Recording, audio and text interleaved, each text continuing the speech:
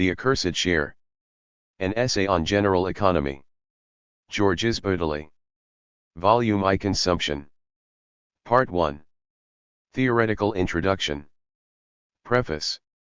For some years, being obliged on occasion to answer the question, "What are you working on?" I was embarrassed to have to say, "A book of political economy." Coming from me, this venture was disconcerting, at least to those who did not know me well. I am still annoyed when I recall the superficial astonishment that greeted my reply. I had to explain myself, and what I was able to say in a few words was neither precise nor intelligible. Indeed, I had to add that the book I was writing did not consider the facts the way qualified economists do, that I had a point of view from which a human sacrifice, the construction of a church or the gift of a jewel were no less interesting than the sale of wheat. In short, I had to try in vain to make clear the notion of a general economy in which the expenditure of wealth, rather than production, was the primary object. My difficulty increased if I was asked the book's title. The Accursed Share. It might be intriguing, but it wasn't informative. Yet I should have gone further, then, and affirmed the desire to lift the curse that this title calls into question. Clearly, my project was too vast, and the announcement of a vast project is always its betrayal. No one can say without being comical that he is getting ready to overturn things. He must overturn, and that is all. Today the book is there. But a book is nothing if it is not situated, if criticism has not determined the place that belongs to it in the common movement of ideas. Again, I find myself faced with the same difficulty. The book is there, but at the moment of writing its preface I cannot even ask that it be given the attention of specialists in a science. This first essay addresses, from outside the separate disciplines, a problem that still has not been framed as it should be, one that may hold the key to all the problems posed by every discipline concerned with the movement of energy on the earth, from geophysics to political economy, by way of sociology, history, and biology. Moreover, neither psychology nor, in general, philosophy can be considered free of this primary question of economy. Even what may be said of art, of literature, of poetry has an essential connection with the movement I study, that of excess energy, translated into the effervescence of life. The result is that such a book, being of interest to everyone, could well be of interest to no one. Certainly, it is dangerous, in extending the frigid research of the sciences, to come to a point where one's object no longer leaves one unaffected, where, on the contrary, it is what inflames.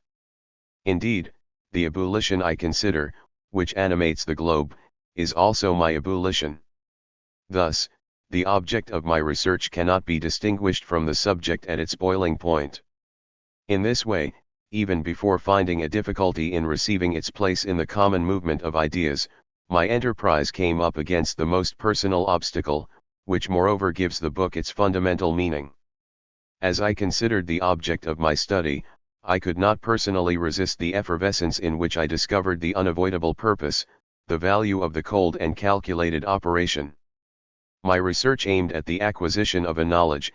It demanded coldness and calculation, but the knowledge acquired was that of an error implied in the coldness that is inherent in all calculation. In other words, my work tended first of all to increase the sum of human resources, but its findings showed me that this accumulation was only a delay, a shrinking back from the inevitable term, where the accumulated wealth has value only in the instant. Writing this book, in which I was saying that energy finally can only be wasted, I myself was using my energy, my time, working. My research answered in a fundamental way the desire to add to the amount of wealth acquired for mankind. Should I say that under these conditions I sometimes could only respond to the truth of my book and could not go on writing it? A book that no one awaits, that answers no formulated question, that the author would not have written if he had followed its lesson to the letter, such is finally the oddity that today I offer the reader. This invites distrust at the outset, and yet, what if it were better not to meet any expectation and to offer precisely that which repels, that which people deliberately avoid, for lack of strength, that violent movement, sudden and shocking, which jostles the mind, taking away its tranquility, a kind of bold reversal that substitutes a dynamism, in harmony with the world, for the stagnation of isolated ideas, of stubborn problems born of an anxiety that refuse to see. How, without turning my back on expectations, could I have had the extreme freedom of thought that places concepts on a level with the world's freedom of movement? It would serve no purpose to neglect the rules of rigorous investigation, which proceed slowly and methodically. But how can we solve the enigma? How can we measure up to the universe if we content ourselves with the slumber of conventional knowledge? If one has the patience, and the courage, to read my book, one will see that it contains studies conducted according to the rules of a reason that does not relent, and solutions to political problems deriving from a traditional wisdom, but one will also find in it this affirmation, that the sexual act is in time what the tiger is in space. The comparison follows from considerations of energy economy that leave no room for poetic fantasy, but it requires thinking on a level with a play of forces that runs counter to ordinary calculations, a play of forces based on the laws that govern us. In short, the perspectives where such truths appear are those in which more general propositions reveal their meaning, propositions according to which it is not necessity but its contrary, luxury that presents living matter and mankind with their fundamental problems. This being said, I will urge critics to be somewhat cautious. It is an easy game to raise irrefutable objections to new views. Generally, that which is new is disconcerting and not correctly understood. The objections are directed at simplified aspects that the author does not grant any more than a would-be contradictor, or grants only within the limits of a provisional simplification. There is little chance in the present case that these peremptory difficulties, which stand out at the first reading, have escaped my attention in the 18 years this work has demanded of me. But, to begin with, I confine myself to a quick overview, in which I cannot even consider broaching the multitude of questions that are implied. In particular, I have foregone the idea of giving, in a first volume, a detailed analysis of all of life's actions from the point of view that I introduce. This is regrettable in that the notions of productive expenditure and non-productive expenditure have a basic value in all the developments of my book. But real life, composed of all sorts of expenditures, knows nothing of purely productive expenditure. In actuality, it knows nothing of purely non-productive expenditure either. Hence a first rudimentary classification will have to be replaced by a methodical description of every aspect of life. I wanted first to offer a group of privileged facts that would allow my thinking to be grasped. But this thinking could not have shaped itself if it had not also considered the totality of small occurrences, wrongly supposed to be insignificant. I imagine that it would be equally futile to draw destructive conclusions from the fact that economic crises, which necessarily have in my work a sense in which they are decisive events, are only represented therein in a summary, superficial fashion. If the truth must be told, I had to choose. I could not at the same time give my thinking a general outline, and lose myself in a maze of interferences, where the trees constantly prevent one from seeing the forest. I wanted to avoid redoing the work of the economists, and I confined myself to relating the problem that is posed in economic crises to the general problem of nature. I wanted to cast a new light on it, but to start with, I decided against analyzing the complexities of a crisis of overproduction, just as I deferred calculating in detail the share of growth and the share of waste entering into the manufacture of a hat or a chair. I preferred to give, in general, the reasons that account for the mystery of Keynes's bottles, tracing the exhausting detours of exuberance through eating, death, and sexual reproduction. I confine myself at present to this summary view. This does not mean that I am leaving it at that. I am only postponing more extensive work until later. Point 1. I am also postponing, for a short time, the exposition of my analysis of anxiety. And yet that is the crucial analysis that alone can adequately circumscribe the opposition of two political methods, that of fear and the anxious search for a solution, combining the pursuit of freedom with the imperatives that are the most opposed to freedom, and that of freedom of mind, which issues from the global resources of life, a freedom for which, instantly, everything is resolved, everything is rich, in other words, everything that is commensurate with the universe. I insist on the fact that, to freedom of mind, the search for a solution is an exuberance, a superfluity. This gives it an incomparable force. To solve political problems becomes difficult for those who allow anxiety alone to pose them. It is necessary for anxiety to pose them. But their solution demands at a certain point the removal of this anxiety. The meaning of the political proposals to which this book leads, and that I formulate at the end of the volume, is linked to this lucid attitude. Point 2. The meaning of general economy. The dependence of the economy on the circulation of energy on the earth. When it is necessary to change an automobile tire, open an abscess or plow a vineyard, it is easy to manage a quite limited operation. The elements on which the action is brought to bear are not completely isolated from the rest of the world, but it is possible to act on them as if they were. One can complete the operation without once needing to consider the whole, of which the tire, the abscess, or the vineyard is nevertheless an integral part.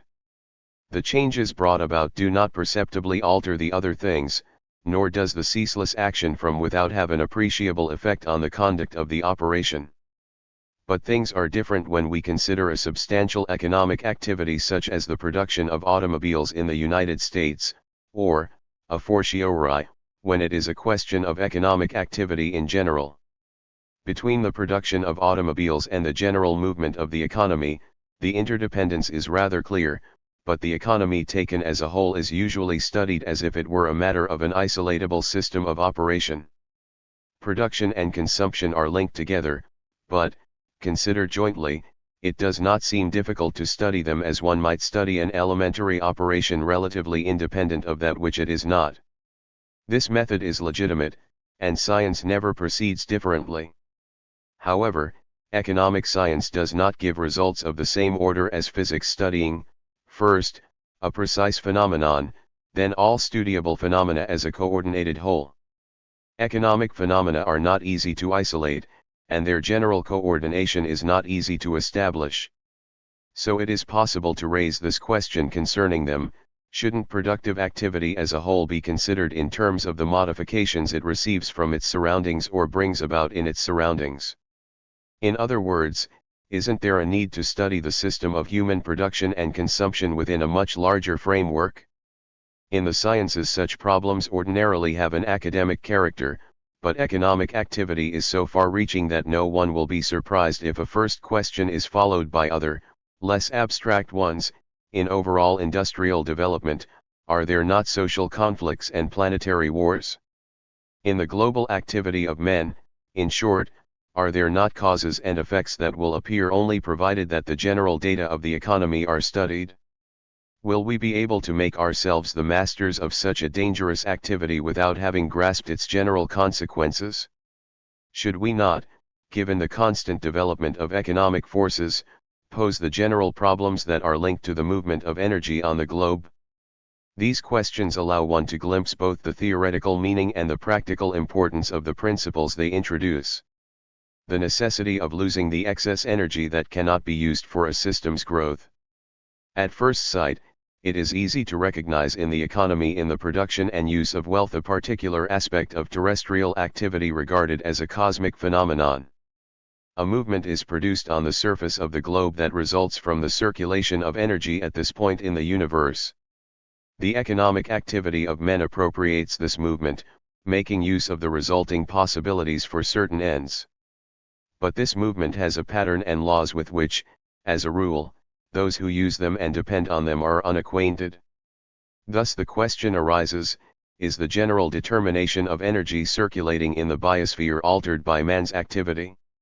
Or rather, isn't the latter's intention vitiated by a determination of which it is ignorant, which it overlooks and cannot change? Without waiting, I will give an inescapable answer. Man's disregard for the material basis of his life still causes him to err in a serious way. Humanity exploits given material resources, but by restricting them as it does to a resolution of the immediate difficulties it encounters, it assigns to the forces it employs an end which they cannot have. Beyond our immediate ends, man's activity in fact pursues the useless and infinite fulfillment of the universe. Point 1. Of course, The error that results from so complete a disregard does not just concern man's claim to lucidity.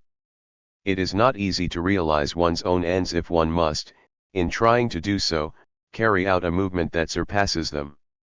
No doubt these ends and this movement may not be entirely irreconcilable, but if these two terms are to be reconciled we must cease to ignore one of them, otherwise, our works quickly turn to catastrophe. I will begin with a basic fact: the living organism, in a situation determined by the play of energy on the surface of the globe, ordinarily receives more energy than is necessary for maintaining life. The excess energy can be used for the growth of a system. If the system can no longer grow, or if the excess cannot be completely absorbed in its growth, it must necessarily be lost without profit. It must be spent, willingly or not, gloriously or catastrophically. The poverty of organisms or limited systems and the excess wealth of living nature. Minds accustomed to seeing the development of productive forces as the ideal end of activity refuse to recognize that energy, which constitutes wealth, must ultimately be spent lavishly, and that a series of profitable operations has absolutely no other effect than the squandering of profits. To affirm that it is necessary to dissipate a substantial portion of energy produced, sending it up in smoke, is to go against judgments that form the basis of a rational economy. We know cases where wealth has had to be destroyed, but these scandals cannot reasonably be offered as examples to follow. They are the acknowledgement of an impotence, and no one could find in them the image and essence of wealth. Indeed, involuntary destruction has in every case the meaning of failure. It is experienced as a misfortune, in no way can it be presented as desirable. And yet it is the type of operation without which there is no solution. When one considers the totality of productive wealth on the surface of the globe, it is evident that the products of this wealth can be employed for productive ends only insofar as the living organism that is economic mankind can increase its equipment. This is not entirely, neither always nor indefinitely possible. A surplus must be dissipated through deficit operations. The final dissipation cannot fail to carry out the movement that animates terrestrial energy. The contrary usually appears for the reason that the economy is never considered in general. The human mind reduces operations, in science as in life, to an entity based on typical particular systems. Economic activity, considered as a whole, is conceived in terms of particular operations with limited ends. The mind generalizes by composing the aggregate of these operations. Economic science merely generalizes the isolated situation. It restricts its object to operations carried out with a view to a limited end, that of economic man. It does not take into consideration a play of energy that no particular end limits, the play of living matter in general, involved in the movement of light of which it is the result. On the surface of the globe, for living matter in general, energy is always in excess. The question is always posed in terms of extravagance. The choice is limited to how the wealth is to be squandered. It is to the particular living being, or to limited populations of living beings, that the problem of necessity presents itself. But man is not just the separate being that contends with the living world and with other men for his share of resources. The general movement of exudation of living matter impels him, and he cannot stop it. Moreover, being at the summit, his sovereignty in the living world identifies him with this movement. It destines him, in a privileged way, to that glorious operation, to useless consumption. If he denies this, as he is constantly urged to do by the consciousness of a necessity, of an indigence inherent in separate beings, his denial does not alter the global movement of energy in the least. The latter cannot accumulate limitlessly in the productive forces. Eventually, like a river into the sea, it is bound to escape us and be lost to us. War considered as a catastrophic expenditure of excess energy. Incomprehension does not change the final outcome in the slightest. We can ignore or forget the fact that the ground we live on is little other than a field of multiple destructions. Our ignorance only has this incontestable effect: it causes us to undergo what we could bring about in our own way, if we understood. It deprives us of the choice of an exudation that might suit us. Above all, it consigns men and their works to catastrophic destructions. For if we do not have the force to destroy the surplus energy ourselves, it cannot be used, and, like an unbroken animal that cannot be trained, it is this energy that destroys us, it is we who pay the price of the inevitable explosion. These excesses of life force, which locally block the poorest economies, are in fact the most dangerous factors of ruination.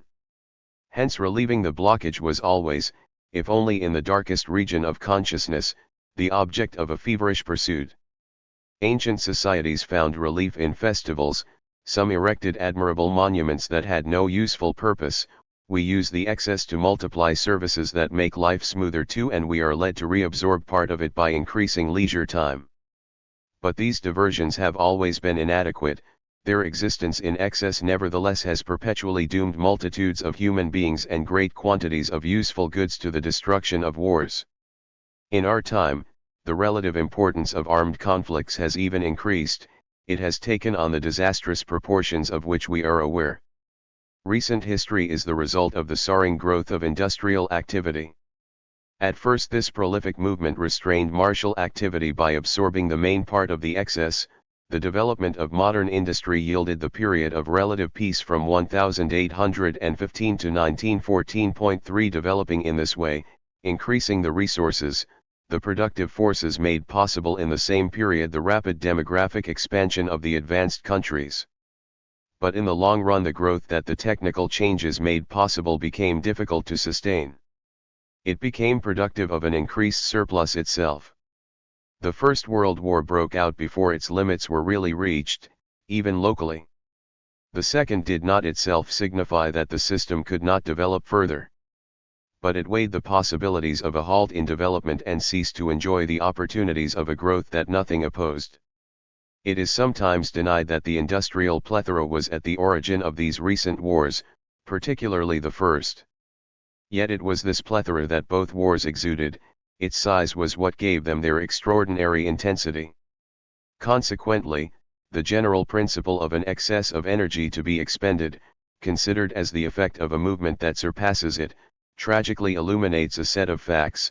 Moreover, it takes on a significance that no one can deny. We can express the hope of avoiding a war that already threatens.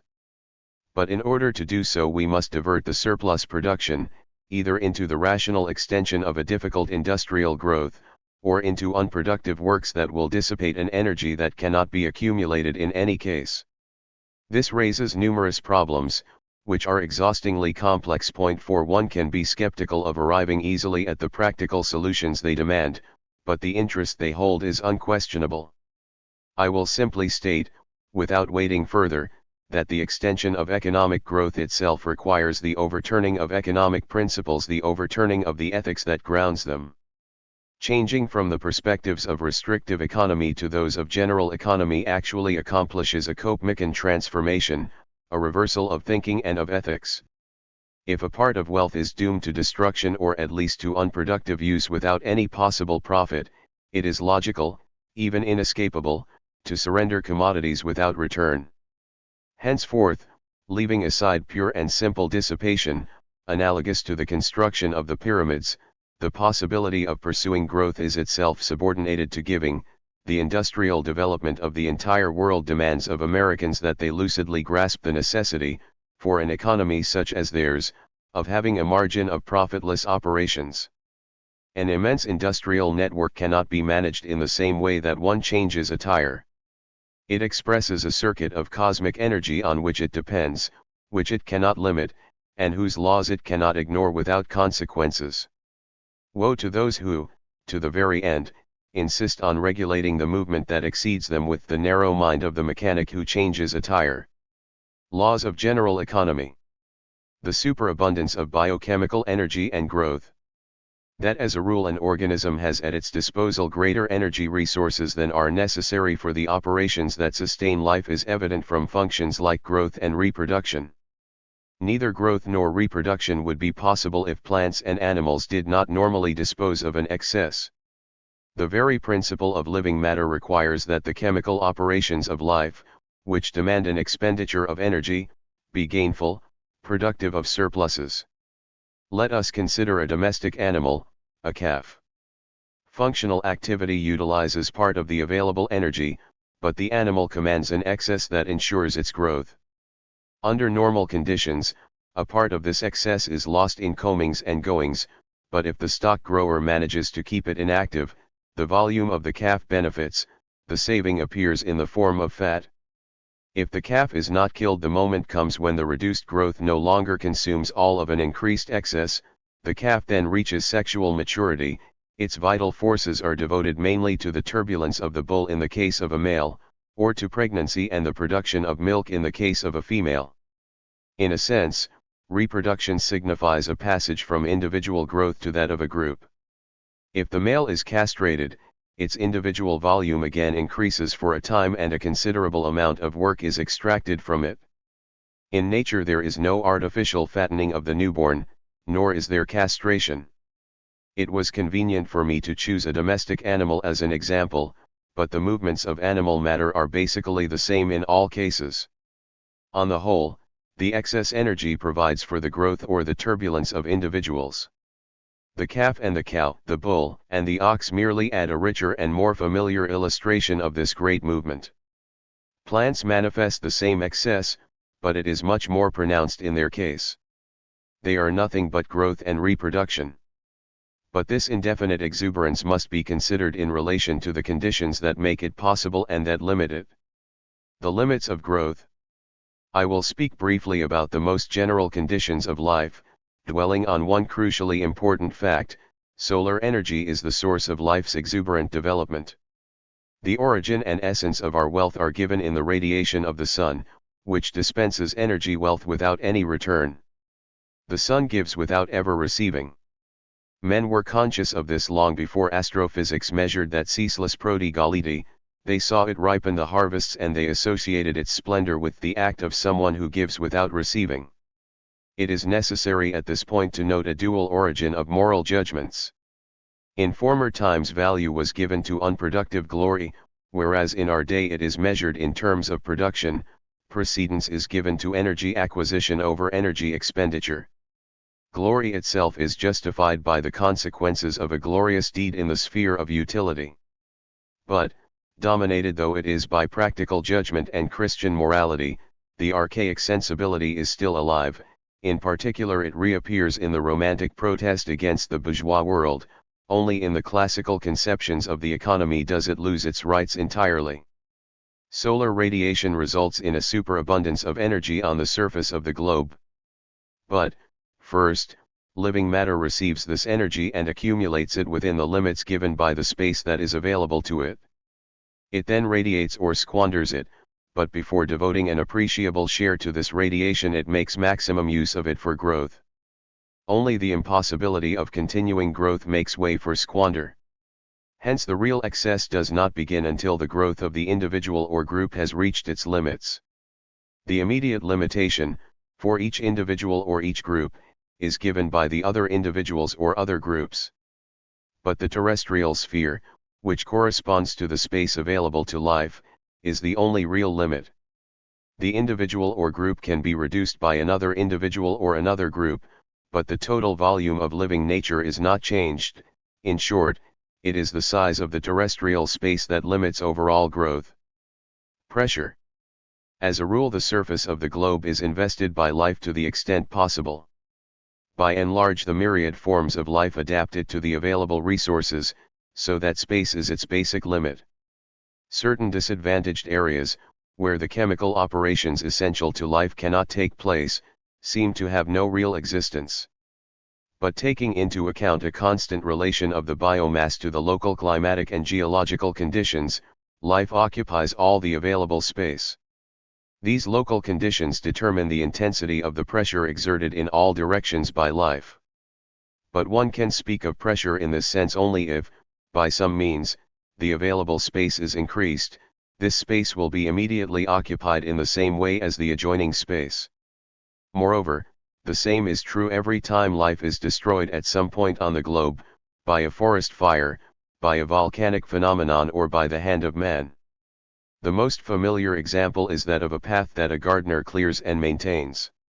Once abandoned, the pressure of the surrounding life soon covers it over again with weeds and bushes swarming with animal life.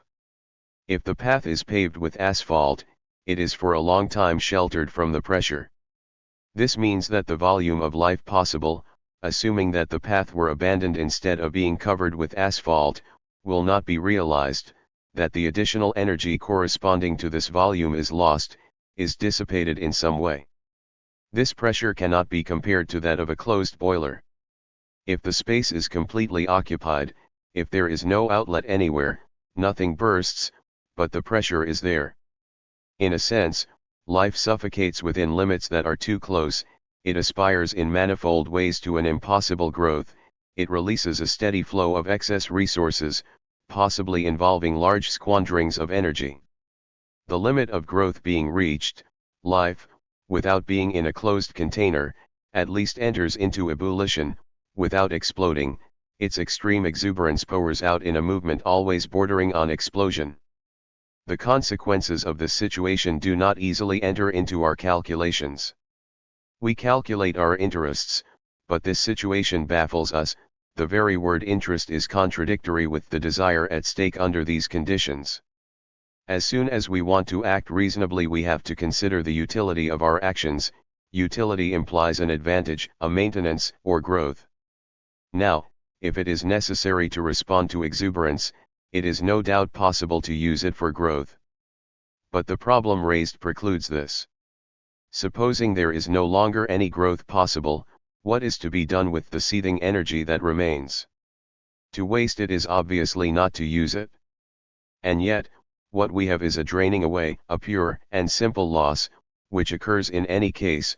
From the first, the excess energy, if it cannot be used for growth, is lost. Moreover, in no way can this inevitable loss be accounted useful. It is only a matter of an acceptable loss, preferable to another that is regarded as unacceptable, a question of acceptability, not utility. Its consequences are decisive, however. The first effect of pressure, extension. It is hard to define and precisely represent the pressure thus exerted. It is both complex and elusive, but one can describe its effects. An image comes to mind, then, but I must say in offering it that it illustrates the consequences yet does not give a concrete idea of the cause. Imagine an immense crowd assembled in the expectation of witnessing a bullfight that will take place in a bull ring that is too small. The crowd wants badly to enter but cannot be entirely accommodated, many people must wait outside. Similarly, the possibilities of life cannot be realized indefinitely, they are limited by the space, just as the entry of the crowd is limited by the number of seats in the bull ring. A first effect of the pressure will be to increase the number of seats in the bull ring. If the security service is well organized, this number is limited precisely. But outside there may be trees and lamp posts from the top of which the arena is visible. If there is no regulation against it, there will be people who will climb these trees and lamp posts. Similarly, the earth first opens to life the primary space of the waters and the surface of the ground. But life quickly takes possession of the air. To start with, it was important to enlarge the surface of the green substance of plants, which absorbs the radiant energy of light. The superposition of leaves in the air extends the volume of this substance considerably. In particular, the structure of trees develops this possibility well beyond the level of the grasses. For their part, the winged insects and the birds, in the wake of the pollens, invade the air. The second effect of pressure, squander or luxury. But the lack of room can have another effect, a fight may break out at the entrance. If lives are lost, the excess of individuals over the number of seats will decrease. This effect works in a sense contrary to the first one. Sometimes the pressure results in the clearing of a new space, other times in the erasing of possibilities in excess of the available room. This last effect operates in nature in the most varied forms. The most remarkable is death. As we know, death is not necessary. The simple forms of life are immortal, the birth of an organism reproduced through scissorparity is lost in the mists of time. Indeed, it cannot be said to have had parents. Take for example the doubles A and A, resulting from the splitting in two of A has not ceased living with the coming into being of A is still A. But let us suppose that in the beginning of life there was just one of these infinitesimal creatures, it would nonetheless have quickly populated the earth with its species. After a short time, in theory, reproduction would have become impossible for lack of room, and the energy it utilizes would have dissipated, example in the form of heat. Moreover, this is what happens to one of these microorganisms, duckweed, which covers a pond with a green film, after which it remains in equilibrium. For the duckweed, space is given within the narrowly determined limits of a pond. But the stagnation of the duckweed is not conceivable on the scale of the entire globe, where in any case the necessary equilibrium is lacking. It can be granted that a pressure everywhere equal to itself would result in a state of rest, in a general substitution of heat loss for reproduction. But real pressure has different results. It puts unequal organisms in competition with one another, and although we cannot say how the species take part in the dance, we can say what the dance is. Besides the external action of life, the unevenness of pressure in living matter continually makes available to growth the place left vacant by death. It is not a new space, and if one considers life as a whole, there is not really growth but a maintenance of volume in general. In other words, the possible growth is reduced to a compensation for the destructions that are brought about. I insist on the fact that there is generally no growth but only a luxurious squandering of energy in every form. The history of life on Earth is mainly the effect of a wild exuberance.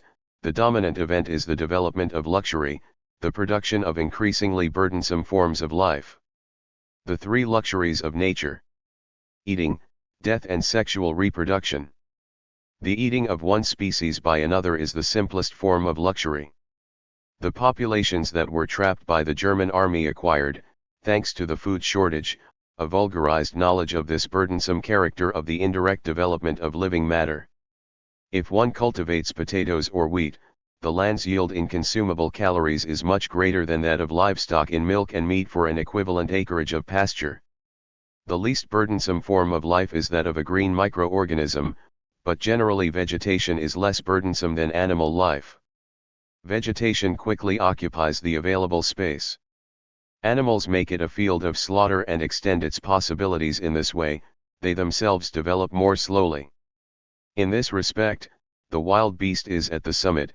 Its continual depredations of depredators represent an immense squandering of energy. William Blake asked the tiger, "In what distant deeps or skies burned the fire of thine eyes?" What struck him in this way was the cruel pressure, at the limits of possibility, the tiger's immense power of consumption of life. In the general effervescence of life, the tiger is a point of extreme incandescence. And this incandescence did in fact bum first in the remote depths of the sky, in the sun's consumption. Eating brings death, but in an accidental form. Of all conceivable luxuries, death, in its fatal and inexorable form, is undoubtedly the most costly. The fragility, the complexity, of the animal body already exhibits its luxurious quality, but this fragility and luxury culminate in death. Just as in space the trunks and branches of the tree raise the superimposed stages of the foliage to the light, death distributes the passage of the generations over time. It constantly leaves the necessary room for the coming of the newborn, and we are wrong to curse the one without whom we would not exist. In reality, when we curse death we only fear ourselves. The severity of our will is what makes us tremble. We lie to ourselves when we dream of escaping the movement of luxurious exuberance of which we are only the most intense form. Or perhaps we only lie to ourselves in the beginning the better to experience the severity of this will afterward, carrying it to the rigorous extreme of consciousness. In this respect, the luxury of death is regarded by us in the same way as that of sexuality, first as a negation of ourselves, then in a sudden reversal as the profound truth of that movement of which life is the manifestation. Under the present conditions, independently of our consciousness, sexual reproduction is, together with eating and death, one of the great luxurious eaters that ensure the intense consumption of energy. To begin with, it accentuates that which Sissiparity announced, the division by which the individual being forgoes growth for himself and, through the multiplication of individuals, transfers it to the impersonality of life. This is because, from the first, sexuality differs from miserly growth. If, with regard to the species, sexuality appears as a growth, in principle it is nevertheless the luxury of individuals. This characteristic is more accentuated in sexual reproduction, where the individuals engendered are clearly separate from those that engender them and give them life as one gives to others. But without renouncing a subsequent return to the principle of growth for the period of nutrition, the reproduction of the higher animals has not ceased to deepen the fault that separates it from the simple tendency to eat in order to increase volume and power. For these animals, sexual reproduction is the occasion of a sudden and frantic squandering of energy resources, carried in a moment to the limit of possibility. This squandering goes far beyond what would be sufficient for the growth of the species. It appears to be the most that an individual has the strength to accomplish in a given moment. It leads to the wholesale destruction of property in spirit, the destruction of bodies as well, and ultimately connects up with the senseless luxury and excess of death. Extension through labor and technology, and the luxury of man. Man's activity is basically conditioned by this general movement of life.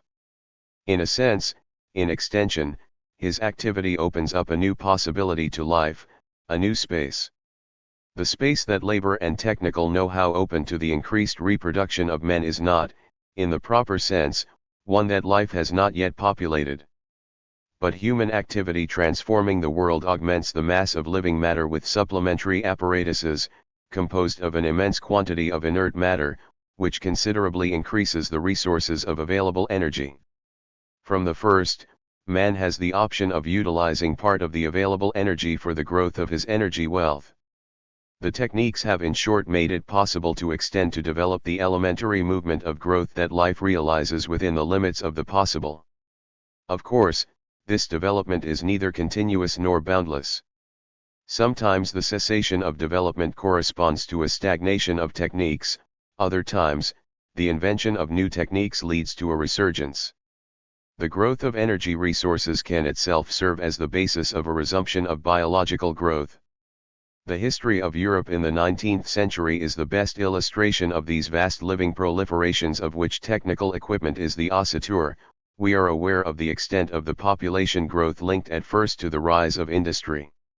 In actual fact, the quantitative relations of population and tool-making and, in general, the conditions of economic development in history are subject to so many interferences that it is always difficult to determine their exact distribution. In any case, I cannot incorporate detailed analyses into an overall survey that seems the only way of outlining the vast movement which animates the Earth.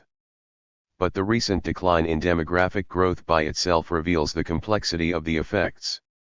The fact is that the revivals of development that are due to human activity, that are made possible or maintained by new techniques, always have a double effect.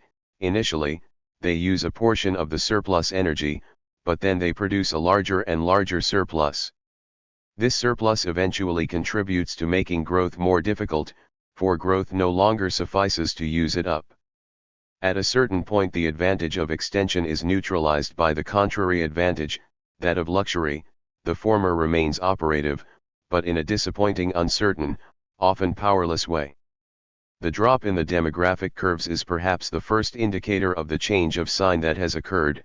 Henceforth what matters primarily is no longer to develop the productive forces but to spend their products sumptuously. At this point, immense squanderings are about to take place. After a century of populating and of industrial peace, the temporary limit of development being encountered, the two world wars organized the greatest orgies of wealth and of human beings that history has recorded. Yet these orgies coincide with an appreciable rise in the general standard of living. The majority of the population benefits from more and more unproductive services, work is reduced and wages are increased overall. Thus, man is only a roundabout, subsidiary response to the problem of growth. Doubtless, through labor and technique, he has made possible an extension of growth beyond the given limits. But just as the herbivore relative to the plant, and the carnivore relative to the herbivore, is a luxury, man is the most suited of all living beings to consume intensely, sumptuously, the excess energy offered up by the pressure of life to conflagrations befitting the solar origins of its movement. The accursed share. This truth is paradoxical, to the extent of being exactly contrary to the usual perception. This paradoxical character is underscored by the fact that, even at the highest point of exuberance, its significance is still veiled.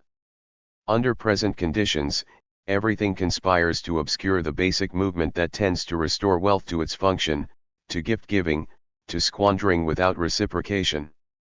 On the one hand, mechanized warfare, producing its ravages, characterizes this movement as something alien, hostile to human will.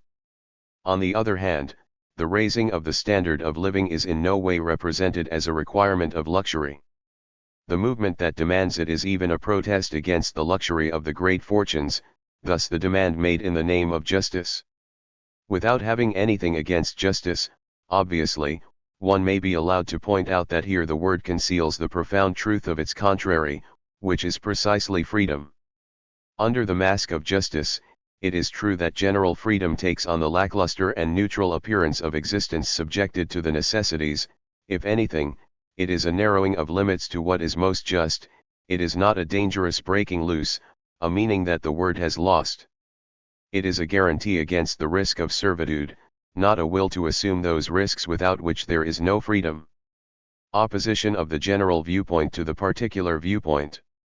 Of course, the fact of being afraid, of turning away from a movement of dilapidation, which impels us and even defines us, is not surprising. The consequences of this movement are distressing from the start.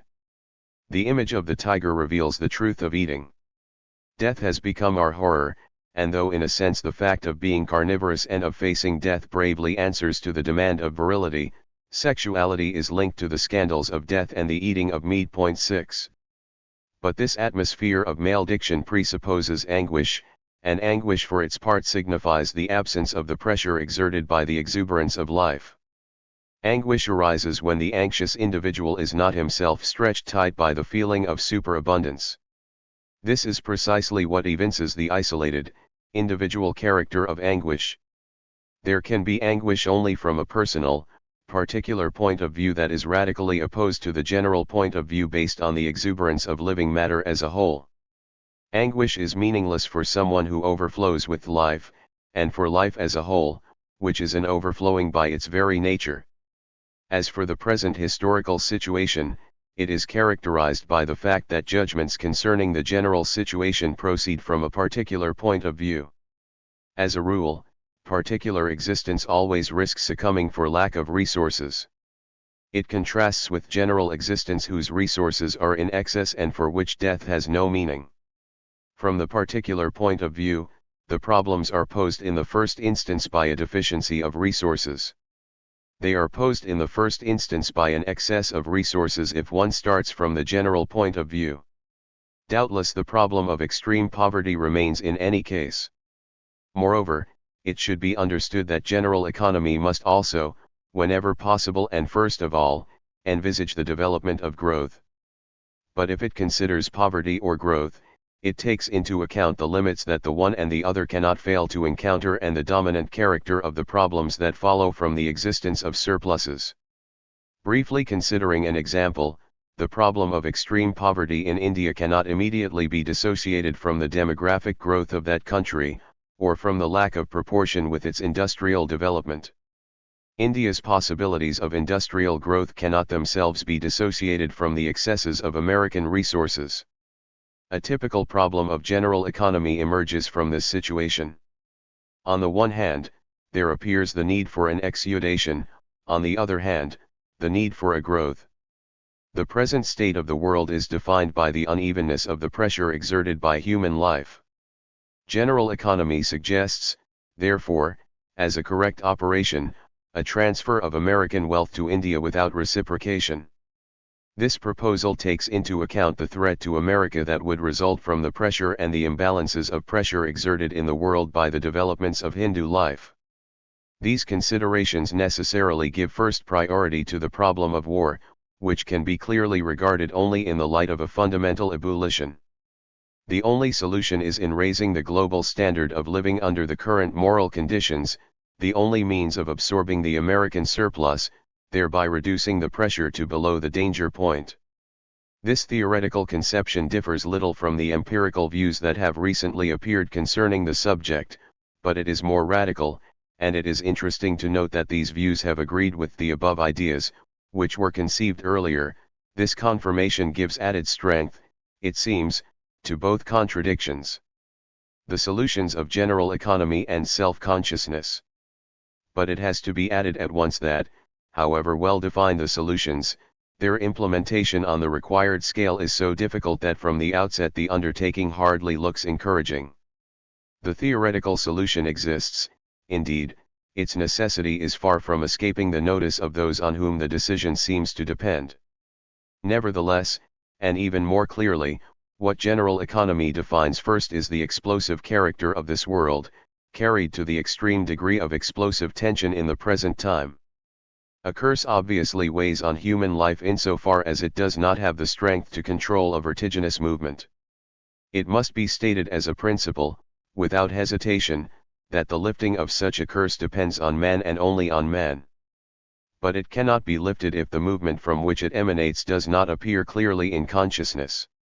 In this regard it seems rather disappointing to have nothing more to propose, as a remedy for the catastrophe that threatens, than the raising of the living standard. This recourse, as I have said, is linked to a refusal to see, in its truth, the exigency to which the recourse is intended to respond. Yet if one considers at the same time the weakness and the virtue of this solution, two things become immediately apparent, that it is the only one capable of rather wide acceptance, and that, due to its equivocal nature, it provokes and stimulates an effort of lucidity all the greater for seeming to be far removed from such an effort. In this way the avoidance of the truth ensures, in reciprocal fashion, a recognition of the truth. In any case, the mind of contemporary man would be reluctant to embrace solutions that, not being negative, were emphatic and arbitrary. It prefers that exemplary rigor of consciousness which alone may slowly make human life commensurate with its truth. The exposition of a general economy implies intervention in public affairs, certainly, but first of all and more profoundly, what it aims at is consciousness. What it looks to from the outset is the self-consciousness that man would finally achieve in the lucid vision of its linked historical forms. Thus, general economy begins with an account of the historical data, relating their meaning to the present data. Part 2. The historical data I. The Society of Consumption. Sacrifices and Wars of the Aztecs. Society of Consumption and Society of Enterprise. I will describe sets of social facts manifesting a general movement of the economy. I want to state a principle from the outset. By definition, this movement, the effect of which is prodigality, is far from being equal to itself. While there is an excess of resources over needs, this excess is not always consumed to no purpose. Society can grow, in which case the excess is deliberately reserved for growth. Growth regularizes, it channels a disorderly effervescence into the regularity of productive operations. But growth, to which is tied the development of knowledge, is by nature a transitory state. It cannot continue indefinitely. Man's science obviously has to correct the perspectives that result from the historical conditions of its elaboration. Nothing is more different from man enslaved to the operations of growth than the relatively free man of stable societies. The character of human life changes the moment it ceases to be guided by fantasy and begins to meet the demands of undertakings that ensure the proliferation of given works. In the same way, the face of a man changes if he goes from the turbulence of the night to the serious business of the morning. The serious humanity of growth becomes civilized, more gentle, but it tends to confuse gentleness with the value of life, and life's tranquil duration with its poetic dynamism. Under these conditions the clear knowledge it generally has of things cannot become a full self-knowledge. It is misled by what it takes for full humanity, that is, humanity at work, living in order to work without ever fully enjoying the fruits of its labor. Of course, the man who is relatively idle or at least unconcerned about his achievements, the type discussed in both ethnography and history, is not a consummate man either. But he helps us to gauge that which we lack. Consumption in the Aztec worldview. The Aztecs, about whom I will speak first, are poles apart from us morally. As a civilization is judged by its works, their civilization seems wretched to us. They used writing and were versed in astronomy, but all their important undertakings were useless. Their science of architecture enabled them to construct pyramids on top of which they immolated human beings. Their worldview is singularly and diametrically opposed to the activity-oriented perspective that we have. Consumption loomed just as large in their thinking as production does in ours. They were just as concerned about sacrificing as we are about working. The sun himself was in their eyes the expression of sacrifice. He was a god-resembling man. He had become the sun by hurling himself into the flames of a brazier. The Spanish Franciscan Bernardino de Sahagun, who wrote in the middle of the 16th century, reports what some old Aztecs told him. It is said that before the light of day existed, the gods assembled at the place called Teotihuacan, and spoke among themselves, saying, "Who will take it upon himself to bring light to the world?" On hearing these words, a god called Tecutecatl presented himself and replied, "I will be the one. I will bring light to the world." The gods then spoke again and said, "Who else among you?" They looked at one another then, wondering who this would be, and none dared accept the charge. All were afraid and made excuses. One of the gods, who usually went unnoticed, did not say anything but only listened to what the other gods were saying. The others spoke to him, saying, "Let it be you, Biobacito." And he gladly accepted, replying, "I receive your order gratefully, so be it." And the two that were chosen began immediately to do penance, which lasted 4 days. Then a fire was lit in a hearth made in a rock. The god named Tecutecatl only offered costly things. Instead of branches he offered rich feathers called quetzali, instead of grass balls he offered gold ones, instead of maguey spines he offered spines made with precious stones, and instead of bloodied spines he offered spines of red coral. And the copal he offered was of a very high quality. The Biobaso, whose name was Nanaotzin, offered 9 green water rushes bound in threes, instead of ordinary branches. He offered balls of grass and maguey spines bloodied with his own blood, and instead of copal he offered the scabs of his bubas. A tower was made for each of these two gods, in the form of a hill. On these hills they did penance for 4 nights. After the 4 nights of penance were completed, the branches and all the other objects they had used were thrown down there. The following night, a little before midnight, when they were to do their office, Tecutecatl was given his adornments. These consisted of a headdress of Aztacamitl feathers and a sleeveless jacket. As for Nanaotzin, the Biobaso, they tied a paper headdress, called a mazantli, on his hair and gave him a paper stole and a paper rag for pants to wear. When midnight had come, all the gods gathered round the hearth, which was called Teotexcali, where the fire had burned for 4 days. They separated into 2 lines on the 2 sides of the fire. The 2 chosen ones took their places near the hearth, with their faces to the fire, in the middle of the 2 lines of gods. The latter were all standing, and they spoke to Tecutecatl, saying, "Go on, Tecutecatl.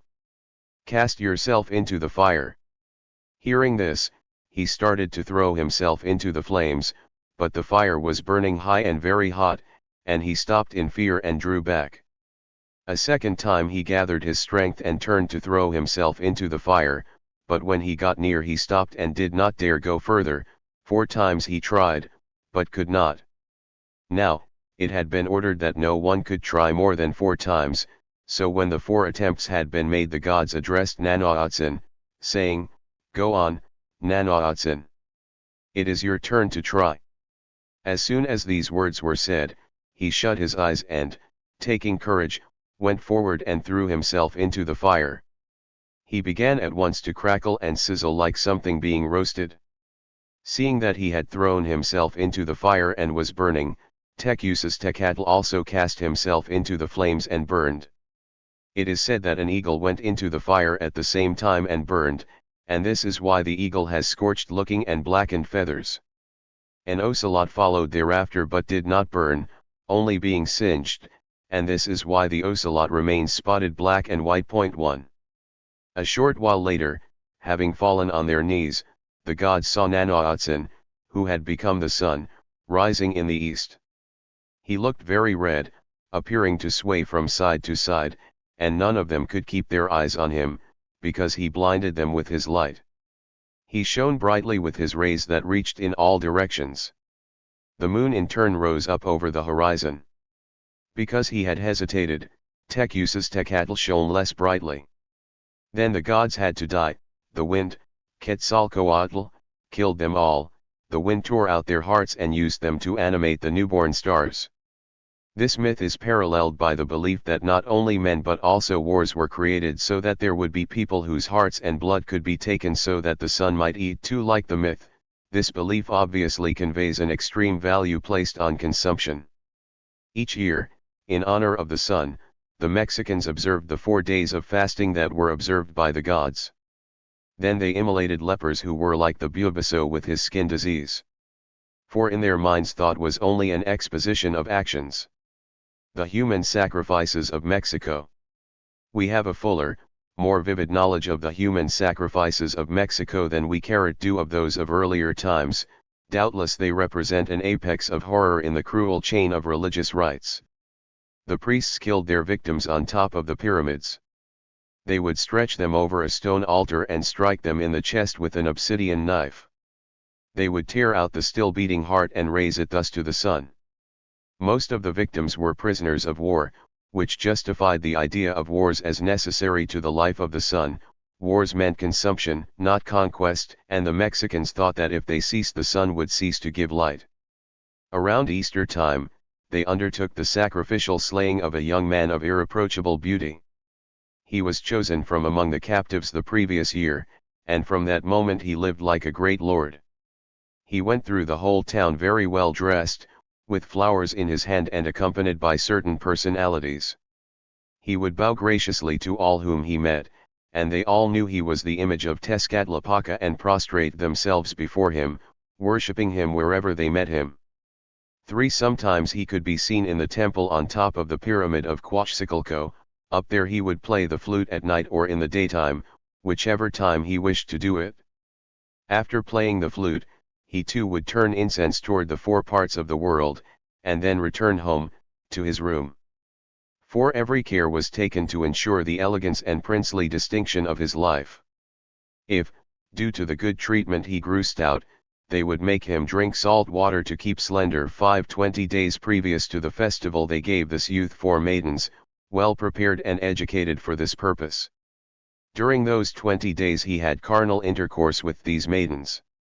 The 4 girls they gave him as wives and who had been reared with special care for that purpose were given names of 4 goddesses. 5 days before he was to die they gave festivities for him, banquets held in cool and gay places, and many chieftains and prominent people accompanied him. On the day of the festival when he was to die they took him to an oratory, which they called Tlaxcalco. Before reaching it, at a place called Tlapachuoayan, the women stepped aside and left him. As he got to the place where he was to be killed, he mounted the steps by himself and on each one of these he broke one of the flutes which he had played during the year.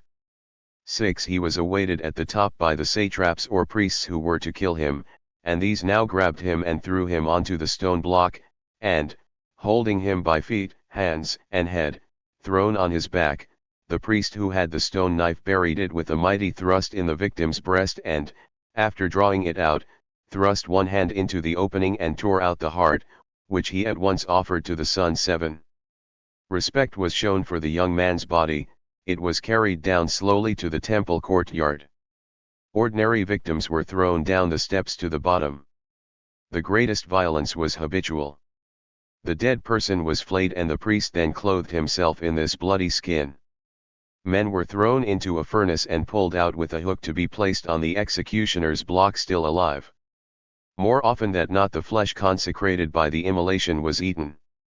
The festivals followed one another without interruption, and every year the divine service called for countless sacrifices. 20,000 is given as the number. One of the victims incarnating a god, he climbed to the sacrifice surrounded, like a god, by an attendance that would accompany him in death. Intimacy of executioners and victims. The Aztecs observed a singular conduct with those who were about to die. They treated these prisoners humanely, giving them the food and drink they asked for. Concerning a warrior who brought back a captive, then offered him in sacrifice, it was said that he had considered his captive as his own flesh and blood, calling him son, while the latter called him father. 8. The victims would dance and sing with those who brought them to die. Efforts were often made to relieve their anguish. A woman incarnating the mother of the gods was consoled by the healers and midwives, who said to her, "Don't be sad, fair friend, you will spend this night with the king, so you can rejoice." It was not made clear to her that she was to be killed, because death needed to be sudden and unexpected in her case. Ordinarily the condemned prisoners were well aware of their fate and were forced to stay up the final night, singing and dancing. Sometimes they were made to drink until drunk, or, to drive away the idea of impending death, they were given a concubine. This difficult wait for death was borne better by some victims than by others. Concerning the slaves who were to die during one of the November festivals, we are told that they went to the homes of their masters to bid them goodbye. They were singing in a very loud voice, so loud that it seemed to split their breast, and upon reaching the house of their masters they dipped both hands in the bowls of paint or of ink and put them on the lintels of the doors and the posts of the houses, leaving their imprint in colors. The same they did in the houses of their relatives. Some of them who were lion-hearted would eat as usual, others could not eat, thinking of the death they soon would have to suffer. 9. A slave who represented the goddess Lamatekutli was dressed entirely in white, adorned with white and black feathers, and her face was painted half black and half white.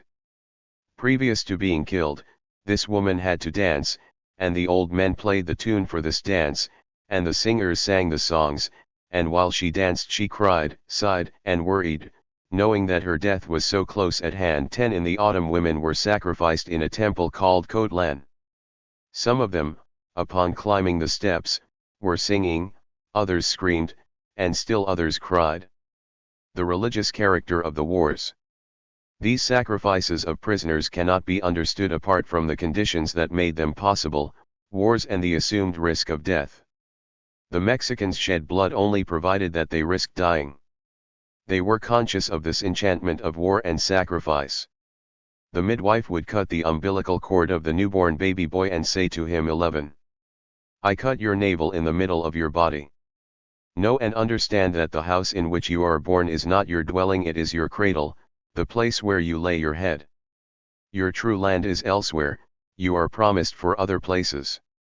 You belong to the countryside where battles are fought, you were sent to go there, your function and your skill is warfare, your duty is to give the sun the blood of your enemies to drink and to supply the earth with the bodies of your enemies to eat.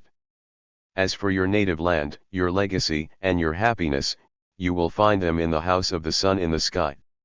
You will be fortunate to be found worthy of dying on the battlefield, decorated with flowers.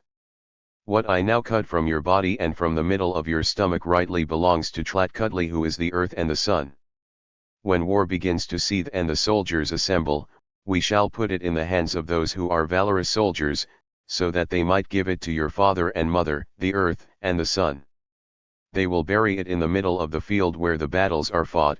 This will be the proof that you are offered and promised to the earth and the sun. This will be the sign that you profess this office of warfare, and your name will be written in the field of battle, so that your name and your person will not be forgotten. This precious offering collected from your body is like the offering of a maguey spine, of reeds for smoking and axcoyotl branches. Through it your vow and sacrifice are confirmed. 12. The individual who brought back a captive had just as much of a share in the sacred office as the priest. A first bowl of the victim's blood, drained from the wound, was offered to the sun by the priests. A second bowl was collected by the sacrificer. The latter would go before the images of the gods and wet their lips with the warm blood. The body of the sacrificed was his by right, he would carry it home, setting aside the head, and the rest would be eaten at a banquet, cooked without salt or spices but eaten by the invited guests, not by the sacrificer, who regarded his victim as a son, as a second self. At the dance that ended the feast, the warrior would hold the victim's head in his hand. If the warrior had himself been overcome instead of returning a victor, his death on the field of battle would have had the same meaning as the ritual sacrifice of his prisoner. It would also have satisfied the hungry gods. This was said in the prayer to Tezcatlipoca for the soldiers. In truth, you are not wrong to want them to die in battle, for you did not send them into this world for any other purpose than to serve as food for the sun and the earth, with their blood and their flesh. 13. Satiated with blood and flesh, the sun gave glory to the soul in his palace. There the war dead mingled with the immolated prisoners. The meaning of death in combat was brought out in the same prayer: make them bold and courageous, remove all weakness from their hearts so that they may not only receive death joyfully, but desire it and find charm and sweetness therein, so that they do not fear arrows or swords but rather consider them a pleasant thing, as if they were flowers and exquisite dishes of food. From the primacy of religion to the primacy of military effectiveness. The value of warfare in Mexican society cannot mislead us. It was not a military society. Religion remained the obvious key to its workings. If the Aztecs must be situated, they belong among the warrior societies, in which pure, uncalculated violence and the ostentatious forms of combat held sway. The reasoned organization of war and conquest was unknown to them. A truly military society is a venture society, for which war means a development of power, an orderly progression of empire. 14. It is a relatively mild society. It makes a custom of the rational principles of enterprise, whose purpose is given in the future, and it excludes the madness of sacrifice. There is nothing more contrary to military organization than these squanderings of wealth represented by hecatombs of slaves. And yet the extreme importance of warfare had brought about a significant change for the Aztecs, in the direction of the rationality of enterprise as against the cruel violence of consumption. While the king remained in his palace, the court favored the victim with one of the most solemn sacrifices of the year. There is no possibility of a mistake here. This was a sacrifice of substitution. A softening of the ritual had occurred, shifting onto others the internal violence that is the moral principle of consumption. To be sure, the movement of violence that animated Aztec society was never turned more within than without, but internal and external violences combined in an economy that put nothing in reserve. The ritual sacrifices of prisoners commanded the sacrifices of warriors. The sacrificed victims represented at least the sumptuary expenditure of the sacrificer. The substituting of a prisoner for the king was an obvious, if inconsequent, abatement of this sacrificial frenzy. Sacrifice or consumption. This softening of the sacrificial process finally discloses a movement to which the rites of immolation were a response. This movement appears to us in its logical necessity alone, and we cannot know if the sequence of acts conforms to it in detail, but in any case its coherence is evident.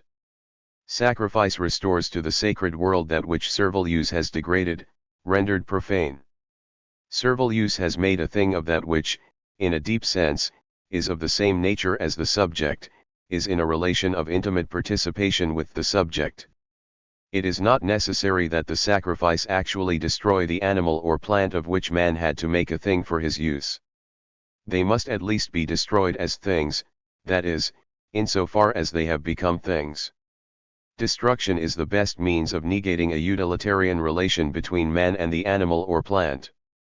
But it rarely goes to the point of holocaust. It is enough that the consumption of the offerings, or the communion, has a meaning that is not reducible to the shared ingestion of food. The victim of the sacrifice cannot be consumed in the same way as a motor uses fuel. What fire ritual has the virtue of rediscovering is the intimate participation of the sacrificer and the victim, to which a servile use had put an end. The slave bound to labor and having become the property of another is a thing just as a work animal is a thing. The individual who employs the labor of his prisoner severs the tie that links him to his fellow man. He is not far from the moment when he will sell him. But the owner has not simply made a thing, a commodity, of this property. No one can make a thing of the second self that the slave is without at the same time estranging himself from his own intimate being, without giving himself the limits of a thing. This should not be considered narrowly. There is no perfect operation, and neither the slave nor the master is entirely reduced to the order of things. The slave is a thing for the owner. He accepts this situation which he prefers to dying. He effectively loses part of his intimate value for himself, for it is not enough to be this or that, one also has to be for others. Similarly, for the slave the owner has ceased to be his fellow man, he is profoundly separated from him, even if his equals continue to see him as a man, even if he is still a man for others, he is now in a world where a man can be merely a thing. The same poverty then extends over human life as extends over the countryside if the weather is overcast. Overcast weather, when the sun is filtered by the clouds and the play of light goes dim, appears to reduce things to what they are. The error is obvious. What is before me is never anything less than the universe. The universe is not a thing, and I am not at all mistaken when I see its brilliance in the sun. But if the sun is hidden, I more clearly see the barn, the field, the hedgerow. I no longer see the splendor of the light that played over the barn, rather I see this barn or this hedgerow like a screen between the universe and me. In the same way, slavery brings into the world the absence of light that is the separate positing of each thing, reduced to the use that it has. Tight, or brilliance, manifests the intimacy of life, that which life deeply is, which is perceived by the subject as being true to itself and as the transparency of the universe. But the reduction of that which is to the order of things is not limited to slavery. Slavery is abolished, but we ourselves are aware of the aspects of social life in which man is delegated to the level of things, and we should know that this relegation did not await slavery.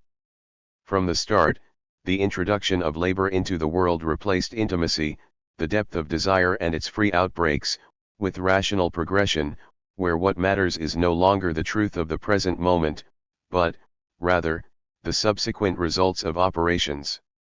The first labor established the world of things, to which the profane world of the ancients generally corresponds. Once the world of things was posited, man himself became one of the things of this world, at least for the time in which he labored. It is this degradation that man has always tried to escape.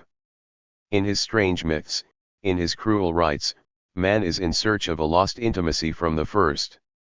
Religion is this long effort and this anguished quest.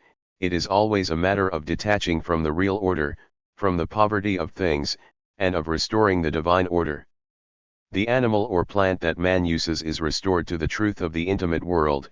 He receives a sacred communication from it, which restores him in turn to interior freedom. The meaning of this profound freedom is given in destruction, whose essence is to consume profitlessly whatever might remain in the progression of useful works.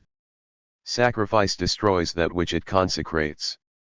It does not have to destroy as fire does, only the tie that connected the offering to the world of profitable activity is severed, but this separation has the sense of a definitive consumption. The consecrated offering cannot be restored to the real order. This principle opens the way to passionate release. It liberates violence while marking off the domain in which violence reigns absolutely. The world of intimacy is as antithetical to the real world as immoderation is to moderation, madness to reason, drunkenness to lucidity. There is moderation only in the object, reason only in the identity of the object with itself, lucidity only in the distinct knowledge of objects. The world of the subject is the night, that changeable, infinitely suspect night which, in the sleep of reason, produces monsters. I submit that madness itself gives a rarefied idea of the free subject, unsubordinated to the real order and occupied only with the present.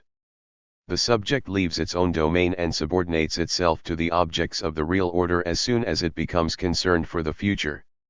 For the subject is consumption insofar as it is not tied down to work. If I am no longer concerned about what will be but about what is, what reason do I have to keep anything in reserve? I can at once, in disorder, make an instantaneous consumption of all that I possess. This useless consumption is what suits me, once my concern for the morrow is removed. And if I thus consume immoderately, I reveal to my fellow beings that which I am intimately. Consumption is the way in which separate beings communicate. Point 15 Everything shows through, everything is open and infinite between those who consume intensely. But nothing counts then, violence is released and it breaks forth without limits, as the heat increases. What ensures the return of the thing to the intimate order is its entry into the hearth of consumption, where the violence no doubt is limited, but never without great difficulty.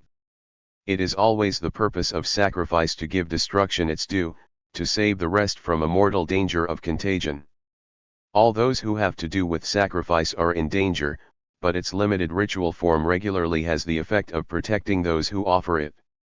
Sacrifice is heat, in which the intimacy of those who make up the system of common works is rediscovered. Violence is its principle, but the works limit it in time and space. It is subordinated to the concern for uniting and preserving the commonality. The individuals break loose, but a breaking loose that melts them and blends them indiscriminately with their fellow beings helps to connect them together in the operations of secular time. It is not yet a matter of enterprise, which absorbs the excess forces with a view to the unlimited development of wealth. The works in question only aim at continuance. They only predetermine the limits of the festival. But the community is saved from ruination. The victim is given over to violence. The victim, sacred and cursed. The victim is a surplus taken from the mass of useful wealth. And he can only be withdrawn from it in order to be consumed profitlessly, and therefore utterly destroyed. Once chosen, he is the accursed share, destined for violent consumption. But the curse tears him away from the order of things.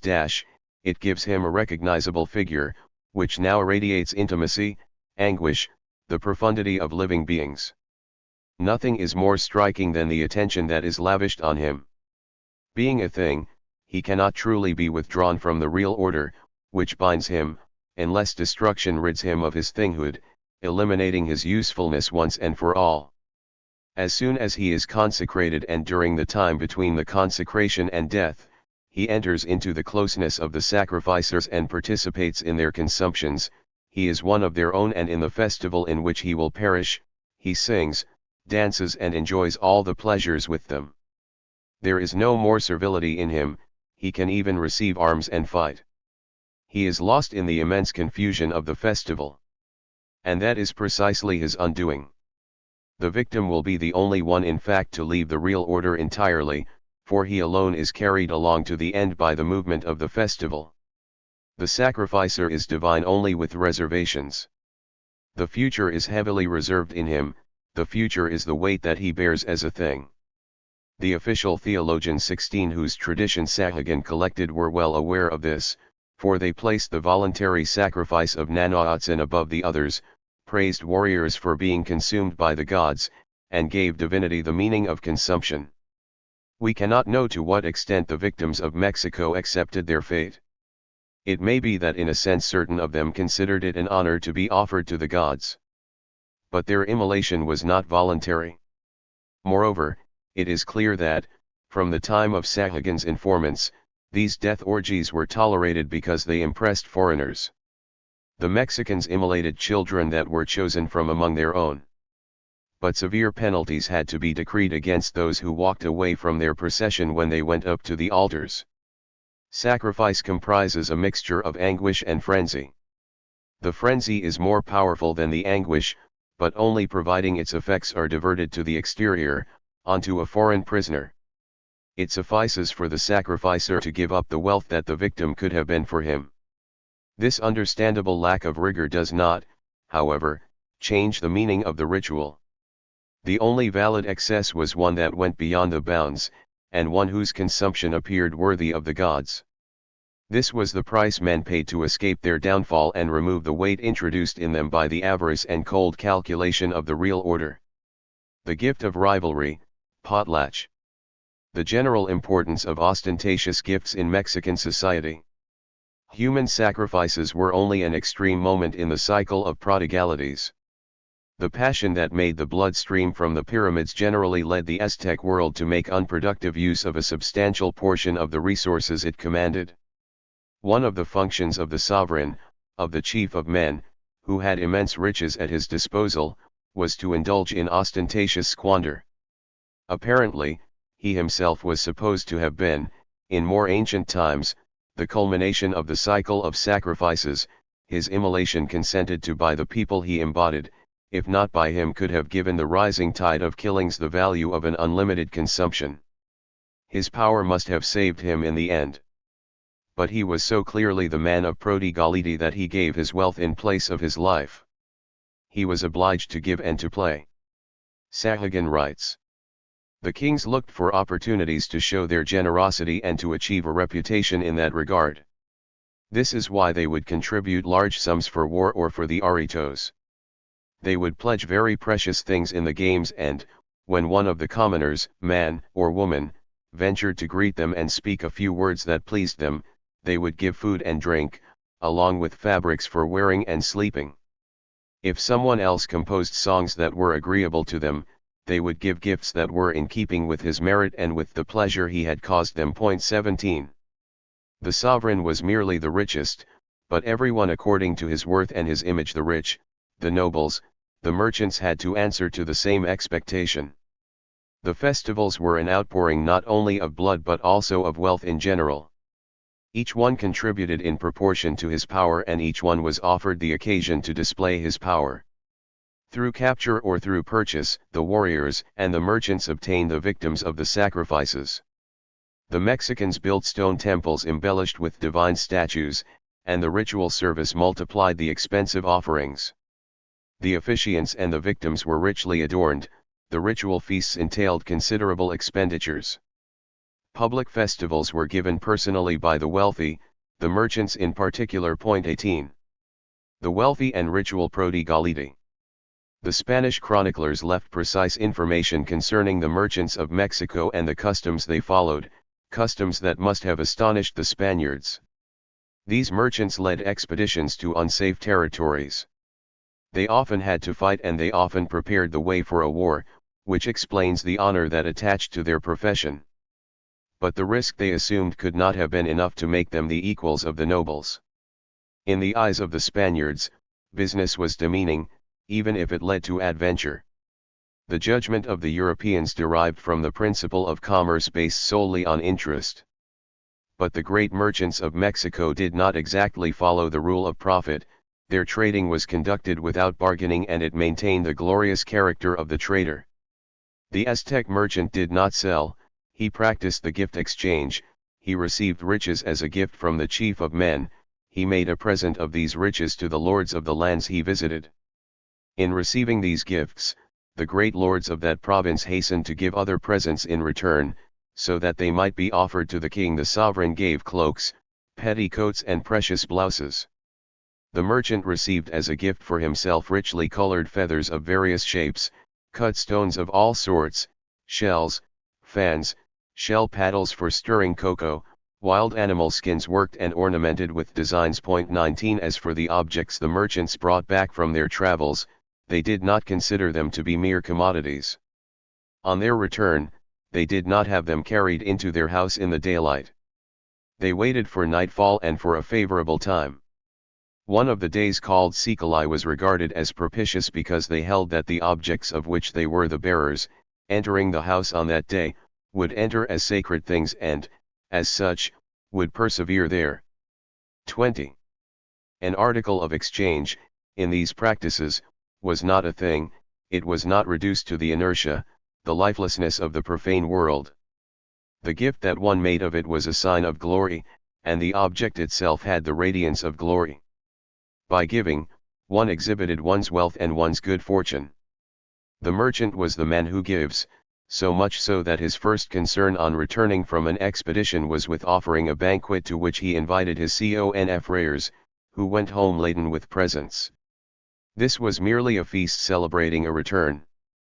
But if some merchant became rich and accounted himself rich, he would give a festival or a banquet for all the high-class merchants and for the lords, because it would have been considered base to die without having made some splendid expenditure that might add luster to his person by displaying the favor of the gods who had given him everything. 21. The festival began with the ingestion of an intoxicant, giving visions which the guests would describe to each other once the narcosis had Dissipated. For 2 days the master of the house would distribute food, drinks, reeds for smoking and flowers. More rarely, a merchant would give a banquet during a festival called Panketsalistli. This was a type of sacred and ruinous ceremony. The merchant who celebrated it sacrificed slaves for the occasion. He had to invite people from all around and assemble presents worth a fortune, including cloaks numbering 800,000, waistbands of which there were gathered 400 of the richest and a great many others of ordinary quality. 22 The most substantial gifts went to the captains and dignitaries, the men of lesser rank received less. The people danced countless aritos, into which entered splendidly dressed slaves, wearing necklaces, flower garlands and rondakes decorated with flowers. They danced, taking turns smoking and smelling their fragrant reeds. Then they were placed on a platform, so that the guests might see them better, and they were handed plates of food and drinks and attended to very graciously. When the time came for the sacrifice, the merchant who gave the festival dressed up like one of the slaves in order to go with them to the temple where the priests were waiting. These victims, armed for combat, had to defend themselves against the warriors who attacked them as they passed by. If one of the aggressors captured a slave, the merchant had to pay him the price of the slave. The sovereign himself attended the solemn sacrifice, which was followed by the shared consumption of the flesh in the house of the merchant. 23. These customs, the gift exchange in particular, are far removed from present commercial practices. Their significance becomes apparent only when we compare them with an institution still in existence, the potlatch of the Indians of northwestern America. The potlatch of the Indians of the American Northwest. Classical economy imagined the first exchanges in the form of barter.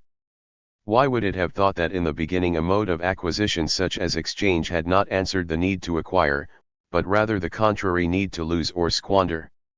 The classical conception is now questionable in a sense. The merchants of Mexico practiced the paradoxical system of exchanges that I have described as a regular sequence of gifts. These customs, not barter, in fact constituted the archaic organization of exchange. Potlatch, still practiced by the Indians of the northwest coast of America, is its typical form. Ethnographers now employ this term to designate institutions functioning on a similar principle. They find traces of it in all societies. Among the Tlingit, the Haida, the Tsimshian, the Kwakiutl, potlatch is of prime importance in social life. The least advanced of these small tribes give potlatches in ceremonies marking a person's change of condition, at the time of initiations, marriages, funerals. In the more civilized tribes a potlatch is still given in the course of a festival. One can choose a festival in which to give it, but it can itself be the occasion of a festival. Potlatch is, like commerce, a means of circulating wealth, but it excludes bargaining. More often than not it is the solemn giving of considerable riches, offered by a chief to his rival for the purpose of humiliating, challenging, and obligating him. The recipient has to erase the humiliation and take up the challenge. He must satisfy the obligation that was contracted by accepting. He can only reply, a short time later, by means of a new potlatch, more generous than the first. He must pay back with interest. Gift-giving is not the only form of potlatch. A rival is challenged by a solemn destruction of riches. In principle, the destruction is offered to the mythical ancestors of the Doni. It is little different from a sacrifice. As recently as the 19th century a Tlingit chieftain would sometimes go before a rival and cut the throats of slaves in his presence. At the proper time, the destruction was repaid by the killing of a large number of slaves. The Chukchi of the Siberian Northeast have related institutions. They slaughter highly valuable dog teams, for it is necessary for them to stifle the rival group. The Indians of the northwest coast would set fire to their villages or break their canoes to pieces. They have emblazoned copper bars possessing a fictive value. Sometimes these bars are worth a fortune. They throw them into the sea or shatter them. 24. Theory of potlatch. 1. The paradox of the gift reduced to the acquisition of a power. Since the publication of Marcel Mauss's The Gift, The institution of potlatch has been the object of a sometimes dubious interest and curiosity. Potlatch enables one to perceive a connection between religious behaviors and economic ones. Nevertheless, one would not be able to find laws in common between these two types of behavior if by economy one understood a conventional set of human activities, and not the general economy in its irreducible movement. It would be futile, as a matter of fact, to consider the economic aspects of potlatch without first having formulated the viewpoint defined by general economy. 25. There would be no potlatch if, in a general sense, the ultimate problem concerned the acquisition and not the dissipation of useful wealth. The study of this strange yet familiar institution has a privileged place in general economy. If there is within us, running through the space we inhabit, a movement of energy that we use, but that is not reducible to its utility, we can disregard it, but we can also adapt our activity to its completion outside us. The solution of the problem thus posed calls for an action in two contrary directions. We need on the one hand to go beyond the narrow limits within which we ordinarily remain, and on the other hand somehow bring our going beyond back within our limits. The problem posed is that of the expenditure of the surplus. We need to give away, lose or destroy. But the gift would be senseless if it did not take on the meaning of an acquisition. Hence giving must become acquiring a power. Gift-giving has the virtue of a surpassing of the subject who gives, but in exchange for the object given, the subject appropriates the surpassing. He regards his virtue, that which he had the capacity for, as an asset, as a power that he now possesses. He enriches himself with a contempt for riches, and what he proves to be miserly of is in fact his generosity. But he would not be able by himself to acquire a power constituted by a relinquishment of power. If he destroyed the object in solitude, in silence, no sort of power would result from the act. There would not be anything for the subject but a separation from power without any compensation. But if he destroys the object in front of another person, or if he gives it away, the one who gives has actually acquired, in the other's eyes, the power of giving or destroying. He is now rich for having made use of wealth in the manner its essence would require. He is rich for having ostentatiously consumed what is wealth only if it is consumed. But the wealth that is actualized in the potlatch, in consumption for others, has no real existence except insofar as the other is changed by the consumption. In a sense, authentic consumption ought to be solitary, but then it would not have the completion that the action it has on the other confers on it. And this action that is brought to bear on others is precisely what constitutes the gift's power, which one acquires from the fact of losing. The exemplary virtue of the potlatch is given in this possibility for man to grasp what eludes him, to combine the limitless movements of the universe with the limit that belongs to him. To the apparent absurdity of gifts. But you can't have your cake and eat it too, the saying goes. It is contradictory to try to be unlimited and limited at the same time, and the result is comedy. The gift does not mean anything from the standpoint of general economy. There is dissipation only for the giver. Moreover, it turns out that the giver has only apparently lost. Not only does he have the power over the recipient that the gift has bestowed on him, but the recipient is obligated to nullify that power by repaying the gift.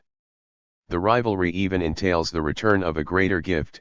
In order to get even, the giver must not only redeem himself, but he must also impose the power of the gift on his rival in turn. In a sense, the presents are repaid with interest. Thus the gift is the opposite of what it seemed to be. To give is obviously to lose, but the loss apparently brings a profit to the one who sustains it. In reality, this absurdly contradictory aspect of potlatch is misleading. The first giver suffers the apparent gain resulting from the difference between his presents and those given to him in return. The one who repays only has the feeling of acquiring a power and of outdoing.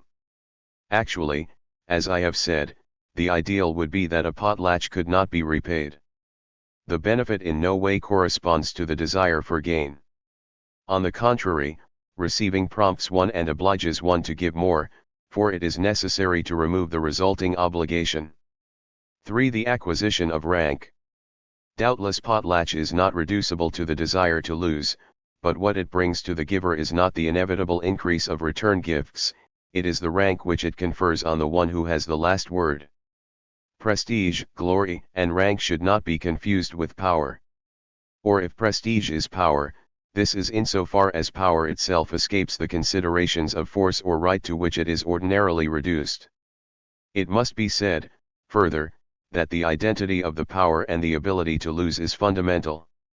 Numerous factors stand in the way, interfere and finally prevail, but, all things considered, neither force nor right is the human basis of the differentiated value of individuals.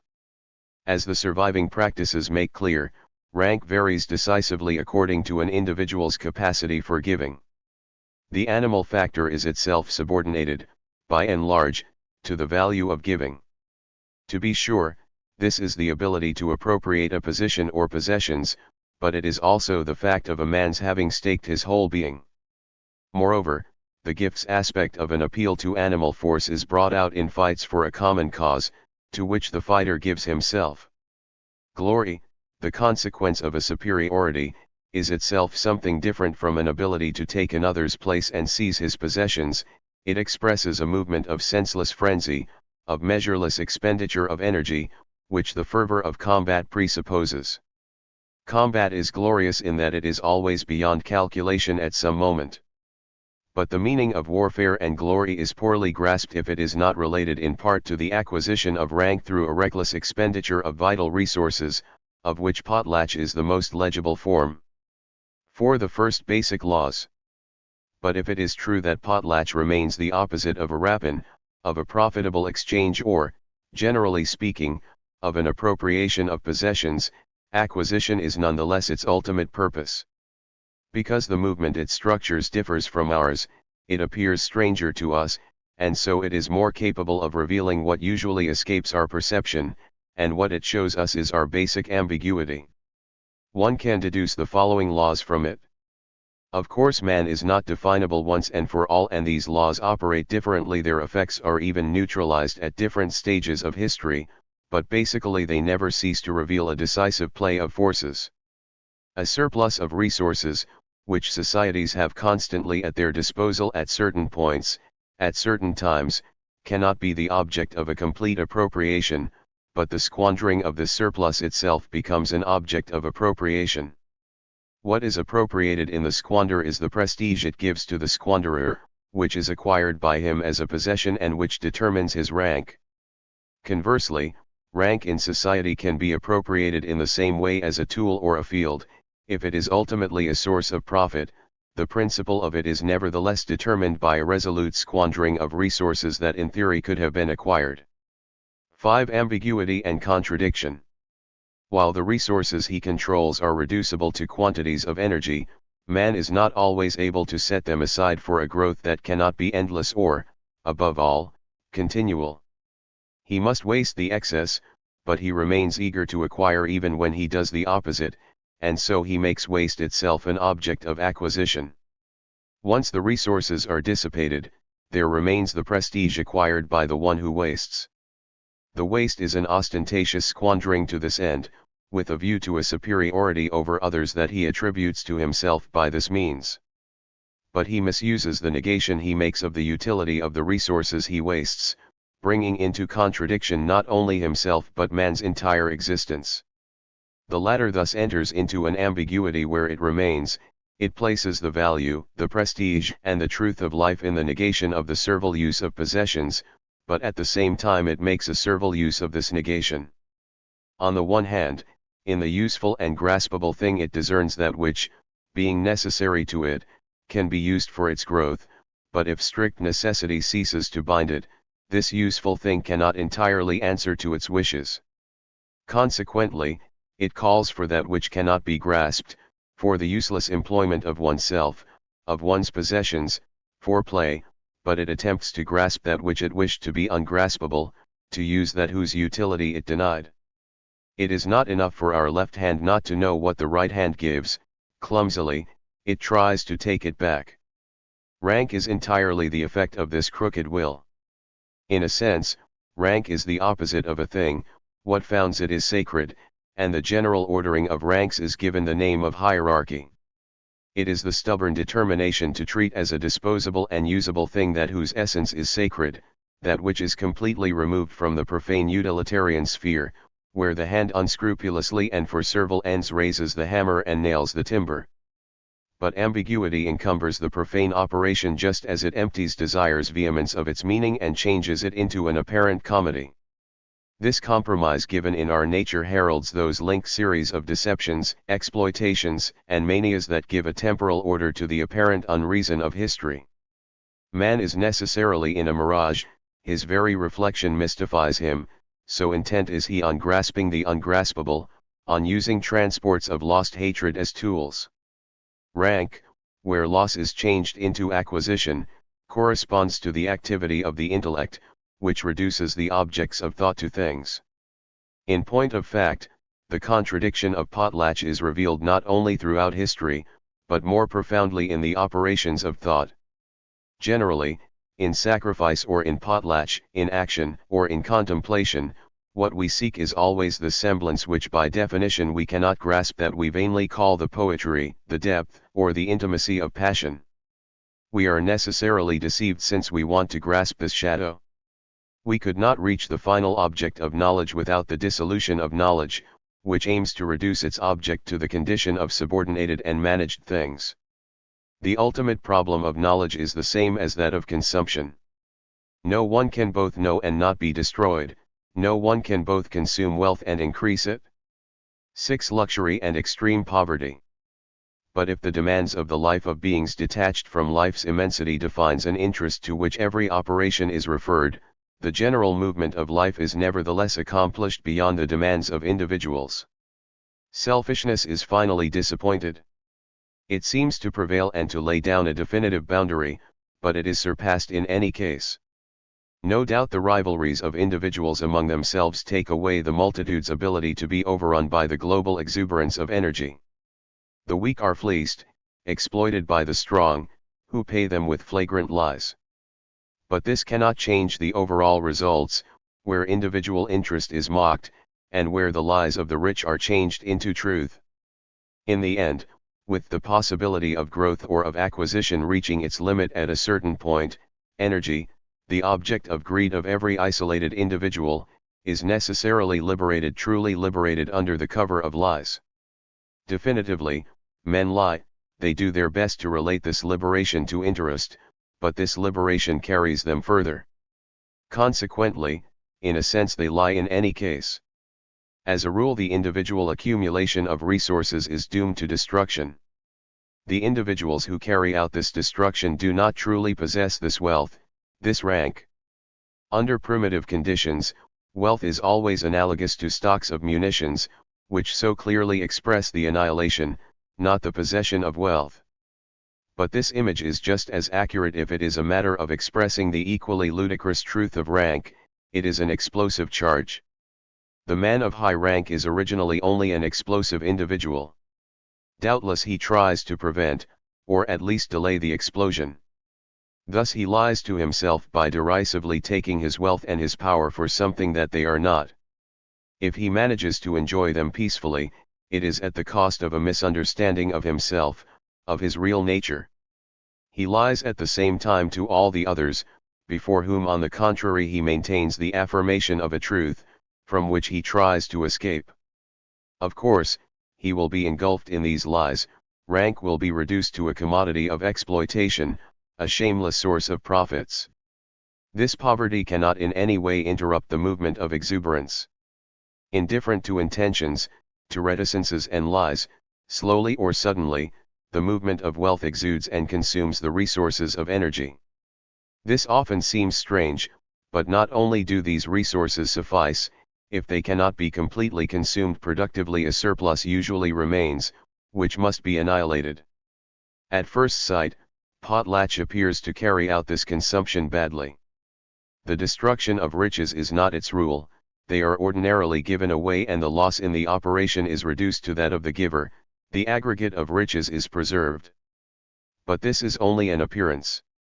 If potlatch rarely results in acts similar in every respect to sacrifice, it is nonetheless the complementary form of an institution whose meaning is in the fact that it withdraws wealth from productive consumption. In general, sacrifice withdraws useful products from profane circulation. In principle, the gifts of potlatch liberate objects that are useless from the start. The industry of archaic luxury is the basis of potlatch. Obviously, this industry squanders resources represented by the quantities of available human labor. Among the Aztecs, they wore cloaks, petticoats, precious blouses, or richly colored feathers, cut stones, shells, fans, shell paddles, wild animal skins worked and ornamented with designs. In the American Northwest, canoes and houses are destroyed, and dogs or slaves are slaughtered. These are useful riches. Essentially, the gifts are objects of luxury. One might even say that potlatch is the specific manifestation, the meaningful form of luxury. Beyond the archaic forms, luxury has actually retained the functional value of potlatch, creative of rank. Luxury still determines the rank of the one who displays it, and there is no exalted rank that does not require a display. But the petty calculations of those who enjoy luxury are surpassed in every way. In wealth, what shines through the defects extends the brilliance of the sun and provokes passion. It is not what is imagined by those who have reduced it to their poverty, it is the return of life's immensity to the truth of exuberance. This truth destroys those who have taken it for what it is not. The least that one can say is that the present forms of wealth make a shambles and a human mockery of those who think they own it. In this respect, present-day society is a huge counterfeit, where this truth of wealth has underhandedly slipped into extreme poverty. The true luxury and the real potlatch of our times falls to the poverty-stricken, that is, to the individual who lies down and scoffs. A genuine luxury requires the complete contempt for riches, the somber indifference of the individual who refuses work and makes his life on the one hand an infinitely ruined splendor, and on the other, a silent insult to the laborious lie of the rich. Beyond a military exploitation, a religious mystification and a capitalist misappropriation, henceforth no one can rediscover the meaning of wealth, the explosiveness that it heralds, unless it is in the splendor of rags and the somber challenge of indifference. One might say, finally, that the lie destines life's exuberance to revolt. Part 3. The historical data 2. The Society of Military Enterprise and the Society of Religious Enterprise. The conquering society, Islam. The difficulty of giving a meaning to the Muslim religion. Islam, the religion of Mohammed, is, together with Buddhism and Christianity, one of the three world religions. It takes in a substantial portion of the population of the globe, and provided the faithful fulfills specific moral obligations in his lifetime, it promises beatitude after death. Like Christianity, it affirms the existence of a single God, but it is adamant concerning his unicity. It regards the dogma of the Trinity as an abomination. The Muslim only recognizes one God, of whom Mohammed is the messenger, but Mohammed has no access to God's divinity. He is not like Jesus, who partakes of both man and God, a mediator between two worlds. There is no attenuation of Islam's divine transcendence. Mohammed is only a man, honored by a decisive revelation. In theory, these tenets adequately define Islam. We shall add to them the recognition, on a secondary plane, of the Judeo-Christian tradition. There remains the rather well-known history of Muhammad's disciples, the conquests of the first caliphs, the dislocation of the empire, the successive invasions of the Mongols and the Turks, followed by the decline of the Muslim powers in our time. All this is clear, but only superficially so. If we try to enter into the spirit that determined a vast movement and ordered the lives of countless multitudes over centuries, we do not see what could have touched us personally, but only formal particulars, whose attraction for the faithful we can only sense by imagining the local color of costumes, of strange cities, and a whole series of hieratic attitudes and gestures. Mohammed himself, whose life is well known to us, speaks a language that does not have the clear and irreplaceable meaning for us that Buddha's or Christ's has. If only we are alert, Buddha or Christ speak to us, but Mohammed to others. So true is the above that whenever the undeniable seduction that we feel tries to express itself in words, we don't know what to say. The principles then appear as they are, foreign to what affects us. We can only resort to platitudes. One cannot doubt the sincerity or the competence of Émile Durmengem where, at the conclusion of the rich volume which the Qayyas du Sud has recently devoted to Islam, he outlines the values that Islam conveys to us. 1. It is no use blaming anything but an irreducible difficulty. But the fact that the emphasis is placed on freedom as against servitude, on gentleness as against violence, is surprising, and indicative of the perplexity of someone trying to formulate a deep attraction. When Durmengem speaks of freedom, he is expressing the attraction he feels both to freedom and to Islam, but the quotations he offers are unconvincing. 2. God does not love oppressors, says the Quran. One grants the antithesis of the idea of God and an unjust oppression, but this is not a Muslim trait. And one cannot fail to note the generally despotic nature of sovereignty in Islam. Is freedom not based on revolt, and is it not the same thing as unsubmissiveness? Now the very word, Islam, means submission. A Muslim is someone who submits. 3. He submits to God, to the discipline that God demands, which is consistent with that demanded by his lieutenants. Islam is discipline as opposed to the capricious virility, the individualism of the Arabs of the polytheistic tribes. Nothing is more contrary to the ideas that the virile word freedom evokes in our minds. A passage on war is no less strange. For Durmengem is doubtless right to underscore the fact that for Mohammed the great holy war is not that of the Muslim against the infidel but that of the renunciation one must engage in against oneself.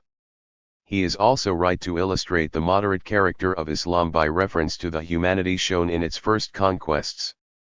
But if one speaks of war apropos of the Muslims in order to praise them, it is best not to separate this moderation from their principles. In their eyes, every violent action against infidels is good. From the first period, at Medina, the disciples of Mohammed lived by pillaging.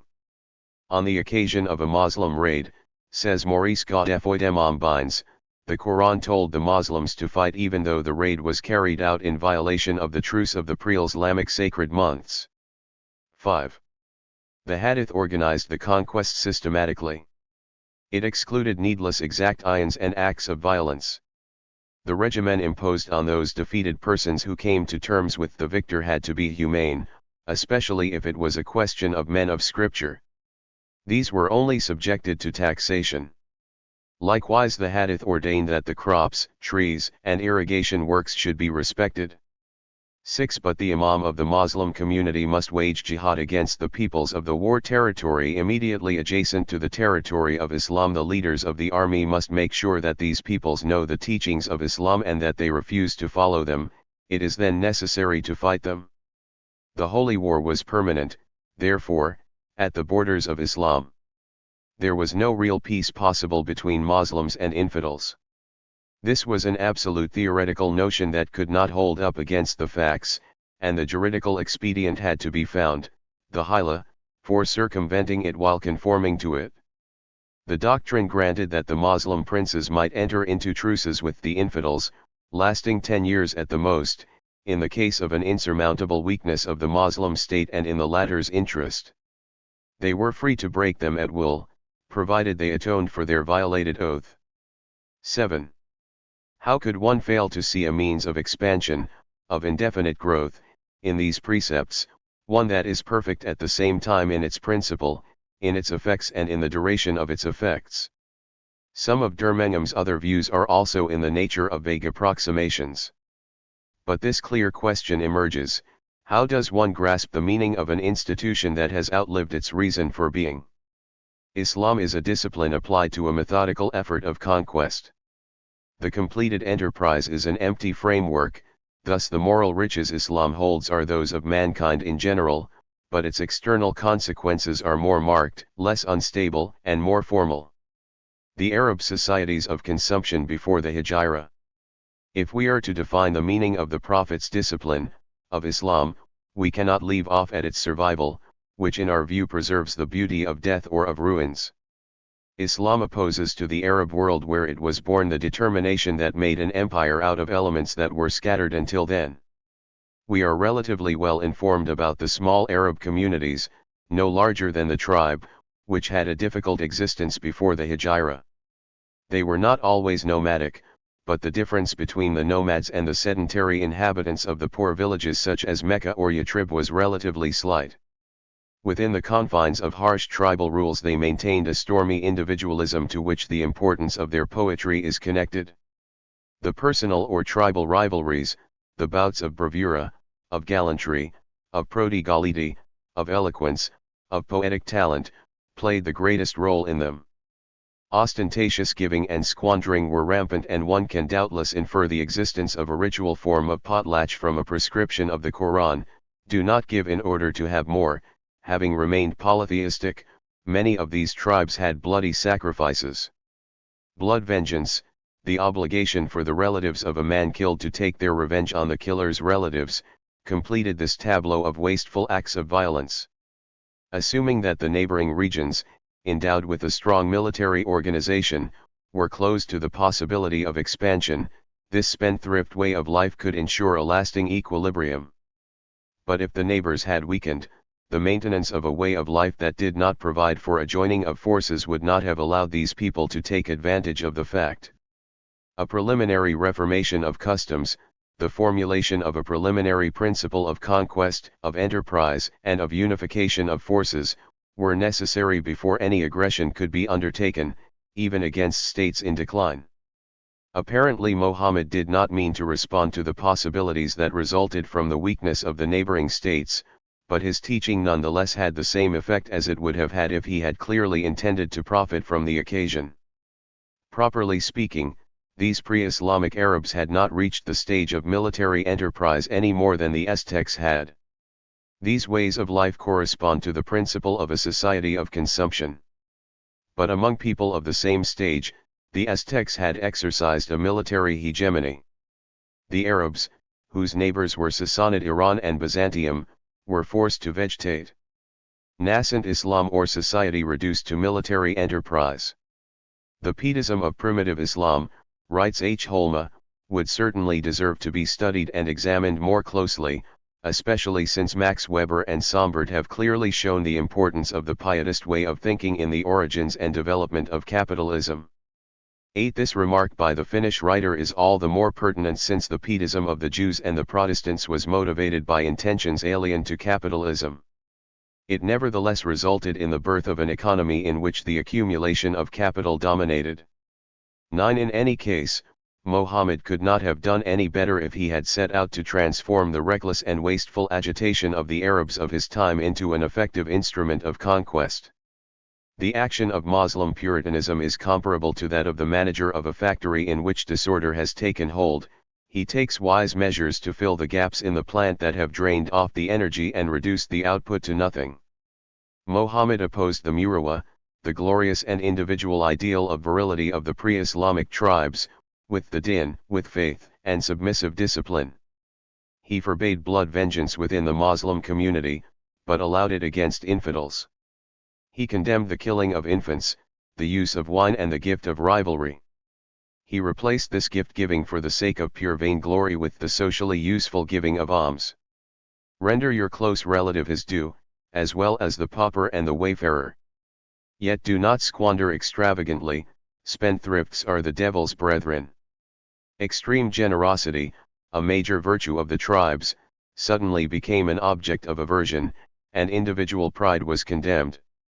The squandering, intractable and savage warrior, lover and beloved of young women, hero of the tribe's poetry, gives way to the devout soldier, the formal observer of discipline and rites. The custom of praying in common was a constant external affirmation of this change. It has rightly been compared to military exercise, which unifies and mechanizes hearts. The contrast of the Quran with the capricious world of poetry symbolizes this repudiation. It was only after the irresistible wave of conquest by the devout army that the tradition was resumed. Victorious Islam was not held to the same severity. Generous squander, for which the longing remained, ceased to be a danger once the empire had consolidated its domination. The alternation of austerity, which accumulates, with prodigality, which dissipates, is the ordinary rhythm in the use of energy. Only relative austerity and the absence of dissipation allow for the growth of the energy systems that living beings or societies constitute. But, at least for a time, growth has its limits and it is necessary to dissipate the excess that cannot be accumulated. What gives Islam a place apart in these movements is the fact that it was open from the start to an apparently unlimited increase of power. This was by no means a consistent plan or project, but chance realized every possibility. And chance was supported by a minimum of necessity. It is relatively easy to assemble people by inspiring them with a particular enthusiasm. But one must give them something to do. To assemble, to exalt is first of all to elicit an unapplied force. This force cannot follow its impetus and press forward unless it is used the moment it becomes available. From the first, Islam was fortunate in having to set itself violently against the world in which it originated. Muhammad's teaching opposed it to the tribe whose traditions it blasphemed. The tribe threatened to exclude it, which was equivalent to death. It thus had to repudiate the tribal relationship, and since an existence without ties was not conceivable at the time, it had to establish a different type of bond between it and its adherents. This was the meaning of the Hijra, which properly began the Muslim era. Muhammad's flight from Mecca to Medina consecrated the rupture of blood ties and the establishment of a new community based on chosen brotherhood, open to anyone who adopted its religious forms. Christianity dates from the individual birth of a redeeming God, Islam, from the birth of a community, of a new kind of state, which did not have its basis in either blood or place. Islam differs from Christianity and Buddhism in that it became, after the Hijra, something different from a teaching propagated in the framework of a society already formed. It was the establishment of a society based on the new teaching. This principle was in a sense perfect. There was no room for ambiguity or compromise. The religious leader was at the same time the legislator, the judge, and the military chief. One cannot imagine a more rigorously unified community. The social bond had its origin in will alone, which offered the advantage not only of ensuring a deep moral unity, but also of opening Islam to indefinite expansion. It was an admirable machinery. Military order replaced the anarchy of rival clans, and individual resources, no longer consumed wastefully, went into the service of the armed community. Once the obstacle that formerly stood in the way of growth had been removed, the individual forces were kept in store for military campaigns. Conquest, which the Hadith methodically fashioned into a means of expansion, invested the new resources, without appreciable destruction, in a closed system of forces that grew larger and larger at a faster and faster rate. This movement recalls the development of industry through capitalist accumulation. If waste is halted, if development no longer has a formal limit, the afflux of energy dictates growth, and growth multiplies the accumulation. So uncommon a perfection is not without its other side, however. If one compares the Muslim conquests with the development of the Christian or Buddhist religion, one soon notes the relative powerlessness of Islam. The fact is that the formation of power demands that one forego its use. The development of industry requires a limit on consumption, equipment gets first priority, immediate interest is subordinated to it. The very principle of Islam implied the same order of values. Life loses its immediate power of disposal to the pursuit of a greater power. In avoiding the moral weakness of the Christian and Buddhist communities, Islam fell into a greater weakness, the consequence of a complete subordination of religious life to military necessity.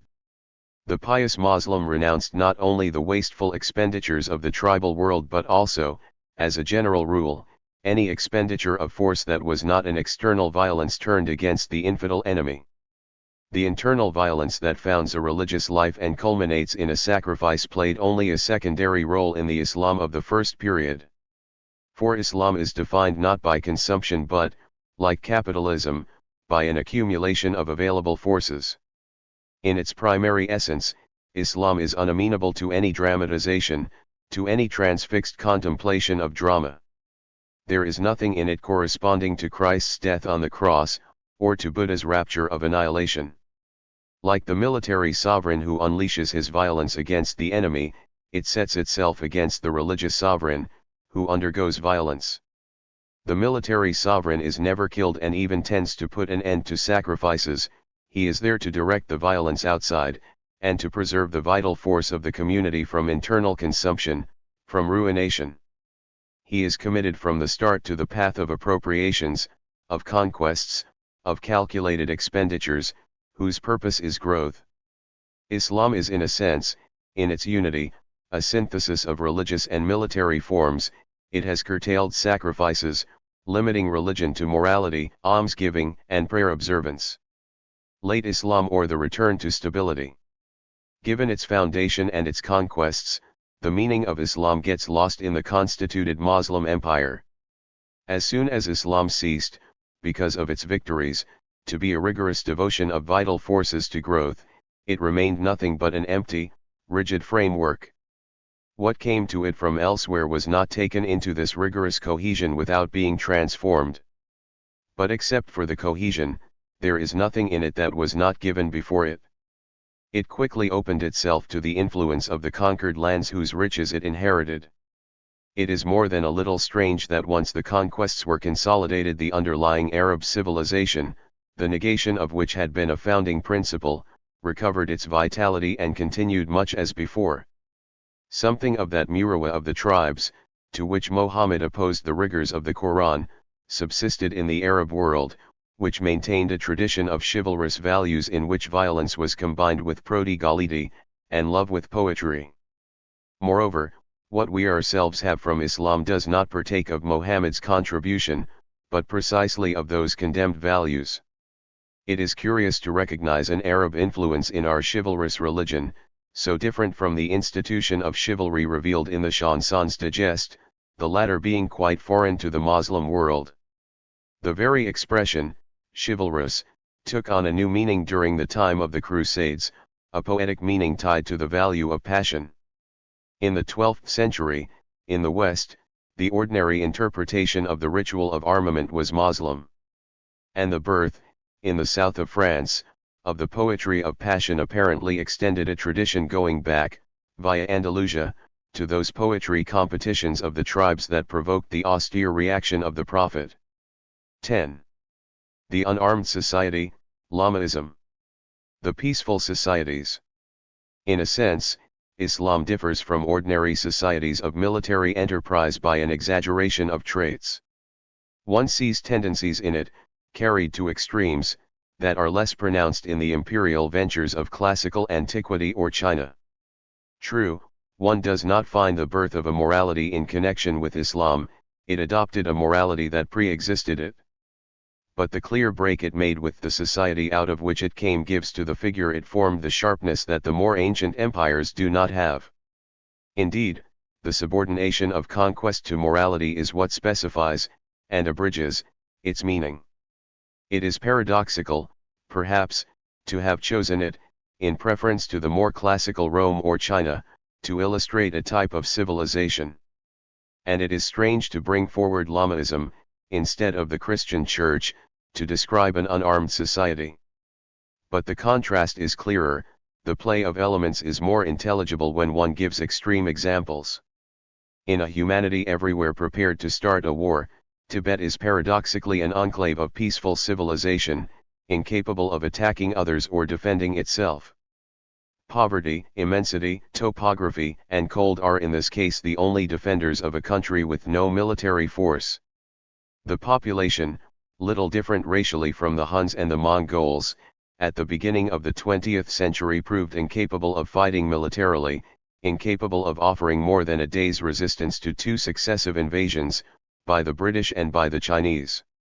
It is true that an insurmountable inferiority in weaponry made a defeat of the invaders unlikely. Yet other poorly equipped armies elsewhere effectively opposed even armored forces. And Tibet has the advantage of an all but inaccessible position. In reality, a positive determination is involved. The Nepalese, whose race, location and material culture are quite similar, have on the contrary a large military capability. At first sight, it is easy to give a reason for this peaceableness. Its origin is Buddhism, which forbids its adherents to kill. Warlike Nepal is dominated politically by the Hindu military aristocracy of the Gurkhas. But the Buddhist Tibetans are very pious, their sovereign is a high dignitary of the clergy. The explanation is not so clear, however. In spite of everything, a feeble reaction in the face of an invasion is bizarre.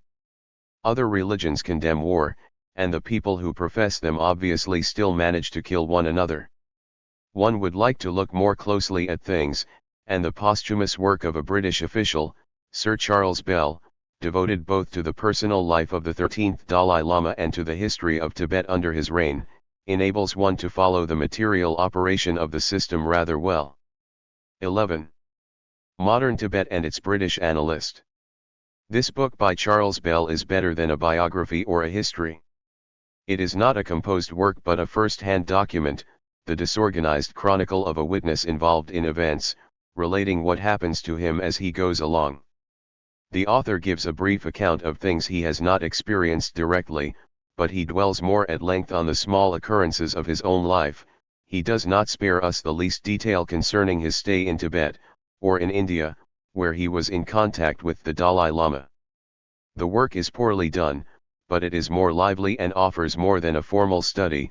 It is a jumble, but no matter, we do not have a less systematic or more complete document on the civilization of Tibet. Charles Bell is the first white man to have had sustained relations, based on a kind of friendship, with the Dalai Lama. This very honorable diplomatic agent appears to have felt a genuine concern not only for the interests of his own country but for those of Tibet, whose language he knew. Even the government of India, not very anxious to get involved, seems to have called on his services with a certain amount of hesitation. Charles Bell thought that the British should help the Tibetans to maintain their independence, to throw off the Chinese yoke for good. The British finally did adopt this policy, which was intended to make Tibet a zone of influence, but in a cautious way. They saw the advantage of a buffer state and they were very much in favor of a strong, autonomous Tibet, but a rampart against eventual difficulties must not be gained at the cost of serious immediate difficulties. They wanted to avoid having the Chinese as neighbors, but not if this meant supporting hostilities against them. A period of Anglo-Tibetan friendship, rather warm around 1920, at least enabled the author to reside at leisure and take political initiatives in a country that had remained closed to whites for more than a century. And while the institutions of Tibet were not unknown prior to Bell, certainly, one could not grasp its life and vicissitudes from within. We do not enter a system until we can perceive its fluctuations, until we discover an interaction of its elements in operation. Charles Bell, during a year's stay at Lhasa, tried to engage the government of Tibet in a military policy. Couldn't Tibet have an army in proportion to its means? It so happens that the difficulties he encountered enable us to examine an economic paradox. From this paradox, the various possibilities of human society and the general conditions of an equilibrium emerge in clearer relief. The purely religious power of the Dalai Lama. The special aim of the last book by Charles Bell is the biography of the 13th Dalai Lama. This objective naturally led him to review the known origins of an institution that has no strict counterpart other than the papacy. I will summarize these historical facts. Buddhism was introduced into Tibet in 640. Tibet was then governed by kings, and in the first period the development of this religion did not at all weaken the country, which was one of the chief military powers of Asia. But Buddhist monasticism spread and in the course of time the influence of the monasteries threatened that of the kings. In the 12th century a reformer, Tsongkhapa, founded a more severe sect, in which the monks observed strict celibacy. The reformed sect of the Yellow Hats opposed the looser sect of the Red Hats. A saintly, or even divine character was attributed to the Yellow Hats, which, reappearing in their successors, gave them the spiritual power and religious sovereignty.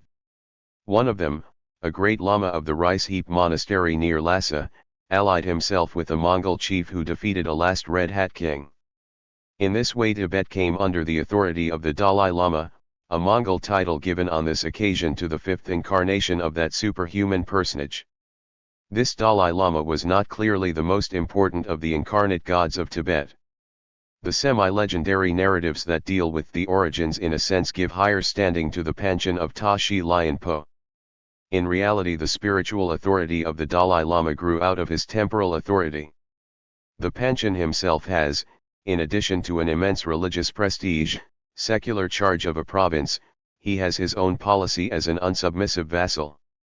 The same is true, to lesser degrees, of other great lamas, since an important monastery is a fief in a barely centralized kingdom, like a state within a state. But the sovereignty of the Dalai Lama achieved consistency in that it ceased to be linked to the function that established it. In our time, the head of government of Tibet is so little the Grand Lama of the rice heap that this monastery, rebellious at times, could conduct a pro-Chinese policy and thwart the pro-British policy of Lhasa. This indecisive character of the local institutions is reflected in Tibet's relations with China. The authority of the Dalai Lama, which is not based on any military power, has never exercised more than a fragile control over the play of forces to which it could not offer any real obstacle. A sovereignty is precarious that does not command both the religious enthrallment of the people and the half-mercenary, half-emotional obedience of an army. And in fact theocratic Tibet soon fell under the dominion of China. The origin of this vassalage is not clear. The Tibetans dispute the Chinese version, the Tibetan one. Tibet was often subjected to Chinese rule even in antiquity, but not like a fief subjected to a suzerain. It was a matter of force, and force quickly overturned what force had established. China intervened in Tibet as far back as the 17th century, doing what it could to control the selection of the Dalai Lamas.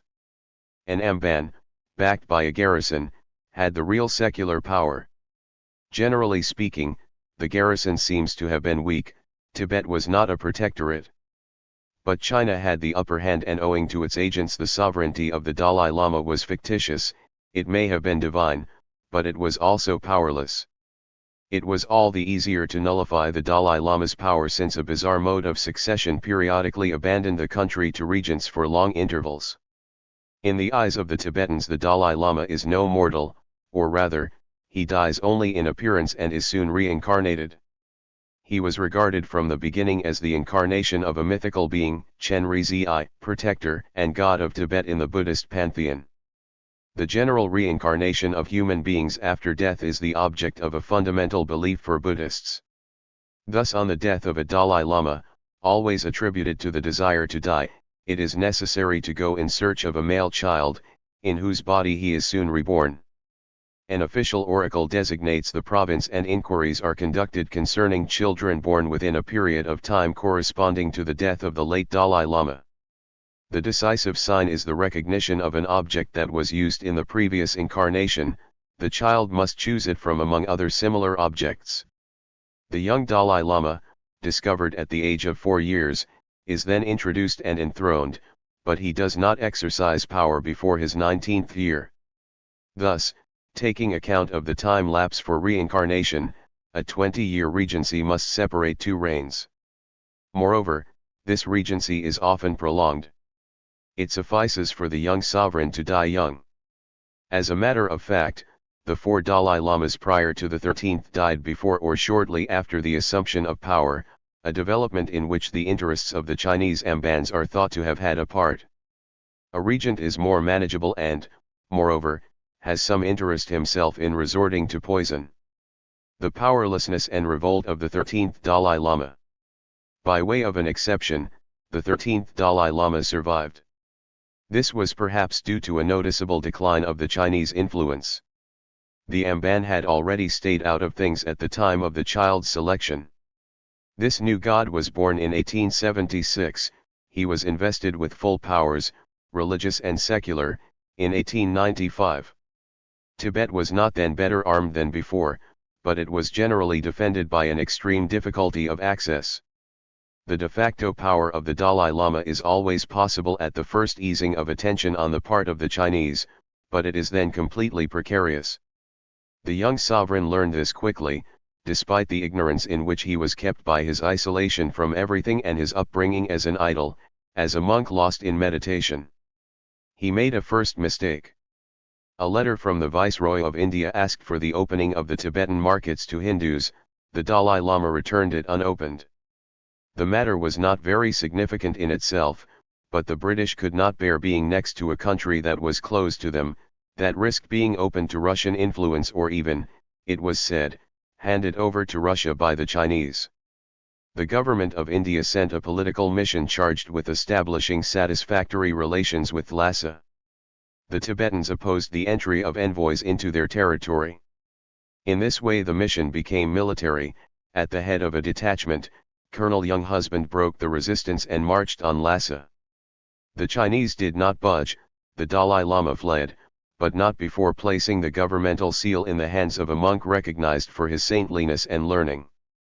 The only conditions the British imposed on leaving Lhasa were the opening of 3 Tibetan towns to commerce, recognition of their protectorate over a border province, Sikkim, and lastly, no other foreign power was to intervene in Tibet. This treaty defined a zone of British influence, but it also implicitly recognized Tibet's sovereignty. It ignored the Chinese suzerainty. The Chinese put up notices in some towns of Tibet, proclaiming the deposing of the Dalai Lama, but the populace covered these papers with manure. The Dalai Lama stayed 4 years in China, going from Mongolia to Shanxi, then to Peking. The relations of the living Buddha with the Son of the Heavens remained ambiguous and strained during this time. Rather abruptly, the Dalai Lama set out on the return journey to Tibet. But the day he arrived in Lhasa he had at his heels a Chinese army, instructed to kill his ministers and lock him up in a temple. He resumed the road of exile, this time toward the south. In the dead of winter, passing through snowstorms on horseback, exhausted, he and his party reached a border post and requested the protection of 2 British telegraph operators whom he had directed to be awakened in the night. In this way he demonstrated that the most firmly established religious power is at the mercy of a real power based on armed force. He could only base himself on fatigue, or at best on the prudence of the neighboring countries.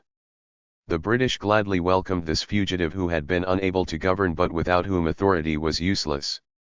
For his part the Dalai Lama, instructed by bitter experience, saw the advantage he could derive from an antagonism between British India and China. But he overestimated it. The sovereign authority and mutual antagonism of neighbors are useful to a state's autonomy, but they alone cannot ensure it. The solicited British failed to satisfy the anxious expectations of the exiled leader. They refused their support, amicably limiting themselves to expressing their desire to see one day a strong Tibet, released from the Chinese yoke. The situation was finally reversed only by the internal difficulties of China. The Tibetans drove out of Lhasa a garrison whose leaders no longer had any authority. The Amban and the commander of the Chinese forces surrendered. The Dalai Lama re-entered the capital and returned to power after an exile of 7 years. He managed very skillfully to stay in power until his death in 1934. What distinguished this 13th Dalai Lama is that having survived, he acquired the experience of power though under the most adverse conditions. There was no tradition that could have guided him.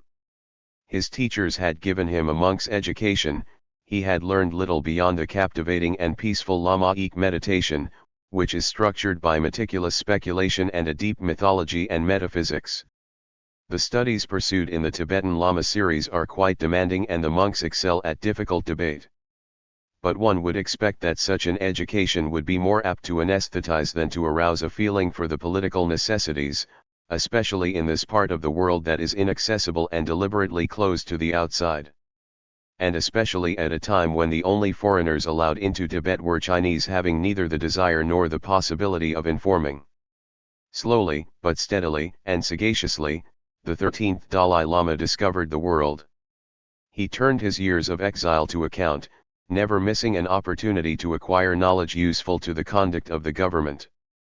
During a visit to Calcutta he became acquainted with the resources of advanced civilizations. Thus he ceased to be ignorant of the rest of a world in which he was to play his part. Through him Tibet became aware of the external play of forces, which could not be ignored or denied with impunity. More exactly, the religious and divine force that he constituted recognized its limits, and recognized that without a military force it could do nothing. His power was so clearly limited to internal sovereignty, to control over sacred ceremonies and silent meditations, that he rather naively offered the British the responsibility for external sovereignty and decision-making power over Tibet's foreign relations. They only had to continue to stay out of its internal affairs. The British did not examine the proposal, they did not want any other influence in Tibet than their own, but they wanted rights limiting those of others, and not a burden of responsibility. Almost without assistance and without force, the Dalai Lama thus had to face the rest of the world, and the task was heavy for him to bear. No one can serve two masters. Tibet in its time had chosen the monks, it had neglected the kings. All the prestige had gone to lamas surrounded by legends and divine rituals. This system had resulted in the abandonment of military force. Or rather, military power had died. The fact that a lama carried the prestige of a king took away the latter's ability to resist the pressure from without. He had ceased to have the force of attraction necessary to assemble an army for that purpose. But given this state of affairs, the sovereign who had succeeded him had only done so outwardly, he had not inherited that military power which he had destroyed. The world of prayers had prevailed over that of arms, but it had destroyed without acquiring force. In order to conquer, it had been obliged to appeal to foreign intervention. And it had remained at the mercy of outside forces, since it had destroyed that which resisted within. Those accidental relaxations of outside pressure, which enabled the 13th Dalai Lama to endure, in the end only offered him proof of his powerlessness. Being what he was, he really did not have the means to sustain his status. Perhaps destiny had not been so unkind to the 9th, 10th, 11th, and 12th Dalai Lamas, killed when they came of age. And the apparent luck of the 13th was perhaps his misfortune. The 13th accepted it scrupulously. Nevertheless, he scrupulously accepted the responsibility of a power that could not be exercised, that was essentially open to the outside and that could expect nothing from the outside but death. So he resolved to renounce his own essential being. The revolt of the monks against an attempt at military organization. With the help of a respite, that had enabled him first to endure and then to overcome, the Dalai Lama arrived at the idea of restoring to Tibet the power that Lamaism had denied it. He was assisted in this task by the advice of his English biographer. Charles Bell, as the political agent of the government of India, did finally commit England to a friendly policy. Direct military aid continued to be refused, not even shipments of arms were considered, but during a year's official mission Charles Bell, in his own name, supported the Dalai Lama in an effort aimed at military organization. It involved increasing the army gradually in 20 years from 6,000 men to 17,000.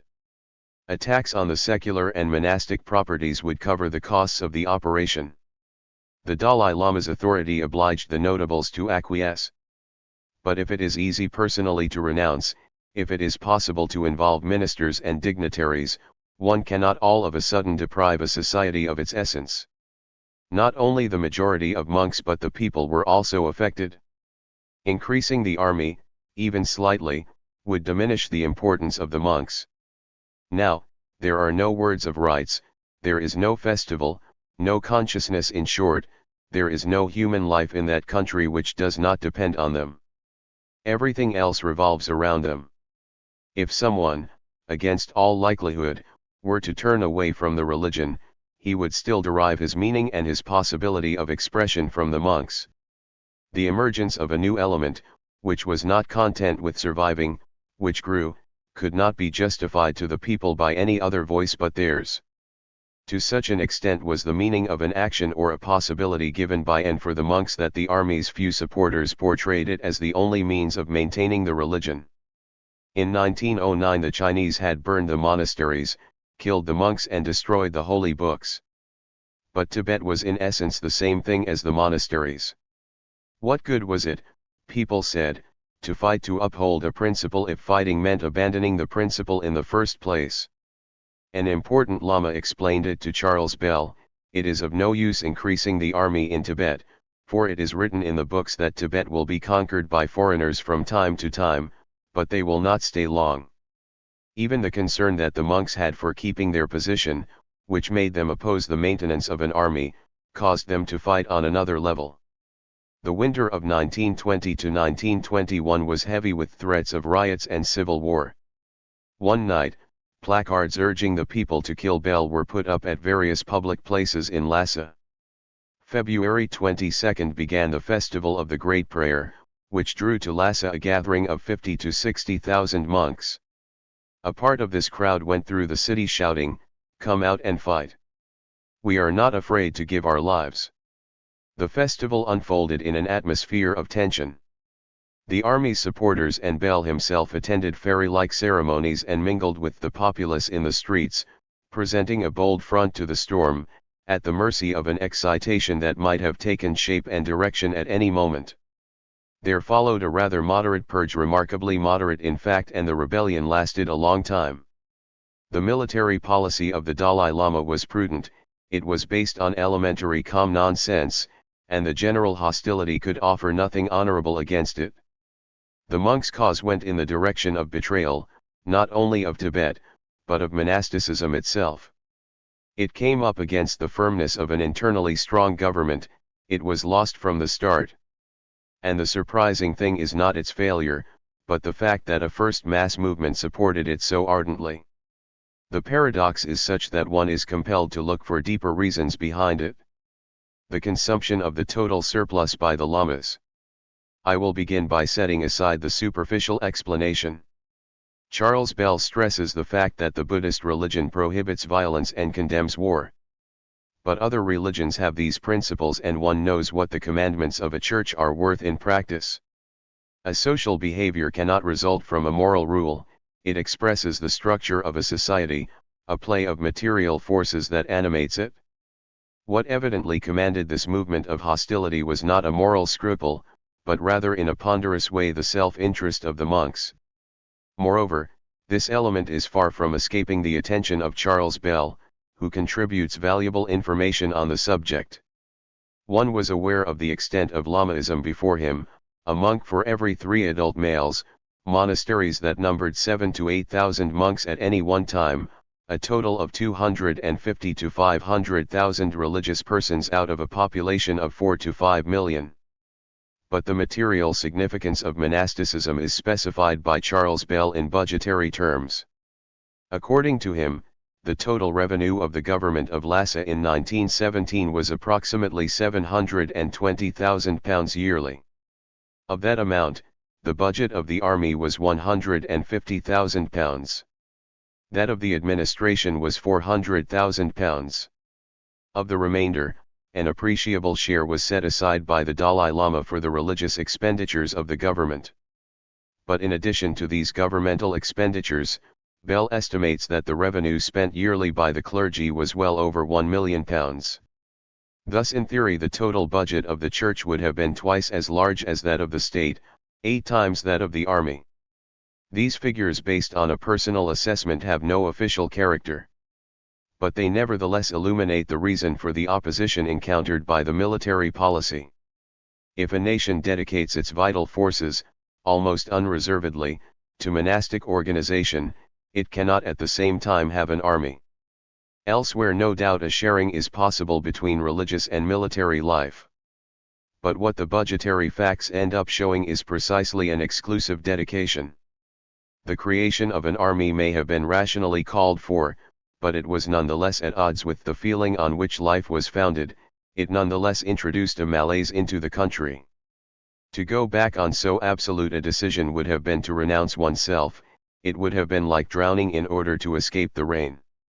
One still needs to say how this feeling took hold in the beginning, one still needs to show the deep reason that, once upon a time, caused a whole country to become a monastery, that, in the midst of a real world, finally caused this country, an integral part of that world, to opt out of it. The economic explanation of Lamaism. One would not arrive at the real cause in this instance if one did not first perceive the general law of economy. On the whole, a society always produces more than is necessary for its survival, it has a surplus at its disposal. It is precisely the use it makes of this surplus that determines it, the surplus is the cause of the agitation, of the structural changes and of the entire history of society. But the surplus has more than one outlet, the most common of which is growth. And growth itself has many forms, each one of which eventually comes up against some limit. Thwarted, demographic growth becomes military, it is forced to engage in conquest. Once the military limit is reached, the surplus has the sumptuary forms of religion as an outlet, along with the games and spectacles that derive therefrom, or personal luxury. History ceaselessly records the cessation, then the resumption of growth. There are states of equilibrium where the increased sumptuary life and the reduced bellicose activity give the excess its most humane outlet. But this state itself dissolves society little by little, and returns it to disequilibrium. Some new movement then appears as the only bearable solution. Under these conditions of malaise, a society engages as soon as it can in an undertaking capable of increasing its forces. It is then ready to recast its moral laws, it uses the surplus for new ends, which suddenly exclude the other outlets. Islam condemned every form of prodigal behavior, valorizing military activity instead. At a time when its neighbors enjoyed a state of equilibrium, it commanded a growing military force that nothing could resist.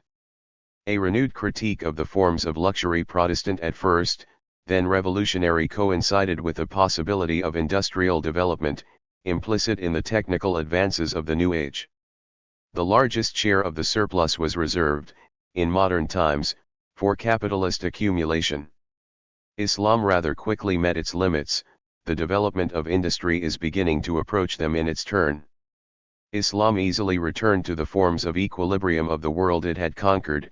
12 By contrast, industrial economy is involved in a disorderly agitation, it appears condemned to grow, and already it lacks the possibility of growing. The position of Tibet in this schema is in a sense opposite to those of Islam or the modern world. From time immemorial the waves of successive invasions from the immense plateaus of Central Asia had swept toward the regions where life was easier, to the east, to the west and to the south. But after the 15th century this overflow from the barbarian plateaus ran up against the effective resistance of cannons. 13 The urban civilization of Tibet already represented in Central Asia an incipient outlet for the surplus in a different direction. No doubt the hordes of Mongol conquerors used every possibility of invasion available to them in their time. Tibet offered itself another solution, which the Mongols themselves were to adopt in turn in the 16th century. The populations of the poor tablelands were periodically condemned to attack the rich areas, otherwise they would cease to grow, they would have to abandon the barbarians' outlet of warfare and find another use for their energy overflow. Monasticism is a mode of expenditure of the excess that Tibet undoubtedly did not discover, but elsewhere it was given a place alongside other outlets. In Central Asia the extreme solution consisted in giving the monastery all the excess. Today one needs a clear grasp of this principle. A population that cannot somehow develop the system of energy it constitutes, that cannot increase its volume, must wastefully expend all the surplus it is bound to produce. The paradox of Lamaism, which reached a perfect form after the invention of firearms, answered this necessity. It is the radical solution of a country that has no other diversion and ultimately finds itself in a closed container. Not even the outlet consisting in the need to defend oneself, to have resources and human lives available for that purpose. A country that is too poor does not really try. One invades it without occupying it, and the books that a monk spoke of Tibet could not lie, assuring that Tibet would be invaded from time to time, but no one would stay. Thus, in the midst of a richer and well-armed world, the poor country in its closed container must give the problem of surplus a solution that checks its explosive violence within, an internal construction so perfect, so free of controversion, so unconducive to accumulation, that one cannot envisage the least growth of the system. The celibacy of the majority of monks even presented a threat of depopulation. The revenue of the monasteries ensured the consumption of resources, supporting a mass of sterile consumers. The equilibrium would soon be jeopardized if this mass were not unproductive and childless. The labor of the laity suffices to feed them, and the resources are such that their number could scarcely be increased. The life of most of the monks is hard. But the parasitism of the lamas resolves the situation so well that the living standard of the Tibetan worker, according to Charles Bell, is higher than that of the Hindu or Chinese worker. Furthermore, writers on Tibet agree in noting the happy disposition of the Tibetans, who sing when they work, are easy to get along with, morally permissive, and light-hearted. The piety of the monks is another matter, it is of secondary importance, but the system would be inconceivable without it. And there is no doubt that Lamaik enlightenment morally realizes the essence of consumption, which is to open, to give, to lose, and which brushes calculations aside. The Tibetan system spread to Mongolia at the end of the 16th century. The conversion of the Mongols, even more a change of economy than of religion, was the peculiar denouement of the history of Central Asia. The age-old outlet of invasions being closed, this last act of the drama defines the meaning of Lamaism. This totalitarian monasticism answers the need to stop the growth of a closed system.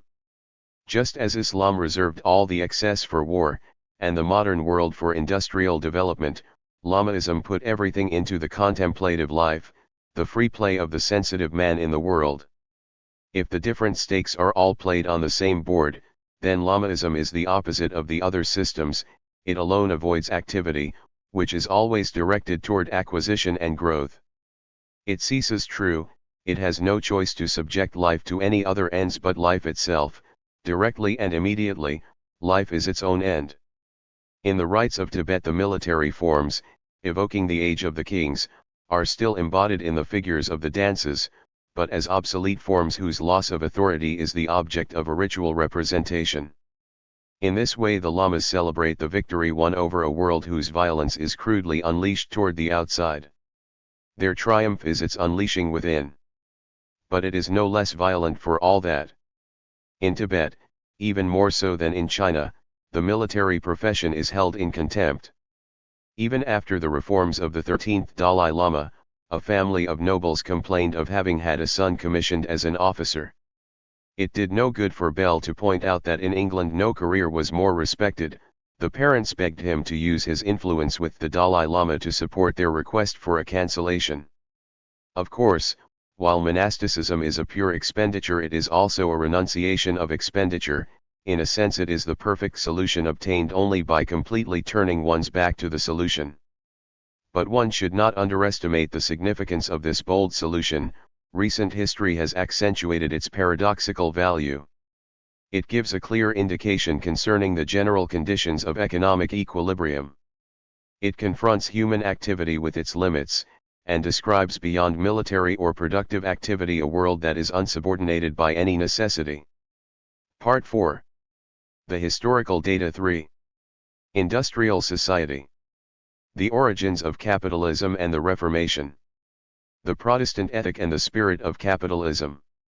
Max Weber has shown not only through analysis but through statistics as well the privileged role of Protestants in capitalist organization. Point 1. Even today, in a given region, one sees Protestants being drawn to business and Catholics more to the liberal professions. It seems that there is an affinity between the frame of mind of a hard-working, profit-calculating industrialist and the prosaic severity of the Reformed religion. The largest part in this orientation was not played by the doctrines of Luther. But Calvinism's zone of influence roughly corresponds to the areas of industrial development. Luther formulated a naive, half-peasant revolt. Calvin expressed the aspirations of the middle class of the commercial cities. His reactions were those of a jurist familiar with business matters. Weber's arguments, quickly become famous, have been the object of numerous critiques. R.H. Tawney allows that they exaggerated the opposition between Calvinism and the various economic doctrines of its time. It seems that they overlooked the changes that occurred between the initial teaching and the later theory too. According to Tawney, up to the second half of the 17th century the agreement between the Puritans and capitalism was not complete. Moreover, it was less the cause than the effect of the economic givens. But, as Tawney readily acknowledges, these reservations do not necessarily go against Weber's thinking. And on this point he focuses more closely and somewhat narrowly on the economic doctrines than on the basic reactions. In any case, Weber deserves the credit for having rigorously analyzed the connection between a religious crisis and the economic turnover that gave rise to the modern world. Others, including Engels, took note of these ties before him, but they did not define their nature. 3. And if there was a later clarification, as in Tawney's work, Weber had emphasized what was essential. The more clearly articulated findings that were obtained subsequently are perhaps of secondary importance. Economy in the doctrine and practice of the Middle Ages. There were contrary types of economy corresponding to two different religious worlds. The ties between the pre-capitalist economy and Roman Catholicism were just as strong as those between the modern economy and Protestantism. But Weber stressed the fact that the modern economy is essentially capitalist industry, the development of which was not facilitated by the Catholic Church and the state of mind it maintains, whereas in the Protestant world Calvinism provided a favorable starting point. Moreover, it is easier to mark the opposition between the two economic spheres if, going in a direction that takes us farther from Tawney than from Weber, we concentrate first of all on the way the available resources are used. What differentiates the medieval economy from the capitalist economy is that to a very large extent the former, static economy, made a non-productive consumption of the excess wealth, while the latter accumulates and determines a dynamic growth of the production apparatus. Tawney's is an extensive analysis of Christian economic thought of the Middle Ages. Its basic principle was the subordination of productive activity to the laws of Christian morality. Society, in the thought of the Middle Ages, was a body composed, like all living organisms, of non-homogeneous parts, that is, of a hierarchy of functions. The clergy, the military aristocracy and labor formed a unified body in which the component parts of the third were subservient to the other two. The producers must satisfy the needs of the nobles and the priests. In exchange, from the former they would receive protection, and from the latter they would receive a share in the divine life and the moral rule to which their activity had to be strictly subordinated. The idea of an economic world independent of the service of the clerics and the nobles, having its autonomy and its own laws as a part of nature, is alien to the thought of the Middle Ages. The seller must part with the merchandise at the just price. The just price is defined by the possibility of ensuring the subsistence of the providers. Money that is lent cannot be an object of rent, and usury is expressly prohibited by canon law. The scholastics only made allowance cautiously and belatedly for the difference between loans for a business undertaking, which give the creditor a moral right to profit, and those used for the consumption of the borrower, for which no interest is justifiable. The rich man has his reserves. If the poor man becomes destitute, can the rich man, who keeps him from dying of hunger, without himself being inconvenienced, demand repayment of more than he advanced? This would be to make time pay, and time, unlike space, was said to be God's domain and not that of men. But time is given in nature. If money always makes it possible somewhere to finance profitable ventures, a natural law gives to the factors money plus time the additional value of interest. In this way moral thought is the negation of natural laws. The Church's intervention opposed a free development of the productive forces. Production, according to Christian morality, is a service whose modalities are determined by the ends served, not by a natural movement. This is a rational and moral but static conception of the economic order. It is what a divine, teleological cosmogony is to the idea of evolution determined by a play of forces. The world of the Middle Ages appeared in fact to be given once and for all. But formal judgments are not the only ones. And the nature of the medieval economy may not be fully disclosed in the writings of the theologians and jurists. It may not be defined in the real practice either, however removed the latter was from the rigor of the theory. A discriminating element may lie in the understanding that a society has of wealth. This understanding is different from the notions commonly expressed by those who had it, and doubtless it would be just as futile to look for it in the opposition of the facts to the theoretical rules. It has to do with the strong and clearly apparent movements that, even unformulated, can determine the nature of an economic system. Wealth changes meanings according to the advantage we expect from its possession. For John it is the possibility of marriage, for Robert, leisure, for Edward, a change of social standing. but in a given age there are constants.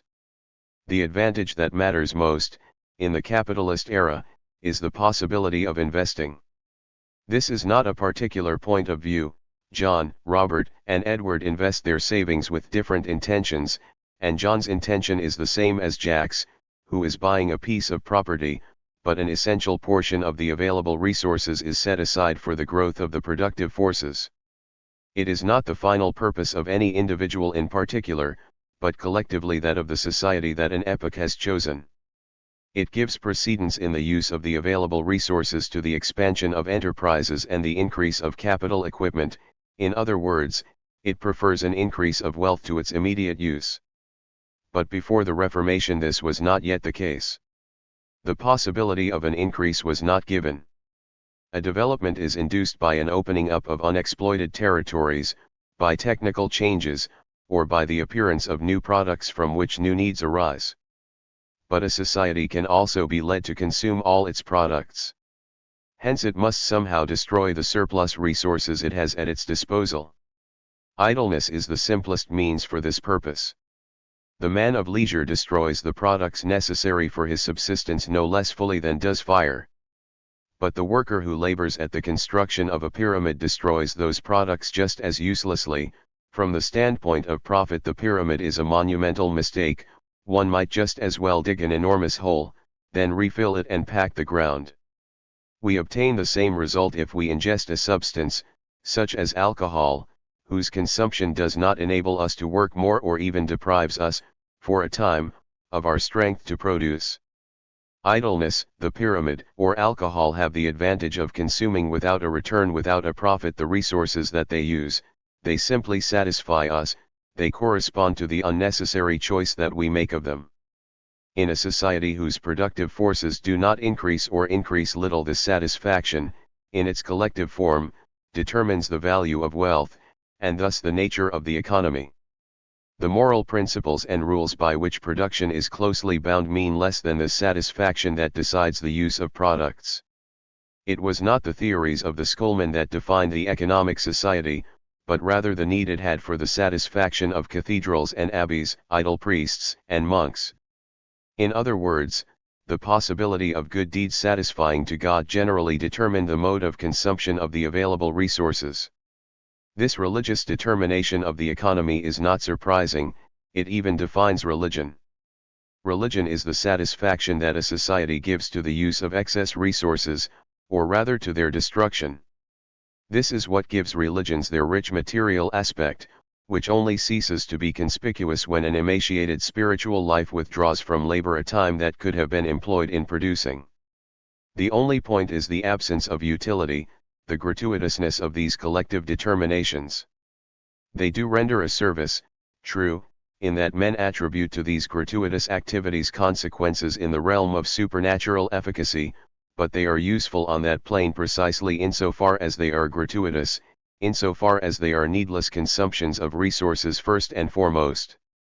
Religious activities, sacrifices, festivals, luxurious amenities absorb the excess energy of a society, but a secondary efficacy is usually attributed to a thing whose primary meaning was in breaking the chain of efficacious actions.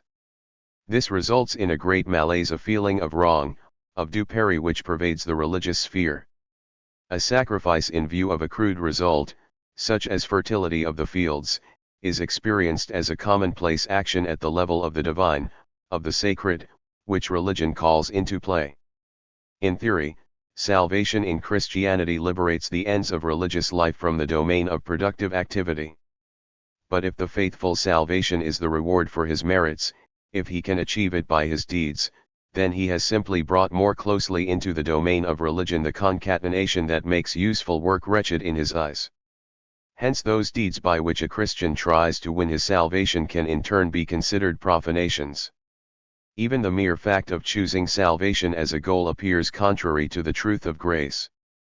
Grace alone brings about an accord with the divinity, which cannot be subjected to casual series as things can. The gift that divinity makes of itself to the faithful soul cannot be paid for. The moral position of Luther. The medieval practice of charity, the religious communities and the mendicant monks, the festivities and the pilgrimages perhaps did not incense Luther so much because of their abuses. What Luther rejected was mainly the idea of merits acquired by these means, for he condemned an extravagant economic regime for its contradiction with the Gospel's principle of hostility to wealth and luxury, but he did not so much object to luxury itself as to the possibility of gaining heaven by making an extravagant use of individual wealth. He seemed to concentrate his thinking on a point where a divine world appeared free from compromise and completely unconnected with the machinations of this world. Through the buying of indulgences, the faithful Roman Catholic could even employ his resources to purchase a time in paradise. The Lutheran conception was radically opposed to this. It provided no means of removing wealth from utility and rendering it to the world of glory. The disciple of Luther could not accomplish anything here below that was not futile or culpable, whereas the follower of Rome was urged to make the Church the earthly radiance of God. But in making divinity radiate in the works of this world, Rome was reducing it to base actions. The only recourse, in the eyes of a Luther, appeared to lie in a decisive separation between God and everything that was not the deep inner life of faith, everything that we can do and really carry into effect. Wealth was thus deprived of meaning, apart from its productive value. Contemplative idleness, giving to the poor, and the splendor of ceremonies and churches ceased to have the least worth or were considered a sign of the devil. Luther's doctrine is the utter negation of a system of intense consumption of resources. An immense army of secular and regular clergy squandered the surplus riches of Europe, inciting the nobles and the merchants to rival squanderings. This was the scandal that provoked Luther, but he was only able to oppose it with a more complete negation of the world. In making a gigantic waste the means of opening the gates of heaven to mankind, the Church gave a painful impression. It had succeeded less in making earth heavenly than in making heaven banal. At the same time it had turned its back on all its possibilities. But it had kept the economy relatively stable. It is a singular fact that the Roman Church, in the image that a medieval village has left of the world it created, represented in a felicitous way the effect of an immediate use of wealth. This came about in a tangle of contradictions, but the light it cast has found its way to us, shining through the world of pure utility that succeeded it. Where wealth lost its immediate value, it still radiates in our eyes. Calvinism. Luther's reaction remained strictly negative.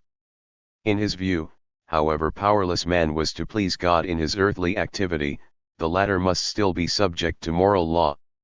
Luther upheld the Church's traditional curse against usury and generally had the aversion for business that was inherent in the archaic conception of the economy. But Calvin abandoned the doctrinal condemnation of loans at interest and generally recognized the morality of commerce. What reason is there why the income from business should not be larger than that from landowning? Whence do the merchant's profits come except from his own diligence and industry? 5. For this reason Weber gives Calvinism a decisive role in the formation of the capitalist spirit. From the first it was the religion of the commercial bourgeoisie of Geneva and the Netherlands. Calvin had a sense of the conditions and importance of economic development. He spoke as a jurist and a practical man. Tawney, following Weber, underscores the significance of his thought for the bourgeois world to which it gave expression.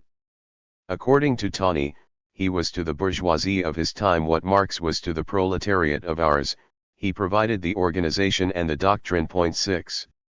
On a basic level, the doctrine has the same meaning as that of Luther. Calvin rejects merit and works no less firmly than Luther does, but his principles, articulated a little differently, also have more consequences. In Tawney's view the aim is not personal salvation, but the glorification of God, to be sought, not by prayer only, but by action, the sanctification of the world by strife and labor. For Calvinism, with all its repudiation of personal merit, is intensely practical. Good works are not a way of attaining salvation, but they are indispensable as a proof that salvation has been attained. 7. Deprived of the value that the Church had given them, works are reintroduced in a sense, but they are different works. The negation of practices involving a needless expenditure of wealth is no less complete than in the doctrine of Luther, in that value was withdrawn from contemplative idleness, From ostentatious luxury and from the forms of charity that maintained non-productive poverty, and given to the virtues that have their basis in utility, the Reformed Christian had to be humble, saving, hard-working. He even had to help eliminate begging, which went against principles whose norm was productive activity. 8. Calvinism in a sense carried the overturning of values effected by Luther to its extreme consequence. Calvin did not just repudiate those forms of divine beauty to which the Church laid claim. Limiting man's possibility to useful works, what he offered man as a means of glorifying God was the negation of his own glory. The true sanctity of Calvinist works resided in the abandonment of sanctity, in the renunciation of any life that might have in this world a halo of splendor. The sanctification of God was thus linked to the desacralization of human life. This was a wise solution because once the futility of good works was established, there remained a man with the power, or rather the necessity, of acting, to whom it was not enough to say that deeds are unavailing.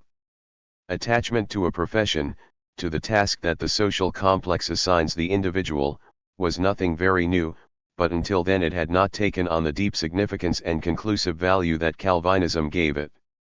The decisions to rescue divine glory from the compromises in which the Church had placed it could not have had a more radical consequence than the relegation of mankind to gloryless activity. The distant effect of the Reformation. The autonomy of the world of production. If, following Weber, one considers this position as it relates to the spirit of capitalism, one cannot imagine anything more favorable to the rise of industry. A condemnation of idleness and luxury on the one hand, an affirmation of the value of enterprise on the other. Immediate use of the infinite wealth that is the universe being strictly reserved for God, man for his part was unreservedly dedicated to labor, to the allocation of wealth, time, material, and every kind of resource to the development of the production apparatus. Tawney points out nonetheless that capitalism requires an additional element. It is an unrestricted growth of impersonal productive forces, it is the liberation of the natural movement of the economy, whose general momentum depends on the individual pursuit of profit. Capitalism is not just an accumulation of riches for commercial, financial, or industrial ventures, but general individualism, free enterprise. Capitalism could not have coexisted with the old economic legislation, whose moral principle was the subordination of enterprise to society, which imposed price controls, combated financial schemes and placed serious restrictions on loans at interest. Tawney observes that in the countries where Calvinism was dominant, it tended toward a collective dictatorship. 9 But it was only a minority, living on the defensive beneath the suspicious eyes of a hostile government, it slipped toward extreme individualism. In reality it was only in England, in the second half of the 17th century, that Puritans linked the principle of the free pursuit of profit to the Calvinist tradition.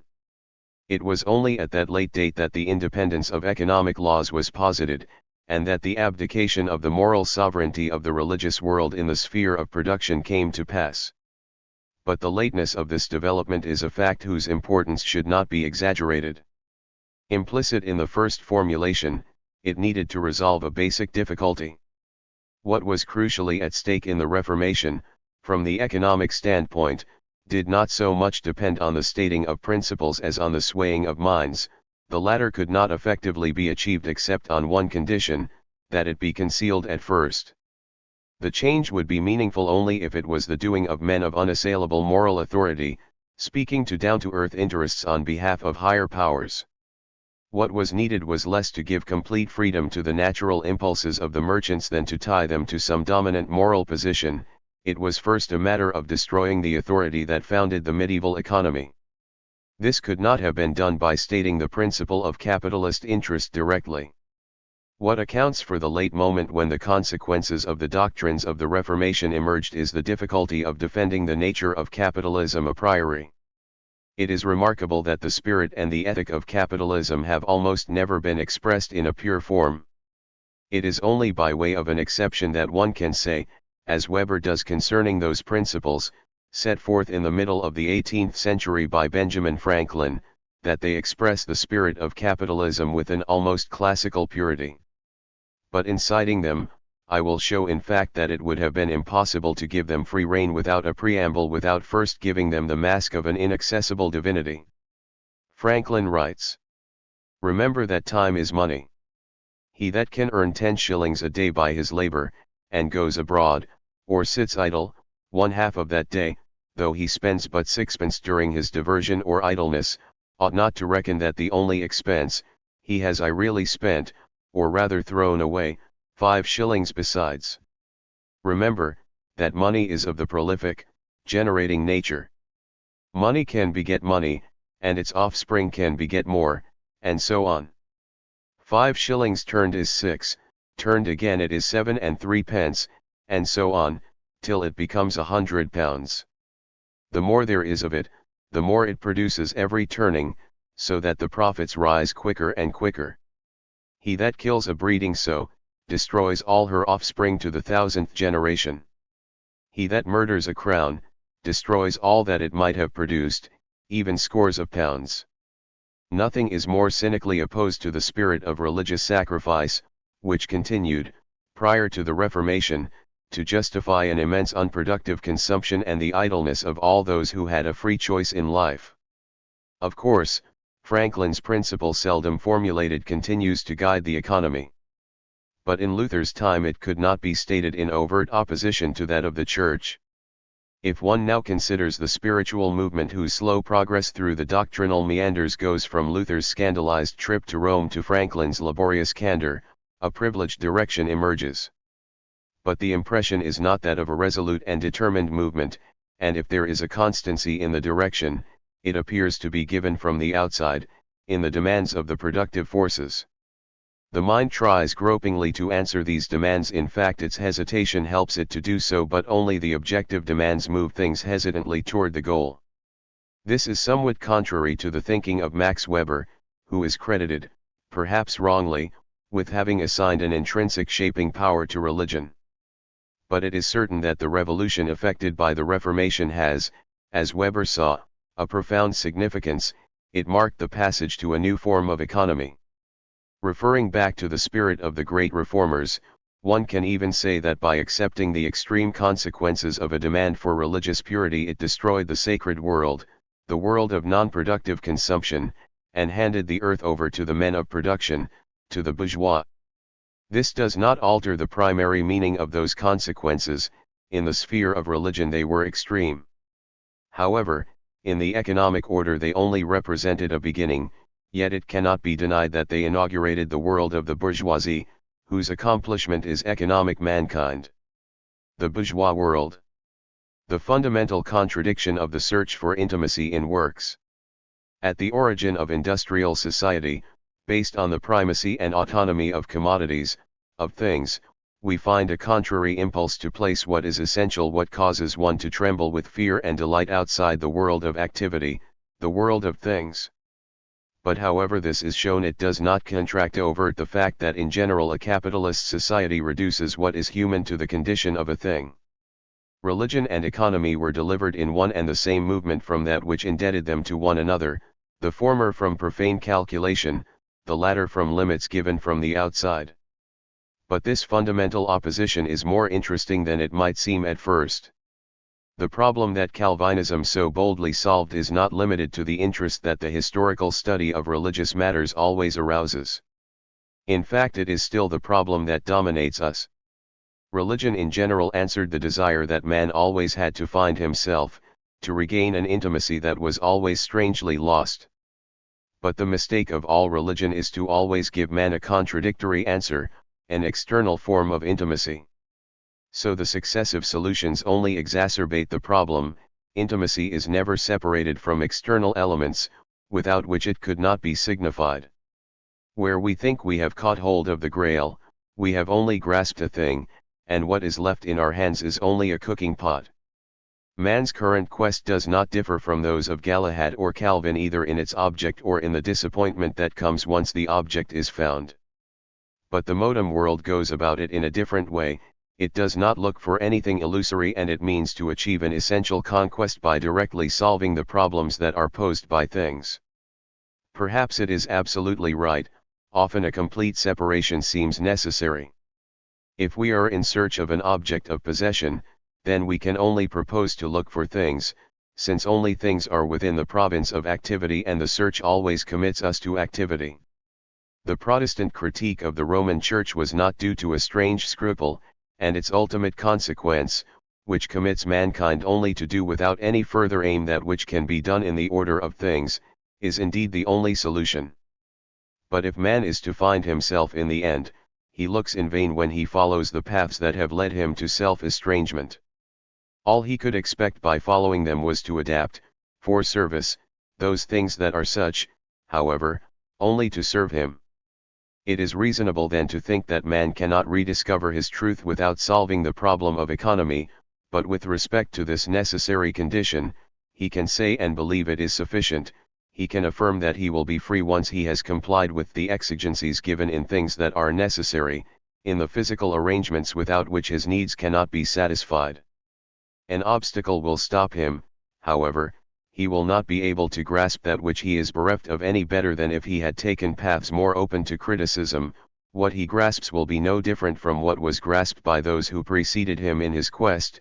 As always, he will only catch hold of things and will take the shadow which they are for the prey he was hunting. I maintain that the argument according to which the solution of the material problem is sufficient is the most admissible one at first. Point 10. But even if the solution of the problems of life, the key to which is a man's not becoming merely a thing, but of being in a sovereign manner, were the unavoidable consequence of a satisfactory response to material exigencies, it remains radically distinct from that response, with which it is often confused. For this reason I can say concerning Calvinism, having capitalism as a consequence, that it poses a fundamental problem: how can man find himself or regain himself, seeing that the action to which the search commits him in one way or another is precisely what estranges him from himself? The different statements, in modern times, of this disconcerting problem help to make us aware both of what is at issue now, in history, and of the projected fulfillment that is offered us. The resemblance between the Reformation and Marxism. Considering the course followed by the Reformers and its consequences, would it be paradoxical to conclude, it put an end to the relative stability and equilibrium of a world in which man was less estranged from himself than we are at present? It would be easy in fact to find ourselves personally looking for a form of humanity that does not betray it, shunning those vacant lots, those suburbs and factories, whose appearance expresses the nature of industrial societies, and making our way towards some dead city, bristling with Gothic spires. We cannot deny that present-day humanity has lost the secret, kept until the current age, of giving itself a face in which it might recognize the splendor that is proper to it. Doubtless the works of the Middle Ages in a sense were only things; they could rightly appear worthless to anyone who envisioned, beyond, in its inaccessible purity, the wealth that he attributed to God. And yet the medieval representation of society has the power today of evoking that lost intimacy. 11.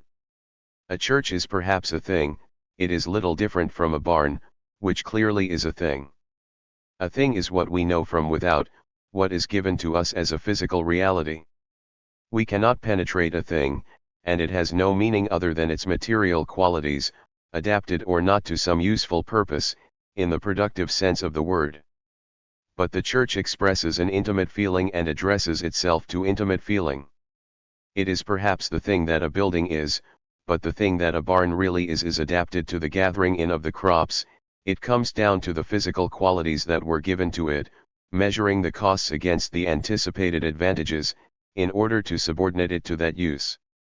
The expression of intimacy in the church corresponds rather to the needless consumption of labor. From the start the purpose of the edifice withdraws it from public utility, and this first movement is accentuated in a profusion of useless ornaments. For the construction of a church is not a profitable use of the available labor, but rather its consumption, the destruction of its utility. Intimacy is not expressed by a thing except on one condition, that this thing be essentially the opposite of a thing, the opposite of a product, of a commodity. 12. A consumption and a sacrifice. Since intimate feeling is a consumption, it is consumption that expresses it, not a thing, which is its negation. The capitalist bourgeoisie relegated the construction of churches to a subordinate plane, preferring to construct factories instead.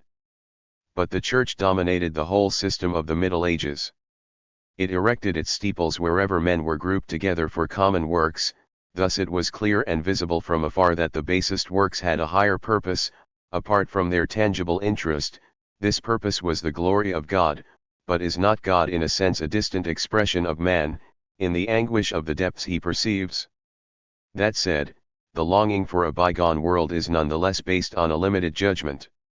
The regret that I might have for a time when the obscure intimacy of the animal was scarcely distinguished from the immense flux of the world indicates a power that is truly lost, but it fails to recognize what matters more to me. Even if he has lost the world in leaving animality behind, man has nonetheless become that consciousness of having lost it which we are, and which is more, in a sense, than a possession of which the animal is not conscious. It is man, in a word, being that which alone matters to me and which the animal cannot be. Likewise the romantic longing for the Middle Ages is in fact only an abandonment.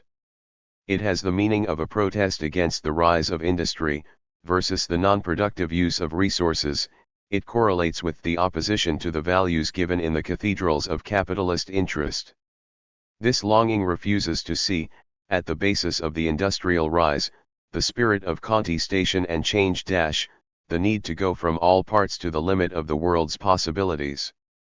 It can doubtless be said of the Protestant critique of saintly works that it gave the world over to profane works, that the demand for divine purity only managed to exile the divine, and to complete man's separation from it. It can be said, finally, that starting then things dominated man, insofar as he lived for enterprise and less in the present time. But domination is never total, and in a deep sense it is only a comedy. It never deceives more than partly, while in the propitious darkness a new truth turns stormy. The Protestant positing of an unattainable divinity, irreducible to the action-bound mind, no longer has any real meaning for us. One could even declare it absent from the world, as if the positing were itself bound to resemble the divinity it defined. But this absence may be illusory, analogous to that of the traitor whom no one denounces and who is everywhere. In a limited sense, the Reformation has ceased to exert any action, yet it survives in the rigors of consciousness, in the lack of naivete, in the maturity of the modern world. Given the lethargy of the multitude, Calvin's subtle demand for integrity, the sharp-edged tension of reason and an extremist and rebellious way of thinking take on the appearance of a pathetic vigil. The multitude has surrendered to the somnolence of production, living the mechanical existence half ludicrous, half revolting of things. But conscious thought reaches the last degree of alertness in the same movement. On the one hand it pursues, in an extension of technical activity, the investigation that leads to an increasingly clear and distinct knowledge of things. In itself science limits consciousness to objects. It does not lead to self-consciousness, but it contributes to the wakefulness by accustoming us to precision and by disappointing us, for it acknowledges its limits, it admits its powerlessness to arrive at self-consciousness. On the other hand, thought does not at all abandon, in the face of industrial development, man's basic desire to find himself beyond a useful action that he cannot avoid. This desire has only become more insistent. Protestantism referred man's encounter with his truth to the other world. Marxism, which inherited its rigor, and gave a precise form to disorderly impulses, denies even more than Calvinism a tendency of man to look for himself directly when he acts. It resolutely excludes the foolishness of sentimental action. Point 13 By reserving action for the changing of the material organization, Marx clearly formulated that which Calvin had merely outlined, a radical independence of things in relation to other concerns. Conversely, he implied the independence, with respect to action, of the return movement of man to himself.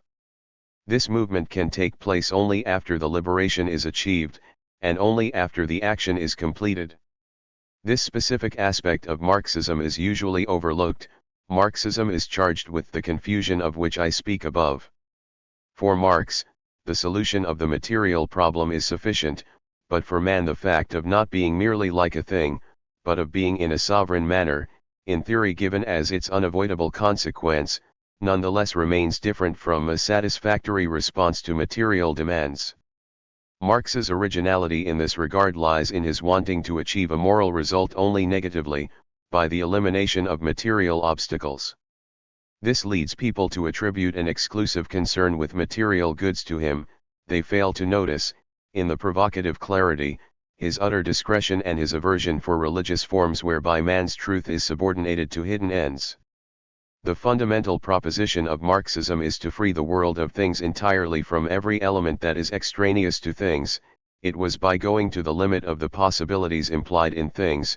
Marxism is less the completion of the Calvinist project than a critique of capitalism, which it reproaches with having liberated things without rigor, without any other end, without any other law than chance and private interest.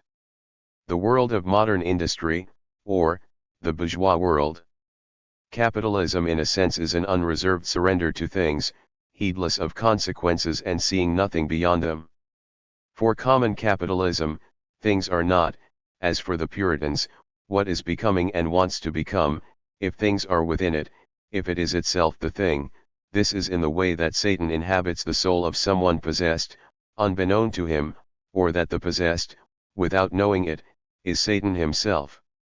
Self-denial, which in Calvinism was the affirmation of God, was an unattainable ideal in a sense. It could be the act of strong personalities, capable of imposing the values with which they identified, but exceptions always came into play. On the other hand, freedom given to things was the common possibility.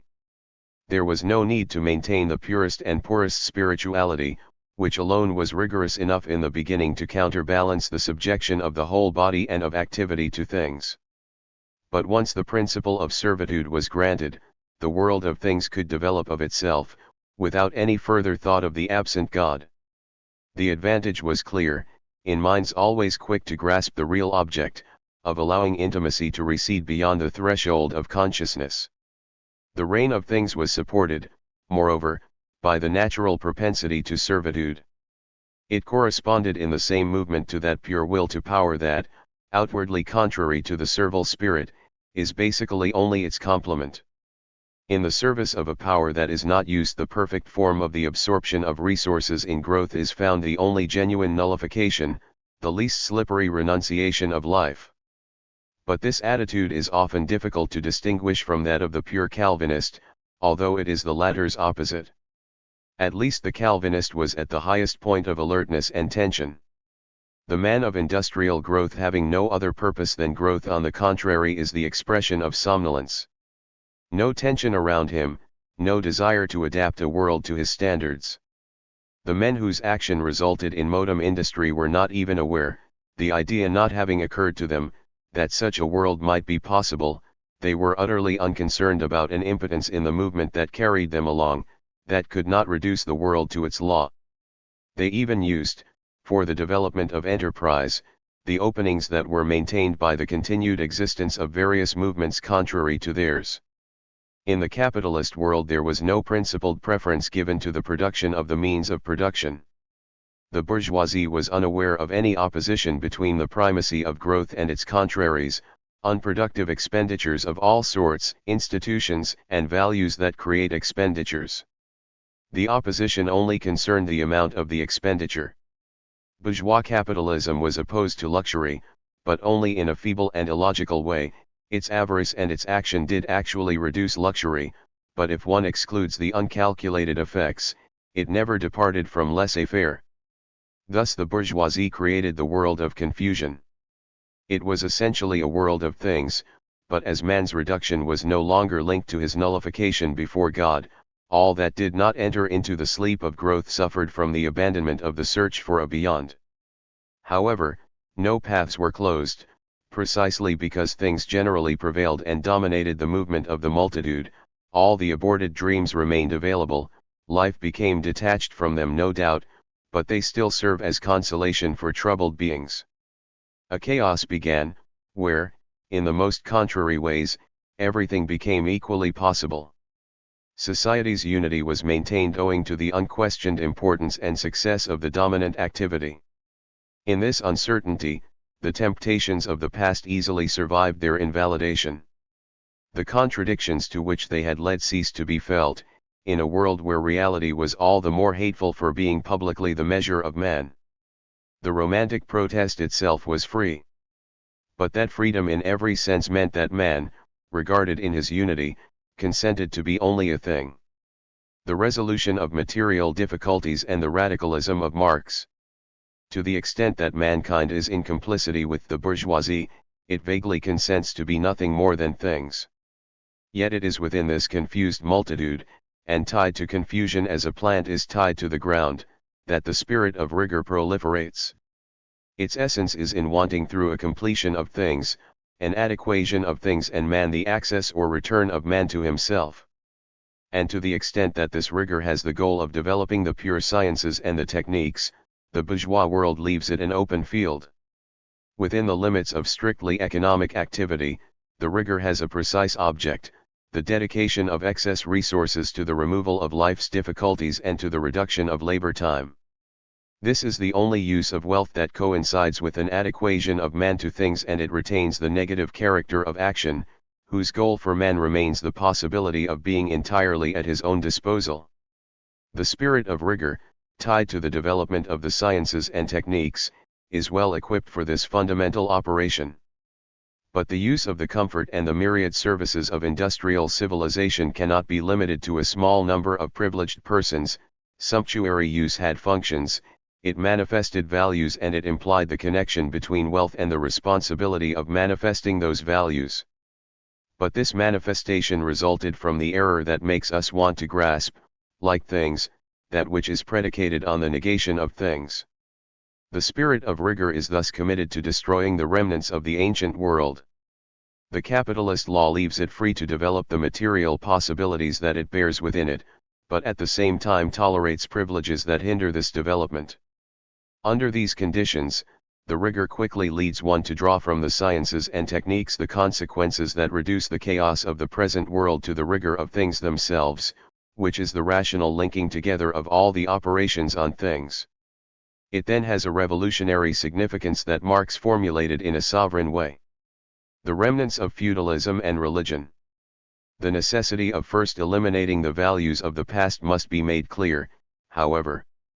In the economic system of the Middle Ages, wealth was unevenly distributed between those who manifested the accepted values, in the name of which wealth was wasted, and those who furnished the wasted labor. 14 The work of the fields or the towns thus had a servile quality with respect to the values manifested, but so did the worker with respect to the clerics and nobles. These latter claimed not to be things, but the quality of thinghood, verbal protests notwithstanding, fell squarely on the worker. This original situation has a specific consequence: one cannot expect to liberate man by going to the limit of the possibilities of thing, and nonetheless leave free, as capitalism does, those who have no other reason for being than the negation of work, which is base, in favor of more elevated activities, asserted to be the only ones capable of restoring man to himself.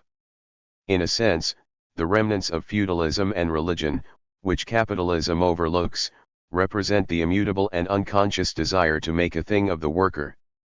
Comparatively, the worker can only be a thing if we liberate ourselves by devoting ourselves to an activity that repudiates the labor of the worker. The fulfillment of things can have a liberating effect only if the old values, tied to non-productive expenditures, are denounced and dismantled, as the Roman values were during the Reformation. Indeed, there is no doubt that man's return to himself implies first of all that the deceitful faces of the aristocracy and of religion be unmasked, for they are not really the face of man, but his appearance lent to things. Man's return to himself cannot be confused with the error of those who claim to grasp intimacy as one grasps a loaf of bread or a hammer. Communism and man's adequation to the utility of things. A radical position, to which the working class world has given its political consequences, emerges from the above. In a sense it is a strange position. It is first of all a radical affirmation of real material forces, and a no less radical negation of spiritual values. The communists always give precedence to things, as against that which dares not have their subordinate character. This attitude is based solidly on the tastes of the proletarians, who commonly lack a sense of spiritual values, who of their own accord reduce man's interest to interest pure and simple, and who see the human universe as a system of things subordinated to one another. The plow plows the field produces wheat, the wheat feeds the blacksmith, who forges the plow. This in no way excludes the higher aspirations, but these are changeable, vague, open, by contrast with those of the old type of populations, which are usually traditional and immutable. Indeed, the proletarians undertake man's liberation starting from things. They do not involve him in ambitious projects, they do not construct a rich and variegated world, modeled on the ancient mythologies or the medieval theologies. Their attention is apt to be limited to what is there, but they are not closely bound by the elevated phrases that express their feelings. In their universe there is no firm limit opposed to the general linkage of things subordinating one another. A rigorously practical politics, a brutal politics, reducing its reasons to strict reality, is still what best corresponds to their passion, a politics that reveals the intentions of a selfish group, and is all the more ruthless. A militant of this persuasion is easily reduced to a strict subordination. He readily accepts being finally reduced, by the work of liberation, to the condition of a thing, which is the case, for example, when discipline prescribes two contradictory slogans in succession. This radical attitude has a strange consequence: it gives to the bourgeois, to the exploitation which the workers want to abolish, the feeling of upholding freedom for mankind, of avoiding the reduction of individuals to things. And yet, what is involved is only an enormous effort whose aim is self-determination. In actual fact, the bourgeois cannot really forget that the freedom of their world is the freedom of confusion. In the end they are merely helpless. The immense results of working-class politics, the generalized provisional servitude that is its only sure consequence, frightens them, but they can only bemoan the situation. They no longer have a sense of their historical mission. The fact is that as a response to the ascendant movement of the communists, they cannot give rise to the least hope. Part 5. The present data. Soviet industrialization. The distress of non-communist humanity. It has always been possible to say, the moral emptiness of today's world is appalling. To some degree the fact of never being assured defines the future, just as that of having an impenetrable night ahead of one defines the present. Yet there are good reasons at present for dwelling on the distress. I am thinking not so much of the increased danger of catastrophe, more invigorating than it appears, as of the absence of faith, or rather the absence of ideas, that abandons modern thought to impotence. 30 years ago a number of conflicting speculations illuminated a future that was adapted to man. The general belief in indefinite progress made the entire planet and all time to come a domain that seemed at one's disposal without restriction. Since then the situation has greatly changed. When a crushing victory ensured the return to peace, a feeling of inferiority vis-a-vis the inevitable problems gradually seized hold of the majority. Only the communist world, the USSR and affiliated parties, was an exception, a monolith in the midst of an anguished, incoherent humanity, possessing no other unity than anguish. Far from helping to maintain a fragile optimism, this bloc, which possesses an unshakable assurance on its own behalf, is making the distress complete. A boundless hope for itself, it is at the same time a terror for those who reject its law and do not automatically concur with its principles. Marx and Engels exclaimed in 1847, "A spectre is haunting Europe, the spectre of communism." In 1949 communism ceased to be a phantom, it is a state and an army, supplemented by an organized movement and maintained in a monolithic cohesion by a negation of every form of personal interest. And Europe is not alone in being shaken, but Asia as well. Despite its military and industrial superiority, America itself is growing tense, and the indignation it expresses in the name of narrow individualism poorly conceals an exasperated fear. Today the fear of the USSR obsesses and disheartens the whole non-communist world. Nothing is resolved, sure of itself, endowed with an uncompromising will to organize, except for the USSR. Essentially, the rest of the world lines up against the latter through inertia. It willingly surrenders to the contradictions that it bears within it. It lives from day to day, blind, rich or poor, depressed, and its speech has become an impotent protest, even a groan. The intellectual positions with regard to communism. In the absence of ascendant ideas, in the absence of a hope that would unite and elevate, human thought in Western Europe and America is now situated first and foremost in relation to the doctrine and the reality of the Soviet Union. That doctrine has many proponents who make the dictatorship of the proletariat and the abolition of capitalism the preliminary conditions of a satisfied human life. The basic aim of the Soviet state is, according to the Constitution of 1918, suppressing all exploitation of man by man, abolishing forever the division of society into classes, ruthlessly suppressing all exploiters, bringing about the socialist organization of society and the triumph of socialism in all countries. The goal of first achieving socialism in one country, and the paths that the Russian Revolution has followed since 1918 have provoked the opposition of certain communist elements. But thus far only the faithful supporters of the Soviet Union, determined to remain in harmony with it and carry out the revolution in their country, have been able to derive from their opinion the force to unite the working masses. The communist dissidence has shared the sterility of the other active tendencies within the democracies. For it is informed by an aversion, a rejection, and not by a resolute hope arising from its own resolution. Moreover, the reaction of the opponents has two contrary sources.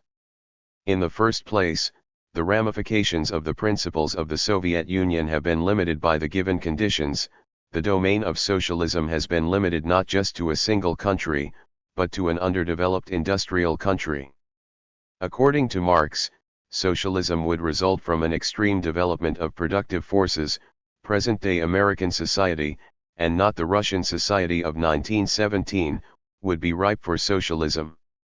Furthermore, Lenin saw in the October Revolution the beginning movement diverted of a world revolution. Later, Stalin, in opposition to Trotsky, ceased to make world revolution a precondition for the building of socialism in Russia. In any case, the Soviet Union came to accept the game it had meant to avoid. But apparently, contrary to Trotsky's optimism, there was no choice in the matter. The consequences of socialism in one country cannot be disregarded. To say nothing of material difficulties, without any connection to those a global socialism would encounter, the fact of being bound to one nation could alter the revolution, giving it a composite form difficult to decipher and deceiving in appearance. But here it is the reactionary aspect of Stalinism that provokes the opposition. From another angle, the criticism of the anti-Stalinists ties in with that of anti-communism in general. A resolute contempt for individual interest, forethought, for personal conventions and rights has characterized the Bolshevik Revolution from the start. In this regard, Stalin's policy brings out the traits of Lenin's, but does not break new ground. Bolshevik firmness opposes corrupt liberalism. Hatred of communism, so general and so strong nowadays, has its primary source in that complete negation, pushed to its extreme consequences, of individual reality. For the non-communist world in general, the individual is the ultimate end. Value and truth are referred to the solitude of a private life, deaf and blind to that which it is not. At the basis of the democratic idea of the individual, there is assuredly deception, avarice, and a negation of man as an element of destiny. The modern bourgeois appears as the poorest figure of a person that humanity has assumed, but to this person inured to the isolation and mediocrity of his life, communism offers a death leap. To be sure, the person refuses to leap, but does not become a stirring hope for that fact. The revolutionaries who concur in his anguish are embarrassed by it. But Stalinism is so radical that its communist opponents have ended up in concert with the bourgeois. This collusion, whether conscious or not, has greatly contributed to the weakness and inertia of all those who wanted to escape the rigor of Stalinist communism. Beyond simple feelings such as adherence, opposition, or hatred, the complexity of Stalinism, the indecipherable figure that the conditions of its development have given it, is apt to provoke the most confused intellectual reactions.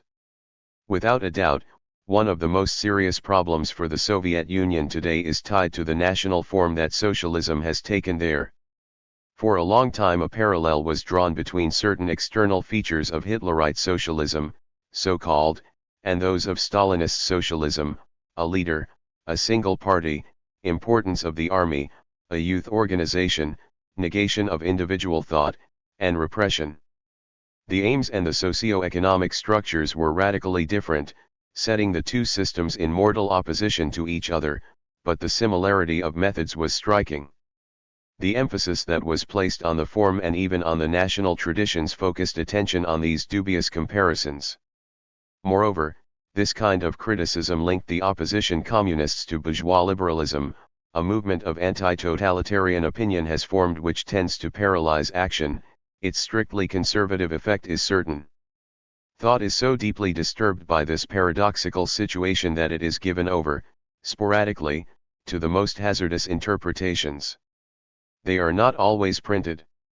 I will mention the following one, which is brilliant if not solid. It seems that Stalinism is not at all the analog of Hitlerism. On the contrary, it is not a national but rather an imperial socialism. Moreover, imperial is to be understood in a sense opposite to that of the imperialism of a nation. The word would refer to the necessity of an empire, that is, of a universal state that would put an end to the economic and military anarchy of the present age. National socialism was bound to fail, for its very principles limited its scope to one nation. There was no way to incorporate the conquered countries, no way to join the adventitious cells to the mother cell. The Soviet Union, on the contrary, is a framework in which any nation can be inserted. It could later incorporate a Chilean republic in the same way as a Ukrainian republic is already incorporated. This way of thinking is not opposed to Marxism. It is different, however, in that it gives the state the preponderant and definitive place that Hegel gave it. Man as defined by the Hegelian idea is not an individual, but the state.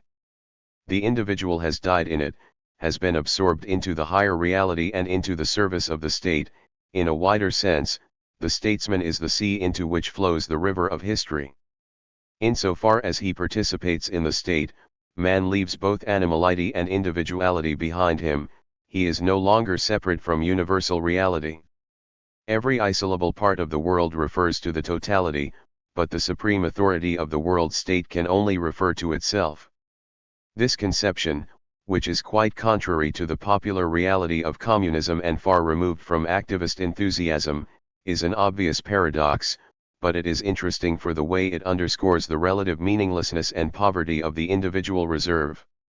One cannot miss the occasion to place the human individual in a position other than ultimate end and to liberate him by showing him a less narrow horizon.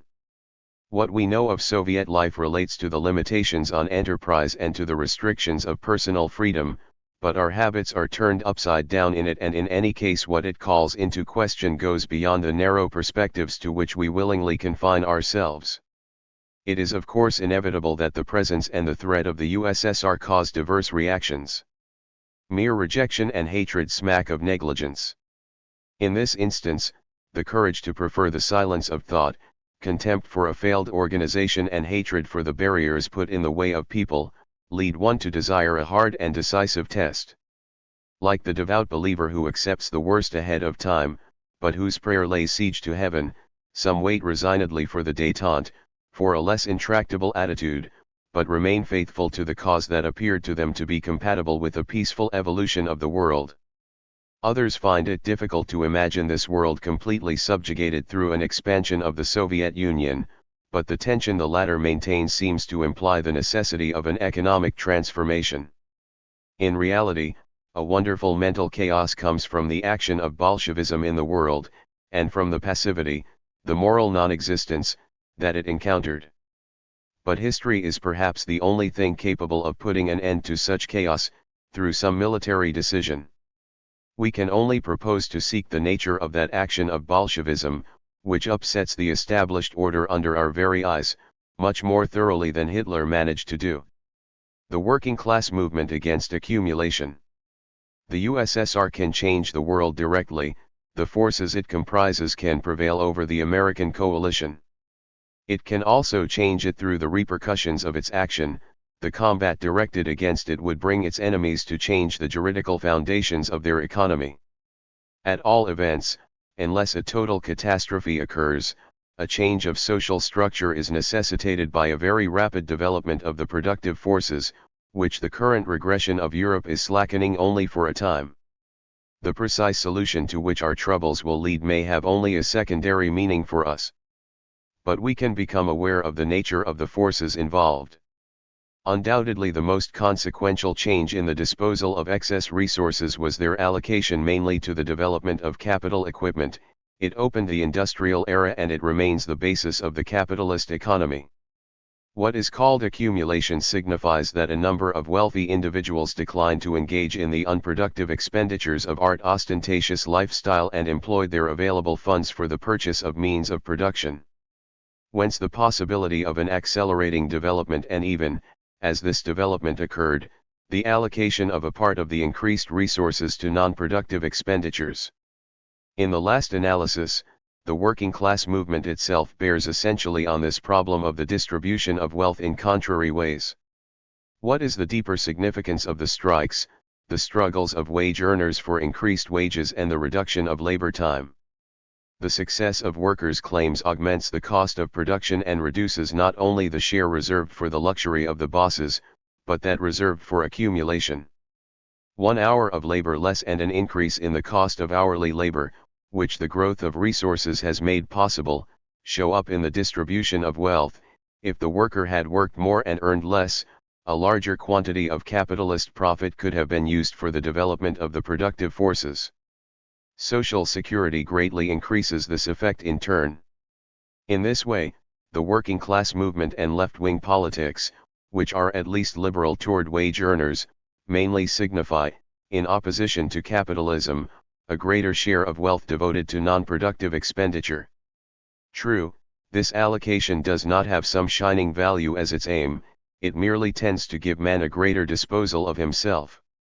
The share allotted to present satisfaction is nonetheless increased at the expense of the share allotted to the concern for an improving future.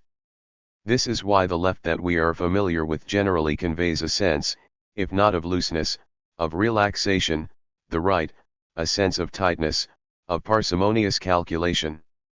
In theory the progressive parties are animated by a generous movement and a fondness for living without delay. The inability of the czars to accumulate and communist accumulation. The economic development of Russia has differed profoundly from ours and the considerations I have introduced cannot be applied to it. Even in the West, the left-wing movements did not at first have the meaning that I said. The French Revolution resulted in a reduction of the sumptuary expenditures of the court and the nobles on behalf of industrial accumulation. The Revolution of 1789 remedied the backwardness of the French bourgeoisie relative to English capitalism. It was much later, when the left no longer opposed a squandering nobility, but rather an industrial bourgeoisie, that it became generous without maintaining a great reserve. Now, the Tsarist Russia of 1917 was not very different from the France of the Ancien Regime. It was dominated by a class that was incapable of accumulating. The inexhaustible resources of a vast territory were unexploited for want of capital. It was only at the end of the 19th century that an industry of some scale developed. Moreover, the industry that did develop was overly dependent on foreign capital. In 1934, only 53% of the funds invested in this industry were Russian. And this development was so inadequate that, in almost every branch, the Russian inferiority increased yearly in relation to countries like France or Germany. We are falling further and further behind, wrote Lenin. Point 2. Under these conditions, the revolutionary struggle against the czars and landowners from the Democratic Party to the Bolsheviks for a very short time was propelled, as in a whirlpool, by the same set of complex movements that in France occupied the period from 1789 until recently. But its economic principles predetermined the direction it was to take. It could only put an end to non-productive spending and reserve the resources for equipping the country. It was bound to have a goal opposed to that aimed for naturally, in the industrialized states, by the working masses and the parties that supported them. It was necessary to reduce those non-productive expenditures for the benefit of accumulation. No doubt the reduction would affect the propertied classes, but the share that was levied in this way could not, or not primarily, be used to improve the lot of the workers. It had to be devoted above all to industrial equipment. The First World War showed from the outset, in Russia, that when the combinations of industrial forces that constitute nations increase on all sides, none of them can stay behind. The Second World War completed the demonstration.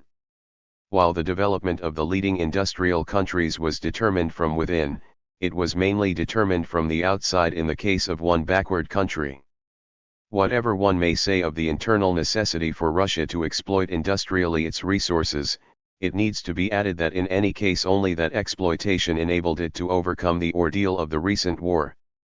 The Russia of 1917, ruled by men who lived day to day, could survive only on one condition: it must develop its potential. To do so, it called on the leadership of a class that despised ostentatious squandering. The contribution of foreign capitalism and the increasing lag in Russia's industrial development are clear indications that the Russian bourgeoisie did not have the quantitative importance nor the ascendant character that would have enabled it to prevail. Whence the paradox of a proletariat forced to impose its will inflexibly on itself, to renounce life in order to make life possible. A parsimonious bourgeois forgoes the vainest luxury, but he nevertheless enjoys well-being. By contrast, the workers' renunciation took place under conditions of destitution. No one, wrote Leroy Beaulieu, can suffer like a Russian, no one can die like a Russian. But this extreme endurance appears very different from a calculation. It seems that in no other area of Europe was man so ignorant of the rational virtues of bourgeois life. These virtues require conditions of security. A capitalist speculation requires a rigorously established order, where it is possible to see ahead of one. Long being exposed to the incursions of barbarians over vast flat expanses, haunted by the specter of hunger and cold, Russian life gave rise instead to the contrary virtues of insouciance, toughness, and living in the present. A Soviet worker's renunciation of immediate advantage for a future good demanded that trust be placed in third parties. And not only that, he must also yield to constraint. Necessary efforts had to respond to strong and immediate incentives. Originally these were given in the nature of a dangerous, poor, and immense land. They were to remain commensurate with that immensity and that poverty. The men who, at the head of the proletariat, responded without financial means to the necessity of industrializing Russia could not in any case have the calm and calculating mind that presides over the capitalist enterprise. By virtue of the revolution they had made and the country in which they were born, they belonged entirely to the world of war. Being a mixture of terror and ardor, with the military code on one side and the flag on the other, this world was generally opposed to that of industry, to the cold composition of interests. Pre-Soviet Russia had a basically agricultural economy dominated by the needs of the army, where the use of resources was more or less limited to squander and warfare. The army benefited only slightly from the industrial contribution, which is given to it unsparingly in other countries. The abrupt leap from Tsarism to communism meant that the allocation of resources to equipment could not be carried out as it was elsewhere, independently of the incentive constituted by the brutal necessity of war. Capitalist saving takes place in a sort of calm reserve, sheltered from the gales that intoxicate or terrify. Relatively speaking, the rich bourgeois is fearless and dispassionate. The Bolshevik leader on the contrary belonged, like the Tsarist proprietor, to the world of fear and passion. But, like the capitalist of the first period, he was opposed to wasteful spending.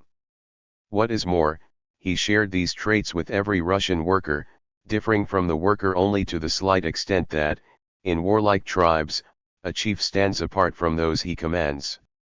On this point the moral identity, at the outset, of the Bolshevik leaders and the working class is undeniable. What is remarkable about this way of doing things is, in a certain sense, the holding of all of life under the sway of the present interest. Subsequent results are doubtless the justification for labor, but they are invoked to inspire self-sacrifice, enthusiasm and passion, and similarly, threats have the acuity of an irrational contagion of fear. This is only one part of the picture, but a part on which the emphasis is placed. Under these conditions, the disparity between the value of the labor furnished by the workers and that of the wages distributed to them can be considerable. In 1938, the production total to be reached was set at 184 billion rubles, of which 114.5 billion were reserved for the production of the means of production and only 64 billion for that of objects of consumption. For this proportion does not exactly correspond to the disparity between wages and labor, yet it is evident that the objects of consumption to be distributed, which first had to enter into the remuneration of the labor that was used to produce them, could not pay for more than a small part of the total labor. The disparity has tended to decrease since the war, but heavy industry has kept its privileged place. The man in charge of state planning, Voznesensky, admitted this on March 15, 1946. The rhythm of production of the means of production envisaged by the plan, he said, is somewhat greater than that of the production of objects of consumption. 5. The Russian economy assumed its current form as early as 1929, at the beginning of the 5-year plan. It is characterized by the allocation of nearly all the excess resources to production of the means of production. Capitalism was the first system to employ a substantial share of the available resources for that purpose, but there was nothing within it that opposed the freedom of squander. Soviet communism closed itself firmly to the principle of non-productive expenditure. It did not do away with the latter by any means, but the social transformation it brought about eliminated the most costly forms of such spending, and its incessant action tends to demand the maximum productivity from each individual, at the limit of human powers. No previous form of economy was able to reserve such a large share of the excess available resources for the increase of the productive forces, that is, for the growth of the system. In every social organization, as in every living organism, the surplus is distributed between the growth of the system and pure expenditure, of no use either to the maintenance of life or to growth. But the very nation that had almost perished from its inability to reserve a large enough share for growth, by a sudden inversion of its equilibrium reduced to a minimum the share that used to be given over to luxury and inertia, today it only lives for the limitless growth of its productive forces. We know that after having left Russia, where he was an engineer and a party member, Viktor Kravchenko published in the United States sensational memoirs in which he vehemently denounces the regime. 6 Whatever the value of Kravchenko's attacks, this description of Russian industrial activity offers a haunting vision of a world absorbed in a gigantic project. The author disputes the value of the means employed. There is no doubt that they were very harsh. Around 1937, the repression was ruthless, the deportation frequent, the results announced were sometimes only a facade for propaganda purposes, a portion of the wasted labor was due to disorder, and the control of a police that saw sabotage and opposition everywhere tended to demoralize the leadership and hinder production. These failings are well known from other sources, we are only uninformed of their importance, and there is no sufficiently reliable testimony that gives precise details. But Kravchenko's accusations cannot be cited against the substance of his testimony. An immense machinery was assembled in which individual will was minimized with a view to the greatest output. No room was left for whimsy. The worker in this machinery received a labor passbook, and from that moment onward he could not move from one town or factory to another. A worker 20 minutes late could be sentenced to forced labor. An industrial manager, or military leader, could be sent without argument to some forsaken place in Siberia. The very example of Kravchenko reveals the essence of a world in which the only possibility is labor, the construction of a gigantic industry for the benefit of a future time. In such a world, passion, be it happy or sad, is only a brief episode, leaving few traces in memory. Political despair and the necessity of silence complete the picture. In the end, all of one's waking hours are dedicated to the fever of work. On every side, amid the grinding of teeth and the songs, the heavy silence or the noise of the speeches, the poverty and the exaltation, day after day an enormous labor force, which the Tsars left powerless, constructs the edifice in which the usable wealth accumulates and multiplies. The collectivization of lands. This same reductive effort was brought to bear on the countryside. However, the collectivization of lands is in theory the most questionable part of the changes in economic structure. There is no doubt that it cost dearly, indeed, it is regarded as the crudest moment of an endeavor that was never mild. But if one judges this development of Russian resources in a general way, one risks forgetting the conditions in which it was begun and the necessity that compelled it. One fails to understand the urgency of a liquidation that did not target rich landowners, but rather the class of kulaks, whose standard of living was scarcely higher than that of poor peasants. It would have been wise, it seems, not to upset agriculture just as an industrial task was being undertaken that demanded the mobilization of every resource. It is difficult to judge from so far away, but the following explanation cannot be dismissed without good reason. At the start of the first 5-year plan, it was necessary to provide for real compensation for the agricultural products that the workers would consume. Since the plan had to neglect light industry for heavy industry from the beginning, it was hard to envisage supplying the small objects needed by the farmers on a substantial scale.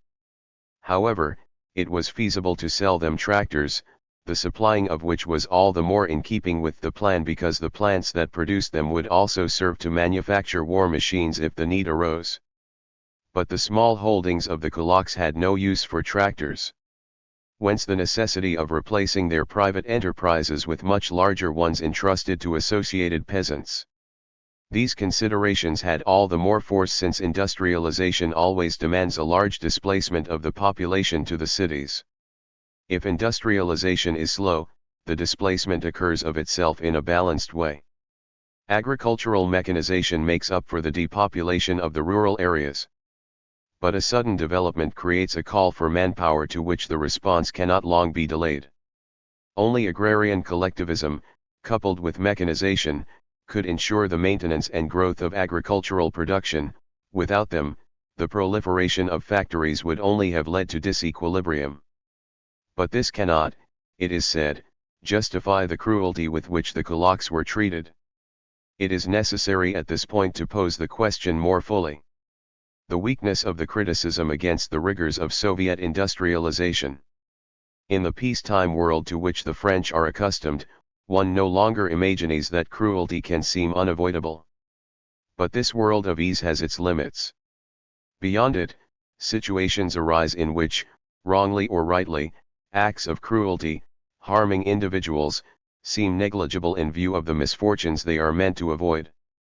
If one considers in isolation the advantage that a manufacture of tractors has over that of simple implements, it is difficult to understand the executions and deportations whose victims are estimated by some to be in the millions. But one immediate interest can be the corollary of another whose vital character cannot be denied. Today it is easy to see that the Soviets organizing production were replying in advance to a question of life and death.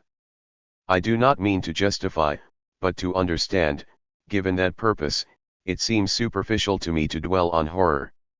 It is easy to affirm for the simple reason that the repression was terrible and that one hates terror that gentleness would have succeeded better. Kravchenko argues this in a haphazard fashion. He also says, without due consideration, that the leadership would have prepared more effectively for war using more humane methods. What Stalin obtained from the workers and peasants went against many particular interests and even, in a general way, against the immediate interest of each person. If my meaning is clear, one will not imagine that a unanimous population yielded without resistance to such a harsh renunciation. Kravchenko could only uphold his criticisms by demonstrating the failure of industrialization more concretely.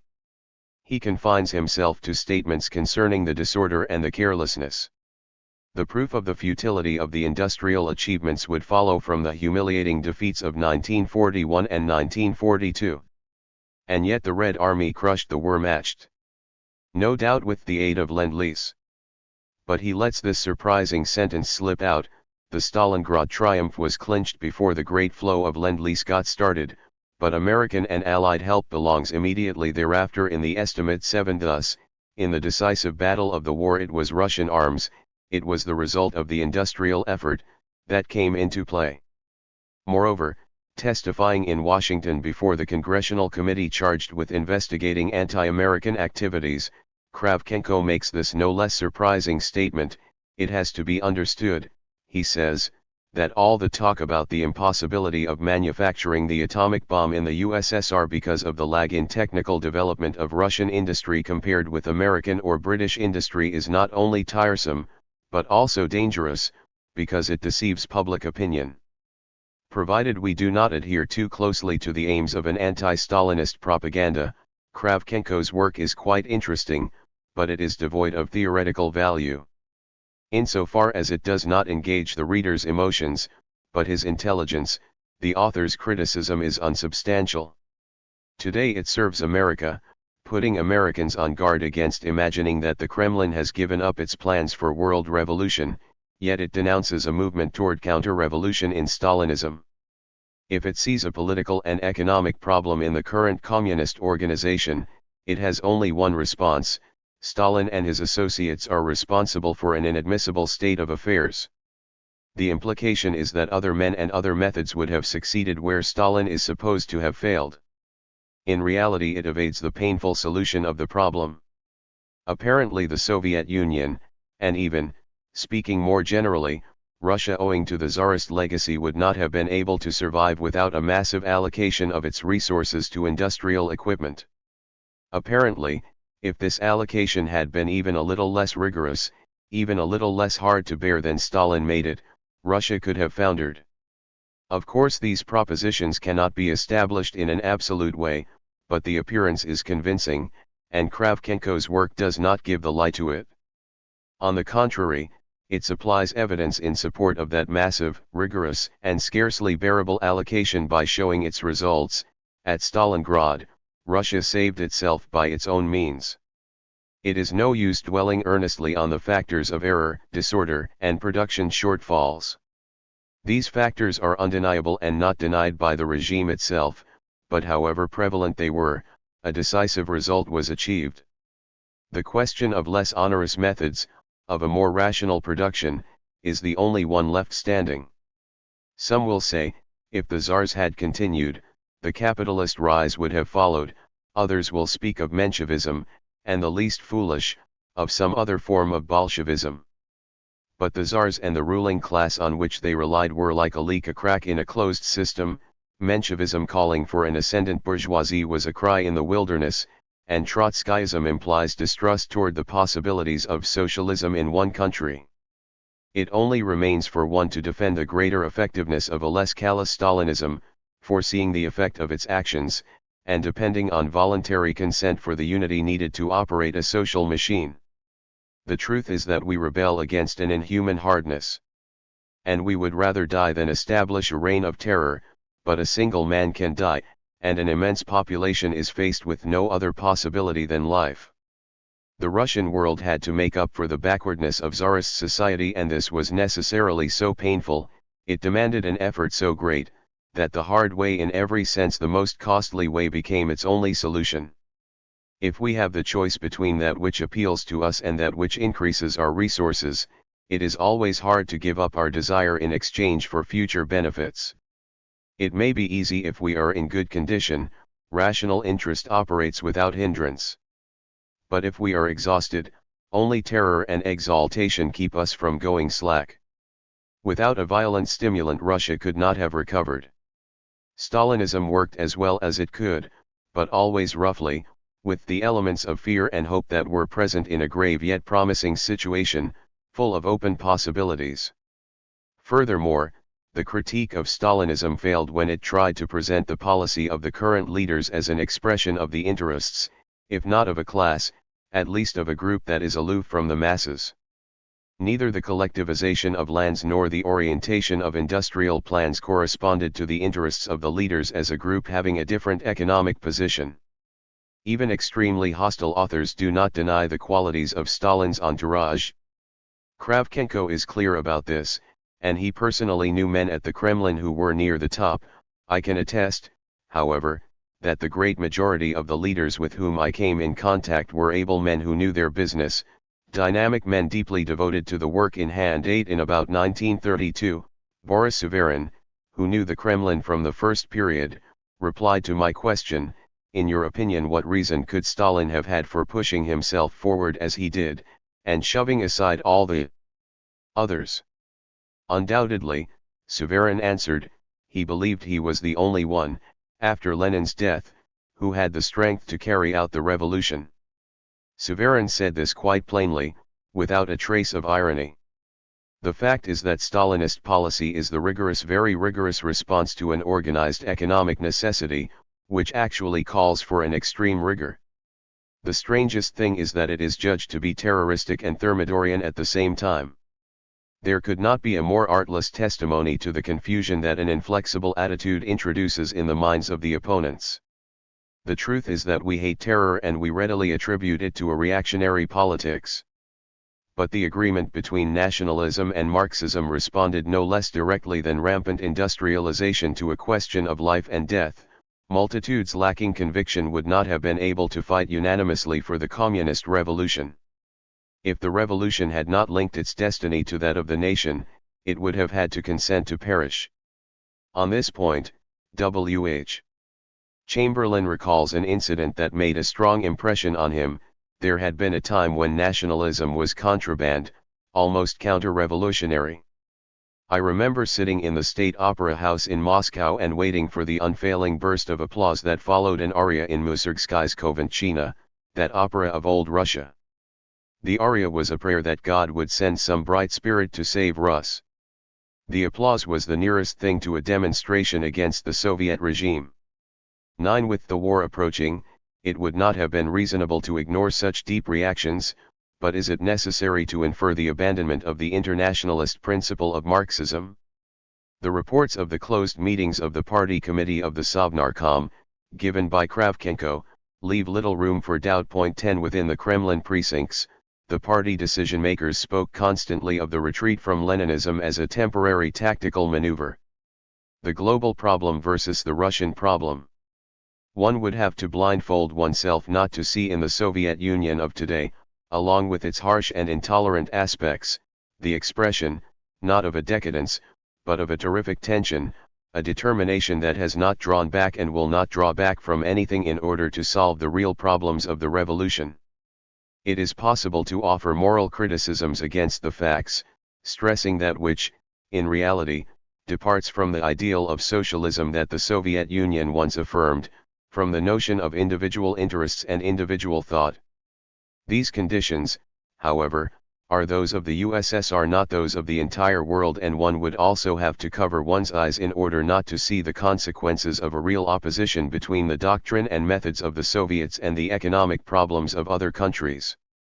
In a fundamental way, the current system of the USSR, being geared to producing the means of production, runs counter to the workers' movements of other countries, the effect of which tends to reduce the production of capital equipment, increasing that of objects of consumption. But, at least on the whole, these workers' movements are responding to the economic necessity that conditions them, just as the Soviet apparatus is responding to its own. The world economic situation is in fact dominated by the development of American industry, that is, by an abundance of the means of production and of the means for increasing them. The United States even has, in theory, the capacity to eventually place the industries of its allies in conditions approximating its own. Thus, in the old industrial nations, the economic problem is becoming a problem not of outlets, but of consumption of profits without compensation. It is doubtful that the juridical basis of production can be maintained. In any case, the present world calls for rapid changes on all sides. Never before was the earth animated by anything like this multiplicity of vertiginous movements. Of course, neither did the horizon ever appear to threaten such great and sudden catastrophes. Should it be said? If they come to pass, only the methods of the USSR would, in a wondrous silence of the individual voice, be equal to a ruined immensity. But, without manifesting more fear, since death soon puts an end to intolerable suffering, it is time to come back to this world and to take note of its increased possibilities.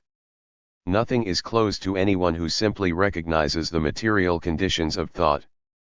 On all sides and in every way, the world invites man to change it.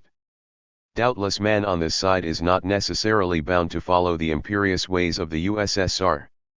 For the most part, he is exhausting himself in the sterility of a fearful anti-communism. But if he has his own problems to solve, he has more important things to do than blindly to anathematize, than to complain of a distress caused by his manifold contradictions. Let him try to understand, or better, let him admire the cruel energy of those who broke the Russian ground, he will be closer to the tasks that await him. For, on all sides and in every way, a world in motion wants to be changed. The Marshall Plan. The threat of war. Apart from the communist enterprise and doctrine, the human mind accepts uncertainty and is satisfied with short-sightedness. Outside the Soviet world, there is nothing that has the value of an ascendant movement, nothing advances with any vigor. There persists a powerless dissonance of moans, of things already heard, of bold testimony to resolute incomprehension. This disorder is more favorable no doubt to the birth of an authentic self-consciousness than is its opposite, and one might even say that without this powerlessness and without the tension that is maintained by communism's aggressiveness, consciousness would not be free, would not be alert. In truth, the situation is painful and certainly of a nature to bring individuals out of their apathy. A schism, a complete rift, divides not just minds, but the mind in general, for between the parties in question everything is originally in common. The division and the hatred are none the less complete, and what they portend, it appears, is war, an inexpiable war, ineluctably the crudest and most costly in history. Moreover, reflection at the threshold of war is subject to singular conditions. Indeed, however one manages it, one cannot imagine assuming it takes place pursuing it beyond a conflagration. What would be the meaning, in the event of a Russian victory, of a world generally ruined, where the United States, far from assisting other countries, would be more completely devastated than Germany today? The USSR would then also be ravaged, and the Marxism that would be established in the world would bear no resemblance to the one demanded by the development of productive forces. What would be the meaning of a destruction of capitalism that would be at the same time the destruction of capitalism's achievements? Obviously it would be the crudest possible denial of Marx's lucidity. The humanity that would have destroyed the work of the Industrial Revolution would be the poorest of all time. The memory of the recent wealth would finish the job of making that humanity unbearable. Lenin defines socialism as the Soviets, plus electrification. As a matter of fact, socialism does not just require the power of the people, but wealth as well. And no reasonable person can imagine it based on a world in which shanty towns would take the place of the civilization symbolized by the names of New York and London. That civilization is perhaps detestable, it sometimes seems to be only a bad dream, and there is no question that it generates the boredom and irritation that favor a slide toward catastrophe. But no one can reasonably consider something that only has the attraction of unreason in its favor. Of course, one still has the option of imagining a victory of the United States over Russia that would not devastate the world so completely. But the schism would not be reduced for the fact that the victory was won at little cost to the victor. Apparently world dominion would then belong to the single holder of the decisive weapons, but in the way that the victim belongs to the executioner. This executioner's burden is so unenviable, the awareness that such a bloody solution would certainly poison social life is so strong. There does not exist, on the American side, any substantial opinion in favor of war in the near future. Hence it is clear, or at least probable, that time is on the side of Russia. The possibility of a non-military competition between methods of production. If one envisages, on the one hand, the silence of communism universally imposed by concentration camps, and, on the other, freedom exterminating the communists, there can be no remaining doubt, the situation could hardly be better for an awakening of the mind. But while it is the result of menace, and though it was once linked to the feeling of a useless effort, of the game already lost, the alert consciousness cannot in any way surrender to anguish, it is dominated rather by the assurance of the moment. But, up to the last, it will not be able to give up the tranquil pursuit of good fortune. It will give up only in the happy event of death.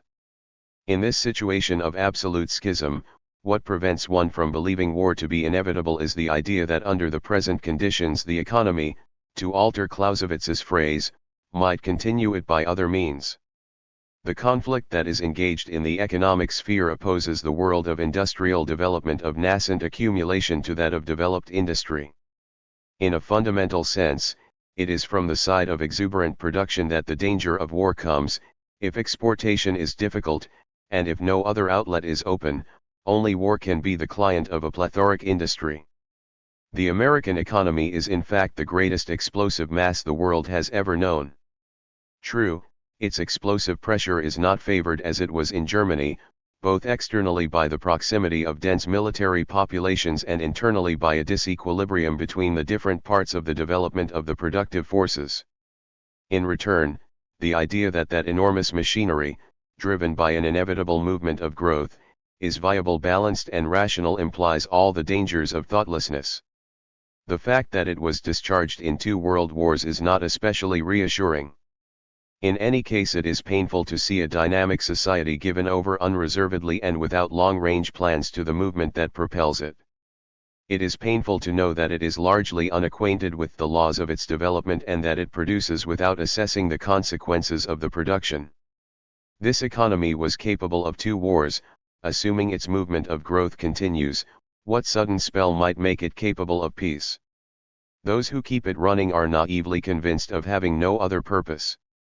But should they not be asked whether they are not unconsciously pursuing the opposite of what their consciousness admits? The Americans are used to seeing others start wars, and experience has shown them the advantage of waiting. To this pessimistic way of looking at things, however, it is necessary to oppose a clear view, based on the idea of a vast project whose realization has begun. While it is true that it is hard to imagine the United States prospering for long without the aid of a hecatomb of riches, in the form of airplanes, bombs, and other military equipment, one can conceive of an equivalent hecatomb devoted to non-lethal works. In other words, if war is necessary to the American economy, it does not follow that war has to hold to the traditional form. Indeed, one easily imagines, coming from across the Atlantic, a resolute movement refusing to follow the routine. A conflict is not necessarily military. One can envisage a vast economic competition, which, for the competitor with the initiative, would cost sacrifices comparable to those of war, and which, from a budget of the same scale as war budgets, would involve expenditures that would not be compensated by any hope of capitalist profit. What I have said concerning the inertia of the Western world requires at least this one qualification: there does not exist in that world either a political current or an intellectual movement that reacts, but there is a specific determination that is responding to the Soviet pressure. The Marshall Plan is an isolated reaction, to be sure. It is the only undertaking that results from a systematic view opposing the Kremlin's will to world domination. The Marshall Plan succeeds in giving a clear focus to the current conflict. It is not essentially the struggle of 2 military powers for hegemony, it is the struggle of 2 economic methods. The Marshall Plan offers an organization of surplus against the accumulation of the Stalin plans. This does not necessarily imply armed struggle, which cannot lead to a real decision. If the opposed forces are different in nature economically, they must enter into competition on the plane of economic organization. This is what the Marshall Plan accomplishes, it would seem, as the West's only reaction to the movement of the Soviets in the world. One of the most original French economists, Francis Peroux, sees the Marshall Plan as a historical event of exceptional importance. 11 In his judgment, the Marshall Plan begins the greatest economic experiment on an international scale that has ever been attempted. And its consequences, on the global scale, are bound to go far beyond the boldest and most promising structural reforms advocated by the various workers' parties on the national level. Moreover, it would constitute a veritable revolution, indeed, the revolution that matters in this season of history. In fact, the revolutionary transformation it initiates changes the customary relations between nations. For there is more revolutionary spirit in averting the struggles of nations than in preparing for them in the name of class struggle. Thus, From the day that General Marshall's undertaking would be crowned with a beginning of success, it would eclipse, in its benefits, the most thoroughgoing and least unsuccessful of the social revolutions. This opinion is based on specific considerations. The Marshall Plan is intended to remedy the balance of payments deficit of the European nations vis-à-vis the United States. As a matter of fact, the deficit is old. The exportation surplus characterizes the inveterate behavior of the balance of payments of the United States. From 1919 to 1935 it rose to a total of $30,450 million. But for the most part it was offset by gold payments, and the remainder was covered by a proven credit, pegged to the calculable interest. These resources are no longer available. Europe's poverty has given a very urgent character to the need for American products, and the latter's importation necessarily leads to an increased deficit, but there is no means of compensating for it. Not only gold and credit, but European holdings in the United States have dissipated. Tourism is just beginning to revive, and the partial destruction of the European merchant fleet has resulted in increased spending in dollars. Further, the disappearance of an intense trade with such areas as Southeast Asia, whose shipments to the United States were sizable, deprives Europe of one of the means it had of mitigating its excess of American imports. As a result, the logic of commercial activity, which subordinates delivery to the profit of the supplier, would have made it impossible for a ruined Europe to return to a viable political economy. But what would have been the sense of so great a disequilibrium in today's world? The United States was confronted with this problem. It was necessary either to adhere blindly to the principle of profit, but bear the consequences of an intolerable situation, or to give up the rule on which the capitalist world is based.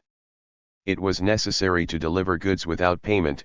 It was necessary to give away the product of labor.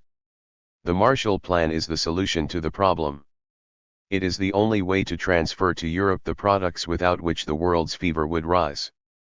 François Perroux may be right to stress its importance. In the full sense of the word, it is perhaps not a revolution. But to say that the revolutionary significance of the Marshall Plan is doubtful would in any case be an imprecise remark. One can more simply ask whether it has the technical meaning, and the far-reaching political significance, that the author assigns to it. In developing this work, he does not take account of the plan's integration into the political game that opposes America and the USSR throughout the world. He confines himself to considering the quite new economic principles that it brings into the relations between nations. He does not consider the evolution of these relations due to the real, political implementation of the plan, nor the effects of this evolution on the international situation. I will return to a question that the author has deliberately left open. But it is first necessary to show the interest of his technical analysis. The opposition between general operations and classical economy. François Perroux starts from the Bretton Woods agreements and from their failure. He has no trouble showing that at Bretton Woods nothing of importance was considered that was not consistent with the rules of classical economy.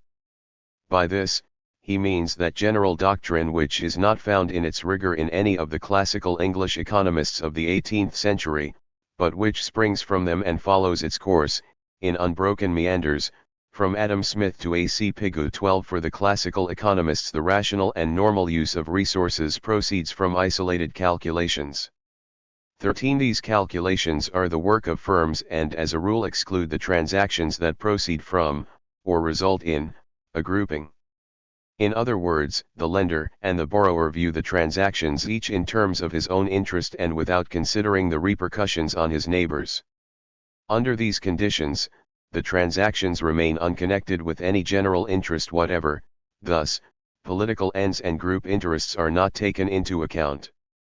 The only things worth considering are the costs, the yield, and the risks. There is in fact no other law than the profit of the isolated entities, of the firms involved in the transactions.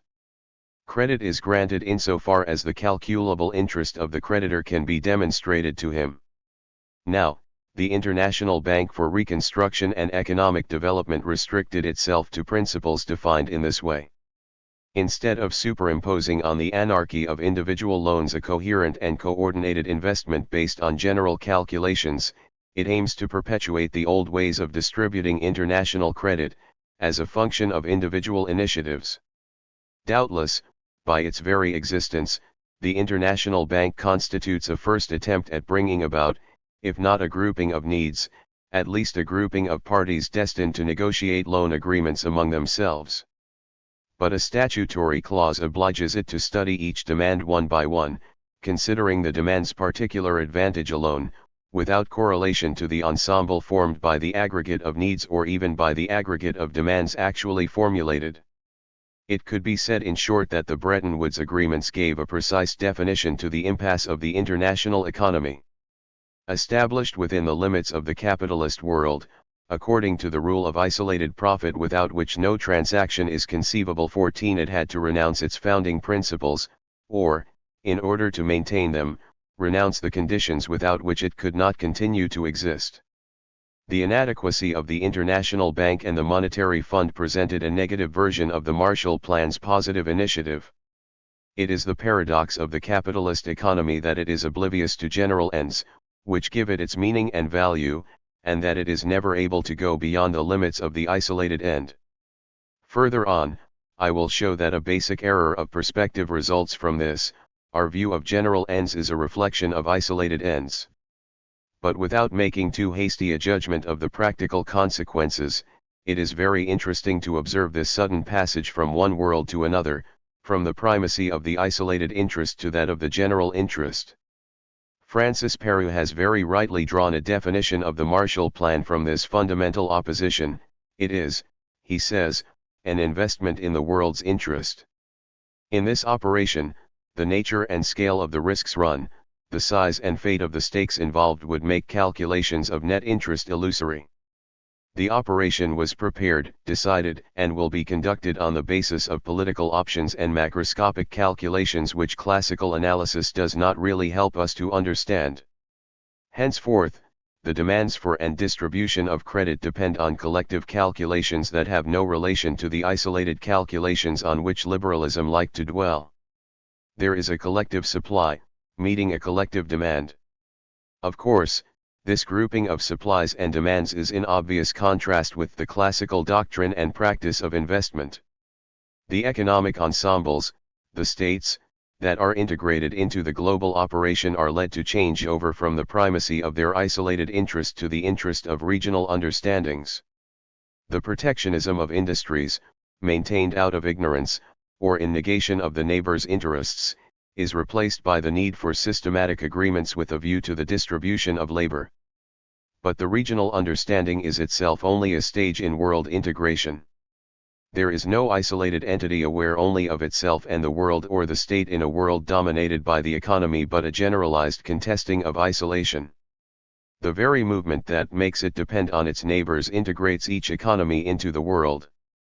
Under these conditions, the distribution of credit has ceased to be a profession and has become a function. One might say more precisely that mankind considered in general would use credit for ends it would decide on without any longer having to serve the interest of that credit, without having to stay within the limits defined by the creditor's interest. Mankind embodied in a manager, an administrator of the ECA would share the investment through constant negotiations, according to a basic law that is the negation of the rule of profit. The old expression of this new law is familiar.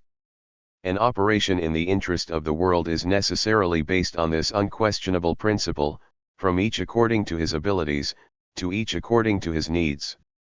From the general interest according to François Peru to the perspective of general economy. However bizarre and out of place communism's basic formula may be in this connection, for the Marshall Plan a logical investment in the world's interest, or even a failed attempt at such an ideal operation, no other formula will do.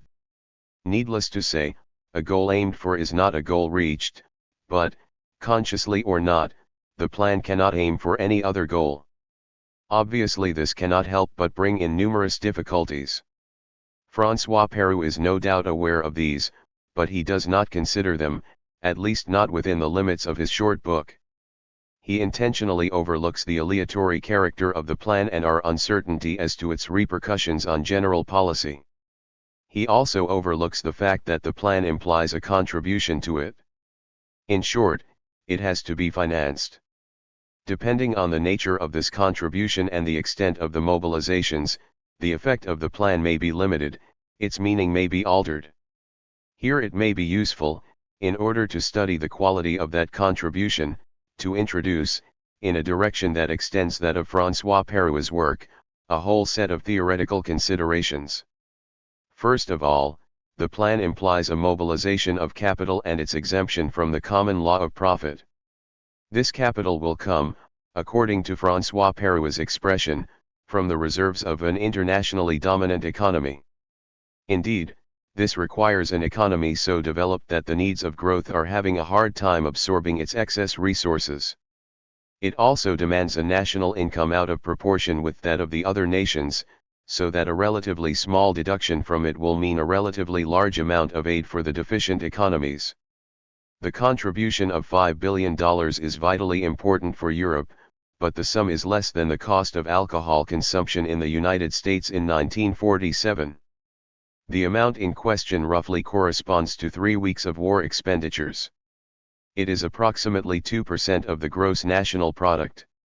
Without the Marshall Plan, this 2% could have gone in part to increase non-productive consumption, but since it is chiefly a matter of durable goods, in theory it would have been used for the growth of the American forces of production, that is, for increasing the wealth of the United States.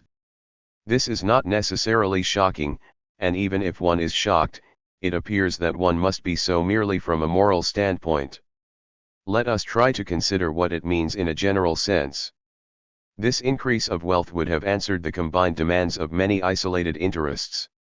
Returning to the viewpoint of general economy, beyond the general operations considered by Francis Péru, isolated interest means precisely this, that each isolated entity on Earth, in all of living nature, tends to grow and theoretically can do so.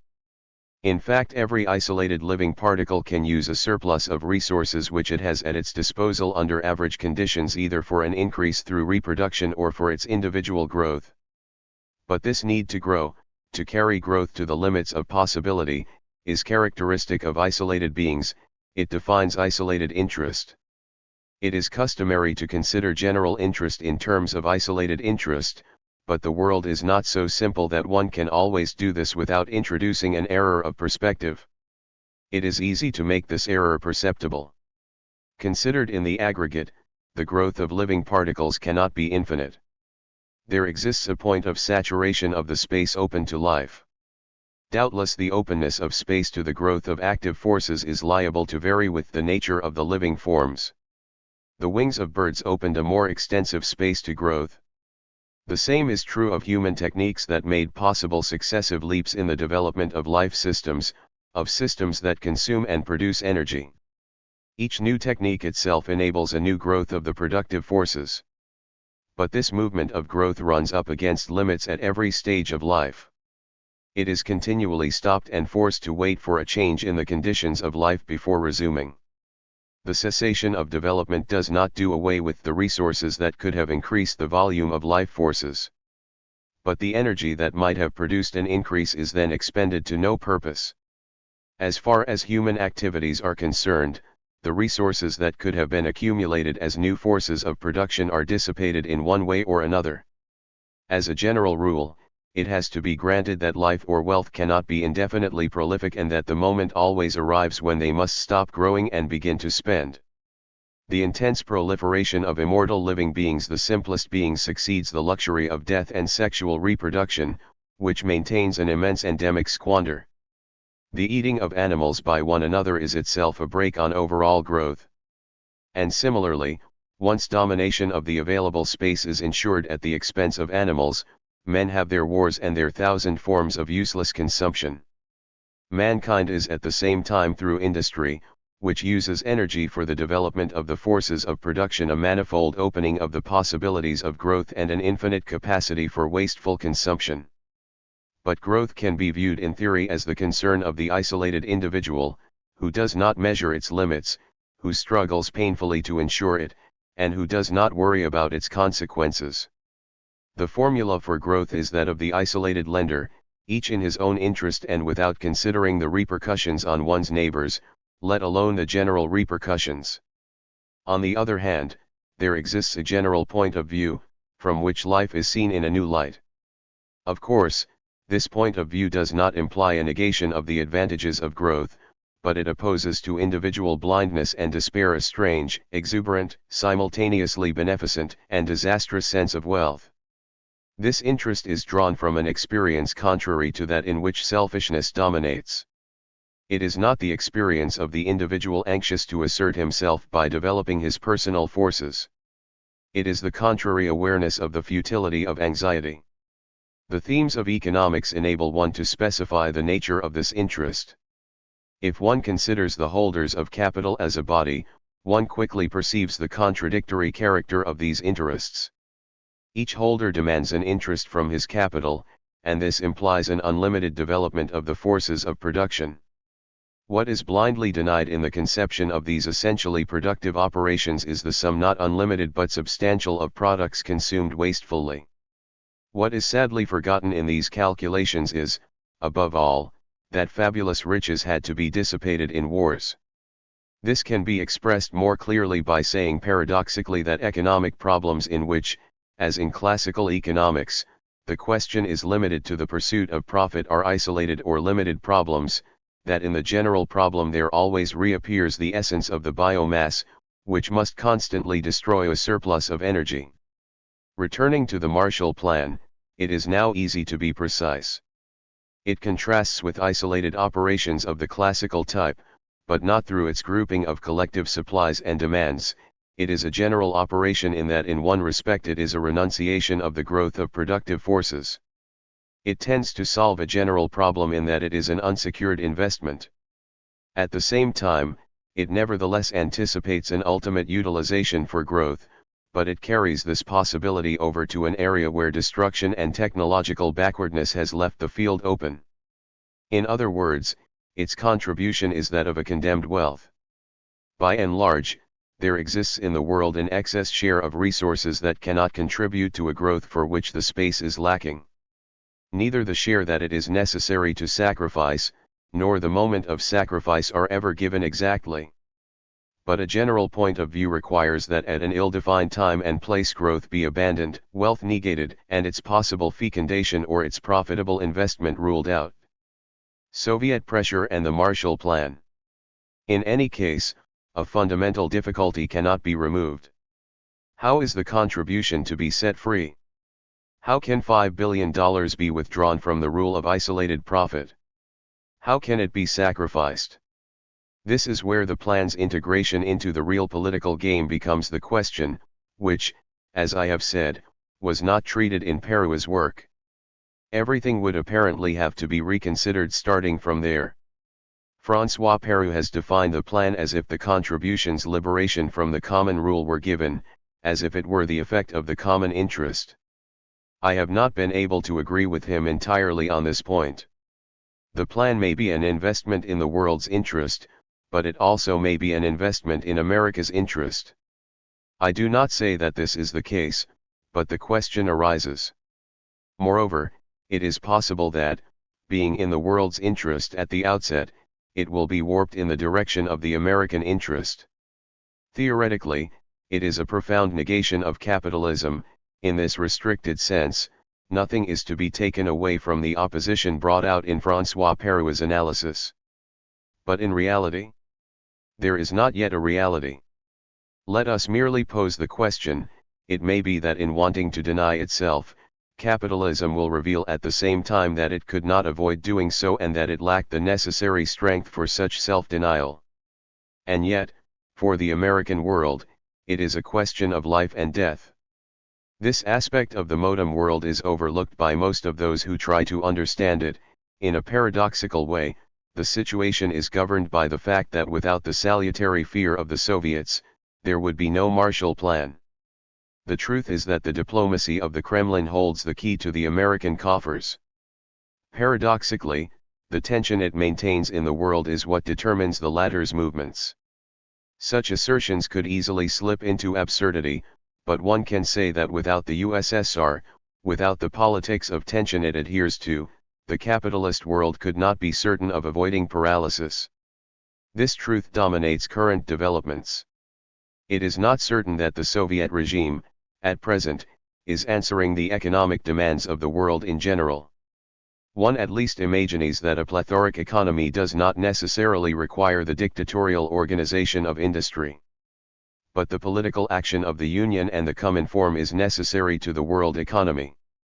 Here the action is the consequence not only of a difference in superstructures, but also a difference in economic levels. In other words, the political regime in one place, the Russian world, expresses the inequality of resources by an aggressive agitation, an extreme tension of the class struggle. It goes without saying that this tension is favorable to a less unequal distribution of resources, to a circulation of wealth that the increasing unevenness of levels paralyzed. The Marshall Plan is the consequence of a working class agitation that it tries to remedy with the rise in the Western standard of living. The communist opposition to the Marshall Plan itself prolongs the initial setting in motion of the plan. It tends to impede the plan's implementation, but contrary to appearances, it accentuates the very movement it combats. It accentuates and controls it. In theory, aid to Europe introduces the possibility, indeed the necessity, of an American intervention, but the Soviet opposition makes any irregularity or excess difficult, reducing the risk that the intervention might turn into a conquest. True, Soviet sabotage could diminish the effects of the plan. But on the other hand it increases the feeling of necessity, if not of distress, that ensures a less hesitant implementation. One cannot overemphasize the importance of these movements of repercussion. They go in the direction of a profound transformation of the economy. It is not certain that their results will suffice, but these paradoxical exchanges prove that the world's contradictions will not necessarily be resolved by war. In a general way, whether socialist or communist, the working class agitation is actually conducive to a peaceful evolution without revolution of the economic institutions. A primary error is in thinking that a moderate, reformist agitation would ensure this evolution by itself. If the agitation that is due to the communist, revolutionary initiative did not take a threatening turn, there would be no more evolution. But one would be wrong to imagine that the only successful effect of communism would be the seizure of power. Even in prison, the communists would continue to change the world. By itself, an effect such as the Marshall Plan is considerable, but it should not be seen as a limit. The economic competition resulting from subversive action could easily entail, beyond changes in the distribution of wealth, a deeper change in structures, where only the threat of war can still change the world. From the outset, the Marshall Plan tends toward a raising of the standard of living worldwide. But under capitalist conditions the raising of the standard of living is not a sufficient relief from the continual growth of the productive forces. The Marshall Plan is also, from the start, a means external to capitalism of raising the standard of living. Thus a shift begins toward a structure less different from that of the USSR, toward a relatively state-controlled economy, the only type possible where, the growth of productive forces being curbed, capitalist accumulation, and consequently profit, would no longer have a sufficient margin. Moreover, the form of aid to Europe is not the only indicator of a development that is generally favored by working-class agitation. The United States is struggling with insoluble contradictions. It defends free enterprise, but it thereby increases the importance of the state. It is only advancing, as slowly as it can, toward a point where the USSR rushed headlong. The solving of social problems no longer depends on street uprisings, and we are far from the time when expanding populations, short of economic resources, were constrained to invade the wealthiest regions. Hence the consequences of politics apart from wars are of utmost interest. We cannot be sure that they will save us from disaster, but they are our only chance. We cannot deny that war often precipitated the development of societies, aside from the Soviet Union itself, our least rigid social relations, and our nationalized industries and services, are the result of two wars that shook Europe. It is even true that we come out of the last war with an increased population, living standards themselves are still improving overall. Nevertheless, it is hard to see what a third war would bring us, other than the irremediable reduction of the globe to the condition of Germany in 1945. Henceforth we need to think in terms of a peaceful evolution without which the destruction of capitalism would be at the same time the destruction of the works of capitalism, the cessation of economic development, and the dissipation of the socialist dream. We must now expect from the threat of war that which yesterday it would have been callous but correct to expect from war. This is not reassuring, but the choice is not given. Dynamic peace. We only need to bring a clear principle into political judgments. If the threat of war causes the United States to commit the major part of the excess to military manufactures, it will be useless to still speak of a peaceful evolution. In actual fact, war is bound to occur. Mankind will move peacefully toward a general resolution of its problems only if this threat causes the US to assign a large share of the excess deliberately and without return to raising the global standard of living, economic activity, thus giving the surplus energy produced an outlet other than war. It is no longer a matter of saying that the lack of disarmament means war, but American policy hesitates between two paths: either rearm Europe with the help of a new Lend-Lease, or use, at least partially, the Marshall Plan for equipping it militarily. Disarmament under the present conditions is a propaganda theme, by no means is it a way out. But if the Americans abandon the specific character of the Marshall Plan, the idea of using a large share of the surplus for non-military ends, this surplus will explode exactly where they will have decided it would. At the moment of explosion it will be possible to say that the policy of the Soviets made the disaster inevitable. The consolation will be not only absurd but false as well. It needs to be stated, here and now, that, on the contrary, to leave war as the only outlet for the excess of forces produced is to accept responsibility for that result. It is true that the USSR is putting America through a difficult trial. But what would this world be like if the USSR were not there to wake it up, test it and force it to change? I have presented the inescapable consequences of a precipitous armament, but this in no way argues for a disarmament, the very idea of which is unreal. A disarmament is so far from being a possibility that one cannot even imagine the effects it would have. To suggest that this world be given a rest is fatuous in the extreme. Rest and sleep could only be, at best, a preliminary to war. Only a dynamic peace 15 answers a crying need for change. It is the only formula that can be opposed to the revolutionary determination of the Soviets. And dynamic peace assumes that their resolute determination will maintain the threat of war. It means the arming of opposite camps. Mankind's accomplishment linked to that of the American economy. That said, it stands to reason that only a success of the American methods implies a peaceful evolution. It is to Albert Camus's great credit that he so clearly demonstrated the impossibility of a revolution without war, at least a classic revolution. But it is not necessary to see an inhuman will embodied in the USSR or the work of evil in the politics of the Kremlin. It is cruel to desire the continuation of a regime relying on a secret police, the muzzling of thought and numerous concentration camps. But there would be no Soviet camps in this world if an immense movement of human masses had not responded to a pressing need. It would be useless in any case to pretend to self-consciousness without perceiving the meaning, the truth, and the crucial value of the tension maintained in the world by the USSR. Anyone who lets himself be blinded by passion, so that he sees only excess in the USSR, commits himself to an equivalent excess in the sense of blindness. He gives up his claim to the complete lucidity through which man has the chance to be, finally, a self-consciousness. To be sure, self-consciousness is also ruled out within the limits of the Soviet sphere. Moreover, it cannot bind itself to anything that is already given. It implies, under the threat of war, a rapid change and the success of the world's dominant power. 16. On the other hand, it is already involved in a subsequent choice of the American democracy, and it cannot help but call for the latter's success without war. The national point of view is irrelevant. 17. Consciousness of the ultimate end of wealth and self-consciousness. Doubtless it is paradoxical to tie a truth so intimate as that of self-consciousness to these completely external determinations. Yet it is easy to perceive the deep meaning of these determinations and of this entire book if one returns to the essential without further delay. In the first place, the paradox is carried to an extreme owing to the fact that politics considered in terms of the dominant international economy only aims at an improvement of the global standard of living.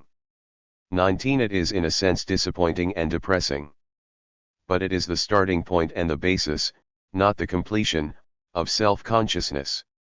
This needs to be presented in a rather precise way.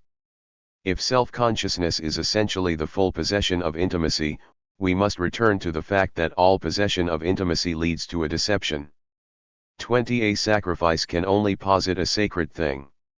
The sacred thing externalizes intimacy, it makes visible on the outside that which is really within. This is why self-consciousness demands finally that, in connection with intimacy, nothing further can occur.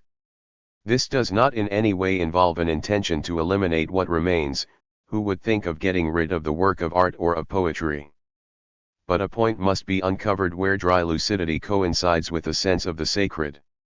This implies the reduction of the sacred world to the component most purely opposed to things, its reduction to pure intimacy. This comes down in fact, as in the experience of the mystics, to intellectual contemplation, without shape or form, as against the seductive appearances of visions, divinities and myths. This means precisely, from the viewpoint introduced in this book, that one must decide in a fundamental debate. The beings that we are not given once and for all, they appear designed for an increase of their energy resources. They generally make this increase, beyond mere subsistence, their goal and their reason for being. But with this subordination to increase, the being in question loses its autonomy, it subordinates itself to what it will be in the future, owing to the increase of its resources. In reality, the increase should be situated in relation to the moment in which it will resolve into a pure expenditure. But this is precisely the difficult transition. In fact, it goes against consciousness in the sense that the latter tries to grasp some object of acquisition, something, not the nothing of pure expenditure. It is a question of arriving at the moment when consciousness will cease to be a consciousness of something, in other words, of becoming conscious of the decisive meaning of an instant in which increase will resolve into expenditure, and this will be precisely self-consciousness, that is, a consciousness that henceforth has nothing as its object. 21. This completion, linked there where lucidity has its odds to the easing associated with an upward adjustment of living standards, implies the value of a setting in place of social existence. In a sense, this setting in place would be comparable to the transition from animal to man. It is as if, in this way of looking at things, the final goal were given. In the end, everything falls into place and takes up its assigned role. Today Truman would appear to be blindly preparing for the final and secret apotheosis. 22. But that is obviously an illusion. More open, the mind discerns, instead of an antiquated teleology, the truth that silence alone does not betray. The Accursed Share. An Essay on General Economy. Georges Bataille. Volume 2. The History of Eroticism. Volume 3. Sovereignty. Translated by Robert Hurley. Part 2. The act of copulation and the members employed are so repulsive, that if it were not for the beauty of faces and the adornments of the actors and unbridled passion, nature would lose the human species. Leonardo da Vinci. Between the normal man who confines the sadistic man to an impasse and the sadistic man who makes this impasse a way out, it is the latter who knows more about the truth and logic of his situation and whose knowledge of it is deeper, to the point of being able to help the normal man to understand himself, by helping him to change the conditions of all understanding. Maurice Blancot. Soon we'll be united for good. I'll lie down and take you in my arms. I'll roll with you in the midst of great secrets. We'll lose ourselves, and find ourselves again. Nothing will come between us any more. How unfortunate that you won't be present for this happiness. Maurice Blancot. Preface. The lowliest and least cultured human beings have an experience of the possible, the whole of it even which approaches that of the great mystics in its depth and intensity. It only takes a certain energy, which is not infrequently available, at least in the first years of adulthood. But this intensity and depth are equaled only by the stupidity, the vulgarity, and even, it must be said, the cowardice of the judgments they express concerning the possible which they attained. These judgments contribute to the ultimate failure of an operation whose meaning escapes them. Nothing is more widespread. By chance a human being finds himself in an incomparably splendid place, he is not at all insensitive to it, but he can't say anything about it. At the same time there occurs in his mind the sequence of vague ideas that keeps conversations going at full tilt. If it is a matter of erotic life, the majority are content with the most vulgar notions. Its foul appearance is a trap into which it is rare for them not to fall. It becomes a reason for placid contempt. Or they deny this awful appearance and go from contempt to platitude. There is nothing filthy in nature, they affirm. We manage in any case to substitute empty thinking for those moments when it seemed to us, however, that the very heavens were opening. I wanted in this book to lay out a way of thinking that would measure up to those moments, a thinking that was removed from the concepts of science, yet rigorous in the extreme, as the coherence of a system of thought exhausting the totality of the possible. Human reflection cannot be casually separated from an object that concerns it in the highest degree. We need a thinking that does not fall apart in the face of horror, a self-consciousness that does not steal away when it is time to explore possibility to the limit. 2. My intention, moreover, goes beyond a desire to compensate for the humiliation resulting from the fact that men turn away from their intimate truth, that they flee from it. This second volume continues an effort whose object is a general critique of the ideas that subordinate men's activity to ends other than the useless consumption of their resources. It is a matter of discrediting those ways of looking at the world that are the basis of servile forms. It has seemed to me that in the end the servility of thought, its submissiveness to useful ends, in a word its abdication, is infinitely dreadful.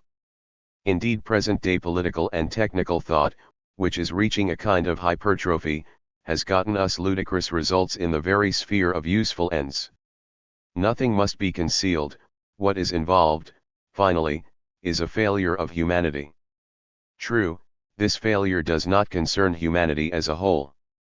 Only servile man, who averts his eyes from that which is not useful, which serves no purpose, is implicated. But servile man holds the power nowadays in all quarters. And if it is true that he has not yet reduced all of humanity to his principles, at least it is certain that no voice has denounced the servility and shown what made its failure inevitable. That may be difficult to do. All the same, two things are equally clear. No one has yet been able to contest the right of servile man to be in power, and yet his failure is monstrous. The impotence of those who are revolted by an otherwise tragic situation is less surprising than it seems. If the failure of servile man is complete, if the consequences are terrifying, it is just as certain that the principles that utilitarian thought opposed have long been without vigor. To the extent that they survive their time, they are left with the empty prestige that is tied to the final defeat of those that vanquished them. But here there can only be the tedious rehashings of regret. I feel quite alone in seeking, in the experience of the past, not the principles that were put forward but the unperceived laws that drove the world, laws the ignorance of which leaves us headed down the paths of our misfortune. The past, which did not accept servitude, lost itself on devious byways, constantly going astray and cheating. We lose ourselves in an opposite direction, in the fear we have of such senseless actions and such shameful trickery. But this humanity, seared by bad memories, has no other paths than those of a past that did not know how to follow them with enough consequence. Everything once served the interests of a few. We have finally decided that everything should serve the interest of all. We see that with use the most pernicious system is the second one, in that it is less imperfect. This is not a reason for returning to the first. But if we do not make consumption the sovereign principle of activity, we cannot help but succumb to those monstrous disorders without which we do not know how to consume the energy we have at our disposal. 3. The paradox of my attitude requires that I show the absurdity of a system in which each thing serves, in which nothing is sovereign. I cannot do so without showing that a world in which nothing is sovereign is the most unfavorable one, but that is to say in sum that we need sovereign values, hence that it is useful to have useless values. This made it extremely difficult to uphold the principle of the first volume of this work, where I analyzed the relationship of production to consumption. 1. I was showing, of course, that production mattered less than consumption, but I could not then prevent consumption from being seen as something useful. This second volume is very different, describing as it does the effects in the human mind of a kind of consumption of energy generally considered base. No one therefore will be able to shift from the asserted sovereign character of eroticism to the usefulness it might have. Sexuality at least is good for something, but eroticism. We are clearly concerned, this time, with a sovereign form, which cannot serve any purpose. Perhaps it will seem improper to have made activity that is disapproved, that is usually connected with shame, the key to sovereign behaviors. I will have to excuse myself by saying that no one can act usefully without knowing that individuals committed to usefulness, which is his own object, all answer in the first instance to the demands of eroticism. Consequently, from whatever point of view we consider it, whether we see it as an unvarying form of man's willful autonomy, or rather we insist on inquiring about the energy pressures that condition our decisions and activities at every stage, nothing interests us more than forcing out the secrets of eroticism. 2. Moreover, this dual character of my studies is present in this book. I have tried, in an epilogue, to outline the consequences of the coherent system of human expenditures of energy, where eroticism's share is substantial. I do not think, as a matter of fact, that we can touch upon the underlying meaning of political problems, where horror is always in the background, unless we consider the connection between work and eroticism and war. I will show that these opposed forms of human activity draw from the same fund of energy resources. Hence the necessity of giving economic, military, and demographic questions a correct solution, if we are not to give up the hope of maintaining the present civilization. 4. I am aware of the small chance I have of being understood. Not that volume I of the Accursed share was not given a genuine reception, and precisely in the circles I wanted to reach. But my ideas are too new. From the reactions of the most qualified persons, I saw at first that these ideas were appetizing, that they aroused interest, but I also very quickly saw that they took a long time to digest. Not that I saw in the objections that were made to me anything other than misunderstandings to clear up. But the distance is considerable between the customary representations and those I offer instead. Unfortunately, I fear that the present work may be entirely unsuitable for reassuring those whom my first book interested. My determination to question man's totality, the whole of concrete reality, will be unsettling once I begin to deal with the accursed domain par excellence. I do not now wish to dispel a malaise that I have deliberately provoked. I believe this malaise is necessary. Let one consider the abyss that is open before humanity.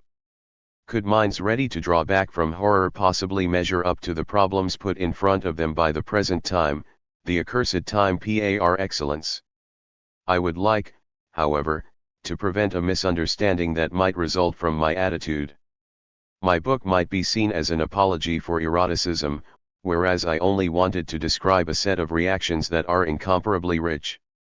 But these reactions I have described are essentially contradictory. Follow me closely here, if you will. Human existence commanded an abhorrence of all sexuality. This abhorrence itself commanded the attractive value of eroticism. If my perspective is apologetic, the object of this apology is not eroticism but rather, generally, humanity. That humanity does not cease to maintain a sum of stubborn and incompatible, impossibly rigorous reactions is something worthy of admiration. Indeed, nothing merits the same degree of admiration.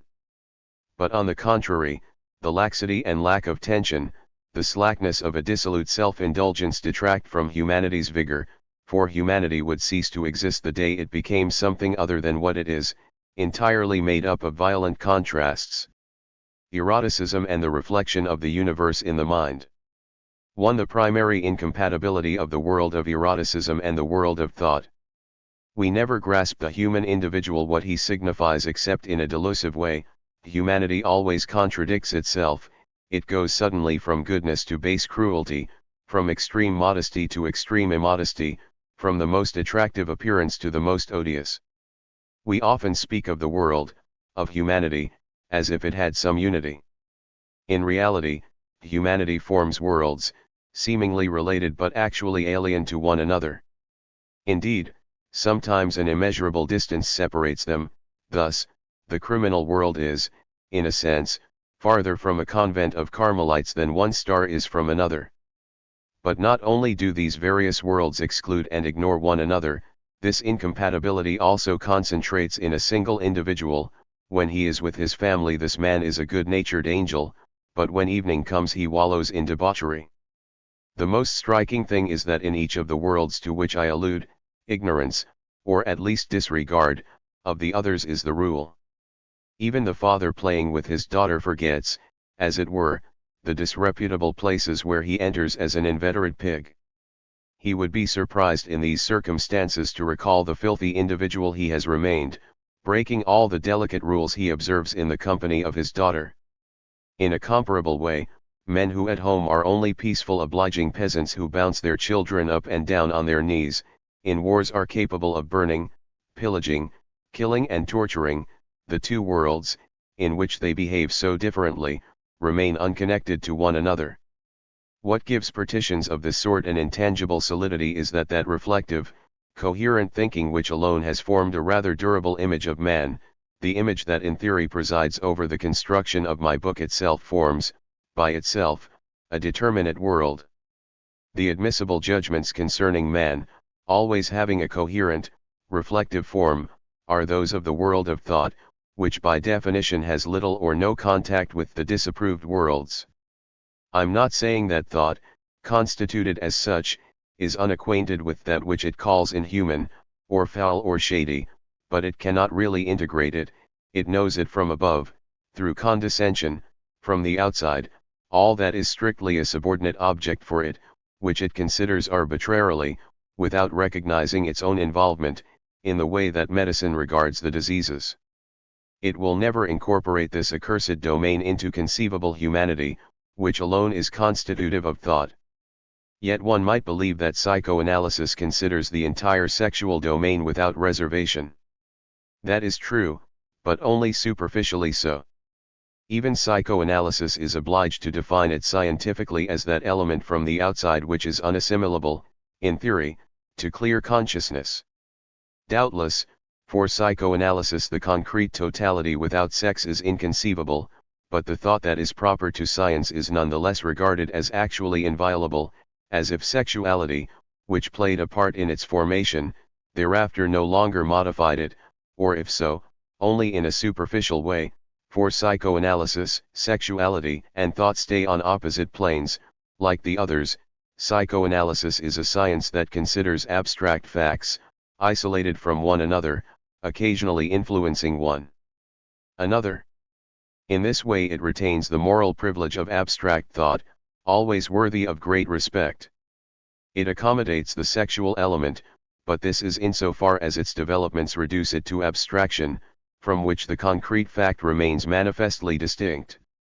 But it is possible, beyond this correct procedure, to envisage another in which the arrogance of science or of thought could not be maintained, where eroticism and thought would no longer form separate worlds.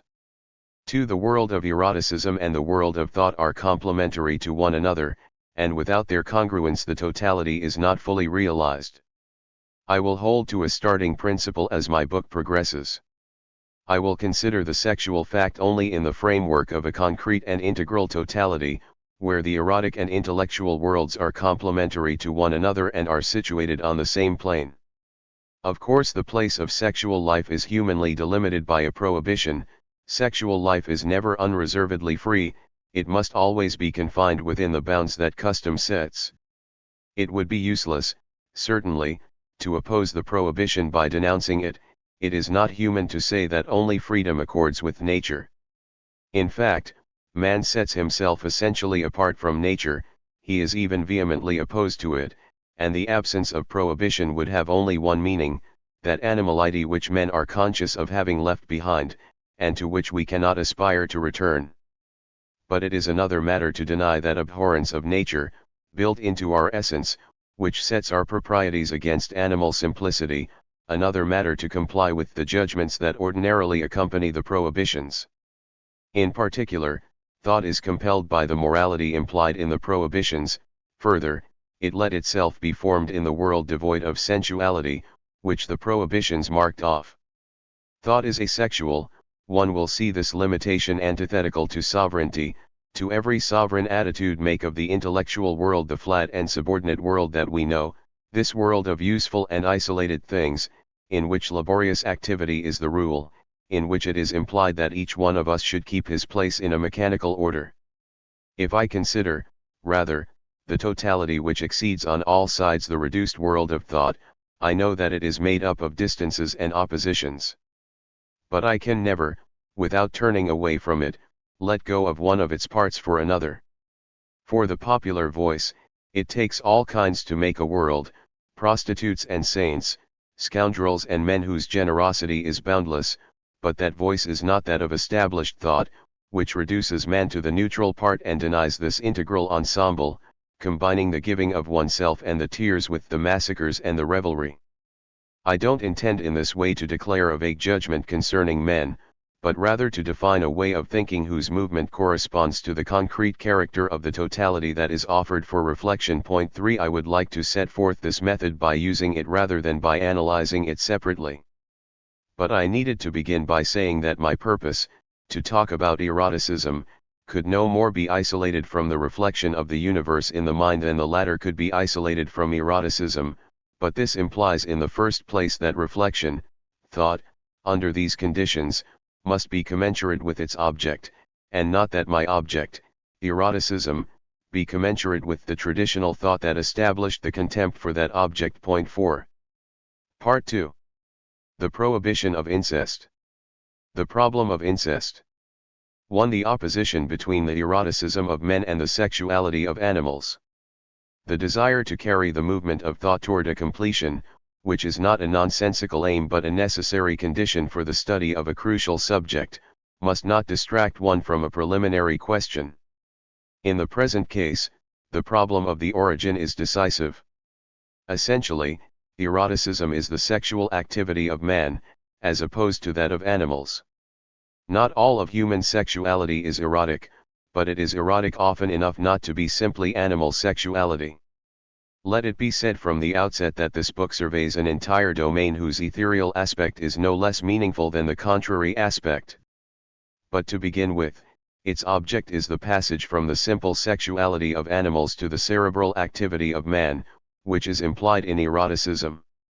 I am referring to the associations and judgments that tend to qualify sexually objects, beings, places, and moments that by themselves have nothing sexual about them, nor anything contrary to sexuality, the meaning attached to nudity, for example, and the prohibition of incest.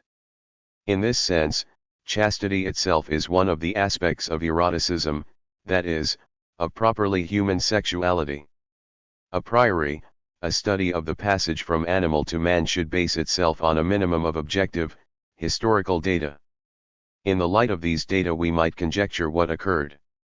We cannot think of knowing in the precise sense of knowing events, but we are not so ill-equipped as it seems at first. We know, on the one hand, that men made tools and used them at various tasks to provide for their subsistence.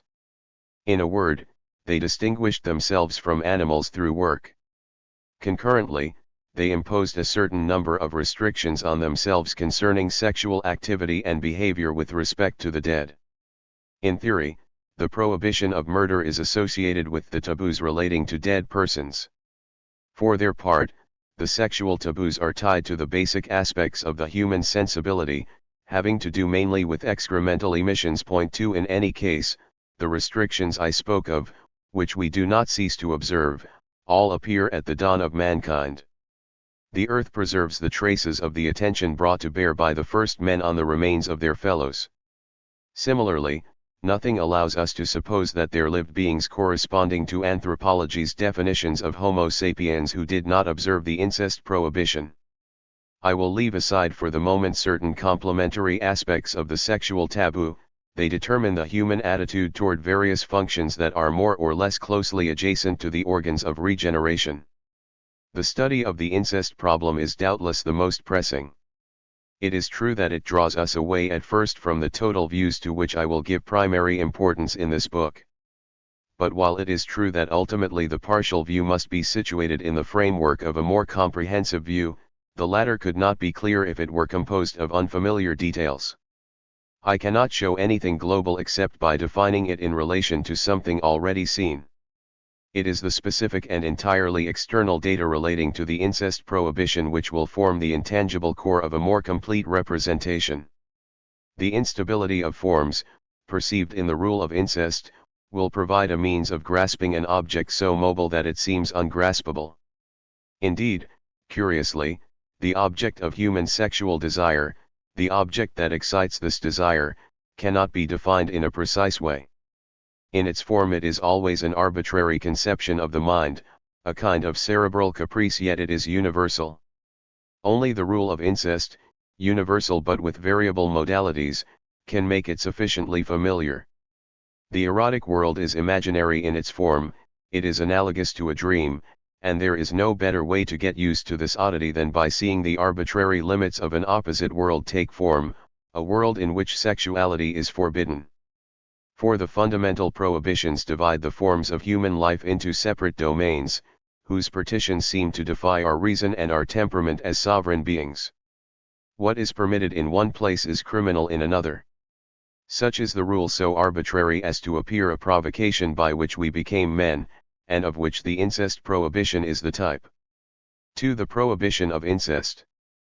I cannot better represent what it is possible to know about incest than by following the writer with the most authority in the matter. Under the somewhat closed title of The Elementary Structures of Kinship 3, it is the problem of incest that the work of Claude Lévi-Strauss attempts to solve. The problem of incest arises in the context of the family. It is always a degree, or more exactly a form, of kinship that determines the prohibition forbidding sexual relations or the marriage of two persons. Further, the kinship determination has to do with the position of the individuals with respect to one another. Some cannot marry, others can.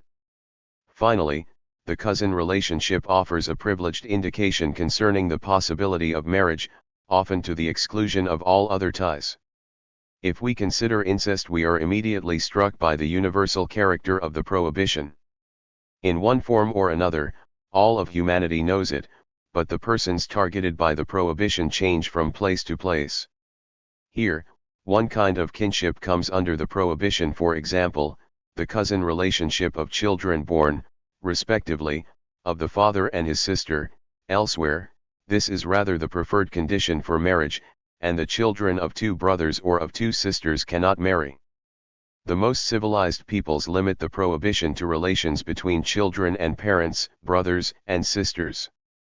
But as a general rule, among primitive peoples we find the various individuals distributed into quite distinct categories that decide which sexual relations are to be prohibited or prescribed. Moreover, we must also consider two distinct situations. In the first, the one studied by Lévi-Strauss in The Elementary Structures of Kinship, the precise character of the blood ties is the basis of rules determining not only the illegitimacy but also the possibility of marriage. In the second, which the author labels complex structures but does not treat in that work, the determination of the spouse is left to other mechanisms, economic or psychological. The categories remain unchanged, but while there are still forbidden ones, it is no longer custom that determines the category from which the spouse must be chosen. This takes us far from the situation with which we are concerned, but the author thinks that the prohibitions cannot be considered in isolation, that their study cannot be dissociated from that of the privileges that complement them. This is doubtless the reason why the title of his work avoids the word incest and refers, although with a degree of obscurity, preferable to a misunderstanding, to the indissociable system of prohibitions and privileges, of oppositions and prescriptions. 3 Sciences answers to the riddle of incest. Levi Strauss opposes the state of culture to that of nature, much in the way that it is customary to contrast man with animals. This leads him to say of the incest prohibition that it is the fundamental step because of which, by which, but above all in which, the transition from nature to culture is accomplished. For there would thus be in the horror of incest an element that marks us out as human beings, and the resulting problem would be that of man himself, insofar as he adds humanity to the universe. What we are, hence all that we are, would be involved in the decision that sets us against the vague freedom of sexual contacts, against the natural and undefined life of the beasts. It may be that this formula indicates an extreme ambition, which sees in knowledge the desire to reveal man to himself and so to bring together in the one who perceives him the totality of the real and its reflection in the mind. It may be too that, finally, in the face of such a remote exigency, Levi Strauss will voice a disclaimer and recall the modesty of his intention. But there is no reason to think that the exigency or the movement conveyed in such a burning step can be limited, and by nature the decision to solve the riddle of incest is laden with consequences. It claims to illuminate what was proposed in darkness. Moreover, if some step, long ago, accomplished the transition from nature to culture, how could the step that would define its meaning itself fail to have some unexpected consequences? Indeed, unavoidably we soon have to give ourselves grounds for modesty. From the outset Levi Strauss is led to review, for our benefit, the missteps of those who went before.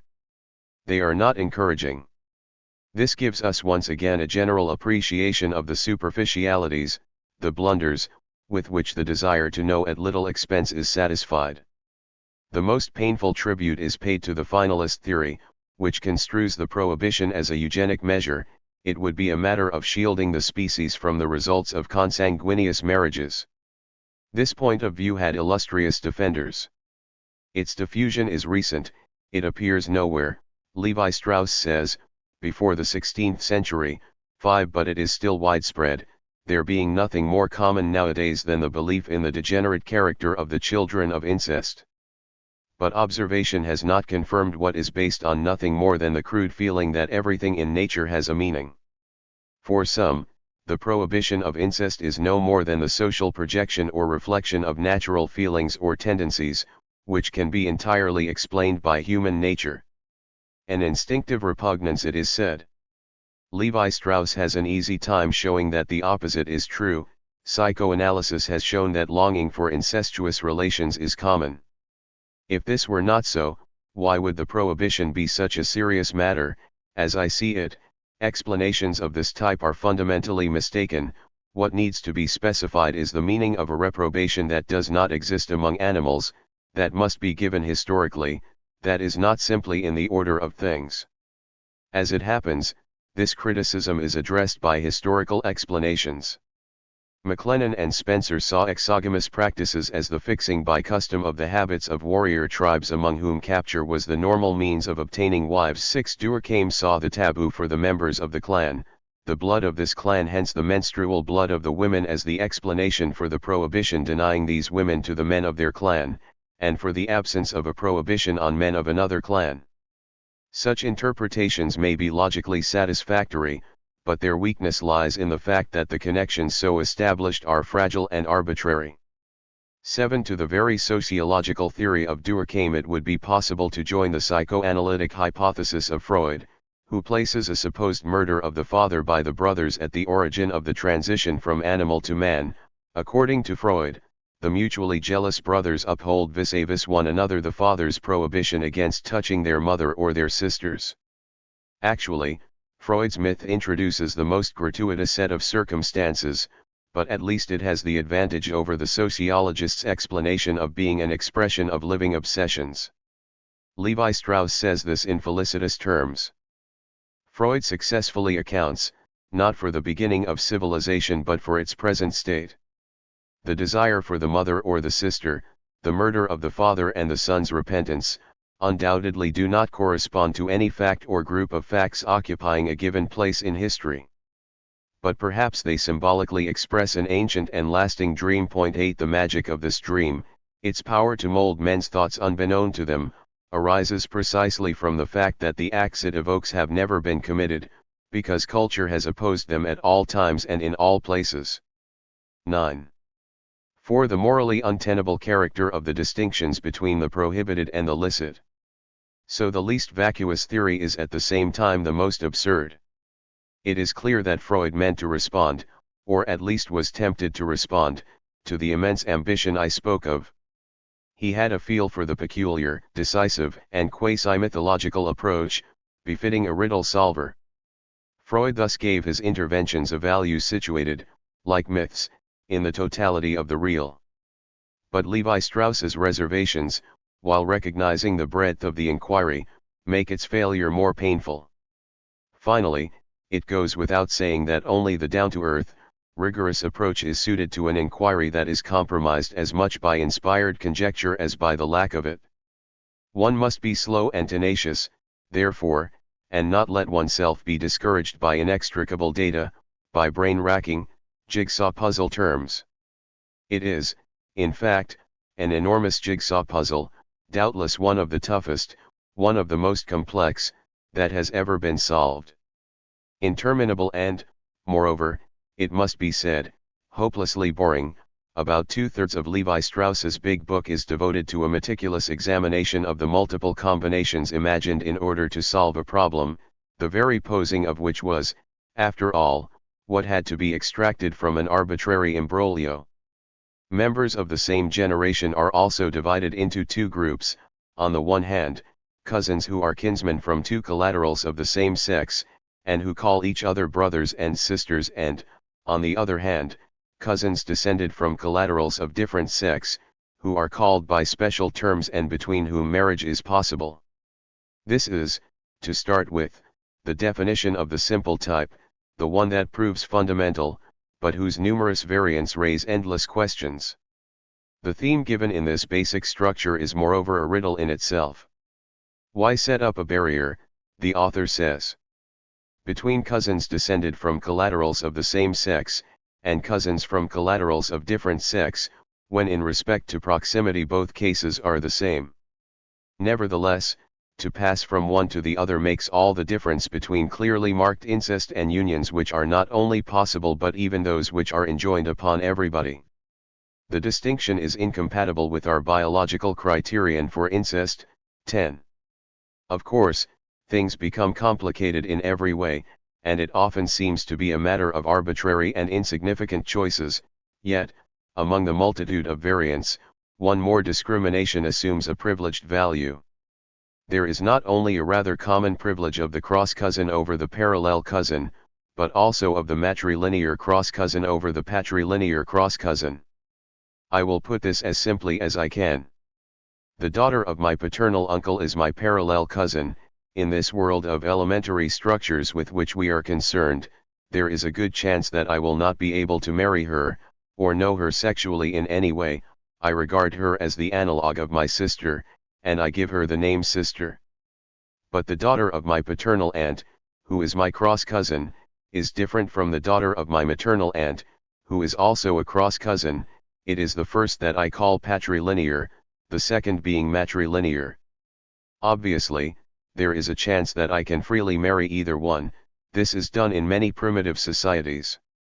But it may also be the case that marriage with one of these cross-cousins is forbidden to me as being incestuous. Some societies prescribe marriage with the father's sister's daughter and prohibit it with the mother's brother's daughter, whereas in other places still, it is the contrary which occurs. 11 But the situation of my two cousins is not the same. I am likely to see the prohibition rise up between the first and myself, much less likely if I wish to marry the second. If the distribution of these two forms of marriage is considered, says Levi Strauss, it will be noted that the second type is much the more common. 12. So, in the first analysis, these are the essential forms of consanguinity on which the prohibition or prescription of marriage is based. It is obvious that when the terms are defined in this way, the mystery is, if anything, deepened. Not only is the difference between these distinct forms of kinship a formal one, devoid of meaning for us, not only are we far from the clear specificity that counterposes our sisters or relatives to the rest of humanity, but this specificity often has a contrary or the contrary result, depending on the place. We are generally led to look to the specificity of the individuals concerned to their respective situation, to their relations, in the sense of moral behavior for the reasons behind the prohibition that affects them. But this invites us to look elsewhere. Levi Strauss himself notes how disarming this degree of arbitrariness is for sociologists. 13 They find it hard to excuse cross-cousin marriage for having raised the problem of the difference between children of collaterals of different sexes, and then adding the further problem of the difference between the mother's brother's daughter and the father's sister's daughter. But if the author does such a good job of showing the closed nature of the riddle, this is really in order to solve it more convincingly. It was simply a matter of finding the domain in which such distinctions, untenable in theory, have consequences nonetheless. If certain effects differ according to whether one or another of these categories comes into play, the meaning of the distinctions will appear. Levi Strauss has shown the role of a distributive system of exchange in the archaic institution of marriage.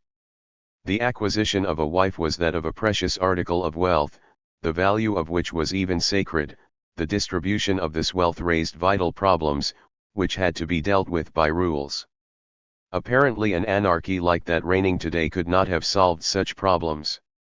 Only circuits of exchange in which the rights are predetermined can bring about, often poorly no doubt, but rather well on the whole, a balanced distribution of women among the various men to be provided. 2. Levi Strauss's answer.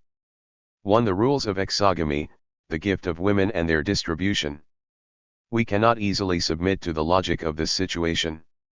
Given the extreme relaxation in which we live, in the world of numerous and indefinite possibilities, we cannot envisage the tension that is inherent in life in small groups often separated by hostility. It takes an effort to imagine the difficulty to which the guarantee of the rule responds.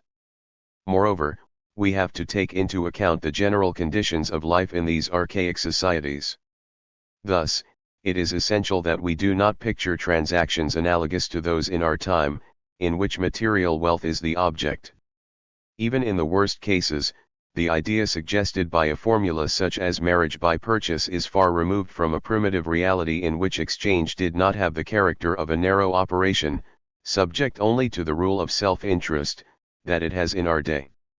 Levi Strauss has duly placed the structure of an institution such as marriage back in the overall movement of exchanges that animates the primitive population. He refers to the conclusions of the famous essay Sur l'Edon. 14 In this study, which today is regarded as a classic, he writes, Ma sought to show that exchange in primitive societies consists not so much in economic transactions as in reciprocal gifts, that these reciprocal gifts have a far more important function in these societies than in our own, and that this primitive form of exchange is not merely nor essentially of an economic nature but is what he aptly calls a total social fact, that is, an event which has a significance that is at once social and religious, magic and economic, utilitarian and sentimental, juridical and moral. 15. A principle of generosity always presides over these kinds of exchanges, which always have a ceremonial character. Certain goods cannot be consigned to a drab or utilitarian consumption. These are generally luxury goods. Even in our day, luxury products are devoted, in a fundamental way, to ceremonial life. They are reserved for gift-giving, receptions, parties. Champagne, for example, is treated this way. Champagne is drunk on certain occasions, where, according to the rule, it is offered. Of course, all the champagne that is drunk is an object of transactions, the bottles are purchased from the producer. But at the moment it is drunk only in part by the one who paid for it. At any rate, this is the principle governing the consumption of a good whose nature is festive, whose mere presence denotes a moment different from another, altogether different from just any moment. Moreover, a good that, in response to a deep expectation, must or should flow abundantly, in fact without measure. Readers of the first volume of this work will recognize the principles and facts that I presented there a first time. I am now resuming that exposition in the form or very nearly that Levi Strauss has given it. I cannot regret the repetition, which has this value in my view. It calls attention to a fundamental discovery. Unfortunately, I was the first and doubtless am still the only one to take it into account from the standpoint of economic theory. But, on the one hand, I consider the economy in general terms. I would not have been able to reflect on the gift as an archaic mode of exchange had I confined myself to the partial operations that political economy examines.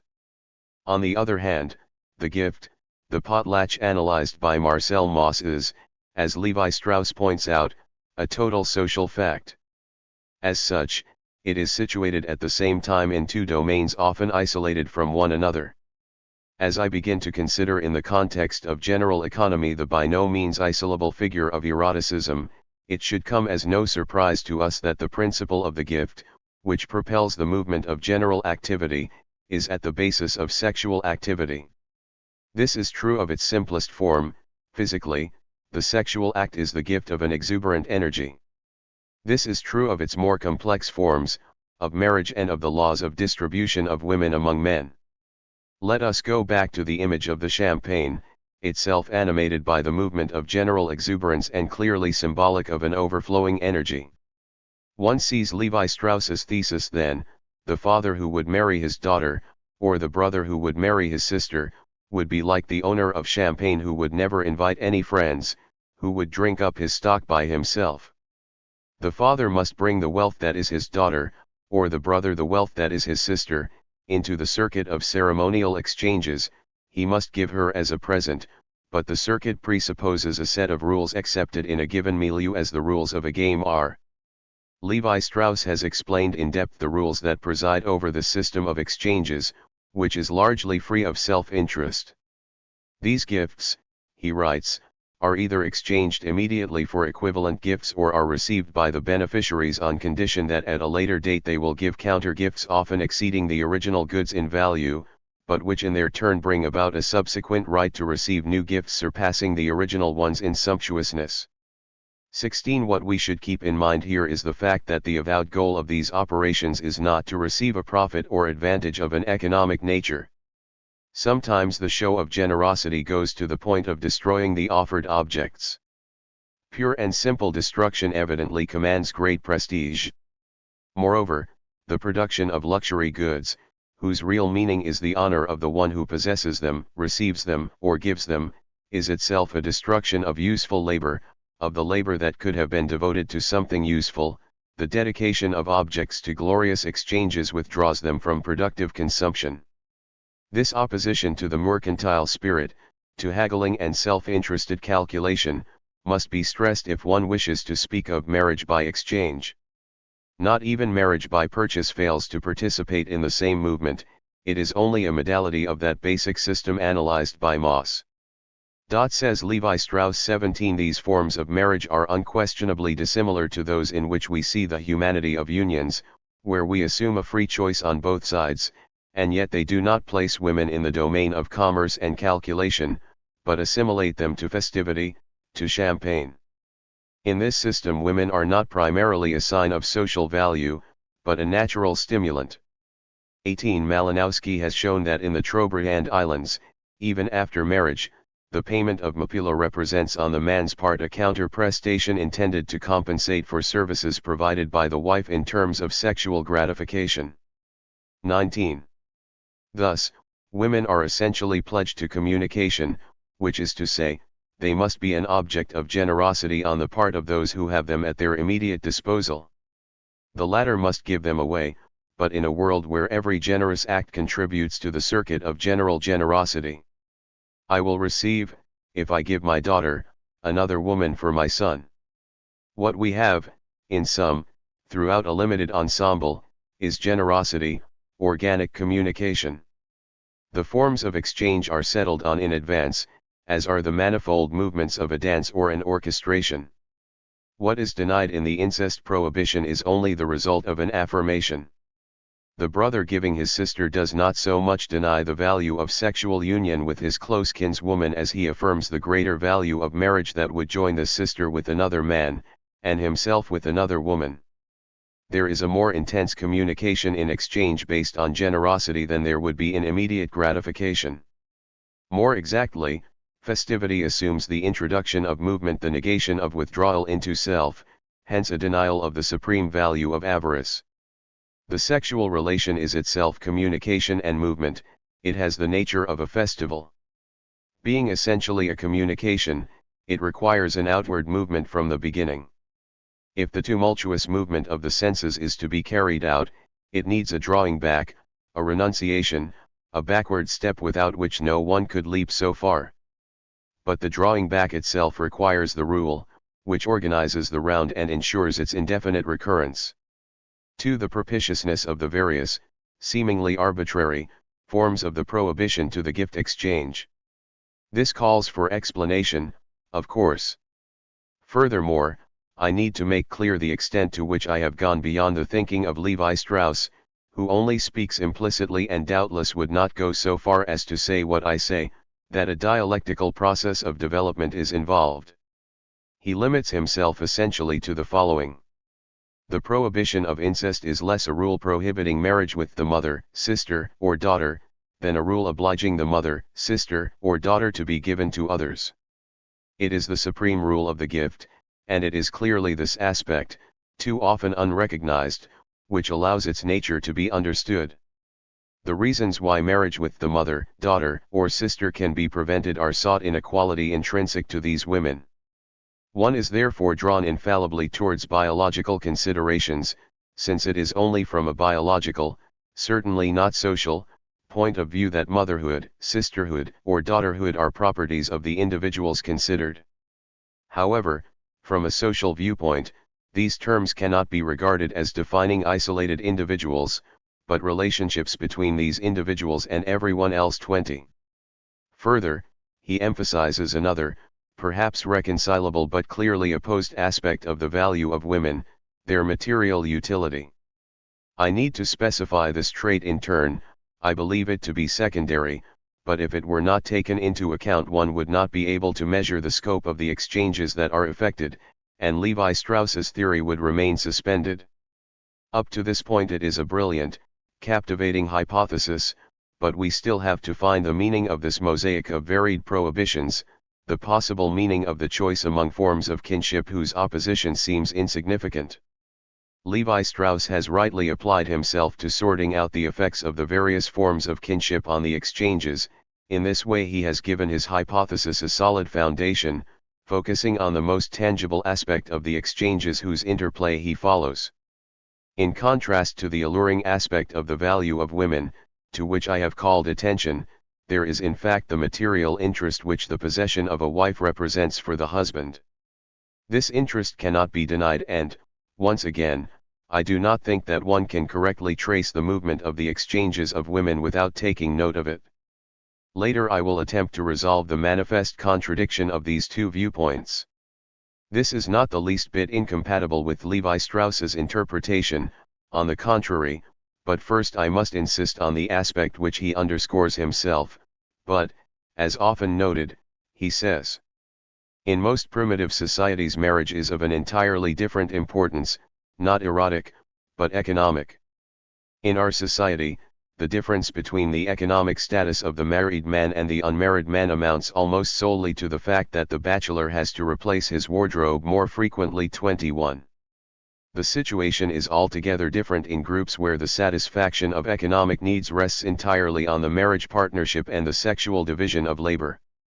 Not only do the man and the woman not have the same technical specialization, and so depend on one another for the making of the objects needed for daily tasks, but they devote themselves to producing different types of food. A complete, and above all regular diet thus depends on this veritable production cooperative that a household constitutes. In a sense, this necessity for a man to marry holds a sanction in store. If a society misorganizes the exchange of women, a real disorder ensues. That is why a part of the operation must not be left to chance, it implies rules ensuring reciprocity. but however perfect a system of exchanges may be, it cannot suit every case, variations and frequent alterations result.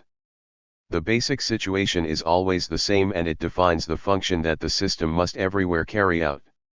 Of course, the negative aspect is only the superficial aspect of the prohibition. 22. It is important everywhere to define a set of obligations that gets the movements of reciprocity or circulation started. A group within which marriage is prohibited immediately conjures up the idea of another group. Within which marriage is merely possible, or inevitable, according to circumstances. The prohibition on the sexual use of a daughter or sister compels them to be given in marriage to another man, and at the same time it establishes a right to the daughter or sister of this other man. In this way, every negative stipulation of the prohibition has its positive counterpart. 23. Consequently, from the moment I forego a woman, who then becomes available for another man, there is, somewhere, a man who gives up a woman who becomes, from this fact, available for me. 24. Fraser had already been the first to note that the marriage of cross cousins was the direct consequence of the interchange of sisters in marriage. 25. But he had not made this the basis of a general explanation, and the sociologists had not taken up ideas that were nevertheless satisfactory. While in the marriage of parallel cousins the group neither loses nor acquires, the marriage of cross cousins results in an exchange from one group to the other. Indeed, in ordinary circumstances the female cousin does not belong to the same group as her male cousin. In this way, a structure of reciprocity is built up, according to which the group which has given can demand. 26. Parallel cousins come from families in the same formal position, which is a position of static disequilibrium, while cross cousins come from families in conflicting formal positions, i.e., in relationship to one another they are in a dynamic disequilibrium. 27. Thus, the mystery of the difference between parallel and cross cousins resolves into the difference between a solution favorable to exchange and another where stagnation would tend to prevail. But in this simple opposition we only have a dual organization and the exchange is said to be restricted. If more than two groups come into play, we pass to generalized exchange. In generalized exchange, a man A marries a woman B, a man B, a woman C, a man C, a woman A.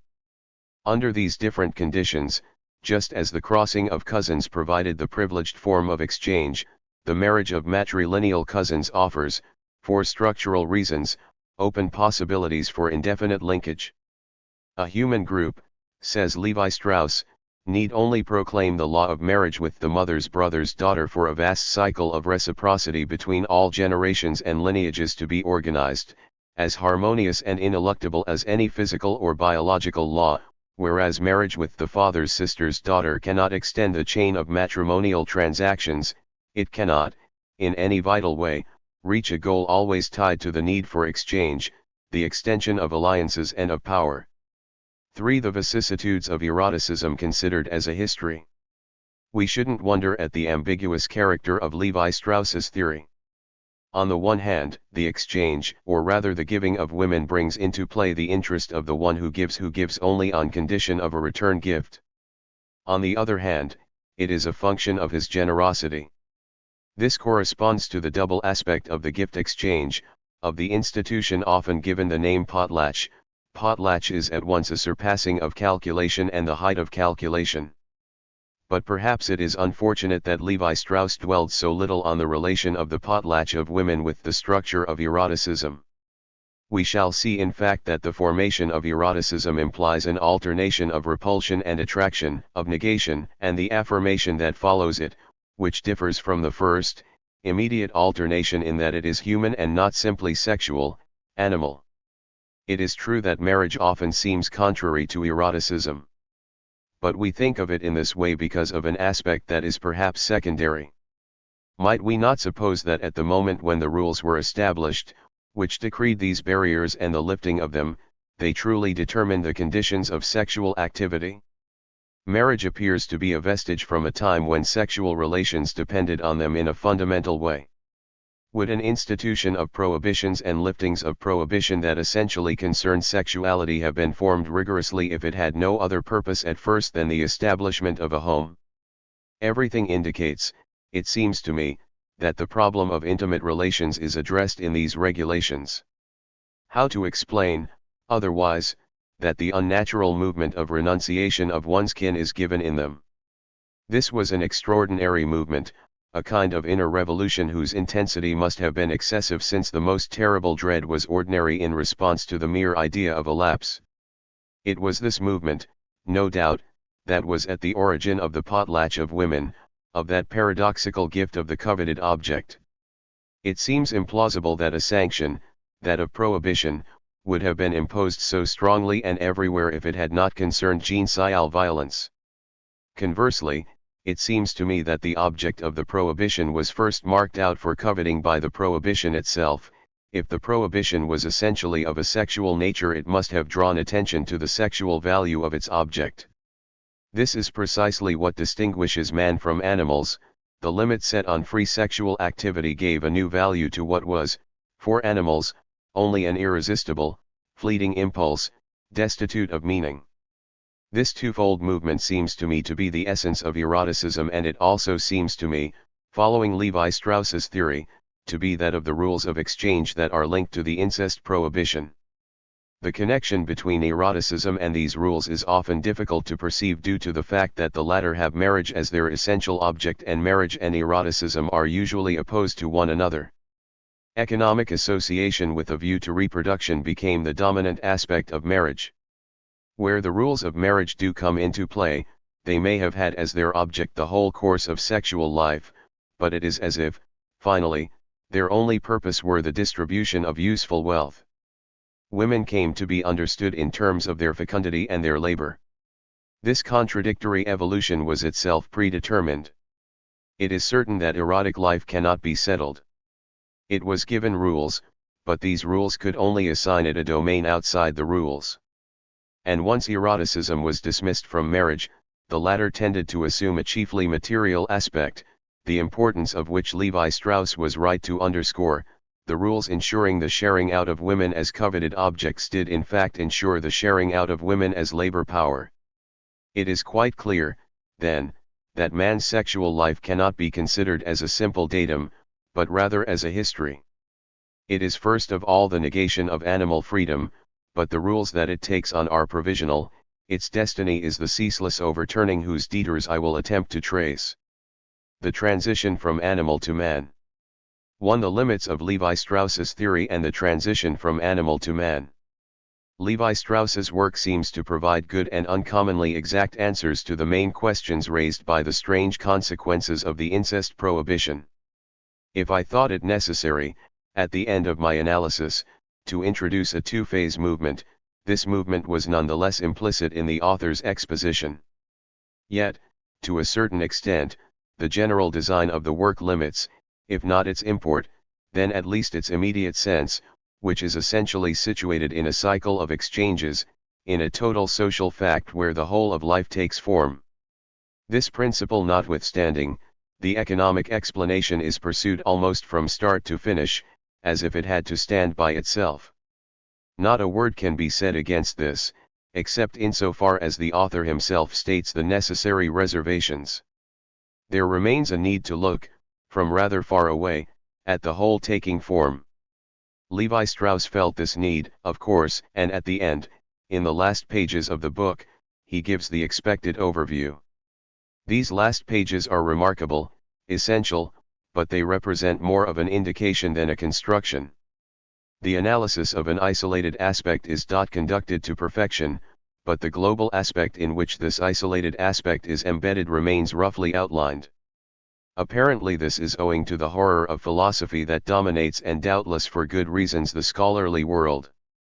However, I think it is difficult to deal with the transition from nature to culture while staying within the limits of the science that isolates, that abstracts its views. The desire for these limits is discernible, no doubt, in the fact of speaking not of animality but of nature, not of man but of culture. This is to go from one abstract view to another, and to exclude the moment when the whole of being is engaged in a change. I think it is difficult to grasp this whole in one, or more, of its states, and the change evidenced in the advent of man cannot be isolated from all that man's becoming is, from all that is involved if man and animality are set against one another in a laceration that exposes the whole of divided being. In other words, we can grasp being only in history, in changes, transitions from one state to another, not in the sequence of states. In speaking of nature, of culture, Levi Strauss has juxtaposed abstractions, whereas the transition from animal to man involves not just the formal states but the drama in which they opposed one another. 2. The human specificity. Understandable historical prohibitions, the advent of labor and, subjectively, of lasting repulsions and an insurmountable disgust are so characteristic of the opposition between animal and man that, in spite of the remote date of the event, I can say that nothing is better known. I submit as a principle the incontestable fact that man is an animal who does not simply accept the natural given, who negates it. In this way, he changes the natural external world, he derives from it tools and manufactured objects that form a new world, the human world. Concurrently, man negates himself, he trains himself, he refuses, for example, to give to the satisfaction of his animal needs that free course on which the animal placed no restraint. It still must be granted that the two negations by man of the given world and of his own animality are linked. It is not for us to give a priority to one or the other, to try to determine whether the training is the consequence of labor, or the labor is the consequence of moral mutation. But insofar as there is man, on the one hand there is labor and on the other a negation, through prohibitions, of man's animal nature.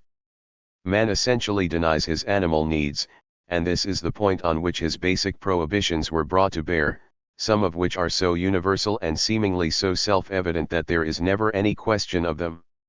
Only the Bible, if we must find an example, gives a particular form to the general prohibition on the sexual instinct, saying of Adam and Eve that they knew they were naked. But one doesn't even speak of the horror of excreta, which is a uniquely human trait. The prescriptions that generally concern our foul aspects are not the object of any focused attention and are not even classed among the taboos. So there exists a mode of the transition from animal to man so radically negative that it is not even spoken of.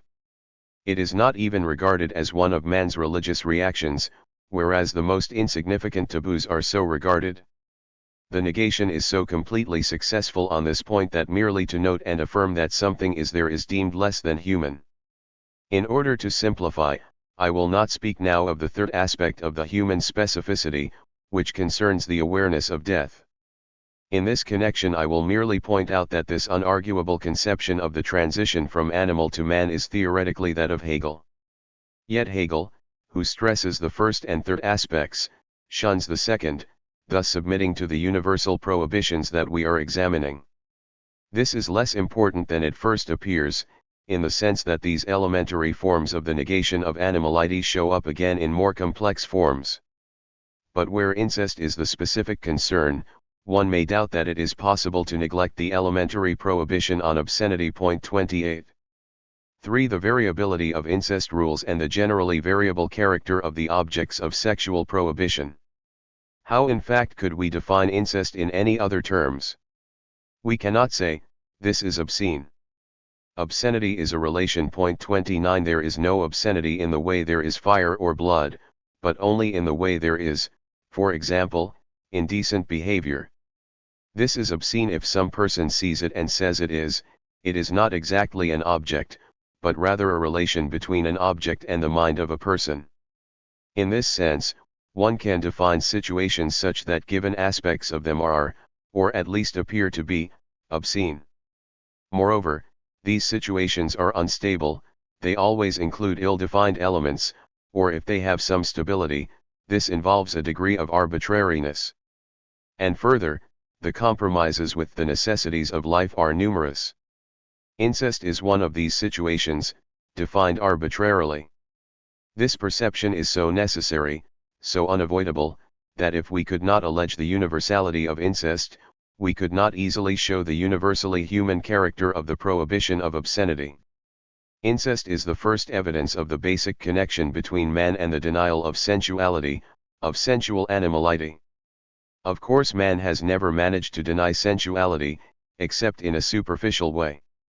Even the saints at least have temptations. It is only a matter of setting aside domains where sexual activity cannot enter. Thus there are places, circumstances, and persons that are off limits.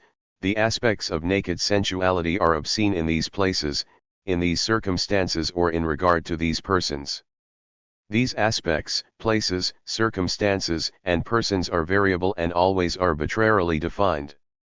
Thus, nudity is not in itself obscene, it has become so nearly everywhere, but unevenly.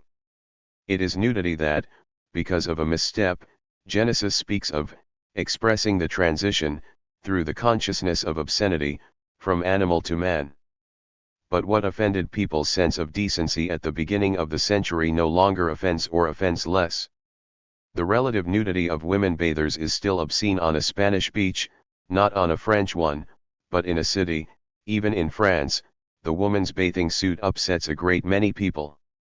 In the same way, a low-cut gown, incorrect at noon, is correct in the evening.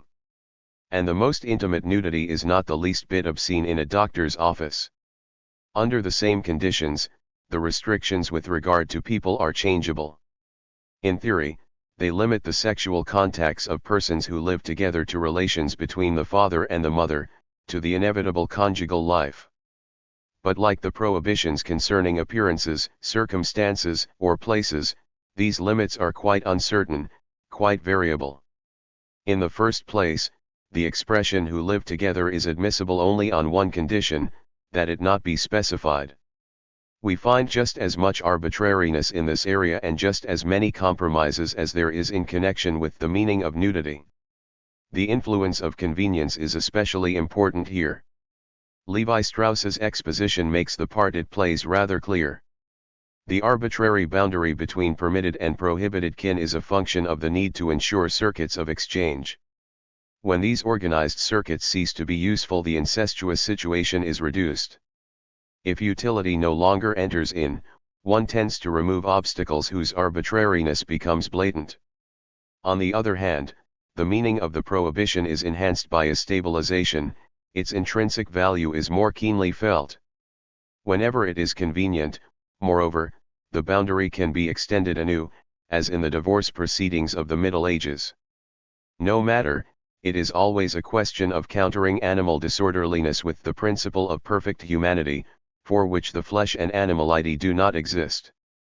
Full social humanity radically excludes the disorder of the senses, it negates its natural principle, it rejects this given and allows only the clean space of a house, of polished floors, furniture, window panes, a space inhabited by venerable persons, at once naive and inviolable, tender and inaccessible. This symbol does not just manifest the limit denying the mother to the son or the daughter to the father, in general it is the image or the sanctuary of that asexual humanity, which shelters its values from the violence and dirtiness of passion. For man's essence is found in the prohibition of incest, and in the gift of women, which is the prohibition's consequence. This does not go against Levi Strauss's theory in the least. The idea of an extreme negation of carnal animality is placed at the meeting point of the two paths that Levi Strauss has taken, or more exactly, that marriage itself takes. In a sense, marriage combines self-interest and purity, sensuality and the prohibition of sensuality, generosity and avarice. In its initial movement it is the contrary of animality, it is the gift. There is no question that Levi Strauss has fully illuminated this point. And he has analyzed these movements so well that in his conceptions we glimpse what constitutes the essence of the gift. The gift is itself the renunciation, the prohibition of immediate, unreserved, animal gratification. Marriage is not so much the act of the betrothed couple as it is that of the woman's giver, of the man who could have freely enjoyed this woman and who gives her away. The gift he makes of her is perhaps a substitute for the sexual act.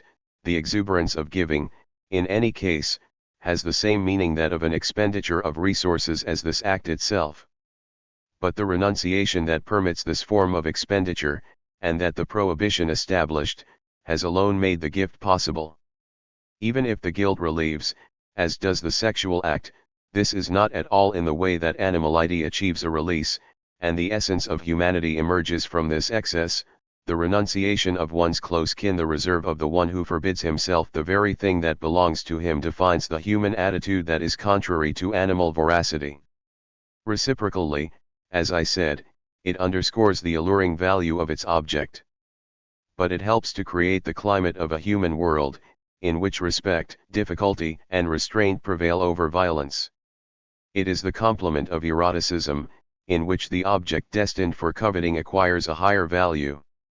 There would be no eroticism if there was not also a respect for forbidden values. But there would be no complete respect if the erotic deviation was neither possible nor tempting. Of course, respect is only the detour that violence takes. On the one hand, respect regulates the humaneered world, where violence is forbidden.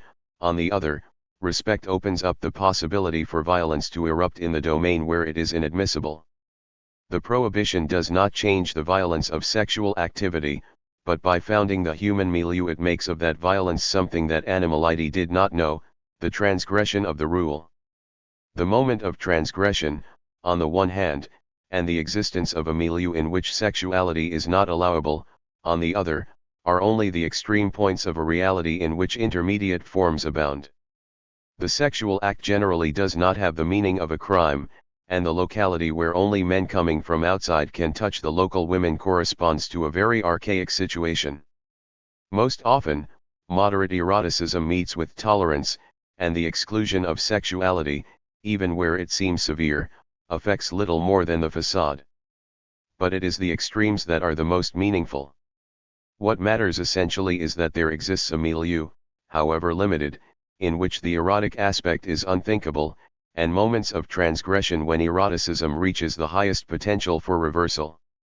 This extreme opposition is conceivable, moreover, only if one thinks of the ceaseless variability of situations. It is then that the involvement of gift-giving in marriage, since gift-giving is linked to festivity and the object of the gift-giving always concerns luxury, exuberance, and excess, can reveal marriage, linked to the tumult of the festival, as a moment of transgression. But the transgressive aspect of marriage is blurred, of course. In the end, marriage, the transition, has kept, but vaguely, something of the transgression that it was in the beginning. But married life absorbs into the world of prohibition, into a world comparable in part to that of mothers and sisters, is adjoined to it in any case, the whole overflowing of sexual activity. In this movement, humanity's purity, which the prohibition establishes the purity of the mother, of the sister, slowly passes, in part, to the spouse who has become a mother. Thus, the condition of marriage reserves the possibility of a properly human life, pursued in the respect of prohibitions opposed to the free satisfaction of animal needs. Sexuality and dejecta. 1. The negation of nature. I wanted to grasp, in the movements that determined the incest prohibition, the origin of the distinctly human modes of sexuality. But it is clear that while incest is linked to that origin, it was not itself the cause of the new forms that sexuality took among human beings, it was rather their consequence. If I spoke of it first, this was because it is the surest sign of the strong aversions that opposed the free course of sexuality in the beginning. Apparently there was an oppressive feeling about the sexual act of regeneration, which animals do not experience, that brought our first ancestors to exclude it from properly human life. I have already posited that the abhorrence of animal needs, together with the repugnance for death and dead persons, on the one hand, and the experience of work, on the other, marked the transition from animal to man. Man is the animal that negates nature, he negates it through labor, which destroys it and changes it into an artificial world, he negates it in the case of life-creating activity, he negates it in the case of death. The incest prohibition is one of the effects of the repugnance felt for his condition by the animal that became human. The forms of animality were excluded from a bright world which signified humanity. These forms, however, could only be denied fictitiously. Men were able to enclose the world of animal activity within strict limits where it was, precisely, in its place, but they never sought to do away with it. They could not even have intended to do so, they had to subtilize it, withdrawing it from the light and confining it in darkness where it is hidden from notice. The place for filth is in the dark, where looks cannot reach it. Secrecy is the condition for sexual activity, just as it is the condition for the performance of the natural functions. Darkness thus surrounds two worlds that are distinct but always associated. The same horror banishes the sexual function and excretion to the same darkness. The association is given in nature, which brings together and even in part mingles the organs. Of course, we cannot determine the essential component of the aversion provoking the nausea we feel for both kinds of filth. We cannot even know if excrement smells bad because of our disgust for it, or if its bad smell is what causes that disgust. In the matter of smell, animals do not show any repugnance. Man appears to be the only animal to be ashamed of that nature whence he comes, and from which he does not cease to have departed. This is a sore point for us. We have fashioned this humanized world in our image by obliterating the very traces of nature. Above all, we have removed from it everything that might recall the way in which we come out of it. Mankind as a whole resembles those parvenus who are ashamed of their humble origin. They rid themselves of anything suggesting it. What are the noble and good families, moreover, if not those in which their filthy birth is the most carefully concealed? This is how St. Augustine expressed the unavowable character of the flesh that is anonymously at our source, interfaces et urinum nascimur. He said, we are born between feces and urine. But we can never know if this filth, out of which we come, is itself ignoble in our eyes, or if it appears so for the reason that we come out of it. It is clear that we are sorry we came from life, from meat, from a whole bloody mess. We might think, if need be, that living matter on the very level at which we separate ourselves from it is the privileged object of our disgust. We take our children out of the muck, then we do our best to wipe out the traces of that origin. We busy ourselves in terrifying them as soon as they are old enough to take part in our disgust for excrement, for everything that emanates from warm and living flesh. At first they are insensitive to our perturbations. How to keep from thinking that these sights, these foul odors, are not in themselves so upsetting? Infants tolerate them without any reaction. We have arranged the world around us in such a way that if the filth were not constantly thrown out of it, the edifice would rot. But the horror that demands from us this constant movement of rejection is not natural. It bespeaks rather a negation of nature. We have to set ourselves against the natural impulses of our children if we want them to be like us. We must artificially deform them in our image and, as our most precious possessions, instill in them the horror of that which is only natural. We tear them away from nature by washing them, then by dressing them. But we will not rest until they share the impulse that made us clean them and clothe them, until they share our horror of the life of the flesh, of life naked, undisguised, a horror without which we would resemble the animals. 2. Menstrual blood. We have a completely mistaken notion of primitive peoples on the question of separation from nature. They don't seem to share our aversion. So they themselves are repulsive to us, appearing to be closer than we to the object of our hatred. As to acting on their disgust, it is true that they don't have the same powerful means that we have. We are better able to obliterate the traces of any natural corruption. It's even become simple, easy, and nowadays we are very exacting.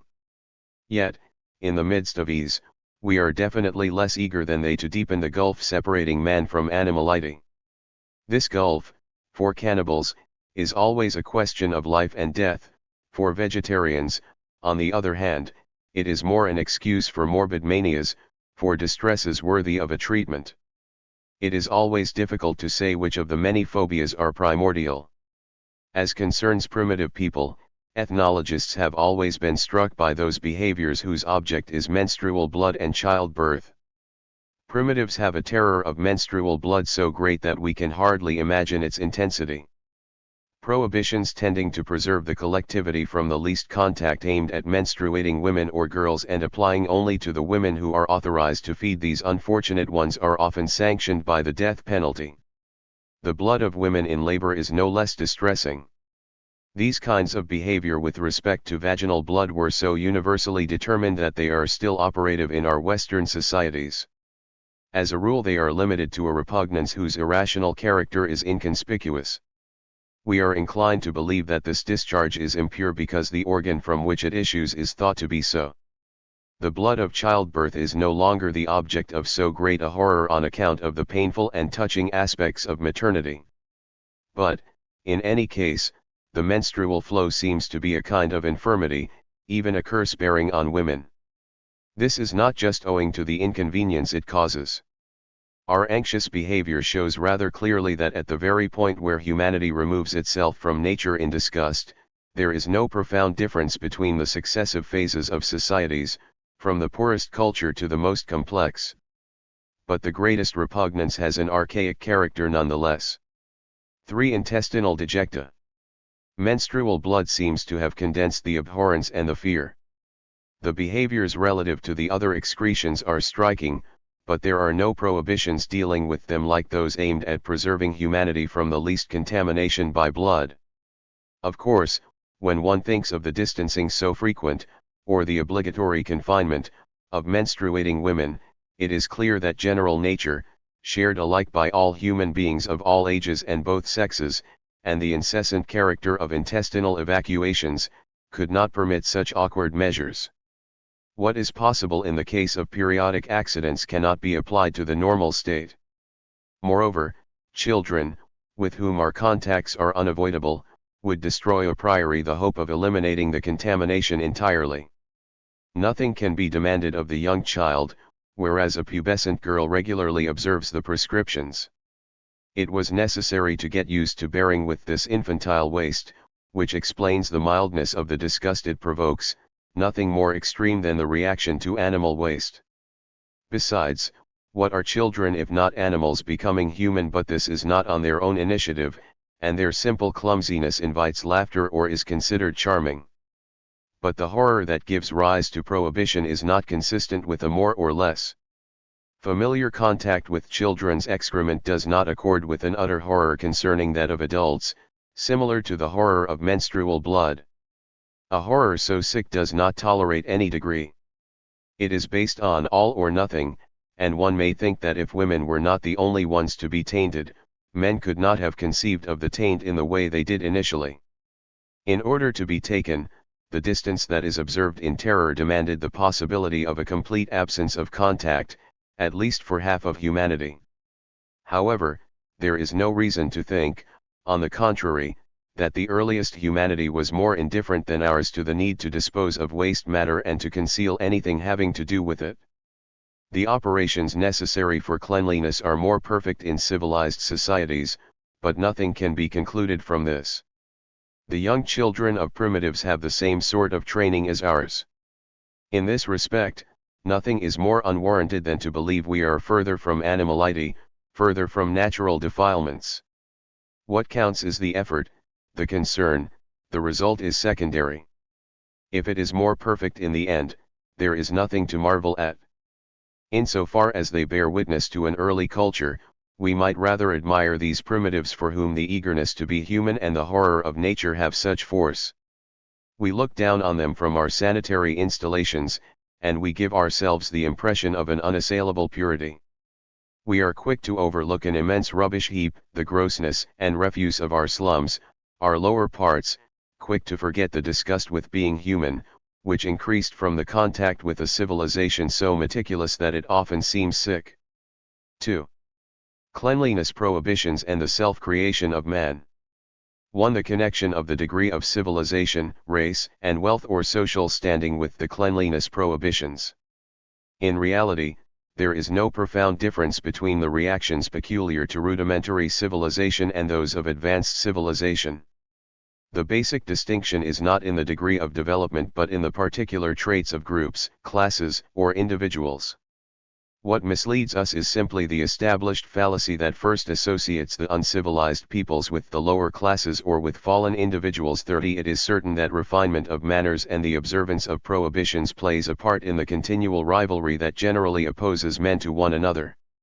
Indeed, refinement is one of the most efficient factors operating in social classification. To a certain extent, the observance of prohibitions is a question of material resources. It takes a lot of money to be refined. The essential thing is that a punctual observance qualifies socially. The person who protects himself the most anxiously from the various forms of defilement is also the person who enjoys the greatest prestige and who has the advantage over others. If a man's anxiousness is commensurate with the means he possesses, he nonetheless stands morally above the man who is careless about safeguarding himself and who lives like an animal, in filth. But if the richest man was not any more concerned about filth than a barefoot tramp, he could not be honored and his standing could not rise. Needless to say, in the society in which we live these aspects of the matter are not clear. Things are positively blurred. Traces remain. As a general rule, a parvenu cannot have a high standing, a poorer man often has a greater prestige, a parvenu will never be initiated into a small number of refinements, contrary to nature, opposing, to voraciousness conventional behaviors, and to plainness of vocabulary agreed upon formulas suitable for expressing a fundamental anxiousness, the anxiety that humanizes.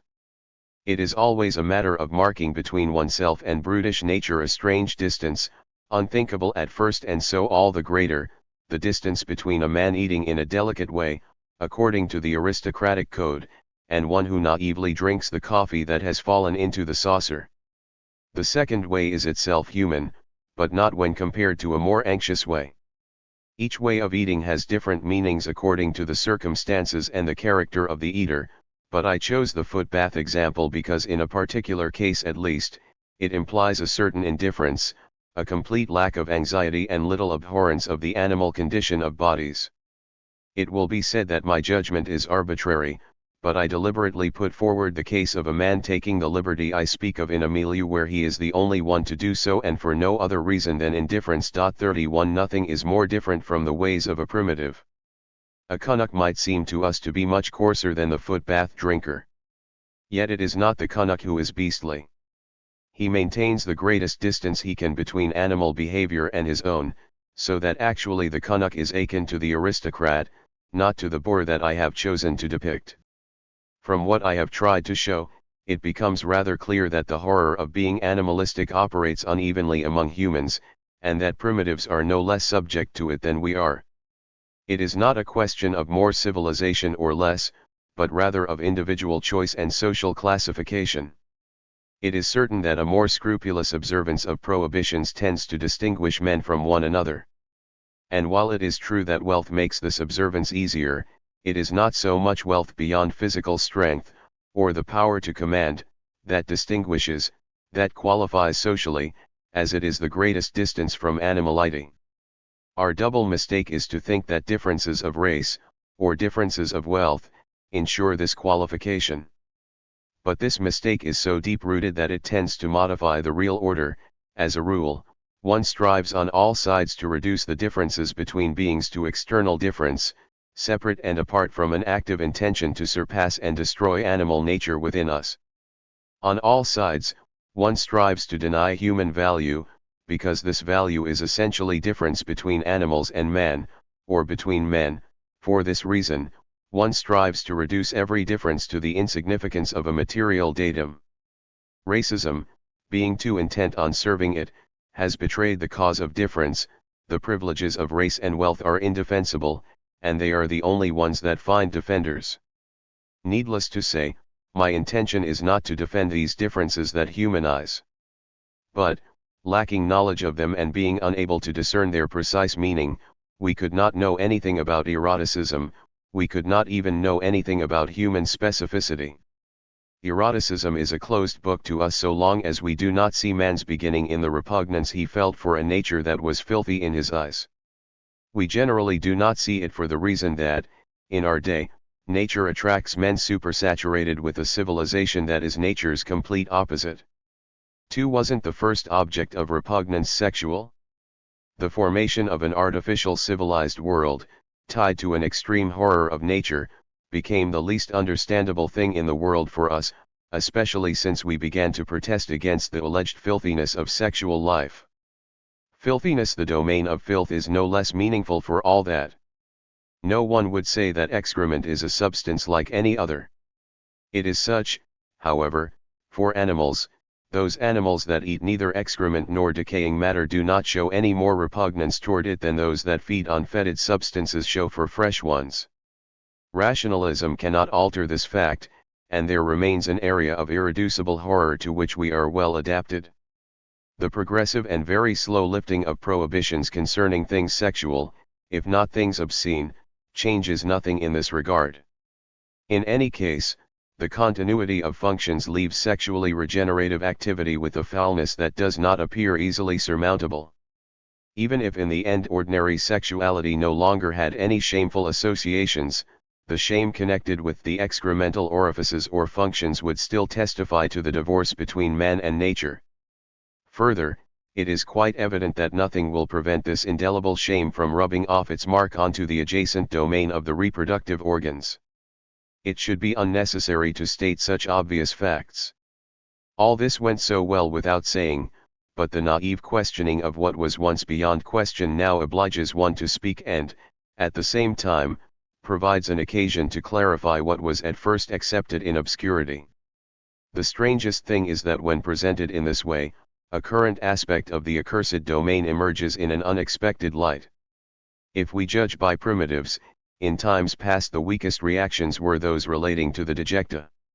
The prescriptions concerning them did not have the terrible, and sacred, character of the prohibitions that concerned menstrual blood. The Australian Aborigines appear less anxious, less mindful, when it comes to observing the prescribed secrecy in the evacuation of waste. We have long since ceased to believe that the Australians are the living image of the earliest men.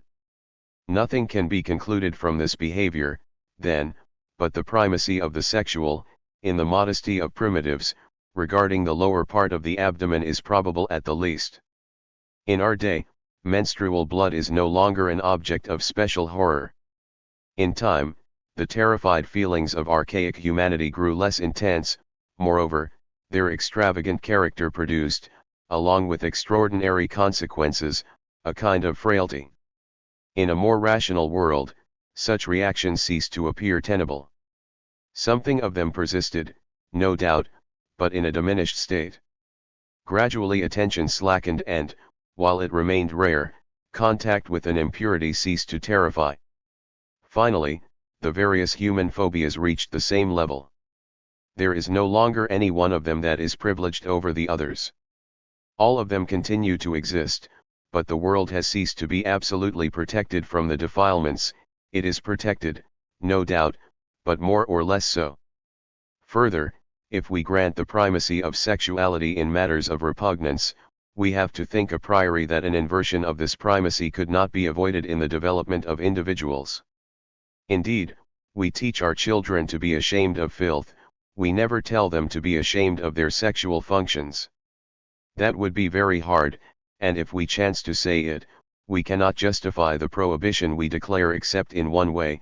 The mother simply says to the child, "It's dirty," and she often even uses the childish word denoting both excrement and the forbidding of contact. 3. That the transition from animal to man must be grasped in a comprehensive view.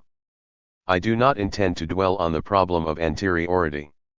It is not certain that the earlier character of sexual taboos makes much sense. I have only tried to account for the changes occurring between the time when the revulsion was occasioned by realities of a sexual nature and the present time, when it is justified by the undiscussed foulness of the dejecta. I imagine that our disgust for excrement is secondary. But my impression is contrary to the one that generally prevails, and I don't feel obliged to be convincing on this point. The result that I aim for is a view of the whole which embraces not only all of space but the different times in succession. This being so, chronology loses at least some of its importance. That which succession brought about in a certain order may be perceived, erroneously, in a different order. The survey of the whole is what matters, the meaning of the parts is then drawn from the overall view. So what is important is the total change, the transition, in the present case, from animal to man, not the point where things began.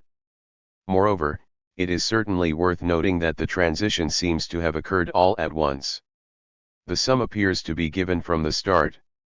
Let there be no misunderstanding, the operation may have taken centuries and, however improbable that may be, we will never be able to prove that the contrary is true.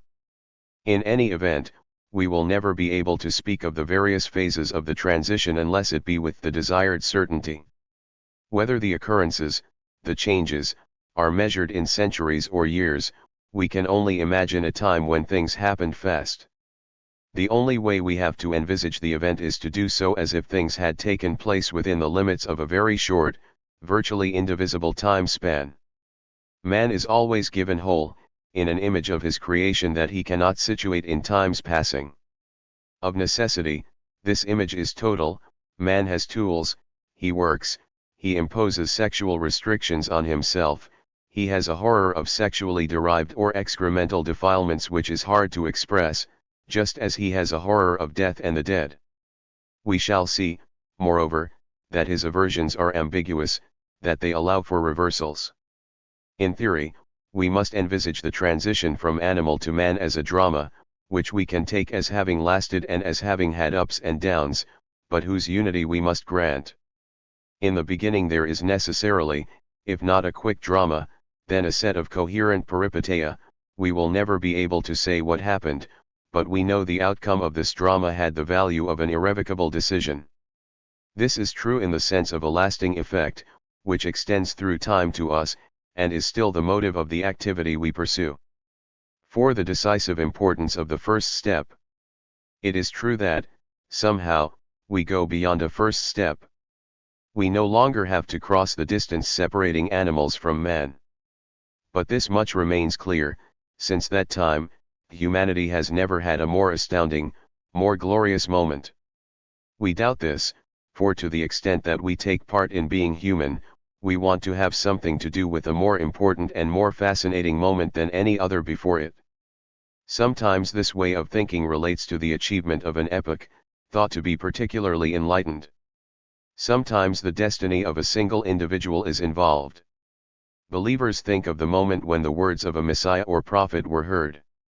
Others cannot even conceive of the world except on the understanding that it began anew with them.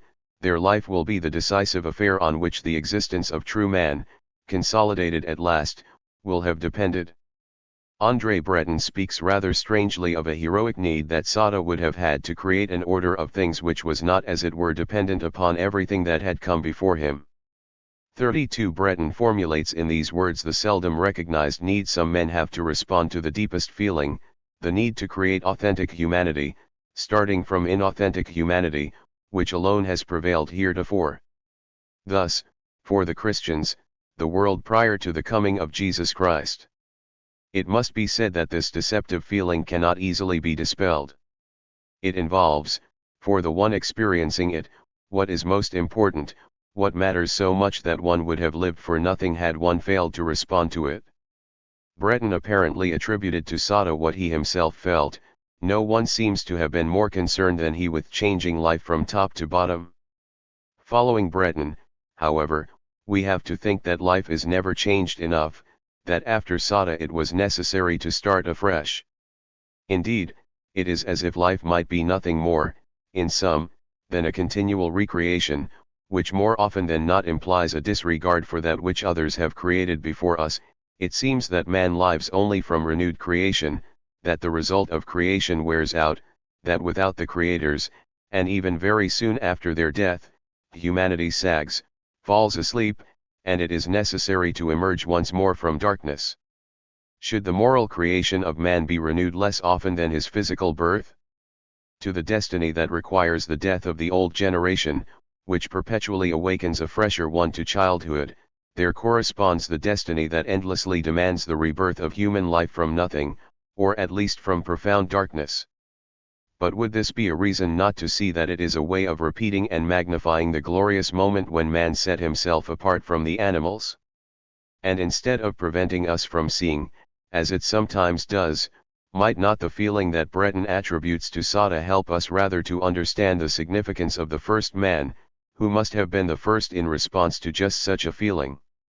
Stage by stage, we may have traveled an immeasurable distance since then, without ceasing to take leave of ourselves in ceaseless, repeated movements of creation, once the dance had begun, whose first figures were already those of self-consciousness.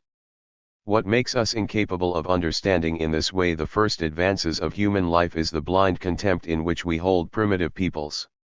True, we may believe that often a certain coarseness preceded refinement, that blind and formal attitudes, more hieratic than human, preceded sentiments that are both autonomous and complex. But such beliefs are tied to the notion that the development of spiritual life occurs in direct proportion to material culture. Yet this would-be law often proved false in the cluster of periods that are known to us.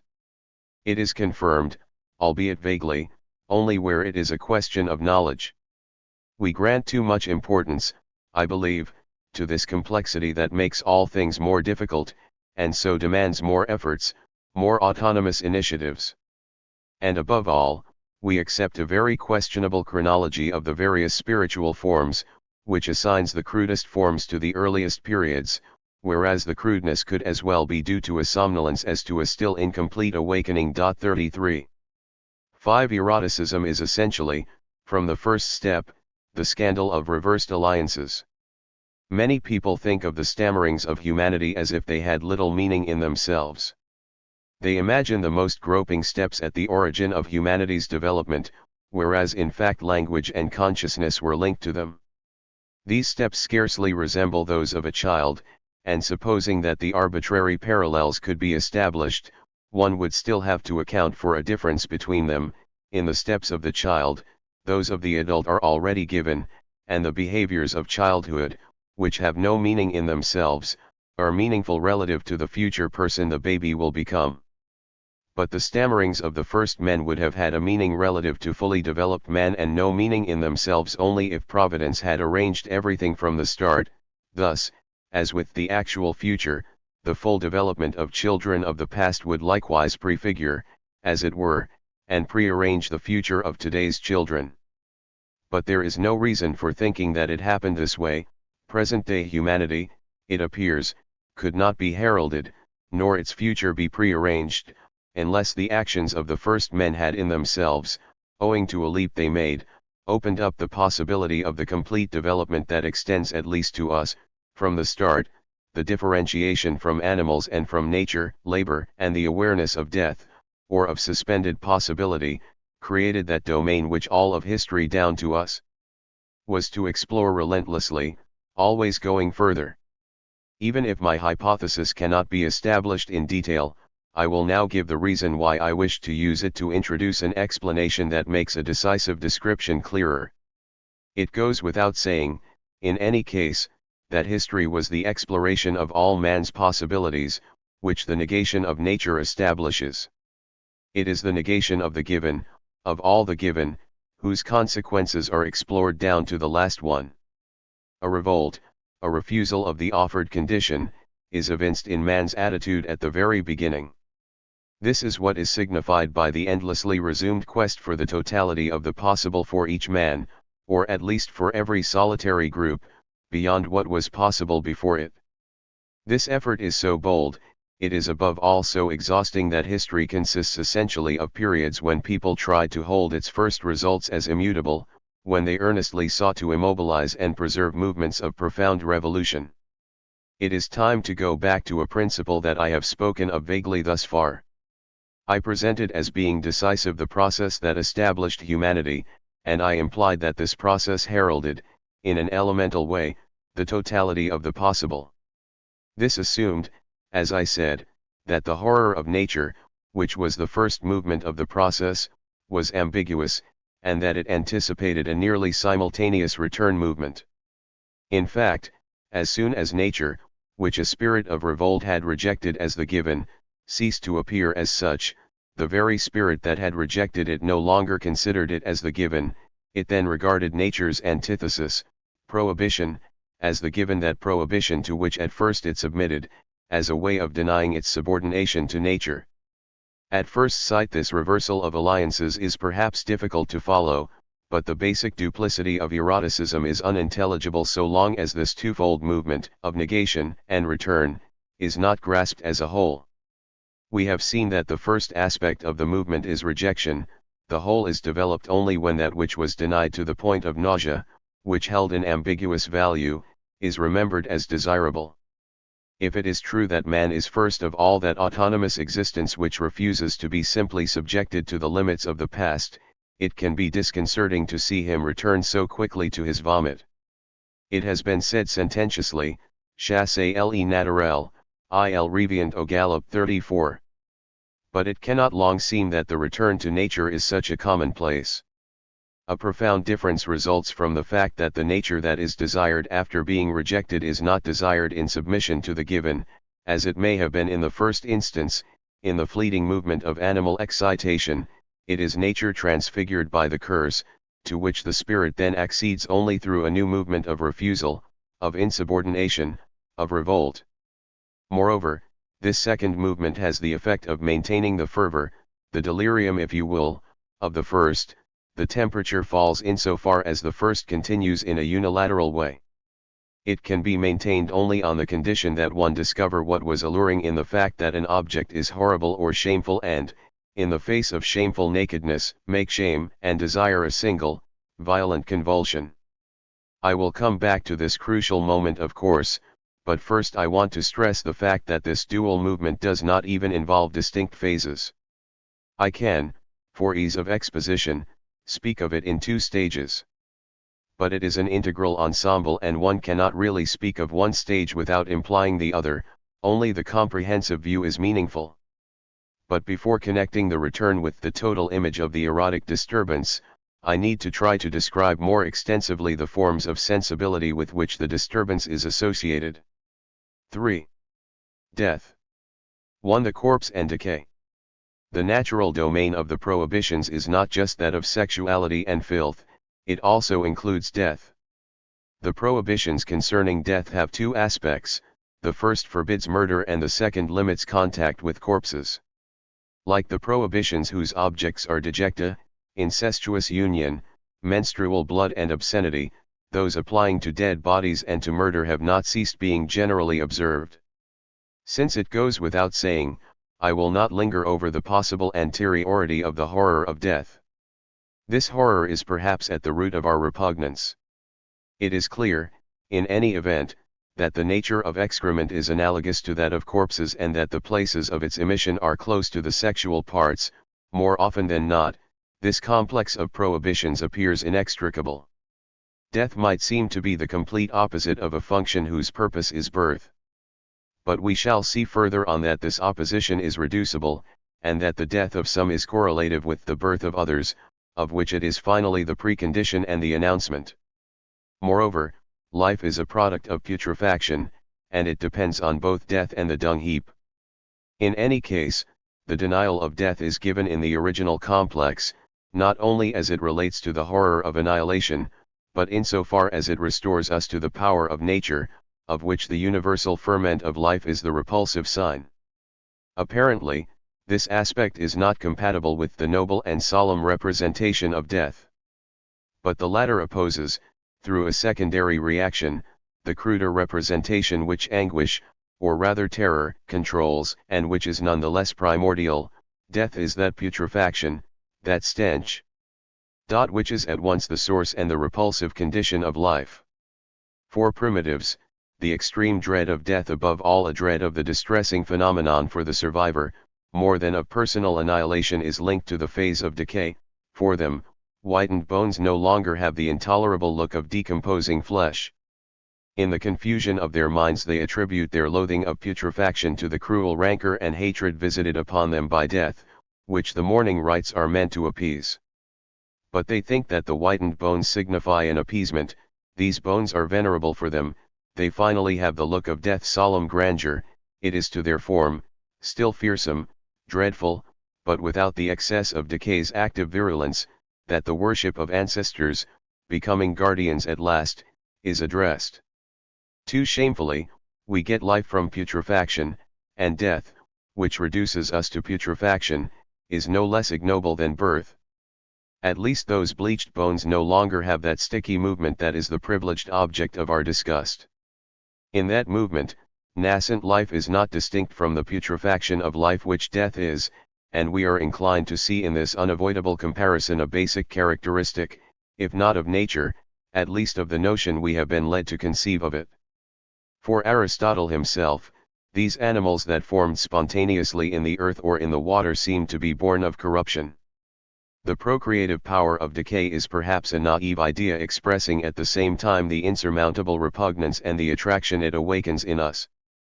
But it is undoubtedly the source of the idea that men are nature's offspring, as if decay finally summed up this world from which we emerge and into which we return, so that the shame and the repugnance is linked both to death and to birth. We have no greater aversion than the aversion we feel toward those unstable, fetid, and lukewarm substances where life ferments ignobly.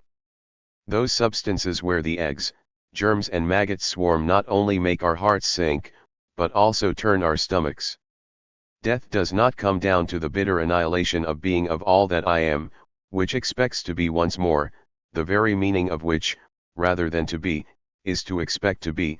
It is also that shipwreck in the nauseous.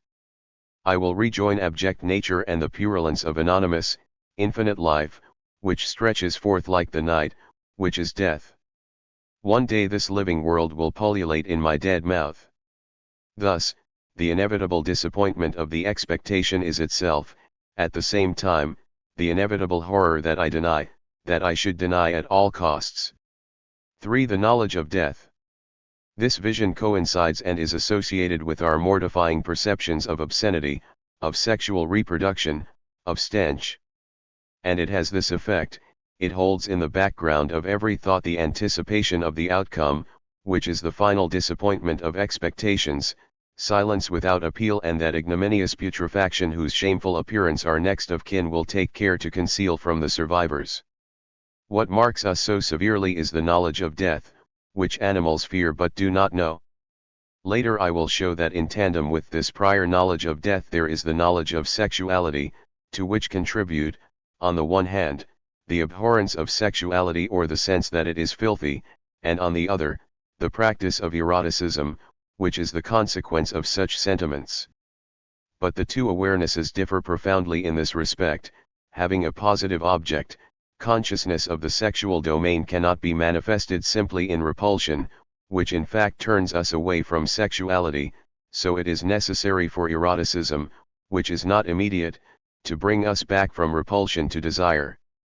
However, the repulsion of death, having immediately a negative object, is first of all a consciousness of the positive counterpart of that object, that is, a consciousness of life, or more exactly, of self. It is easy to understand that consciousness of death is essentially self-consciousness, but that, reciprocally, consciousness of self required that of death. This should be added at once: in that maze of reactions where humanity originated, it is natural to look for one decisive reaction of which the others would only be consequences. Thus, the consciousness of death or self-consciousness might appear primordial. But in my judgment it will always be possible to show that whichever primordial fact gets priority presupposes the existence of another one. Might we not imagine just as well that work and the anticipation of its result are at the basis of the knowledge of death? The sequence is quite perceptible. It is in work that the expectation takes shape. How, if I had not begun a project, a task, unsatisfying in itself, perhaps arduous, but whose result I look forward to, how could I continue, as I do, to anticipate the authentic being which I never am in the present time and which I place in the time to come? But the fact is that death threatens to forestall me, and to steal away the object of my anticipation. In the immediacy of the animal impulse, the object of desire is already given. There is no voluntary patience or waiting.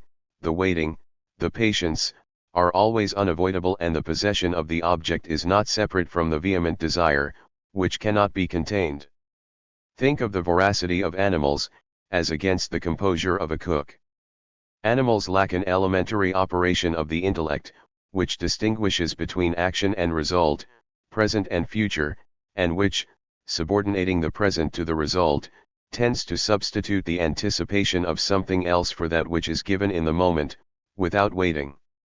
But the human intellect represents both the possibility of the operation and the precariousness of the one who reckons on its outcome. One may die too soon, and so one's expectation will remain forever disappointed. 35 Thus, Work could well be the activity in which mankind's evolution originated, the source of the disgusts and prohibitions that determined its course. 4. On the primary meaning of a complex of movements. It is possible, and yet it seems useless, to isolate a particular aspect when a radical change involved every element of the system. There wasn't so much a determining element as a coincidence of the various movements which the development of humanity composed. As we shall see, work goes against erotic freedom, hampers it, and, conversely, erotic excess develops to the detriment of work. But the lags on both sides do not prevent a reciprocal acceleration of movements. The consciousness of death is itself opposed to the return of eroticism, which is likely to reintroduce avidity, fever and violence that will not wait. But anguish, which lays us open to annihilation and death, is always linked to eroticism. Our sexual activity finally rivets us to the distressing image of death, and the knowledge of death deepens the abyss of eroticism. The curse of decay constantly recoils on sexuality, which it tends to eroticize. In sexual anguish there is a sadness of death, an apprehension of death which is rather vague but which we will never be able to shake off. If need be, it is possible to reduce the complexity of reactions to a constant pursuit of autonomy. But this way of looking at things results in an abstract view, where the immediate abhorrence of, and half-physical disgust for nature, that is, nature as putrefaction, are given arbitrarily as the consequence of a calculation, of a presumed politics of autonomy. As a matter of fact, nothing proves that the struggle for autonomy is not, materially, the consequence of the disgust. 5. Death is finally the most luxurious form of life.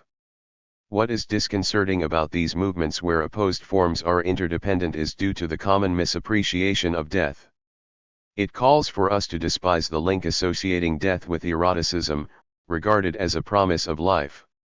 It is easy, but, all in all, it is dishonorable to turn away from the luxurious truth of death. There is no doubt that death is the youth of the world. We don't admit this, we don't want to admit it, for a rather sad reason. We are perhaps young at heart, but this doesn't mean we are more alert. Otherwise, how could we not be aware that death, and death alone, constantly ensures the renewal of life?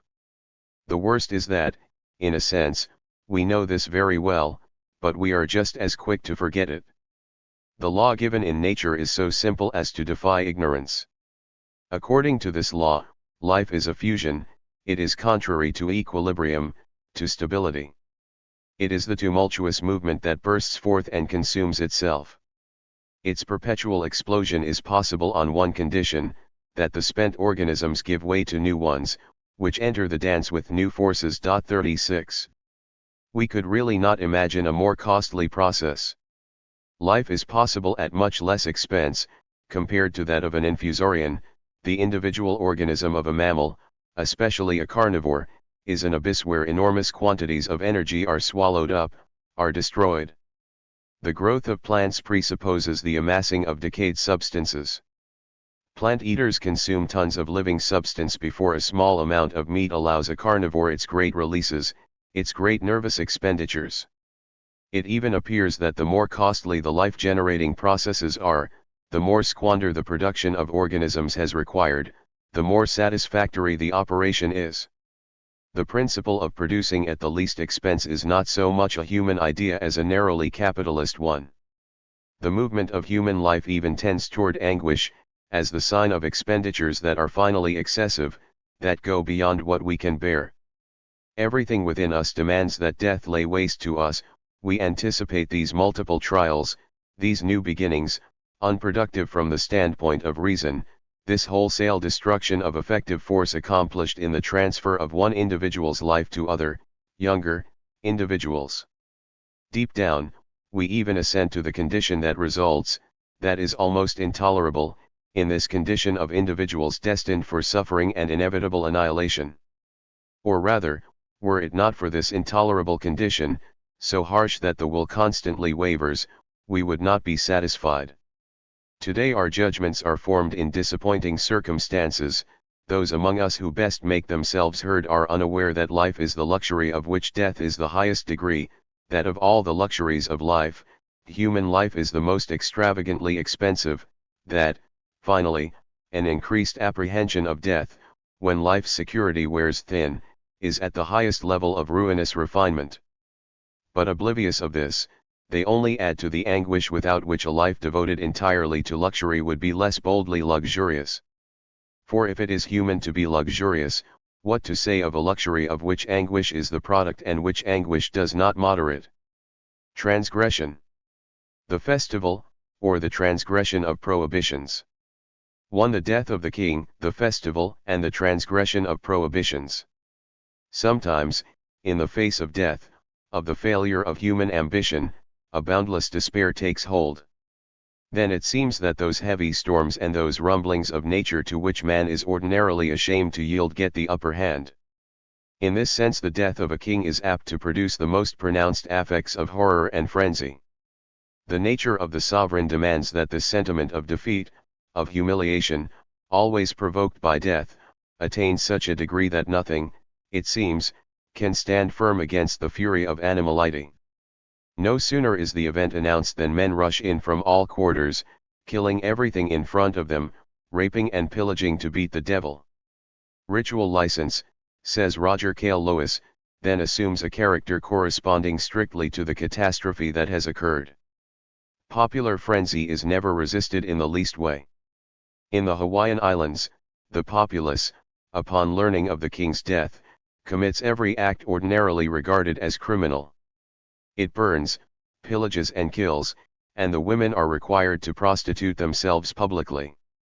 The disorder ends only with the complete elimination of the putrescent substance of the royal cadaver, when nothing more is left of the royal remains but a hard, sound, and incorruptible skeleton. 38. 2. The festival is not just a return to one's vomit. Looking at this second movement, we might imagine that, the first having failed, man returns, without the least change, to the animality from which he started.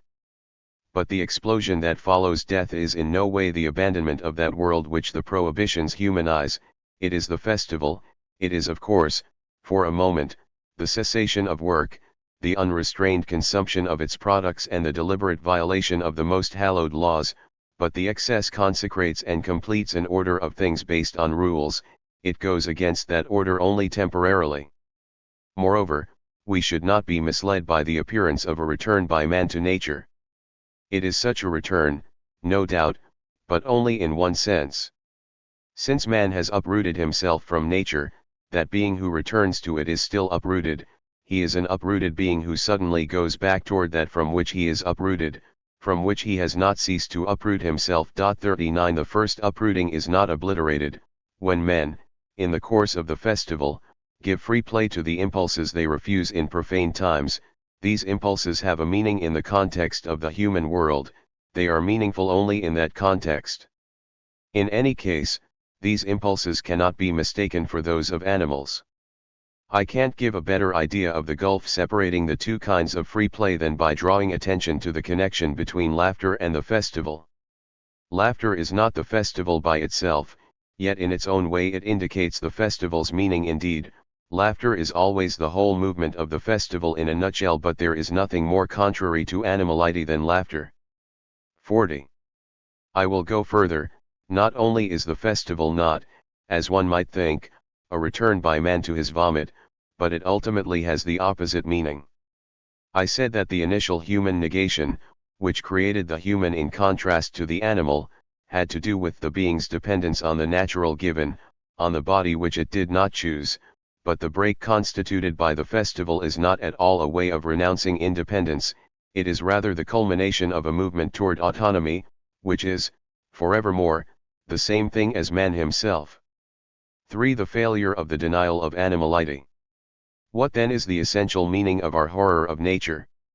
Not wanting to depend on anything, abandoning the place of our carnal birth, revolting intimately against the fact of dying, generally mistrusting the body, that is, having a deep mistrust of what is accidental, natural, perishable. This appears to be for each one of us the sense of the movement that leads us to represent man independently of filth, of the sexual functions and of death.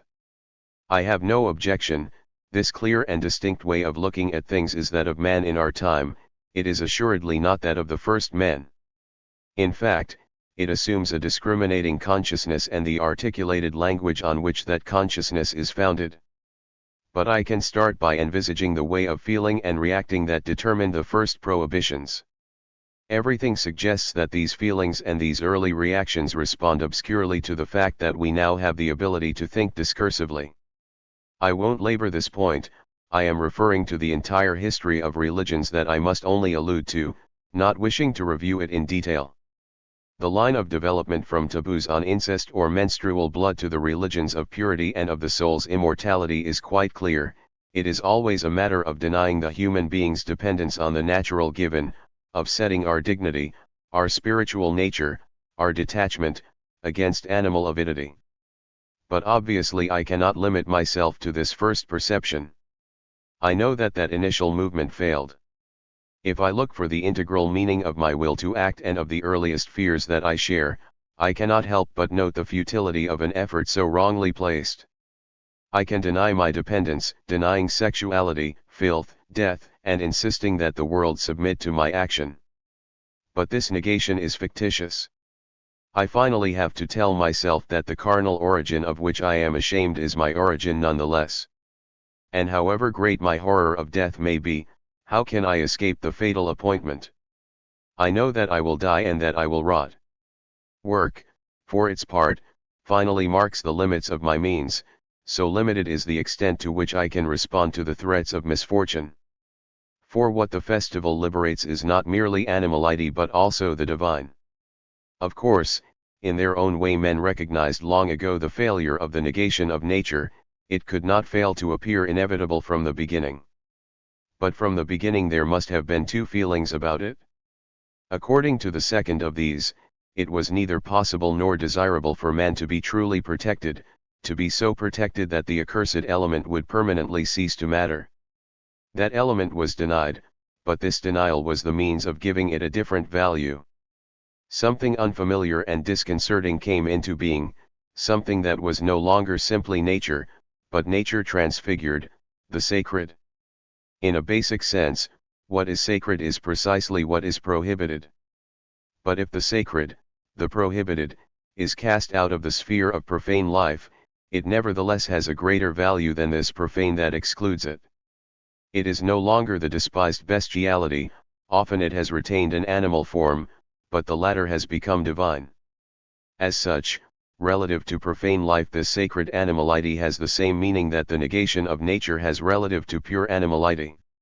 What is denied in profane life is a dependent state of the animal, subject to death and to utterly blind needs. What is denied by means of divine life is still dependence, but this time it is the profane world whose lucid and voluntary servility is contested. In a sense, the second contestation appeals to forces that the first had denied, but insofar as they cannot truly be confined within the limits of the first.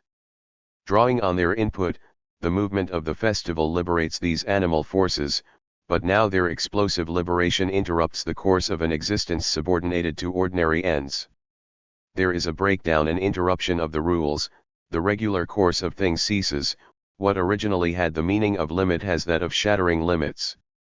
Thus, the sacred announces a new possibility, it is a leap into the unknown, with animality as its impetus.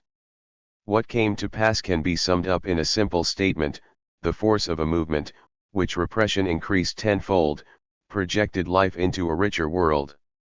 5. The negation of the profane world and the divine world. I emphasized earlier 41 that the nature that is desired after being rejected is not desired in submission to the given. It is nature transfigured by the curse, to which the spirit then accedes only through a new movement of refusal, of insubordination, of revolt. This is the basic difference between ordinary and divine animality. Of course, it would not be possible to say that simple animality is analogous to the profane sphere. I only meant to point out that relative to profane life sacred animality had the same meaning that the horror of nature had relative to the first animality. For there was negation and overcoming each time. But now I will have to describe in detail, and discursively, a system of oppositions that is familiar to us, but unconsciously so, in an obscurity that favors confusion. The negation of nature has two clearly and distinctly opposed aspects, that of horror or repugnance, which implies fever and passion, and that of profane life, which assumes the fever has subsided. I have already spoken point 42 of those movements that we strive to make immutable, immobile, of those revolutions that we regard as a state, a lasting entity, that we naively preserve, as if their essence were not change. This is not necessarily the absurdity that one imagines it to be. We can neither preserve nor abolish change, yet we cannot always be changing. But we should not confuse change with the stable state that results from it, that ultimately resumes the course of the previous state, which the change had ended. Profane life is easy to distinguish from mere animal life, it is very different from the latter. Taking it as a whole, animal life is nonetheless the model of life without history. And profane life is an extension of it in the sense that it knows nothing of destructive and violent changes. If such changes befall it, they befall it from the outside. 43.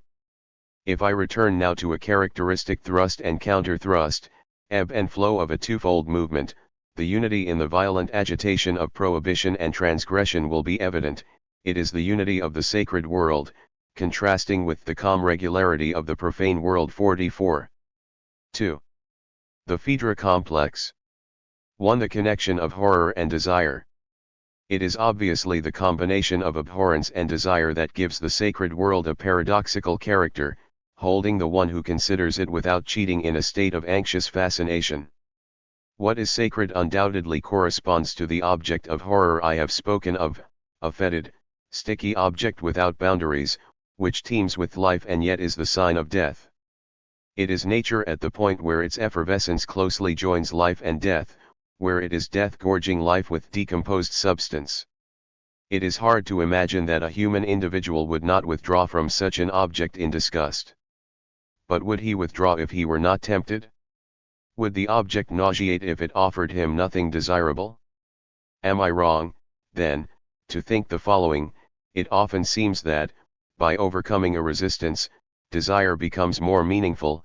Resistance is the test that assures us of desire's authenticity and thus gives it a force that comes of the certainty of its dominion. If our desire had not had so much difficulty overcoming our undeniable repugnance, we would not have thought it so strong, we would not have seen in its object that which was capable of inciting desire to such a degree. So it was that Phaedra's love increased in proportion to the fear that arose from the possibility of a crime. But on the other hand, how would the repugnance maintain itself, or more simply, to what would it respond if its object did not present anything dangerous?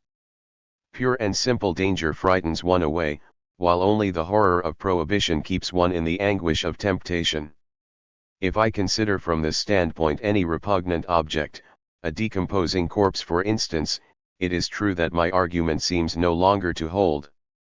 However, I can bring specific considerations to bear.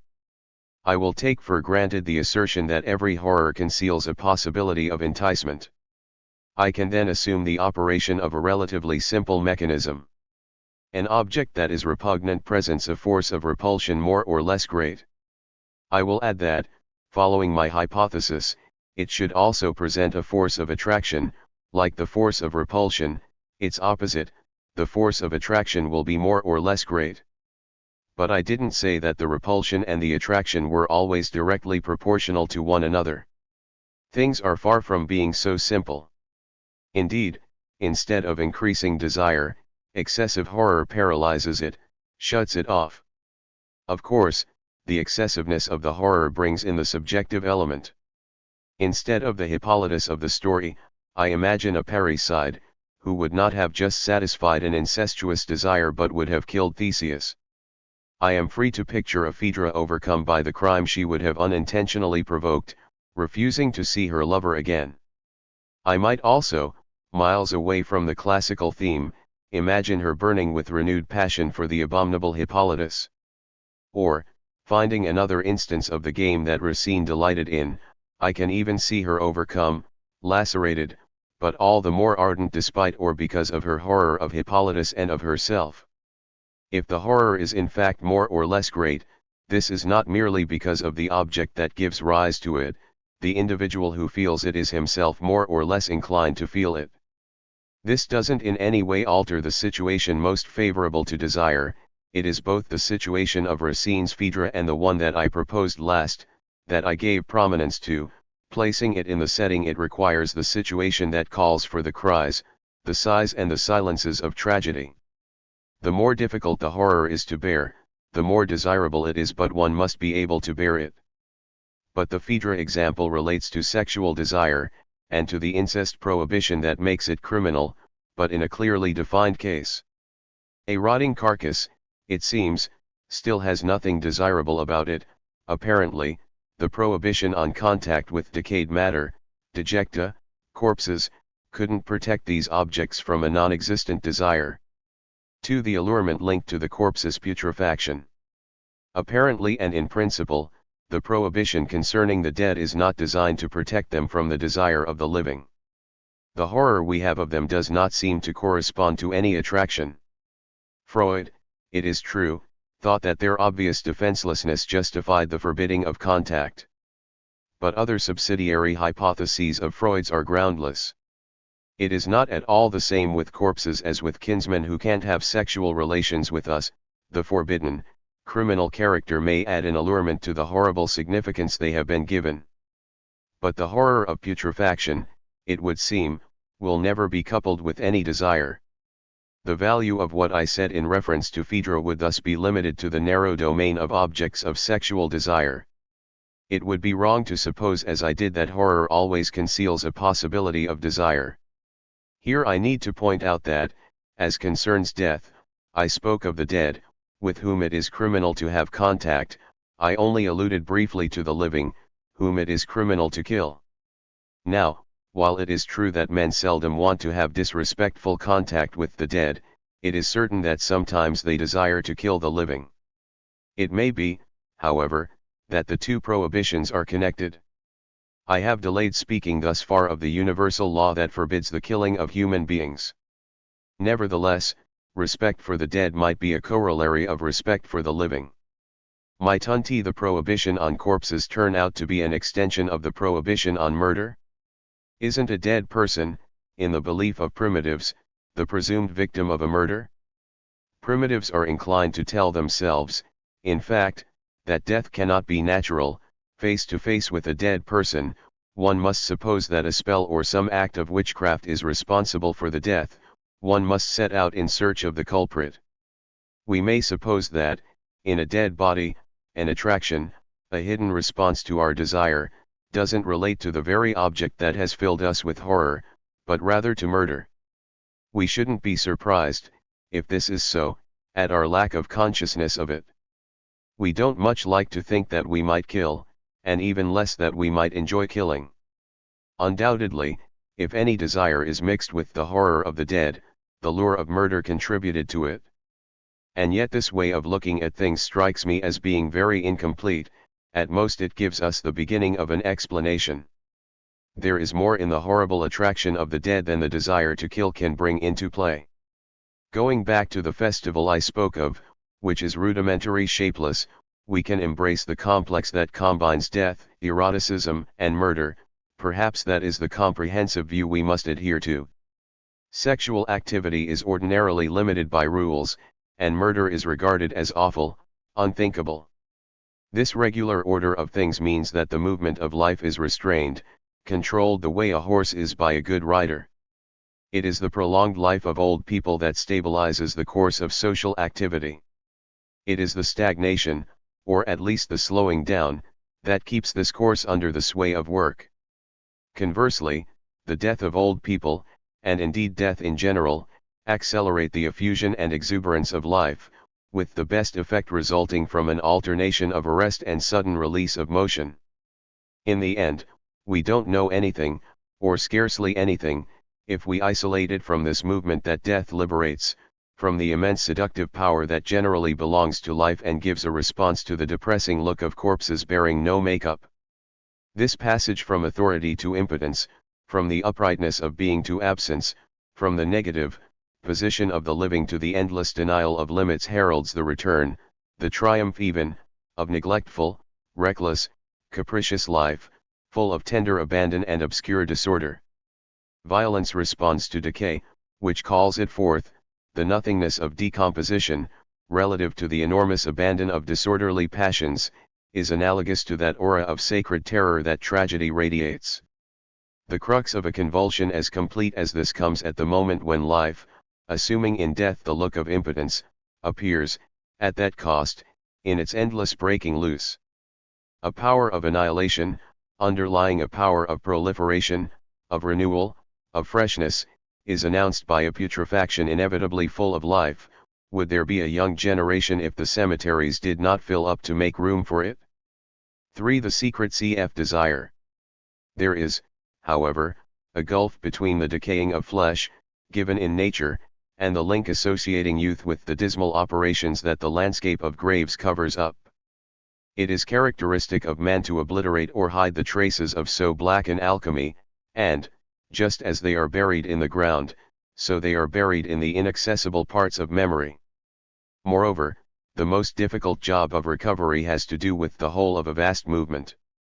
It may be possible to rediscover the connection between prescriptions of respect for the dead and the desire to kill. But, detached from the rest, this view is superficial. And however complete a picture the Festival of the King may be, linking the decay of the royal corpse to sexual licentiousness and the frenzy of murder, it is still only a schema whose meaning must be constructed. What I have already shown enables us to grasp what links the horror of the dead and the desire that relates to the total movement of life. This is already an improvement over the theoretical connection exhibited in a festival tableau. But I must go further and show finally that, on the other hand, the sexual life of human beings, eroticism, would not be intelligible without this connection. It is possible no doubt to imagine eroticism independently of the horror of the dead. But actually this independence is not given. I can imagine passion independently of Phaedra's circumstances. Nothing is more common than the innocent love a woman has for a man she is entitled to love. But leaving aside an extreme case, which is the efficient desire to kill, sexual desire responsive to the pull of a movement that unceasingly casts a part of humanity into the grave is stirred, as it were, by the horror we nonetheless have of this movement. Just as the crime, which horrifies her, secretly raises and fuels Phaedra's ardor, sexuality's fragrance of death ensures all its power. This is the meaning of anguish, without which sexuality would be only an animal activity, and would not be erotic. If we wish to clearly represent this extraordinary effect, we have to compare it to vertigo, where fear does not paralyze but increases an involuntary desire to fall, and to uncontrollable laughter, where the laughter increases in proportion to our anguish if some dangerous element supervenes and if we laugh even though at all costs we should stop laughing. In each of these situations, a feeling of danger yet not so pressing as to preclude any delay places us before a nauseating void. A void in the face of which our being is a plenum, threatened with losing its plenitude, both desiring and fearing to lose it. As if the consciousness of plenitude demanded a state of uncertainty, of suspension. As if being itself were this exploration of all possibility, always going to the extreme and always hazardous. And so, to such a stubborn defiance of impossibility, to such a full desire for emptiness, there is no end but the definitive emptiness of death. Desire horrified at losing and at losing oneself. One joy demands that we consume our resources of energy. Horror associated with desire and the poverty of a desire not enhanced by any horror cannot, however, prevent us from seeing that desire has the desirable as its object. Anguish, when desire opens onto the void and, sometimes, onto death is perhaps a reason for desiring more strongly and for finding the desired object more attractive, but in the last instance the object of desire always has the meaning of delight, and this object, whatever one might say of it, is not inaccessible. It would be inexcusable to speak of eroticism without saying essentially that it centers on joy. A joy, moreover, that is excessive. In speaking of their raptures, mystics wish to give the impression of a pleasure so great that the pleasure of human love does not compare. It is hard to assess the degree of intensity of states that may not be incommunicable, perhaps, but that can never be compared with any exactness, for lack of familiarity with other states than those we personally experience. But it does seem allowable to think that we may experience, in the related domains of eroticism and religious meditation, joy so great that we are led to consider them exceptional, unique, surpassing the bounds of any joy imaginable. Be this as it may, there can be no doubt about the excessive, exorbitant character of the transports of joy that eroticism gives us. I believe that the skepticism shown by a small number of blasé individuals is a response either to the affectedness of statements, or to the awkwardness or bad conditions of an experience. It remains to be seen how the pursuit of such great joys must go via that of horrors and repugnant objects of every sort. What I said earlier tended to show that horror was present and played a part in erotic attraction. I furnished what might be considered sufficient evidence of this paradoxical fact, but I still have not given a clear enough account of its peculiarities. To this end, I will put forward a hypothesis that is perhaps fundamental. I think that the feeling of horror does not correspond, as most people believe, to what is bad for us, to what jeopardizes their interests. On the contrary, if they horrify us, objects that otherwise would have no meaning take on the highest present value in our eyes. Erotic activity can be disgusting, it can also be noble, ethereal, excluding sexual contact, but it illustrates a principle of human behavior in the clearest way. What we want is what uses up our strength and our resources and, if necessary, places our life in danger. Actually, we don't always have the means to want it, our resources run out and our desire fails us as soon as we are faced with a danger that is all too unavoidable. If, however, we are blessed with enough courage and luck, the object we desire most is in principle the one most likely to endanger or destroy us. Individuals differ in their ability to sustain great losses of energy or money or serious threats of death. But insofar as they are able, men risk the greatest losses and go to meet the most serious threats. If we generally believe the contrary, this is because they generally have little strength, but within their personal limits they have nonetheless been willing to spend and to expose themselves to danger. In any event, whoever has the strength and of course the means for it, indulges in continual spending and repeatedly exposes himself to danger. Through examples, and through detailed analysis of the operation of contrary factors, which is most clearly apparent in eroticism, I will attempt to show the significance and scope of this law. Further, I will not neglect to come back to the theoretical aspect of the problem. I have presented its general lines in the first part of this work. What I first explained starting from the movement of production, I will now show at work in the individual fever, thus in a more concrete way, contributing to a fuller view by way of a detour. What cannot change in any case is a way of looking at things that is radically opposed to the correct judgment of thought. Everything that justifies our behavior needs to be re-examined and overturned. How to keep from saying simply that thought is an enterprise of enslavement, it is the subordination of the heart, of passion, to incomplete economic calculations. Humanity is letting itself be led the way a child submits to a professor, a feeling of poverty paralyzes it. But those general interests that it alleges are valid to the extent that fear prevails, or energy is lacking. They make sense only in the short view that obtains in official discourse, but energy abounds and fear doesn't stop anything. Between an indolent thinking and a violent course of things, discord is sovereign, and our wars are the measure of those impotent and reasonable professors that lead us to literature and anguish, sacrifice and horror.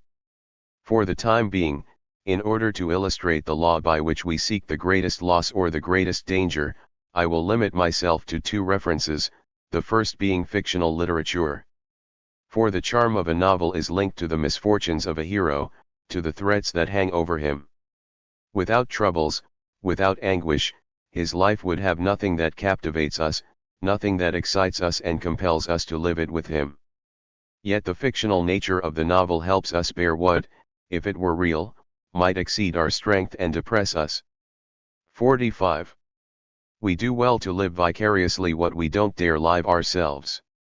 Not that it is a question of bearing misfortune without weakening, on the contrary, enduring it without too much anguish, we should take pleasure in the feeling of loss or endangerment it gives us. But literature only continues the game of religions, of which it is the principal heir. Above all, it has received sacrifice as a legacy. At the start, this longing to lose ourselves and to look death in the face, found in the ritual of sacrifice a satisfaction it still gets from the reading of novels. In a sense, Sacrifice was a novel, a fictional tale illustrated in a bloody manner. A sacrifice is no less fictional than a novel. It is not a truly dangerous, or culpable, killing. It is not a crime but rather the enactment of one. It is a game. At its beginning it is the narrative of a crime whose final episode is performed for the spectators by the priest and the victim.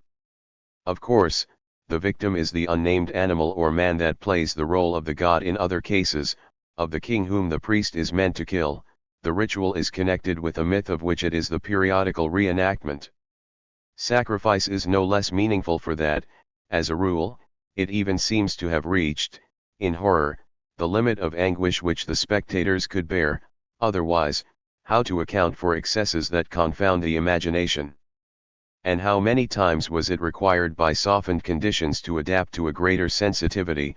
46 That it was of a game's nature reduced its gravity, but it always involved plunging the spectators into anguish tied to a feeling of vertiginous, contagious destruction, which fascinated while it appalled.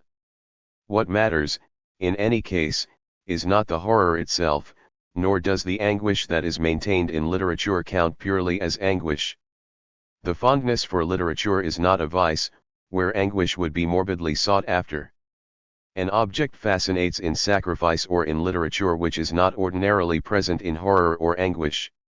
In the most common circumstances, horror may only have a putrescence as its object, or anguish, a kind of void. But the object that fascinates in sacrifice is not only horrible, it is divine. It is the God who agrees to the sacrifice, who exerts an attraction and yet has only one meaning, losing oneself in death. The horror is there only to accentuate an attraction that would seem less great if he did not offer himself up to a painful agony. The novel seldom achieves the rigor of this movement. Yet it's the same with the basic narrative as with classical tragedy. It is most engaging when the character of the hero leads him, of his own accord, to his destruction. The closer the hero gets to divinity, the greater are the losses he incurs, and the greater are the dangers he willingly faces. Only divinity verifies, in an excessive way, the principle according to which desire has loss and danger as its object. But literature is closer to us, and what it loses in the way of excess is gained in the way of verisimilitude. 3. Life, on the level of death, founded the riches of religion and art. The kind of panic followed by a prolonged explosion that might respond to the death of a king shows the strength of a monstrous temptation that draws us to ruination. We are constantly tempted to abandon work, patience, and the slow accumulation of resources for a contrary movement, where suddenly we squander the accumulated riches, where we waste and lose as much as we can. The enormous loss that the death of the sovereign constitutes does not necessarily give the idea of counterbalancing its effect. Better, since the mischief is done, to plunge furiously into mischief. In a sense, the death of a king is like looking into a void from which we are not separated by any guardrail. The view may cause us to step back, but the image of the possible fall, which is connected with it, may also suggest that we jump, in spite or because of the death that we will find there. This depends on the sum of available energy which remains in us, under pressure, but in a certain disequilibrium. What is certain is that the lure of the void and of ruination does not in any way correspond to a diminished vitality, and that this vertigo, instead of bringing about our destruction, ordinarily is a prelude to the happy explosion which is the festival. Actually, trickery and failure are the rule of these movements. In the first instance, the prohibitions prepared for the transgression of the festival, and the measureless character of the festival observes the happy measure nonetheless, holding in store the return of life governed by the prohibitions. But when the prohibitions corresponded to the negation of nature and to the intention men had to do away with their dependence on the natural given, the failure was intentional. Men had to cheat to avoid recognizing the impossibility for them to reduce themselves to pure mind. Their failure was thus unintentional. If they brought measure into a movement that called for measurelessness, then, on the contrary, they intentionally failed. We generally don't consent to the definitive ruin and death where measurelessness would lead us. The festival is perhaps no less fictitious than the negation of nature, but whether it has the form of literature or of ritual this time, the fiction is purposely invented. It is intentional at least, even if it puts consciousness to sleep. The desire is perhaps fooled, but with the half-complicity of children who are deluded by the playthings we give them. Only the available resources are squandered. In principle, there is no collective festival that cuts into a basic wealth, without which the coming of the next festival, measureless and measured at the same time, like the first could not be assured. And ultimately it is not ruination, let alone death, it is joy that the pursuit of ruination attains in the festival. We draw near to the void, but not in order to fall into it. We want to be intoxicated with vertigo, and the image of the fall suffices for this. One might say rather precisely that true joy would require a movement to the point of death, but death would put an end to it. We will never know authentic joy. Moreover, death itself is not necessary. I believe that our strength fails us before life does. The moment death approaches, it creates a void in us that incapacitates us in advance. So not only is trickery necessary in order not to die, we must avoid dying if we wish to attain joy. Thus, only the fictitious approach of death, through literature or sacrifice, points to the joy that would fully gratify us, if its object were real that would gratify us at least in theory, since if we were dead we would no longer be in a condition to be gratified. Further, why rebel too stubbornly against a definitive difficulty? Not that we should turn away from death, on the contrary, stare at it, look it straight in the face, that is the most we can do. Lasting gentleness, irony, and cunning are worth more than that protest about which we can predict that if it's maintained it will turn, like all literature, to trickery. In fact, protest would soon be out of the question. Ought we not in a sense aim for a joy that involves the totality of being, setting ourselves against the interests of the egoist that, albeit in spite of ourselves, we never cease to be? In this connection, to the extent that they reflected, in the dazzling play of their facets, the changing multiplicity of life, didn't tragedy and comedy, and likewise the authentic novel, respond in the best way possible to the desire to lose ourselves tragically, comically in the vast movement where beings endlessly lose themselves? And if it is true that trickery presides over literature, that an excess of reality would break the momentum that carries us toward the point of resolution where literature aims us, it is also true that only a real daring has enabled us to find, in the anguish of figurative death or downfall, that singularly excessive joy that engages being in its destruction. Without this daring we cannot oppose the riches of religion and art to the poverty of animal life. 4. The object of desire and the totality of the real. 1. The object of desire is the universe, or the totality of being. Rather strangely, I describe what is hardest to comprehend, but at the same time it is the most familiar thing. Spectators of tragedy and readers of novels get the meaning of it without fully understanding it, and in their own way those who attend Mass religiously do nothing but contemplate its essence. But if from the world of passion, where without difficulty tragedy and the novel or the sacrifice of Mass form recognizable signs, I pass to the world of thought, everything shuts off, in deciding to bring the movement of tragedy, that sacred horror which fascinates, into the intelligible world. I am aware that, disconcerted, the reader will have some trouble in following me. In reality, what fascinates in this way speaks to passion but has nothing to say to the intellect.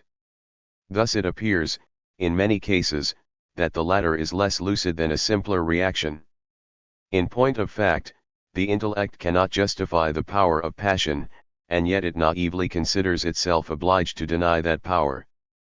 But in choosing to hear no other reasons but its own, the intellect errs, for it can go into the reasons of the heart if it so chooses, provided it does not insist on reducing them first to the calculation of reason. Once it has made this concession, it can define a domain in which it is no longer the sole rule of conduct, It does so if it speaks of the sacred, of what surpasses it by nature. The most remarkable thing is that it is quite capable of speaking of what surpasses it. Indeed, it cannot conceive that it might finally be able to justify itself without abandoning its own calculations. The intellect fails, in fact, in that with its first impulse it abstracts, separating the objects of reflection from the concrete totality of the real. It constructs, under the name of science, a world of abstract things, copied from the things of the profane world, a partial world dominated by utility. Nothing is stranger, once we have surpassed it, than this world of the intellect where each thing must answer the question, what is the use of that? We then realize that the mental process of abstraction never gets out of a cycle in which one thing is related to another, for which the first is useful, the other thing in turn must be useful. For something else. The scythe is there for the harvest for food, the food for labor, the labor for the factory where scythes are made. If, beyond the labor necessary for the manufacture of as many new scythes as are needed to replace the old ones, there is a surplus, its utility is defined in advance, it will serve to improve the standard of living. Nowhere do we find a totality that is an end in itself, that is meaningful as such, that doesn't need to justify itself by pleading its usefulness for some other thing. We escape this empty and sterile movement, this sum of objects and abstract functions that is the world of the intellect, only by entering a very different world where objects are on the same plane as the subject, where they form, together with the subject, a sovereign totality which is not divided by any abstraction and is commensurate with the entire universe. To make this radical difference between two worlds perceptible, there is no finer example than the domain of erotic life, where the object is rarely situated on another plane than the subject. The object of sensual desire is by nature another desire. The desire of the senses is the desire, if not to destroy oneself, at least to be consumed and to lose oneself without reservation. Now, the object of my desire does not truly respond to it except on one condition, that I awaken in it a desire equal to mine. Love in its essence is so clearly the coincidence of two desires that there is nothing more meaningful in love, even in the purest love. But the other's desire is desirable insofar as it is not known as a profane object is, from the outside. The two desires fully respond to one another only when perceived in the transparence of an intimate comprehension. Of course, a deep repulsion underlies this comprehension. Without repulsion the desire would not be boundless, as it is when it does not give way to repulsion. If it were not so great, would it have that convincing force of the lover answering her lover in darkness and silence, that nothing, absolutely nothing separates them now. But it doesn't matter, now the object is no longer anything but that immense and anguished desire for the other desire. Of course, the object is first known by the subject as other, as different from it, but at the moment it reduces itself to desire, the object, in a tremor that is no less anguished, is not distinct from it, the two desires meet, intermingle, and merge into one. Without doubt, the intellect remains behind and, looking at things from the outside, distinguishes two solitary desires that are basically ignorant of one another. We only know our own sensations, not those of the other. Let us say that the distinction of the intellect is so clearly contrary to the operation that it would paralyze the latter's movement if it were compelled to fade from awareness. But the intellect is not wrong merely because the illusion denounced is efficacious, because it works and no purpose would be served by depriving the deluded partners of their contentment. It is wrong in that this is not an illusion. To be sure, illusion is always possible in any domain whatever. We thus fool ourselves if some incomplete perception is interpreted by us as being that of a bottle. It is not a bottle, a simple reflection gave me the impression it was, and I thought I was going to touch it. But the example proves nothing. For an error of this kind is verifiable and other times it is indeed a bottle that my hand grasps. It is true that a bottle in the hand, a correct proof, is something certain, solid. Whereas, in the most favorable case, the possibility of attaining the desire or the existence of the other and not just its external signs is generally disputed. Yet an infant is not able, the first time at least, to deduce the presence of another, internally similar to it, from external signs. On the contrary, it can finally infer a presence on the basis of external signs only after having learned to associate the signs with that presence, which it must first have recognized in a total contact, without any prior analysis.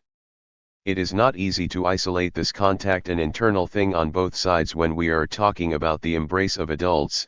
It occurs under conditions in which the differentiated sensations and the complex associations can never be set aside.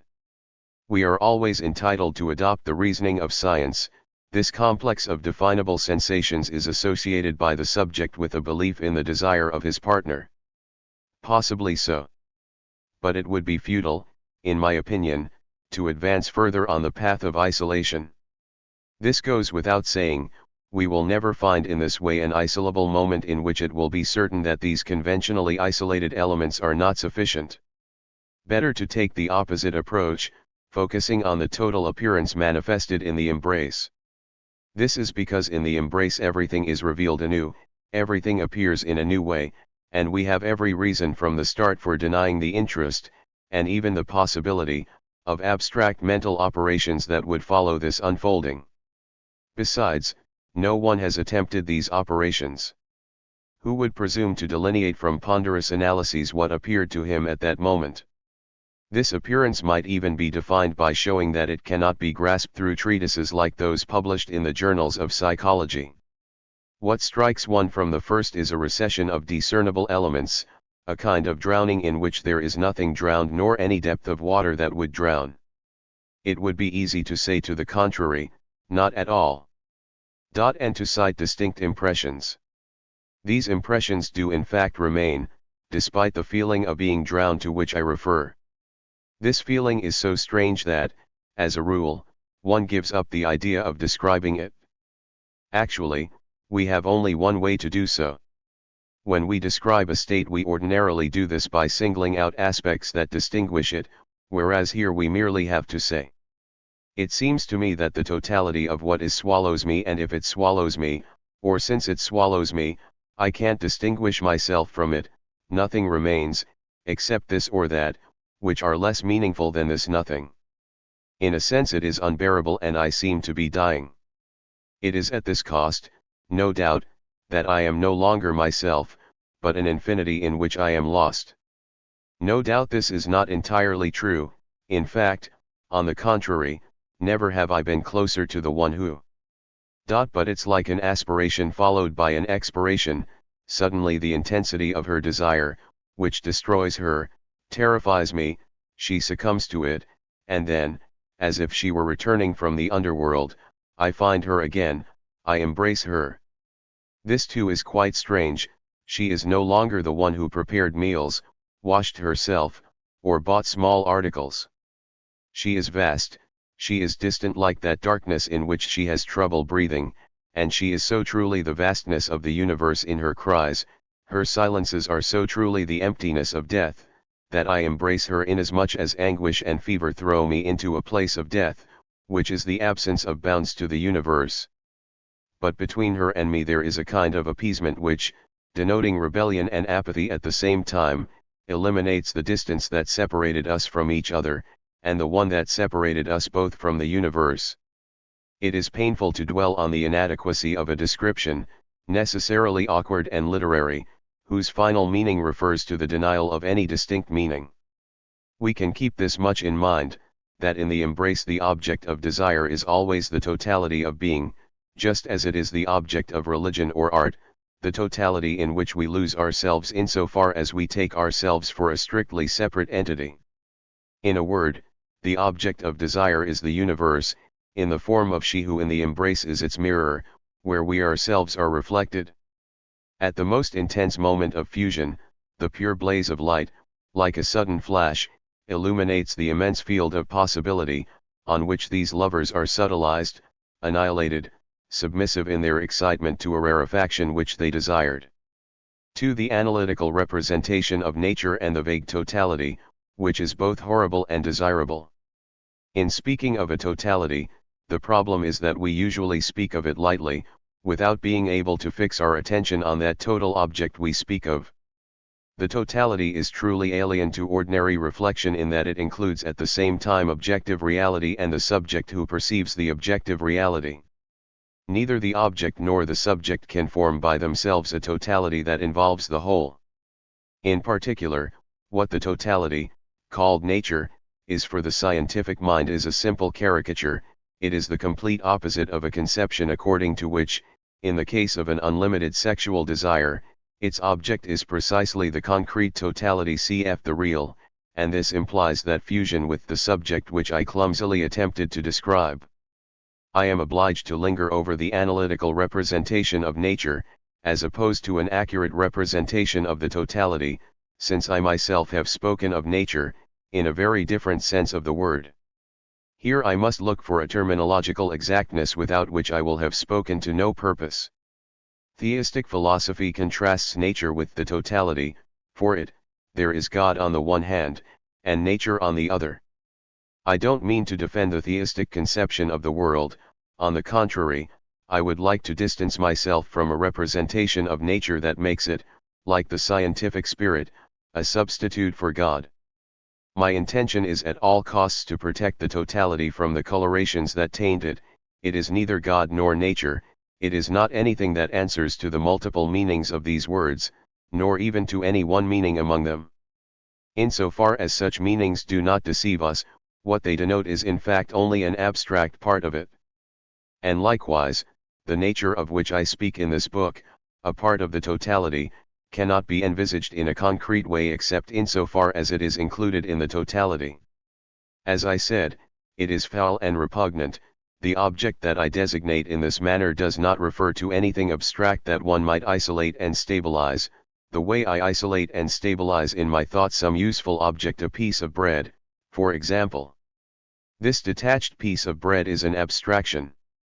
But the moment I eat it, it re-enters the unstable totality, with which I connect it by eating, insofar as I connect myself with the concrete totality of the real. This becomes clearer if I come back to foul nature. It is the animality that I can grasp in the totality which the embrace constitutes. The moment comes when my attention in the embrace has as its object the animality of the being I embrace. I am then gripped with horror. If the being that I embrace has taken on the meaning of the totality, in that fusion which takes the place of the subject and the object, of the lover and the beloved, I experience the horror without whose possibility I cannot experience the movement of the totality. There is horror in being. This horror is repugnant animality, whose presence I discover at the very point where the totality of being takes form. But the horror I experience does not repel me, the disgust I feel does not nauseate me. Were I more naive I might even imagine, and moreover I might even claim, that I did not experience this horror and this disgust. But I may, on the contrary, thirst for it. Far from escaping, I may resolutely quench my thirst with this horror that makes me press closer, with this disgust that has become my delight. For this I have filthy words at my disposal, words that sharpen the feeling I have of touching on the intolerable secret of being. I may say these words in order to cry out the uncovered secret, wanting to be sure I am not the only one to know it. At this moment I no longer doubt that I am embracing the totality without which I was only outside. I reach orgasm. Such moments require the growing intensity of sensations that inform us of the totality and braid together its objective and subjective elements inextricably. This is the complex of sensations that proclaims at the same time the other and oneself, that is not in any way reducible to an analysis where nothing ever appears but abstract elements, colors, sounds and so on, whose ground is always the totality. If the sensations do not have their greatest intensity, it is possible for us to isolate specific objects on the field of the totality, whereupon we no longer know anything but those objects. We know them clearly and distinctly, but the presence of the totality escapes us. The sense of the totality demands an extreme intensity of the vaguest sensations, which reveal to us nothing clear or distinct. These are essentially animal sensations, which are not merely rudimentary, which bring back our animality, affecting the reversal without which we could not reach the totality. Their high-pitched intensity overruns us, and they suffocate us at the very moment they overthrow us morally. The negation of nature is what separates us from the concrete totality. It inserts us in the abstractions of a human order where, like so many artful fairies, work, science, and bureaucracy change us into abstract entities. But the embrace restores us, not to nature, but rather to the totality in which man has his share by losing himself.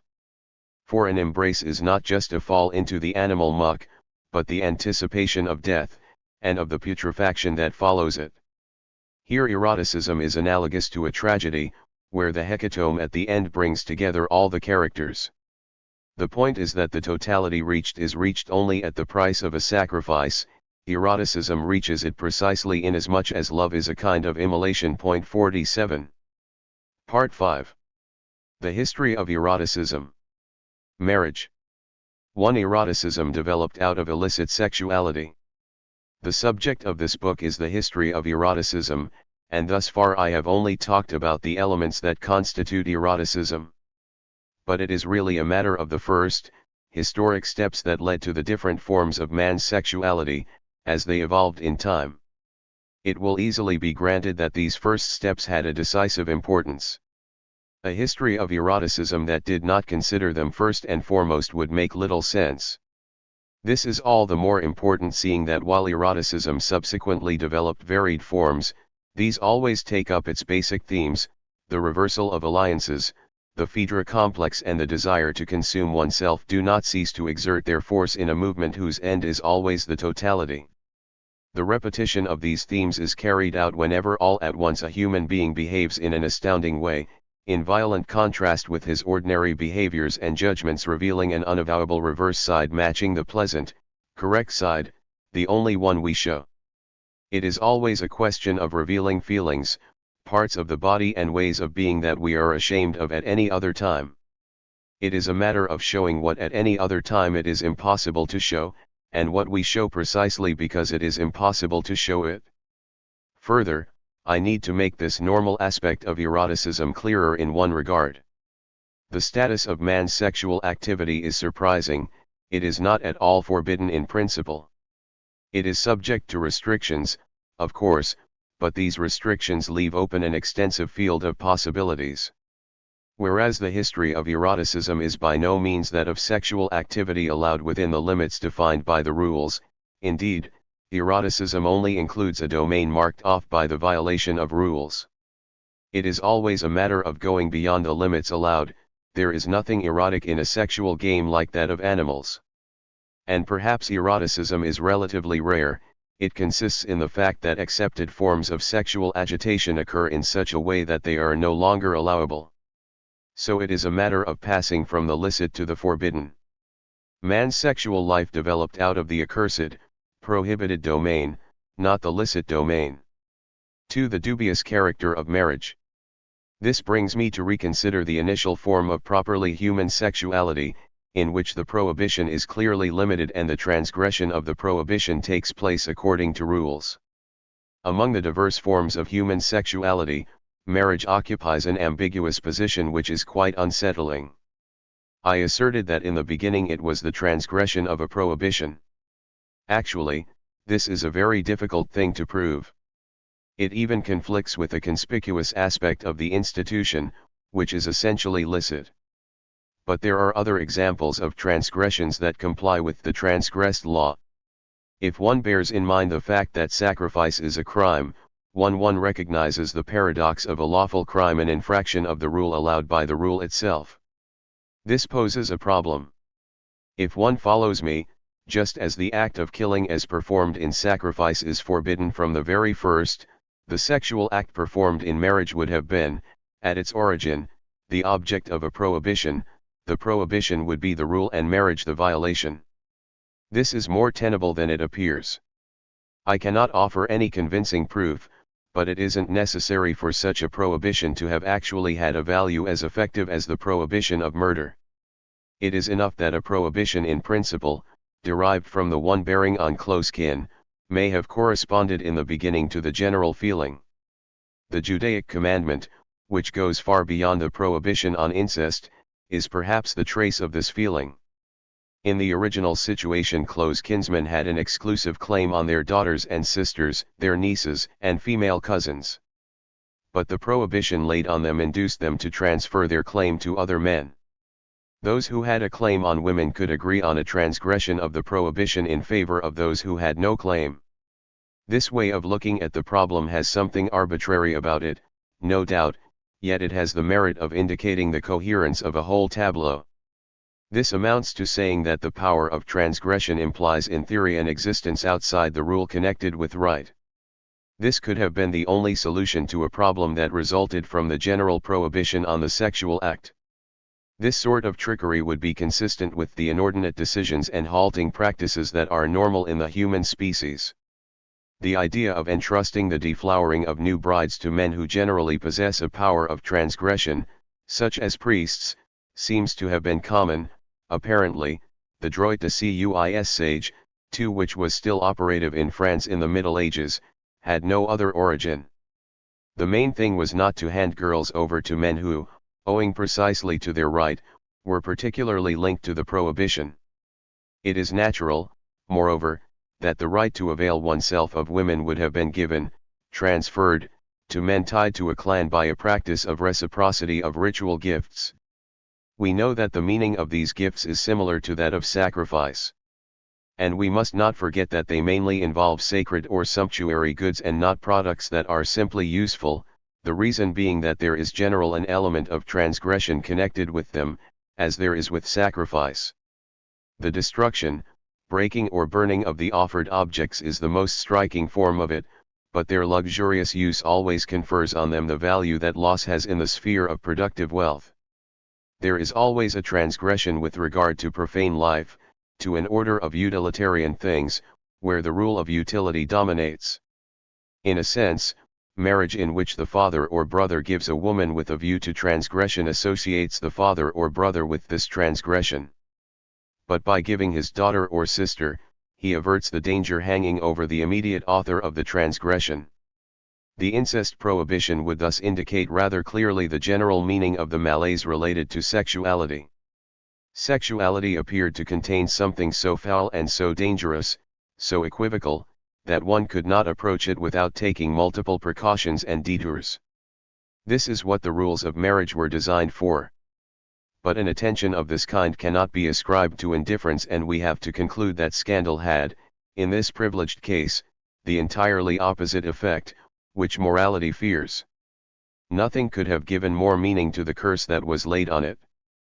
In a profound way, eroticism is the meaning of the horror man had of sexuality. These reactions resemble those of a girl who flees a man because of love and flees him only to love him in spite of herself, moved by a passion stronger than the will. 3. Marriage and habit. Usually we are at a loss to understand the erotic character of marriage, owing to the fact that, in the end, we only see the state, we forget the transition. Actually, we have every reason for this. The transition is not lasting, and in the sequel the licit aspect overshadows the regular irregularity of the transition. We direct our attention to sexual activities outside marriage, reserving the word eroticism for them, and we neglect the first forms in which the giving of a woman by her close kin to relative strangers represented a kind of break. In actual fact, more often than not the economic value of the transferred woman tends to minimize the erotic aspect of the transition, and, from this viewpoint, marriage has taken on the meaning of habit, dulling desire and reducing pleasure to nothing. Habit is not necessarily inimical to the intensity of sexual activity. It is favorable to the harmony, to the secret understanding of one by the other, without which the embrace would be superficial. It is even possible to think that only habit sometimes has the value of a deep exploration, in opposition to the misunderstandings that turn continual change into a life of renewed frustration. I am even inclined to think that the anxiety that makes us desire change is often only impatience, a tendency to shift the responsibility for failure onto another, onto a partner's lack of charm and incapacity for the intuition without which we cannot discover a path that is often hidden. What nonetheless justifies our suspicion of marriage is the very structure of eroticism, which would not have been able, in the framework of habit, to compose the figures and signs that come into play in its outbursts. Aren't these figures, these signs from nudity to orgy, from prostitution to violence supported by habit? Recall that eroticism developed out of illicit sexuality, outside marriage. It cannot help but shatter the framework within which the strict rule was intended to maintain a fundamental irregularity. Sexual life would have been poor, it would have stayed within the bounds of habit very near the animal level, if it had not developed freely in response to those uncontrollable explosions that impel it forward.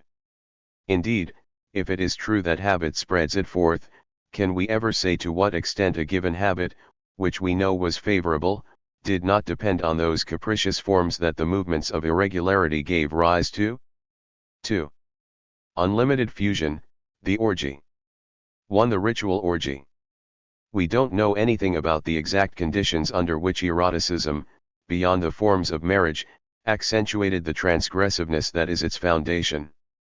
But it is certain that the regular framework of marriage could not give an outlet to all the feverish energies that kept individuals under pressure, expressed first by a suffocating sexual anguish, then by violent and uncontrolled explosions. It should be understood that these explosions retain the transgressive character of marriage, they were, like marriage, irregularities provided for by rule. Even the festival of the king's death, in spite of the formless aspect it assumes, is still in a sense lawful, the rule authorizes it by the regular suspension of its effects, during the time when the king's corpse is rotting. Ritual orgies, which often constitute one of the episodes of a festival, are even more regularly structured.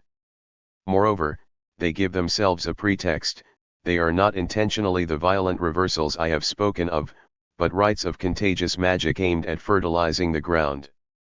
The orgy nonetheless has a characteristic meaning, it is the transgression of a prohibition.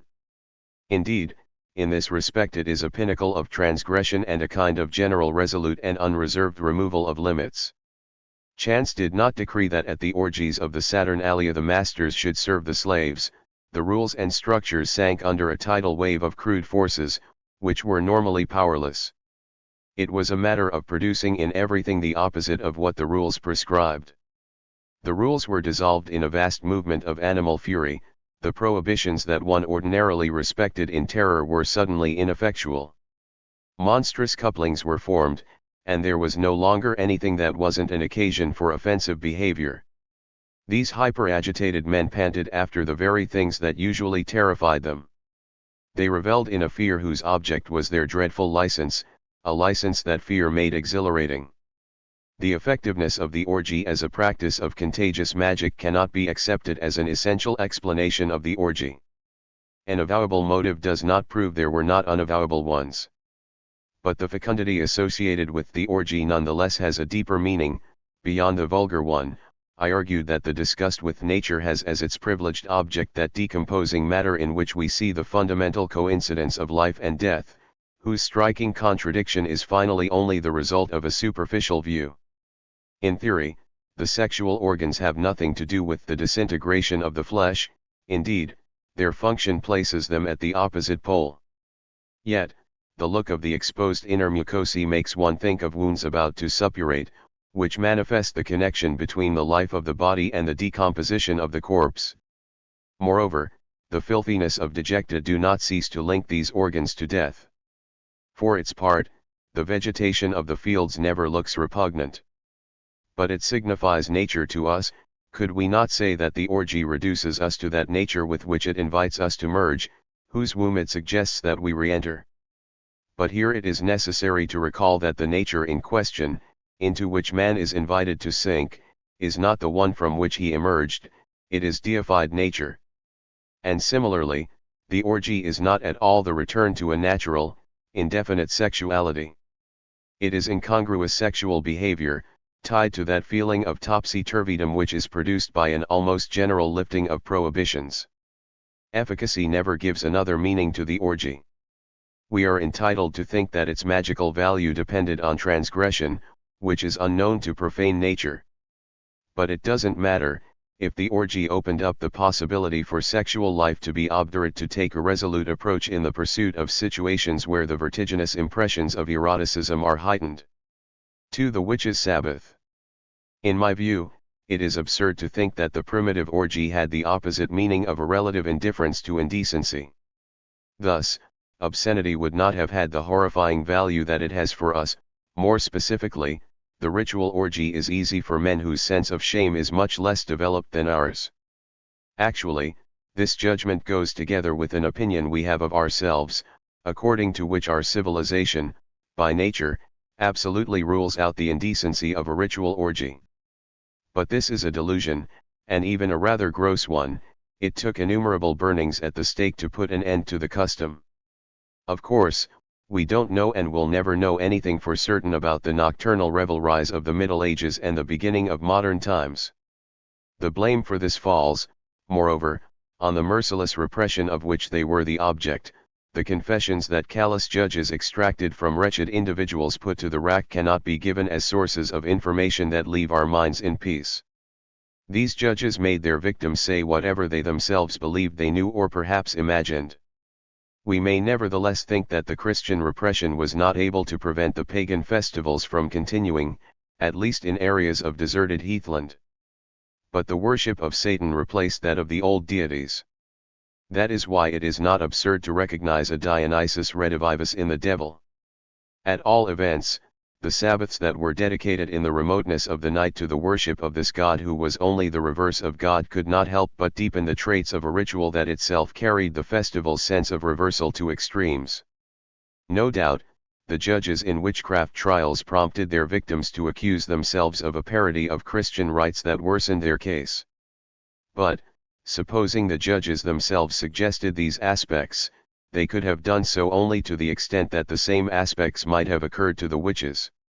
So we have no way of knowing whether an isolated trait relates to the judge's imagination or to the practices of those they accused, and yet we cannot believe that sacrilege, or the inversion of the sense of the rituals, was the principle guiding this research on the heath. In any case, there is little reason to suppose that the name Black Mass, at the end of the Middle Ages, did not correspond to anything real. In all probability, the Black Mass presented itself so seldom in the guise of a phantasm or a suggestion of torturers that it could well have been authentically celebrated in our time.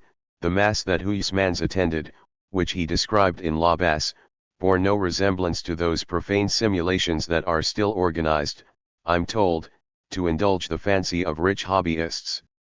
3. The link between eroticism and evil.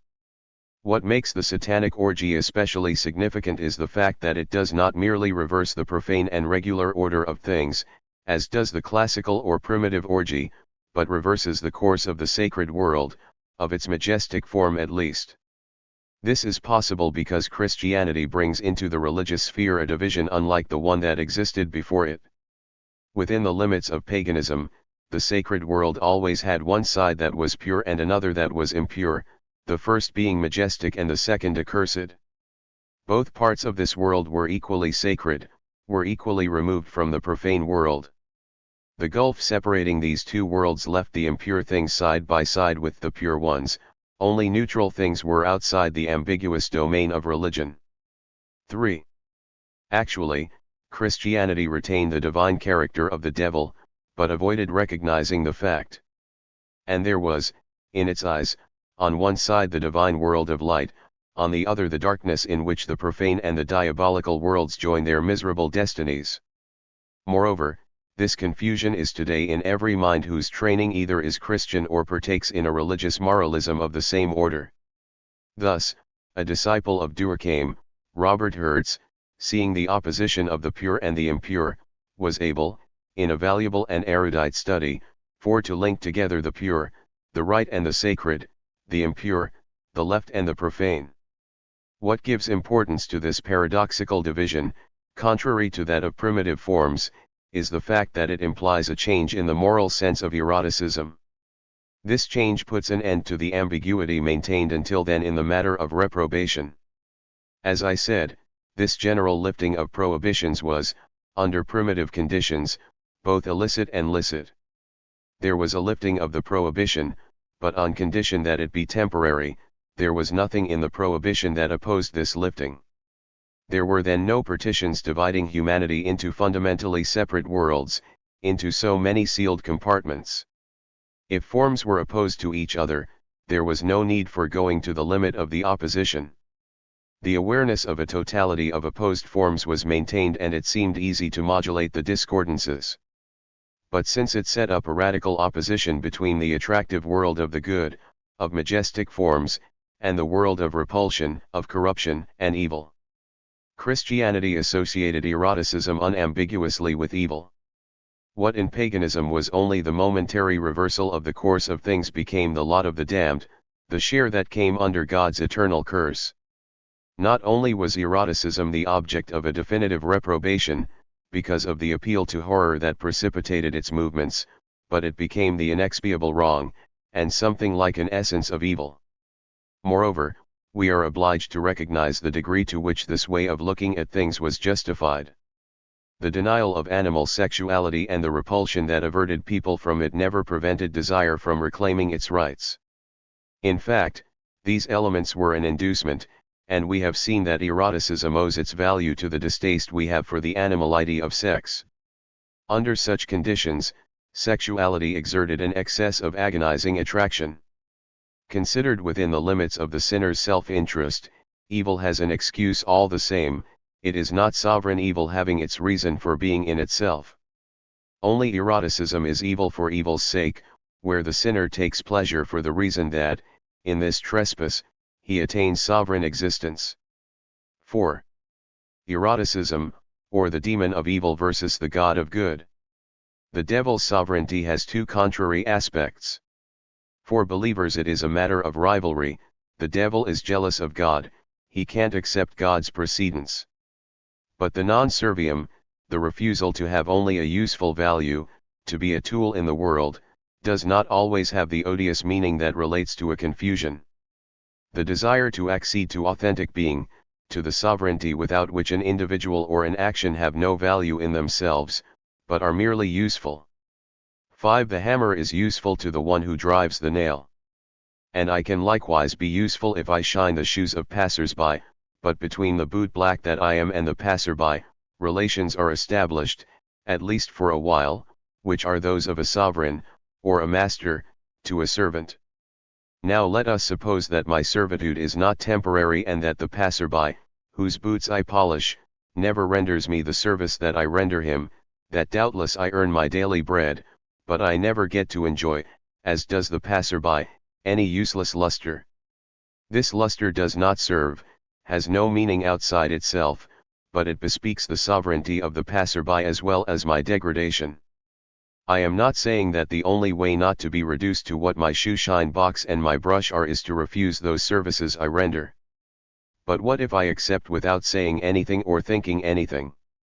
But above all, what if the whole of humanity observed the same silence and the same lack of thought? Actually, it is not often that a man sinks so low, but degradation burdens the whole of humanity.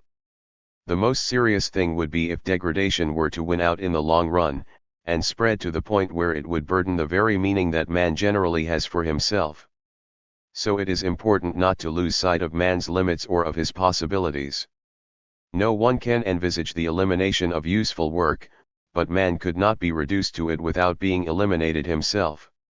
Now, an ambiguity is introduced if one speaks of the God of good, which is to say, the God of works, of useful action. Within the framework of the Church, an age-old struggle enacted the refusal to accept the value of works. But the sovereignty of the faithful, Jansenists included, is indirect.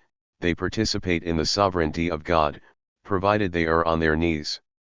I don't mean to say that submission, even to the God of works, rules out autonomy, but in simple terms this is an autonomy of the afterworld.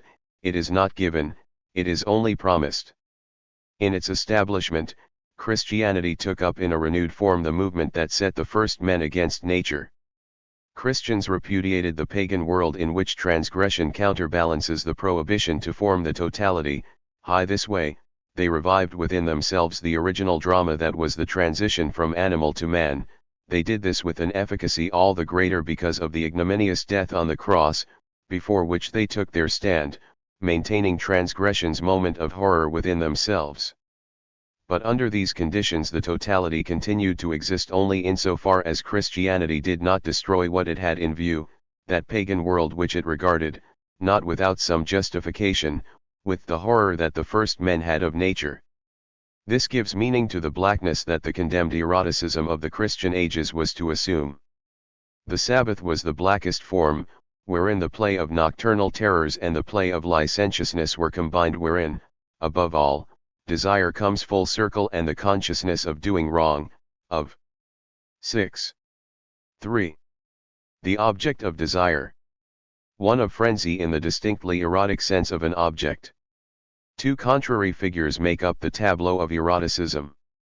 In the first, pure negation is given free rein, it occurs directly and all bounds are passed at once, the humanized order of things is generally abolished. There remains an immense disorder in which the animal explosion is released blindly. This is no longer pure sexuality, and eroticism is involved, certainly, but in a completely negative way, for an orgy is a transgression of the rule, or of all the customary rules, and does not at all present itself in an alluring form. The positive, alluring aspect of eroticism is very different. There the object of desire is distinct, its nature opposes it to all others, and if it is erotic it is positively so first of all.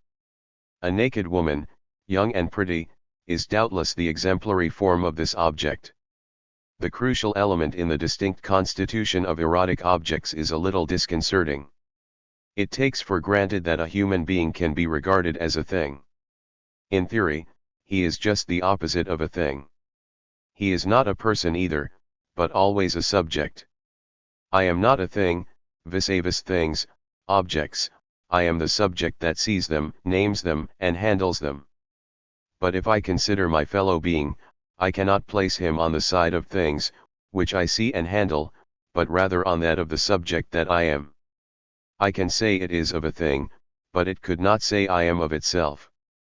I can say he is of my fellow being, but he can say I am of himself, in the same way that I do. So I cannot take him for a thing, and instead I should call him, a bit childishly, an I am, to distinguish him in this way from those things that are subordinate to me and that in fact I regard as nothing. The animal might in a sense but cannot actually say I am. The same is true, moreover, of the sleeping man. The animal is perhaps a man asleep, man an animal that rouses itself from the sleep of nature. More often than not, we don't know what to make of an animality to which, for very deep reasons, the earliest men attributed a divine life. But we easily treat animals as things. From the beginning they were at once things and beings similar to us, at times even undefinable aspects of the divine. When men reduced other men to slavery, they finally were in the presence of men who had lost human dignity and who no longer counted except as things. This extreme degradation had its limits. The life of slaves, which never became animal life, was not reduced to the absence of the thing either. Slavery was necessarily a fiction and slaves never really stopped being men. But the fiction through which our ancestors looked on their fellow men as things is full of meaning. The fiction is conveyed essentially in the fact that human beings can be useful goods, objects of ownership and transaction.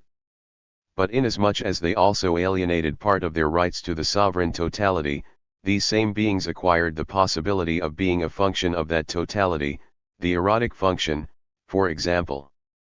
Slavery aside, men generally tended to see women as things. Before marriage, women were the father's or brother's things. If the father or the brother transferred his right of ownership by means of a marriage, the husband in turn became the master of that sexual field which she would need to lend him and of the labor power which she would be able to place at his service. The sexual rights of the husband are an object of jealous possession. Of course, since the satisfaction of sexual desire requires the possession of a precious object, eroticism does not escape a tendency that is radically contrary to the one I spoke of first. If it corresponds to the desire to lose or to risk, it nonetheless has the effect of starting us down the path of acquisition and conservation. This second desire is so conscious, so active, so strong, it appears so inconsistent with the first that it is usually the only one noticed. More often than not, we neglect to look at it a little more closely. Thus, we don't see that acquisition is the only means of losing more, and if we weren't able to conserve anything we wouldn't have anything at our disposal. Moreover, what did I say but that we want to lose as much as we can? At the same time I made clear the extent to which poverty and cowardice limited us. Jealousy is perhaps the most impoverishing of virtues, and there is no doubt that it stands in the way of happiness. But eroticism's enrichment demanded this reducing of women to an object of possession. I say this in a narrow sense, but that is the only one which can count here. If women had not become objects to be possessed, they could not have become, as they did, the objects of erotic desire. These objects have forms, particular aspects, which the Monades doubtless did not have. The Monades would flee in disarray, whereas the object of desire adorns herself with the greatest care and offers a motionless figure to the temptation of a possessor. The opposition is simplified, but it can furnish the symbols of the two contrary worlds that make up the totality of eroticism. It is necessary to contrast the courtesan's carefully arranged beauty with the disheveled animality of the Monades. 2. The object of desire and the prostitute. Actually, the possession of women in the life of regular couples had only an indirect effect in this sense. It wasn't the wife who became the erotic object thus offered to the desire of all men. As a thing, both because and in spite of male jealousy, a wife is mainly the woman who bears children and works at home. This is the form in which she is objectified in the manner of a brick or a piece of furniture. The prostitute is, just as much as the married woman, an object whose value is accessible. But this object is erotic, from one end to the other and in every sense. This condensation of all the signs of eroticism into one object obviously had a decisive importance. It is at the origin of those figures that command the reactions of man's sexual life, replacing the motive signs of animal sexuality. It would be naive, no doubt, to limit the determination of all erotic values to an overly schematic view. Experience has shown us, unambiguously, that when they mean to seduce, respectable women tend to resort to the embellishments of the harlot. But many factors entered into the formation of the signs that are apt to provoke desire. Nothing proves that nudity, which has no sexual meaning in itself, owes its general erotic value to prostitution. It gets that value more from the use of clothes.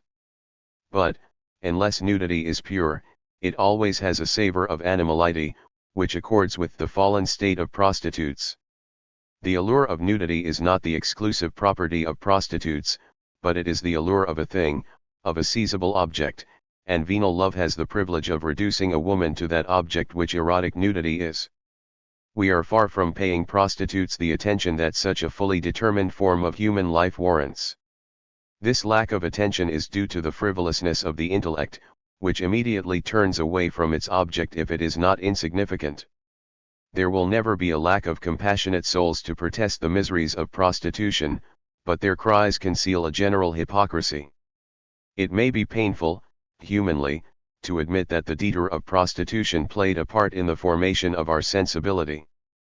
But this is not so serious if we stop to think that in matters of erotic reaction there is nothing humanity has not persisted in denying. We need the shame that is linked to prostitution and that enters into the alchemy of eroticism from every slant. But we could have met with shame in another way. The very figure of desire could not have been traced had not the venality of women liberated the movement that did the tracing. This figure had to be independent, it needed to freely compose the response to desire's burning inquiry. Let us come back to the principle according to which desire demands the greatest possible loss. In a sense, the orgy offered the fullest satisfaction to this need, but the loss then had the shortcoming of not being clearly limited, of being shapeless and of never offering desire anything to grasp. The same is not true if the prostitute forms a definite figure whose meaning is that of loss. In fact, she is not just eroticism but also loss, having taken the form of an object. That sparkling finery and that makeup, those jewels and those perfumes, those faces and those bodies dripping with wealth, becoming the objects, the focal points of luxury and lust, though they present themselves as goods and as values, dissipate a part of human labor in a useless splendor. The essence of loss is this intense consumption that exerts a dangerous fascination, that prefigures death and finally attracts more and more. But in principle the loss disappears, and were it not for these visible hotbeds whose fires condense and settle in, the attraction of destructive consumption would not have this contagious power. But let us restate things more simply, starting from the dual principle of loss and risk. Prostitutes receive as a gift large amounts of money. They use this money for the sumptuary expenditures that make them more desirable and increase their power to attract gifts, a power they had from the start. The principle of the circulation of wealth is not commercial from the start. The money is given, and likewise the prostitute makes a voluntary gift. What is involved is not necessarily a sale subject only to the rule of self-interest. What circulates on both sides is surplus, that which generally does not represent, for either party, the possibility of a productive use. Of course, the desire for a prostitute is liable to cause ruination, but if it is true that beyond a given limit necessities enter into circulation, this is because a dangerous fascination leads to a senseless use and the principle remains, according to which only the excess should have been spent. In other words, the vertiginous desire defines its victim and consecrates him in that henceforth he does not just dissipate his excess wealth, but burning himself up to the point of dying, he behaves as if he were a complete superfluity, a being for whom, in his account, duration has no meaning. 3. The object of desire signifies instantaneous gratification. I cite this last, extreme case in order to bring out the traits of the desirable prostitute, a figure in which death is readable in the aspects of excessive life. Besides, the prostitute is generally the figure of death under the mask of life in that she signifies eroticism, which is itself the locus where life and death become confused with one another. But this is true at the extreme limit. At the apex, if prostitution makes an offered woman into a dead object, or more exactly, the dead point of the passionate outburst. It is necessary in fact that an individual be regarded as a thing if desire is to compose the figure that corresponds to it. This is an essential element of eroticism, and not only must the figure have been passive in order to have received this or that form and to have been associated with particular objects, but passivity is in itself a response to desire's insistence. The object of desire must in fact restrict itself to being nothing more than this response, that is, it must no longer exist for itself but for the other's desire. In a real, always eventful, life, in which the waiting is rushed, it is clear that capricious beings, existing for themselves first of all, have at least as much allure as those static figures, those beings destroyed as ends for themselves, which prostitutes are. We usually prefer, instead of that passivity, the movements of beings more real, existing for themselves and wanting to respond first to their own desire. But if we are in the presence of such beings, even those completely intent on responding to that desire which is not ours, we cannot prevent ourselves from struggling toward a destruction. We must also bring this object equal to ourselves, to the subject, inside the purview of the dead object, of the infinitely available object, which possession precisely to the prostitute. Let us say that desire always seeks two objects, one that is mobile and alive, another that is fixed and dead. And what characterizes eroticism is not the mobile living but the fixed dead, which alone is detached from the normal world. This is the end to which we want to lead the mobile living. It is a matter of breaking the ordinary and conscious sequences in order to find the detached. What is detached exists only as an object or a fusion. This opposition between the solid and the fluid, between the nullified, stationary thing and the elusive motion has a paradoxical meaning at first. For, in fact, the object at rest generally signifies duration, and motion signifies life in the moment. Such an opposition is found in many forms. It is the opposition between the beauty of Apollo and the orgy of Dionysus. Yet, the dialectic of opposite terms often has variable relations between them. The raid of the Monades has the primary meaning of life limited to the moment, but the play of consciousness fascinated by the object that disturbs it has the same value in a secondary sense. The fugitive outburst of the passions has, in relation to that object, the meaning of infinite duration. The basic theme is given in the opposition of the monad devastating the world of useful objects and these objects kept safe from destruction. In the secondary theme the monad is not changed in herself, but she has a neutral meaning in the mind of the one fascinated by the object of desire, and she is merged, for him, into the aggregate of an indifferent and immutable world. All at once the response to desire denies the opacity, the very fabric, of this world. It is the sudden rent in that fabric, given to the trembling consciousness in a flash of lightning. So that what justifies the reaction in which the Dionysian world is indistinct in the general opacity of the opaque world is the intoxication or the dimming of consciousness without which the incursion of the disheveled girls is unthinkable. The positing of desire's object is the intrusion into the world of clear and distinct objects of the lightning stroke that left the dazzled monades in darkness. It is the lightning stroke given to consciousness for prostitution and idleness. But things can't happen directly. What has a fulgurating character is not directly alluring. It's the same with the contents that desire posits as with the lightning flash whose light is blinding. The oblique way is necessary if a final response to desire's persistence is to be given us. The form in which the response comes in the first instance is beauty. To begin with, the object of desire is feminine beauty. If we say of a woman that she is desirable, as a rule this is because she is beautiful. Many factors, some of which are variable and conventional, others relatively stable, enter into the determination of beauty. Moreover, it is the feminine aspect, the Venus-like grace, which is to say, a partial aspect of beauty, that is essential. Idleness, which made prostitution possible, is not the same thing as beauty. Often beauty coexists with work, ugliness with idleness. But work is never favorable to beauty, the very meaning of which is to be free of oppressive constraints. A beautiful body, a beautiful face convey beauty only if the utility they represent has not altered them in any way, only if they cannot suggest the idea of an existence reduced to serving and, for that reason, made ungainly. There are beautiful draft horses and admirable oxen, but their beauty is bound up inescapably with the idea of a movement of energy triumphing over the hardest physical tasks, and Venus-like grace is antipodal to it. Only figures that are slender and even a little wild correspond to what desire is seeking.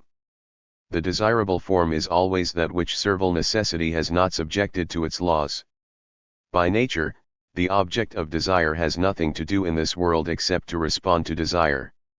So much so that the salient muscles of a ballerina, even though the dance is, contrary to work, a sovereign activity having no other meaning than beauty, are likely to detract from the greatest charm. The least reminder of a material servitude is always liable to thwart desire, insofar as beauty offers it a response. It must be added that feminine beauty is far from being reduced to any simple element. While it is true that ugliness is often the sign of fatigue, heaviness, and decline, desirable beauty always suggests a world-away youth, flowers, springtime, and an upwelling of fresh energy. I distorted things a little by stressing the baneful aspects of a renewal that is the principle if not of being then of its multiform appearance. If beauty is indeed the sign of sovereignty, of what is never prostrate, never reduced to the servile state, renewal like idleness signifies beauty. It also speaks of abundance, ease and the inexhaustible effusion of energy. Assuming that one is attentive to my argument, it will be clear that the adverse aspects of death, if they predominate, are to be seen first as the condition of a resurgence, and second as the greatest luxury, the greatest energy. Is it not that which, beyond the immediate charms of flowers or of springtime, causes us to seek the wrenching experience of tragedy? But tragedy and in general all the splendors that anguish and death command don't mean anything different than the most beautiful flowers and the strongest upwellings of spring vigor. They don't sunder death from a youth often rich in anguish, but rich through an excess of blood. But that surface beauty which inflames desire in the first place is not just a positive sign of the overflowing power of life, in a form where discretion has little place, it is always an accentuation of the traits of the other sex. Under the conditions of wealth, leisure, and choice that prostitution reserves for women, it is a matter of using paints, jewels and finery to make them more feminine. In this perfection of femininity, Idleness has a part, the most significant part perhaps, for the intensity of work reduces the contrast of the sexes. The prostitute is the only human being who logically should be idle, being what she is. A man who does nothing does not seem manly, the characteristics that distinguish him are thereby degraded. If he is not a soldier or a member of the underworld, our first thought is to suspect him of effeminacy. But by living in idleness, the prostitute preserves the completely feminine qualities that work diminishes, that soft and fluid form of the voice, of the smile, of the whole body, or the childish tokens of affection demanded obsessively in the desire of a woman. In contradistinction, women subjected to a factory job have a roughness that disappoints desire, and it's often the same with the crispness of business women, or even with all those women whose dryness and sharpness of traits conflict with the profound indolence without which a beauty is not entirely feminine. Femininity's attraction for men, and masculinity's for women, represent in eroticism an essential form of animal sexuality, but they modify the latter in a radical way. What directly excites the body of animals, in a way analogous to the motor action of light, reaches men through symbolic figures. It is no longer a secretion whose odor gives rise to another odor, but a constructed image, signifying in some the essence of femininity. Moreover, femininity participates in that reduction of the erotic object to softened forms, which captivate without breaking what they touch. Nudity. 1. Obscenity and nudity. Nudity, about which there is agreement that it arouses to the extent that it is lovely, is also one of the softened forms that announce but do not reveal the sticky contents that horrify and seduce us. But nudity is unlike the beauty of faces and decently clothed bodies in that it draws one near the repulsive source of eroticism. Nudity is not always obscene and can appear without recalling the indecorousness of the sexual act.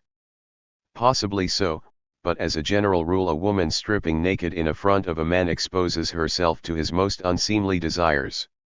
Nudity thus has the meaning, if not of outright obscenity, of a slipping toward it. Outright obscenity is not disturbing. A naked woman, if she's old and ugly, leaves most men unmoved, but if such a woman is obscene without disturbing anyone, the obscenity which the nude body of a pretty woman lets one glimpse arouses to the extent that it is obscene, that it causes anguish but does not suffocate, that its animality is repugnant yet doesn't exceed the limits of a horror which beauty makes bearable and fascinating at once. 2. The general unfolding of the history of eroticism. Moreover, obscenity itself is nothing but that natural animality, the horror of which establishes our humanity. Let us recall that humanity stands opposed in us to the dependence of which animality is the sign, but that the calculations and labors of profane life, in which man hoped to find independence with respect to nature, soon became revolting in that they ensured man's subordination to means. In every case, it was the desire for autonomy, without which there is no humanity, that determined the human attitude. The sacred in a vague and impersonal form became the new principle of pure autonomy, but missing from this principle was consciousness. The sacred was no longer animality, its truth had, negatively, the meaning of a breach of the rational laws of work, or of effective forbearance, positively, that of an explosive release which no longer lasted. In the sphere of sexuality, marriage and the orgy corresponded to the operations of the sacred in the domain of symbolic figures. We can now be more explicit by saying that nudity and generally the positing of an object of desire contrast with the orgy's conscienceless confusion, just as the positing of a sacred object in sacrifice contrasts with vaguely articulated forms of religious thought and figuration. 3. A backward reference and a new reflection on marriage. This reference back allows us to perceive finally, in a less imprecise way, the proper meaning of marriage. With nudity being posited as such, it is legitimate to think that marriage is an earlier and still confused form of sexuality. The isolated union of spouses is actually close to the diffuse union of the orgy. At an unarticulated stage of sexual activity, marriage is a form of reduced transgression. It is the least possible transgression. The orgy, on the contrary, is a generalized transgression and a kind of exacerbated state of transgression. But in marriage as in the orgy, there is no positing of the object. The arousal is immediate, it is that produced by the contact of bodies as sleep approaches. The principle of marriage is copulation in darkness. It is quite evident, moreover, that the union of spouses does not allow for the possibility of making the wife the consecrated object of desire. For that she would need to be withdrawn from the general movement of life, as is the prostitute. The look of a wife cannot have the meaning of eroticism, it speaks of the couple's shared life as a whole. So it is inconceivable that the nudity of the married woman had the value for the husband that I am trying to situate. This doesn't at all mean that marriage could not have attained, in the second place, a complex form in which wives borrowed from prostitution the meaning of an object of desire. Moreover, marriage is finally the only form of sexual activity capable of linking all the possibilities of eroticism, going from purity to impurity, from the disorder of the senses to the making of a home, from individual desire to all that is. 4. I will go back to the nudity that I characterized as a slipping toward obscenity. This slipping is often difficult to grasp in that nudity is the least defined thing in the world. Actually, the slipping is what constitutes it, and the slipping is the reason why the object of desire, whose reality is provocative, constantly escapes distinct representation. Indeed, what disturbs one man leaves another indifferent, and, what is more, the same individual that such an object lacerates one day is indifferent the next. If we reflect on nudity, the appearance if not of obscenity then of license, and hence of provocation, is always deceptive. In fact, it conceals the sheer obscenity which itself has an equivocal meaning, as we have seen. But these reflections can't prevent us from perceiving in erotic nudity the relatively stable element that is sanctioned by a general prohibition. This prohibition is not categorical. Christianity itself, which has pushed it furthest, has so loosely formulated it that it no longer forbids girls the sight of their own nudity. 8. But in our cultures, in one form or another, the prohibition of nudity has given a clear meaning to the fact of undressing. In the first place, only the sexual organs have been the object, but the custom of wearing clothes has given the same meaning to the adjacent parts which may, unlike the organs in question, have a true beauty. Today these elements combine to give a nude woman that joining of feminine beauty with animal obscenity that distinguishes the object of desire. 5. The conscious sexual act. By convention, nudity can be stripped of the character it has conventionally acquired. Paintings and sculpture are proof of this. And similarly, the disturbing element that nudity gives us may shift to other objects. Moreover, a situation whose sometimes prohibited nature accords with the disarray or absence of clothing may be linked to the bodily state. Places or surrounding objects, whether by contrast or by intended purpose, can heighten the sensual emotion that the sight of nudity communicates. In any case, a multiple agreement composes in depth the unity of an erotic moment.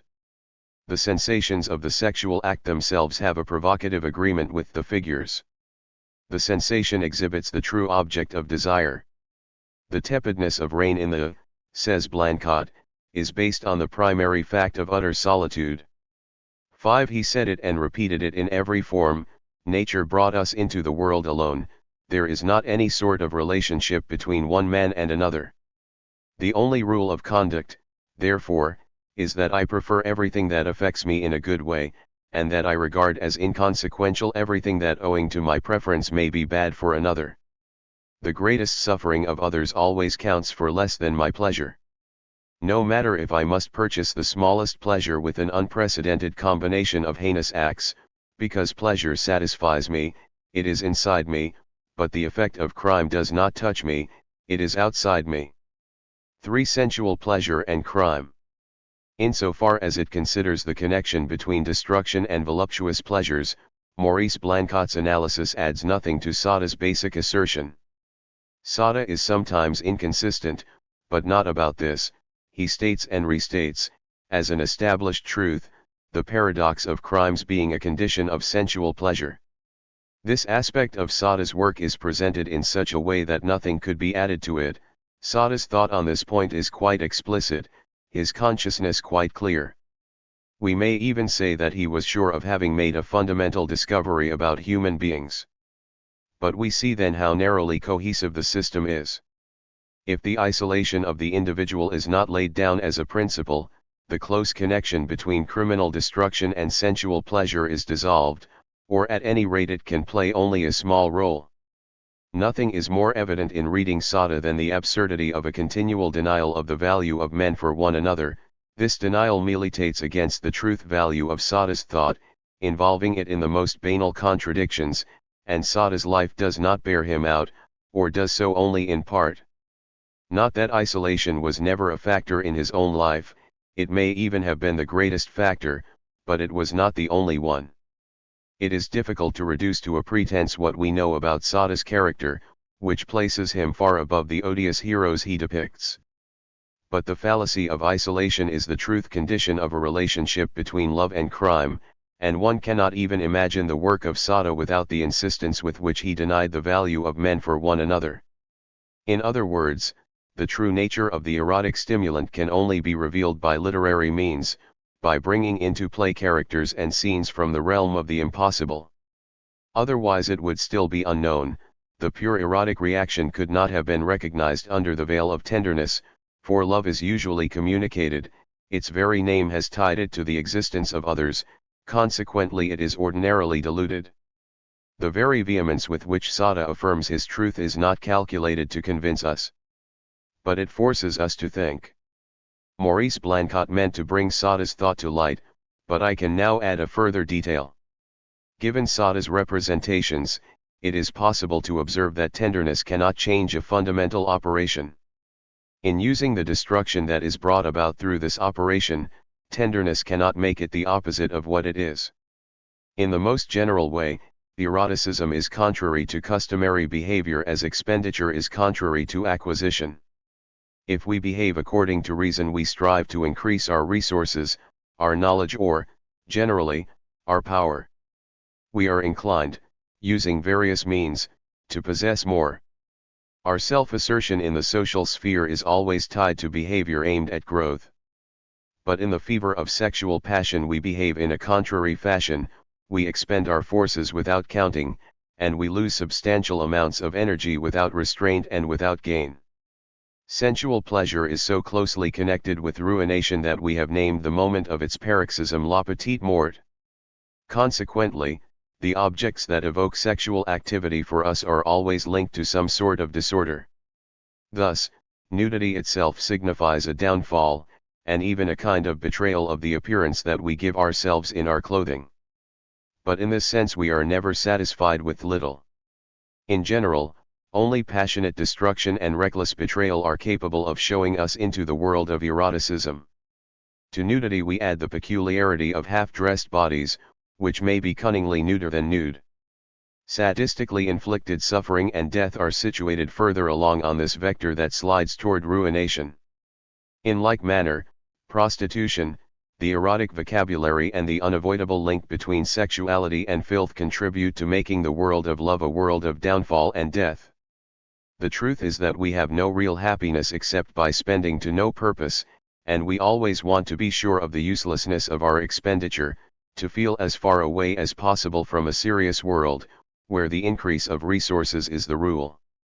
But it is not enough to say far away, we want to be opposed to that world. In eroticism there is ordinarily an impulse of aggressive hatred, an urge to betray.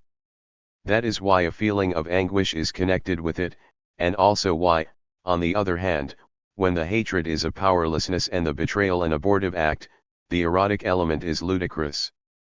For apathy, the negation of others and of oneself, and sovereignty. Sada's system in this regard is only the most consistent, and most costly, form of erotic activity. Moral isolation signifies the removal of constraints and, moreover, it alone manifests the deep meaning of expenditure. Anyone who believes in the worth of others is necessarily limited, he is restricted by this respect for others, which prevents him from knowing the meaning of the only aspiration that is not subordinated within him to the desire to increase his material or moral resources. There is nothing more common than a momentary incursion into the world of sexual truths, followed, all the rest of the time, by a fundamental denial of those truths. The fact is that solidarity keeps man from occupying the place that is indicated by the word sovereignty. Human beings' respect for one another draws them into a cycle of servitude where subordinate moments are all that remains, and where in the end we betray that respect, since we deprive man in general of his sovereign moments. In opposition to this, the center of the sadistic world is, according to Blancot, the demand for sovereignty affirming itself through an immense negation.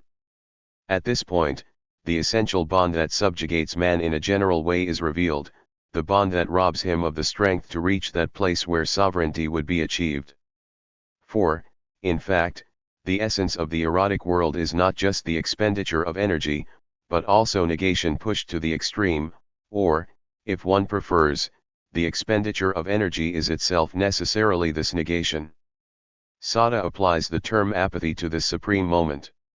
Apathy, says Blancot, is the spirit of negation attributed to the man who has chosen to be sovereign. It is in a sense the cause and the source of energy. Sada seems to reason more or less as follows: the individual of today represents a certain quantity of force. In most cases he dissipates his strength by giving it over to those simulacra that are called others, God, ideals. He is wrong to exhaust his possibilities by squandering them in this way, but even more so to base his conduct on weakness, for if he expends himself for others, this is because he thinks he relies on their support. Fatal weakness: he weakens himself by spending his strength in vain, and he spends his strength because he thinks he is weak. But the true man knows he is alone and he accepts being so. Everything within him relating to others, the legacy of 17 centuries of cowardice, he rejects. For example, pity, gratitude, and love are sentiments that he destroys. In destroying them he reclaims all the strength he would have needed to devote to these debilitating impulses, and more important, from this work of destruction he derives the beginning of a true energy. It must be understood in fact that apathy doesn't consist merely in doing away with parasitic affections, but also in resisting the spontaneity of any passion. The degenerate who surrenders immediately to his vice is nothing more than a weakling who will ruin himself. If they merely follow their inclinations, even brilliant profligates, with everything it takes to become monsters, are doomed to catastrophe. Sada insists on this: in order for passion to become energy it must be held in check, it must be mediated by going through a moment of coldness, only then will it be as great as possible. In the first stage of her career, Juliet hears herself reproached constantly by Claire-Will about this. She commits crime only when inflamed by the passions. She places lust, the effervescence of pleasure, above all else. Dangerous indulgences. Crime is more important than lust. Cold-blooded crime is greater than crime carried out in the fervor of emotion, but crime committed in the callousness of the sensitive part, sinister and secret crime, matters more than anything, because it is the act of a spirit that, having destroyed everything within it, has accumulated an enormous force which will identify itself completely with the total destruction that it is working toward. All those great libertines, who live only for pleasure, are great only because they have annihilated any capacity for pleasure in themselves. This is why they engage in dreadful aberrations, otherwise the mediocrity of normal pleasures would be enough for them. But they have made themselves callous, they claim to delight in their callousness, in that denied, annihilated sensitivity, and they become ferocious. Cruelty is only the negation of oneself, carried so far that it is transformed into a destructive explosion. Callousness becomes a throbbing of one's whole being, says Sada. The soul passes to a kind of apathy that is soon transmuted into pleasures 1,000 times more divine than those which their weaknesses got them before. 5. The perfect moment, or the identity of theopathy and apathy. This passage should have been cited in full, because it clarifies the central point. The negation cannot be separated from those ways in which voluptuousness is not manifested sensually but in which its mental mechanism is disassembled. And likewise, voluptuousness apart from this negation remains furtive, contemptible, powerless to hold its place, the supreme place in the light of consciousness. I would like, says Claire-Will, Juliet's companion in debauchery, to find a crime whose perpetual effect would be exerted even when I no longer acted, so that there would never be a single moment of my life, even when asleep, that I was not the cause of some disorder, and that this disorder might spread to a degree where it would induce a general corruption or a derangement so absolute that even beyond my lifetime the effect of it would still continue. Who would dare remain ignorant of the fact that within him there is a tendency toward voluptuousness that would reach its outer limit only at this point? Who would refuse to admit finally that voluptuousness, in its abasements, has a value incomparable to the interests of reason? Who would refuse to see in voluptuousness, from the angle of an eternal instant, the rapture without which the agonizing and cruel and man-denying divine could not even have been imagined? This enormous negation has two aspects. First of all, it divinely denies the separate being, the precarious individual, faced with the vastness of the universe. It denies him perhaps on behalf of another who is no less precarious, but who, because of his universal negation, even though he affirms himself to the extreme degree of affirmation, does so only in order to deny. So that being logically, from the start, the spirit of annihilation, there is nothing within him that does not lay itself open, beforehand, to blows like those he delivers on all sides. This affinity with cruel destruction is not ordinarily manifested by Sada's heroes, but one of his most perfect characters, Amelie, expresses it as fully as one could wish. She lives in Sweden. One day she goes and sees Beauchamps. Hoping for a huge execution, the latter has just handed over to the sovereign all the members of a plot, and the betrayal has fired the young woman with enthusiasm. "I love your ferocity," she tells him. "Swear to me that one day I too will be your victim. Ever since I was 15 years old, my head has been inflamed by one idea, to perish a victim of the cruel passions of libertinage. I don't want to die tomorrow, mind you, my extravagance does not go that far, but I want to die only in that manner. To become the occasion of a crime by expiring is the idea that makes my head spin." A strange head, well deserving of this reply, "I love your head madly, and I believe that we'll do some outrageous things together. It is rotten, putrefied, I admit. Thus for the complete man, who is mankind's all in all, no evil is possible. If he injures others, what a pleasure! If others injure him, what a delight! Virtue pleases him, because it is weak, and he crushes it, and vice because he draws satisfaction from the disorder that results therefrom, be it at his expense.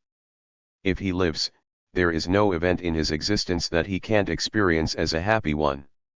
If he dies, he finds an even greater happiness in his death, and in the consciousness of his destruction, the consummation of a life that only the need to destroy justifies. Thus the denier is in the universe as an extreme denial of all the rest, and this denial cannot leave him safe from harm himself. Doubtless the force of denial bestows a privilege as long as it lasts, but the negative action it exerts with a superhuman energy is the only protection against the intensity of an immense negation.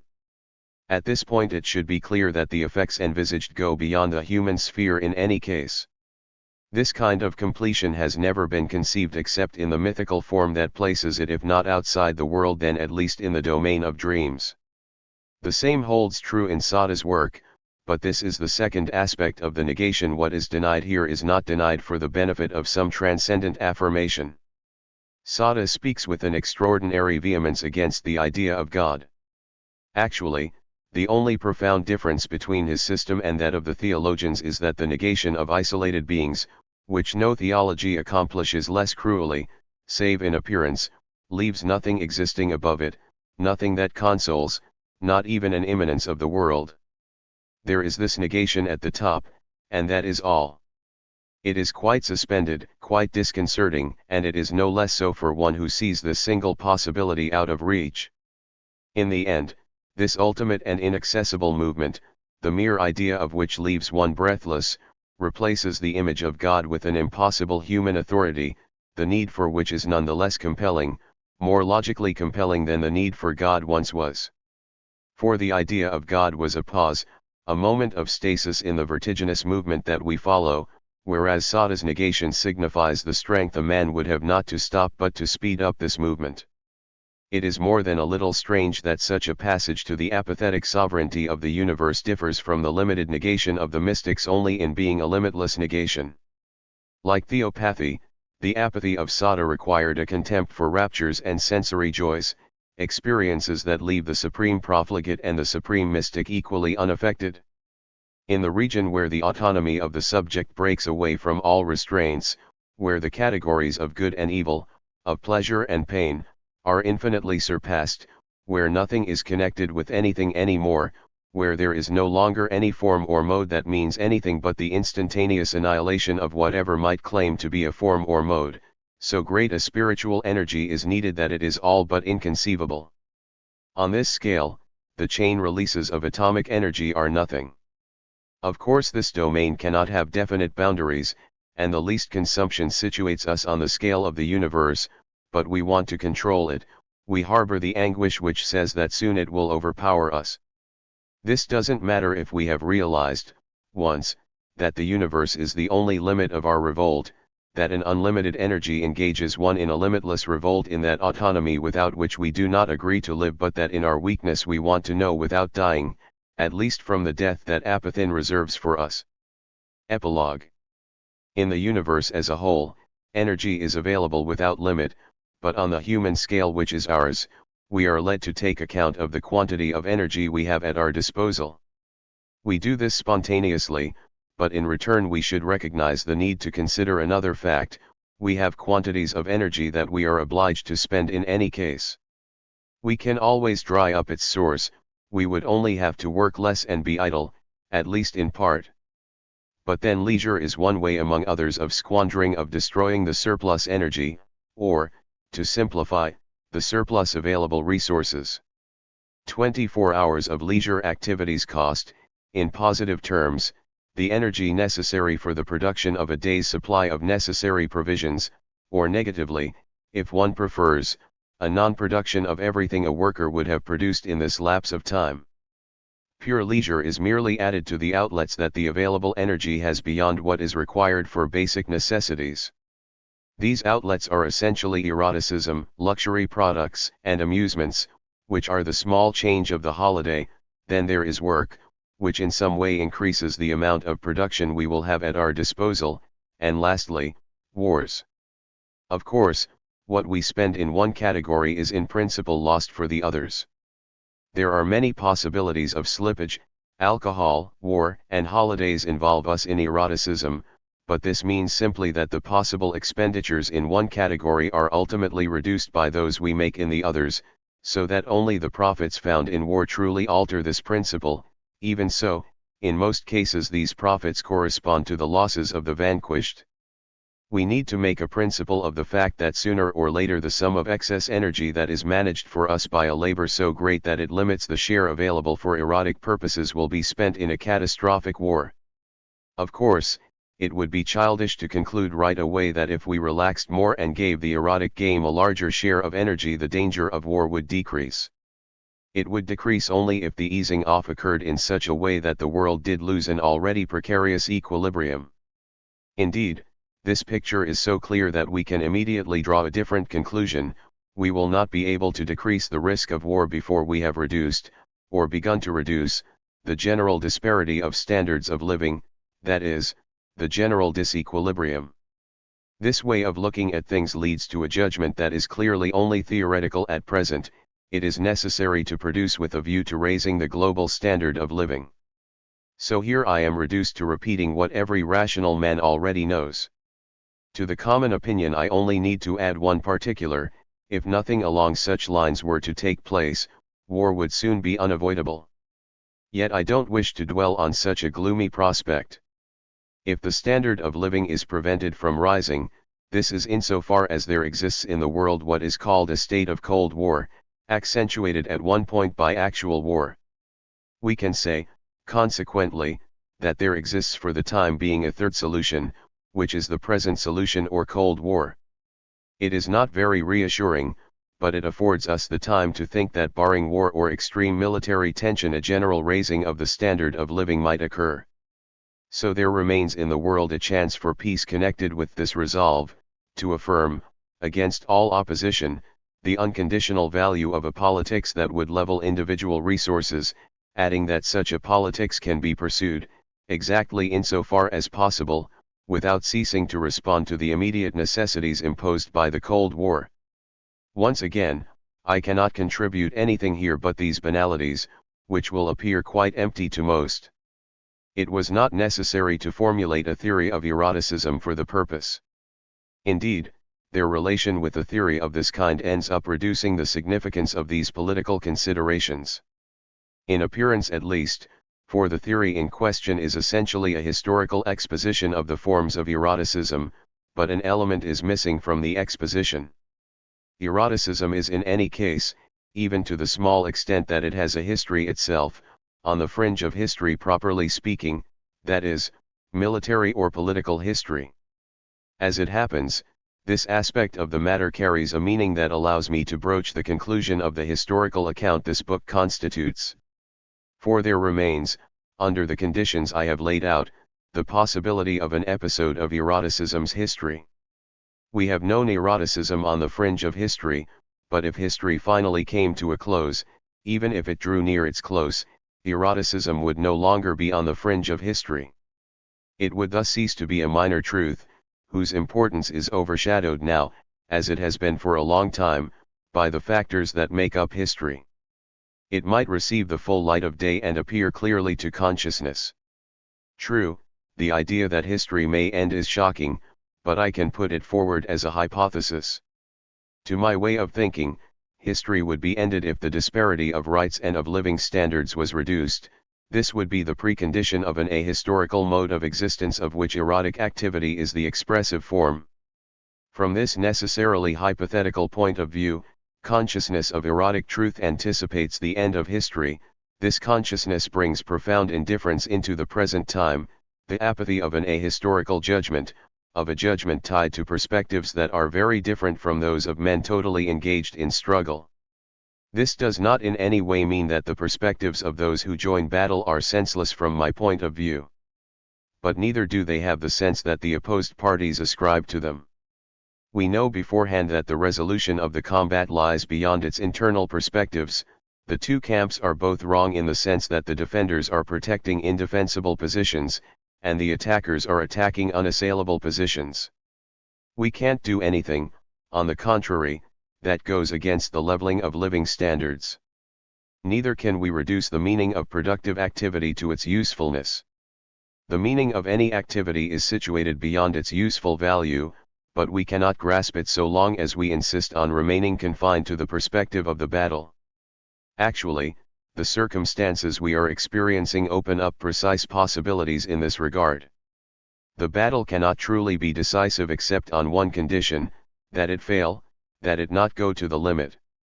If the end of history is to emerge from these current convulsions, this is conditional on a détente, for nothing else is capable of bringing it about. A victory inevitably won on a heap of rubble would sanction the insensibility on which a victorious party would have based itself. If the vicissitudes of men come to an end, if the gross stupidity of a definitive victory is spared them, history might have the only end it can reach. In a fizzling out important to us.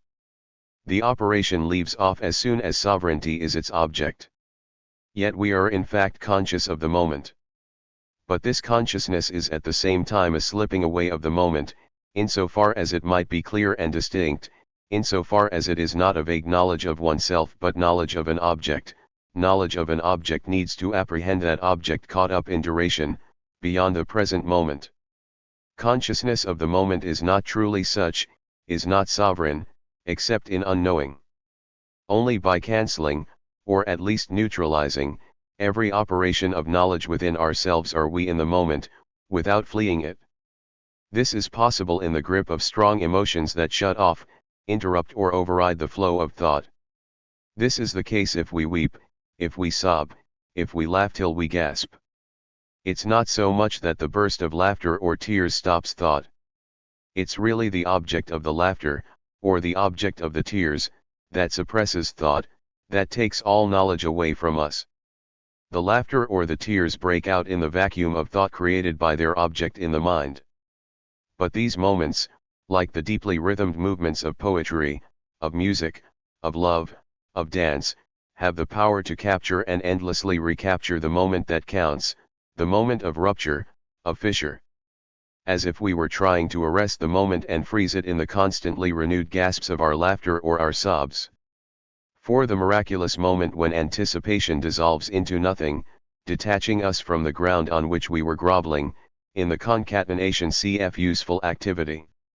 So there are at rare, privileged moments objects of thought whose conditions can be known in the same way as the other objects of knowledge, thus the object of laughter, the object of tears.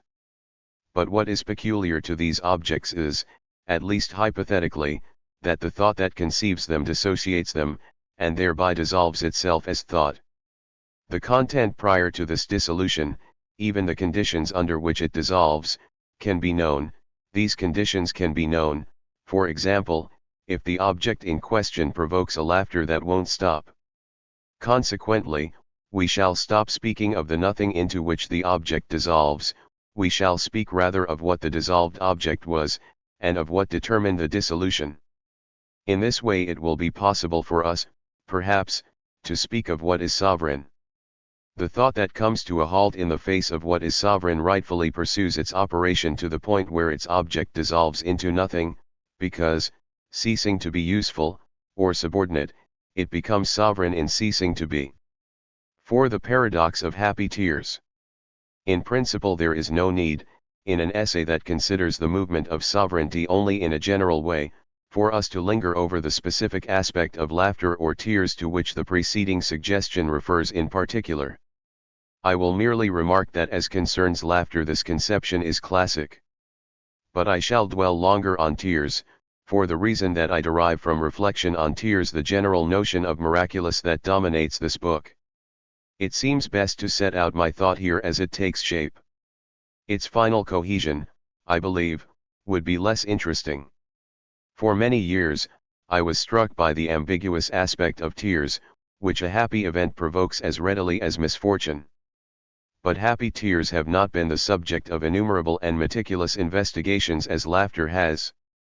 This surprising lacuna, by itself, showed me the disappointing nature of the agglomeration that our psychological knowledge forms as a whole. I had observed that on occasion these tears would well up in my eyes in circumstances that left me disconcerted.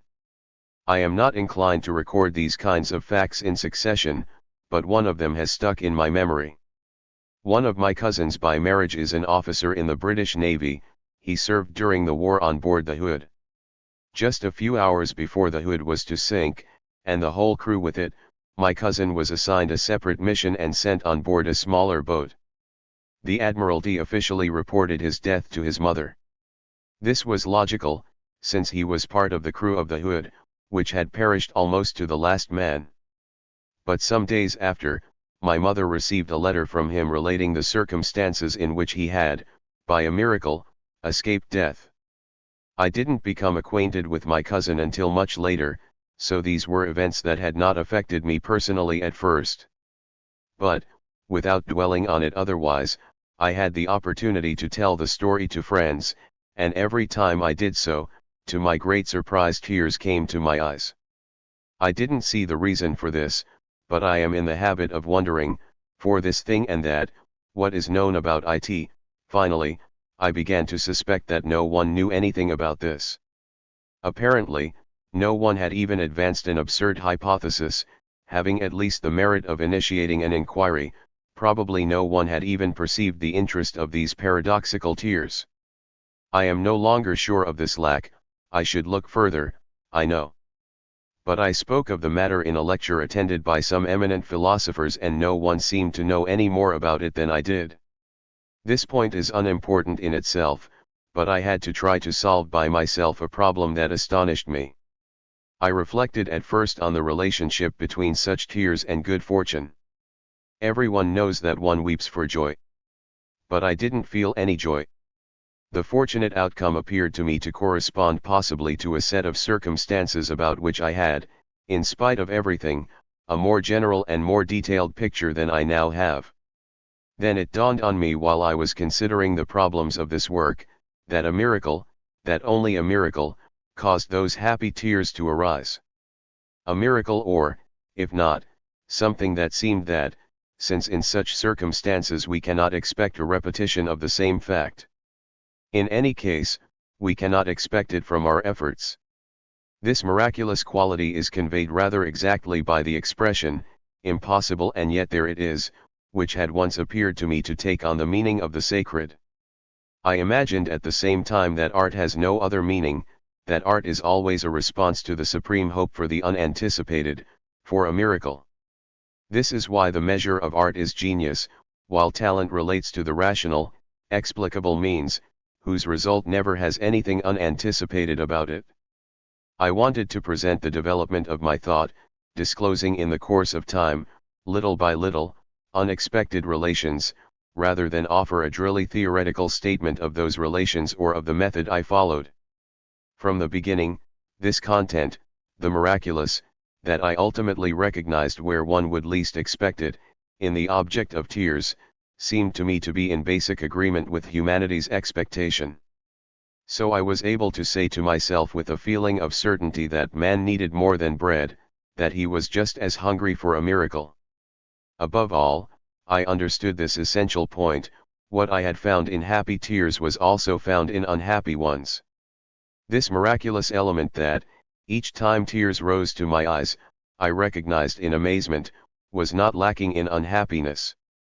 The death that deprived me of my fellow man, of the very one in whom I had recognized being, what was it if not, in a negative form, the unanticipated, the miracle that takes one's breath away?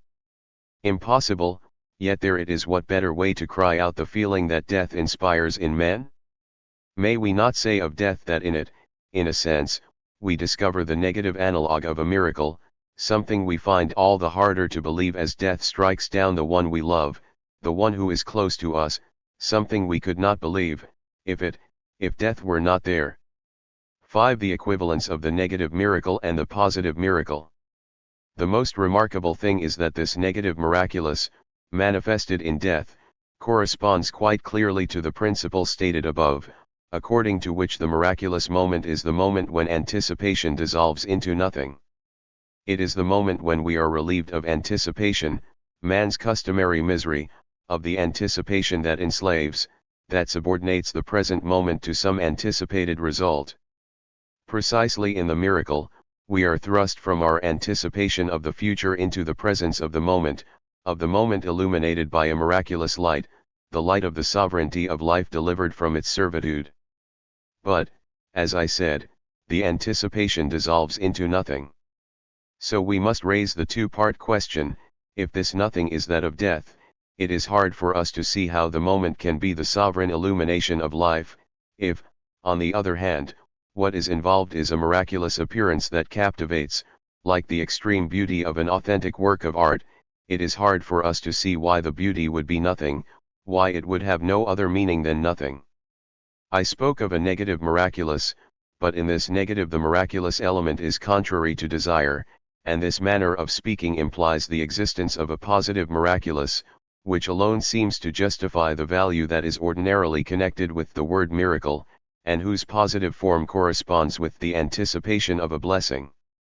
It is precisely on this point, in order to address this difficulty, that I bring out how the method I followed led me away from the usual paths of knowledge.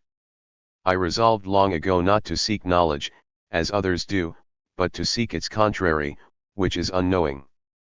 I no longer anticipated the moment when I would be rewarded for my effort, when I would know at last, but rather the moment when I would no longer know, when my initial anticipation would dissolve into nothing. This is perhaps a mysticism in the sense that my craving not to know one day ceased to be distinguishable from the experience that monks called mystical, but I had neither a presupposition nor a god. 5. In any case, this way of going in the wrong direction on the paths of knowledge to get off them, not to derive a result that others anticipate, leads to the principle of the sovereignty of being and of thought, which from the standpoint where I am placed at the moment has this meaning, that thought, subordinated to some anticipated result, completely enslaved, ceases to be in being sovereign, that only unknowing is sovereign. But the bias that I affirm, and, supreme result, the negation of future results, cannot by themselves give this thought that which engages one's attention. As I said, I will confine myself to the general lines, but at this point I must explain my basic position. I reflected on unknowing, and I saw that human life was full of moments which I assign to knowledge when the ceaseless operation of cognition is dissolved. I referred to those moments in speaking of sobs, of laughter that makes one gasp. Saying that in them the train of thought was broken off. I fastened on this aspect, if not of nature, of human life, seeking in the experience a way out of my servitude. The object of tears or of laughter and of other effects such as ecstasy, eroticism, or poetry seemed to me to correspond to the very point at which the object of thought vanishes. Up to that point, that object might be an object of knowledge, but only up to that point, so that the effect of knowledge would regularly fail. It was bound to fail insofar as unknowing, that is, insofar as nothing, taken as the supreme object of thought, which takes leave of itself, which quits itself and becomes the dissolution of every object, 6 was not involved in the solution of the problem. So it is easy to see, if I have been understood, how the paradox of tears, which would hinder me did I not have this position, could appear to me, quite on the contrary, at the apex of a thought whose end jumps the rails on which it is traveling. What appeared to me was not the paradoxical aspect of the equivalences. In my eyes the fact that a happy event might have the same effect as death, usually thought of as the most unhappy event, was not a revelation. I had long been aware of the banal character of these relationships, but it made a light that dazzled me a blinding one. A little phrase of Goethe's on death, 7 an impossibility that suddenly changes into a reality, had the merit of opening my eyes, unintentionally, to the miraculous character of the most dreaded event. But what was most striking was the sameness of uncalculated reactions which, from a definite point of view, did away with the difference between the positive and the negative, extreme happiness and extreme unhappiness, situating both, indiscriminately at the point of resolution of our processes. The clearest thing was that essentially an unreasoned impulse gave a sovereign value to the miraculous, even if the miracle were an unhappy one. What mattered, what the tears maintained, convulsively, in front of us and for us, was the awful yet, in spite of ourselves, marvelous moment when the impossibility suddenly changed into a reality. While determining our unhappiness, no doubt, this moment nevertheless had the sense of a miracle, the power to dissolve in us that which up to then had been necessarily subjugated, bound up. Moreover, there is no reason at all for thinking that tears of happiness signify gratified expectations, because the object of these tears is itself unanticipated. Like death, it is only, all of a sudden, the impossible coming true, becoming that which is. In this case the object of anticipation is not that of desire. We anticipate, perhaps in anguish, what it is reasonable to anticipate, the duration of a tiresome state of things, but we don't anticipate, we dare not, cannot anticipate the outcome that desire suggests. Or, if we anticipate it, this is without believing in it, and more truly, we don't anticipate it if we anticipate it against all reason. Thus, desire gives rise to unjustified hope, to hope that reason condemns, which is different from the anticipation of the desired object or of its duration. What I call anticipation, which dissolves into nothing, is always the unavoidable calculation of reason. I insist on the fact that, from a point of view that is doubtless limited, but which we can adopt, it is only of secondary importance whether, in the anticipation that nothing follows, the surprise is sad or joyful. What matters most from this point of view is that an unanticipated, unhoped-for aspect, considered impossible, reveals itself. This is the place to recall a remarkable fact. In certain islands of Oceania, the death of the king would provoke an outburst of passion on the part of a whole people, where the rules ordinarily determining what was possible were overthrown, where all of a sudden the youngest men would try to outdo one another in killing and violating. When it struck the king, death would strike the whole population at its sore point, and then the latent pressure would be directed toward a reckless dissipation, an enormous festival whose presiding theme was sorrow. Whenever it dissolves into nothing, disappointed anticipation suggests a sudden reversal of the course of life. Sometimes a fit of laughter or of tears exhausts the possibility of effervescence that opens up at this moment.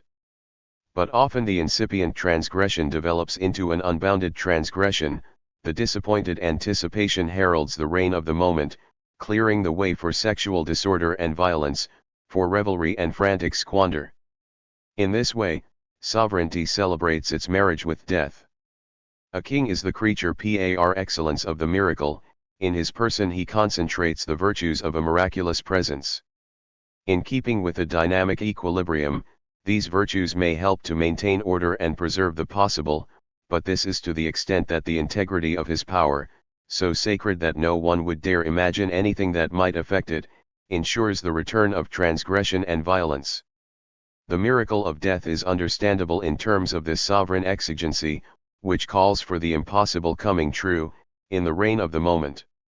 That which counts is there each time that anticipation, that which binds one in activity, the meaning of which is manifested in the reasonable anticipation of the result, dissolves, in a staggering, unanticipated way, into nothing. 2. The schema of sovereignty. 1. The sacred, the profane, the natural given and death. I must now go back over everything I've said concerning death and the link connecting it, in a fundamental way, to man's sovereign being. I must take it up again from the beginnings, when the object became detached from an initial inner experience, which at first did not differ from the experience that animals apparently have. The tool, the crude flint tool used by primitive man, was undoubtedly the first positing of the object as such. The objective world is given in the practice introduced by the tool. But in this practice man, who makes use of the tool, becomes a tool himself, he becomes himself an object just as the tool is an object. The world of practice is a world where man is himself a thing, which animals are not for themselves. But man is not really a thing. A thing is identical in time, but man dies and decomposes, and this man who is dead and decomposes is not the same thing as that man who lived.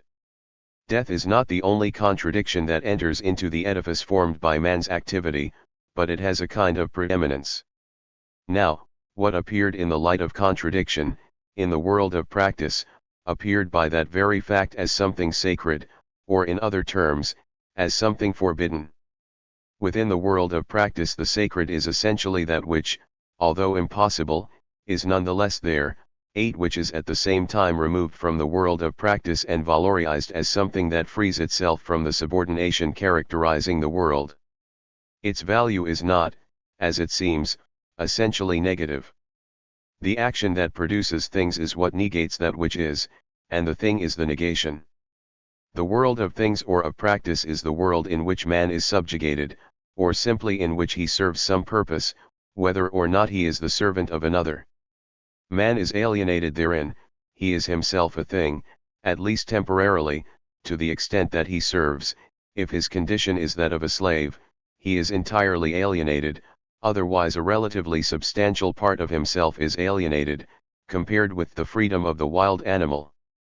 This relative alienation, and not slavery, defines from the first the sovereign man who, insofar as his sovereignty is genuine, alone enjoys a non-alienated condition. He alone has a condition comparable to that of the wild animal, and he is sacred, being above things, which he possesses and makes use of. But what is within him has, relative to things, a destructive violence, for example the violence of death. It was the great preoccupation, if not of the first men, at least of archaic mankind, to define alongside the world of practice, that is, the profane world, a sacred world, alongside the man more or less constrained to serve, a sovereign man, alongside profane time, a sacred time. The divisions were always laid down with a morbid anxiety, but they were far from being sharply delineated.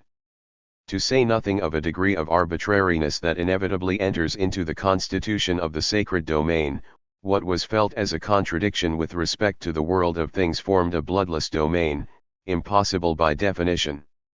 What is sacred, not being based on a logical accord with itself, is not only contradictory with respect to things but, in an undefined way, is in contradiction with itself. This contradiction is not negative, inside the sacred domain there is, as in dreams, an endless contradiction that multiplies without destroying anything. What is not a thing is real but at the same time is not real, is impossible, and yet is there. It is for example myself, or something that, presenting itself from the outside, partakes of me, something that, being me, is nevertheless not me. It may be a god or a dead person, because, where it is concerned, to be or not to be is a question that can never be seriously raised. For that matter, it is not even impossible for me to represent it to myself as a thing.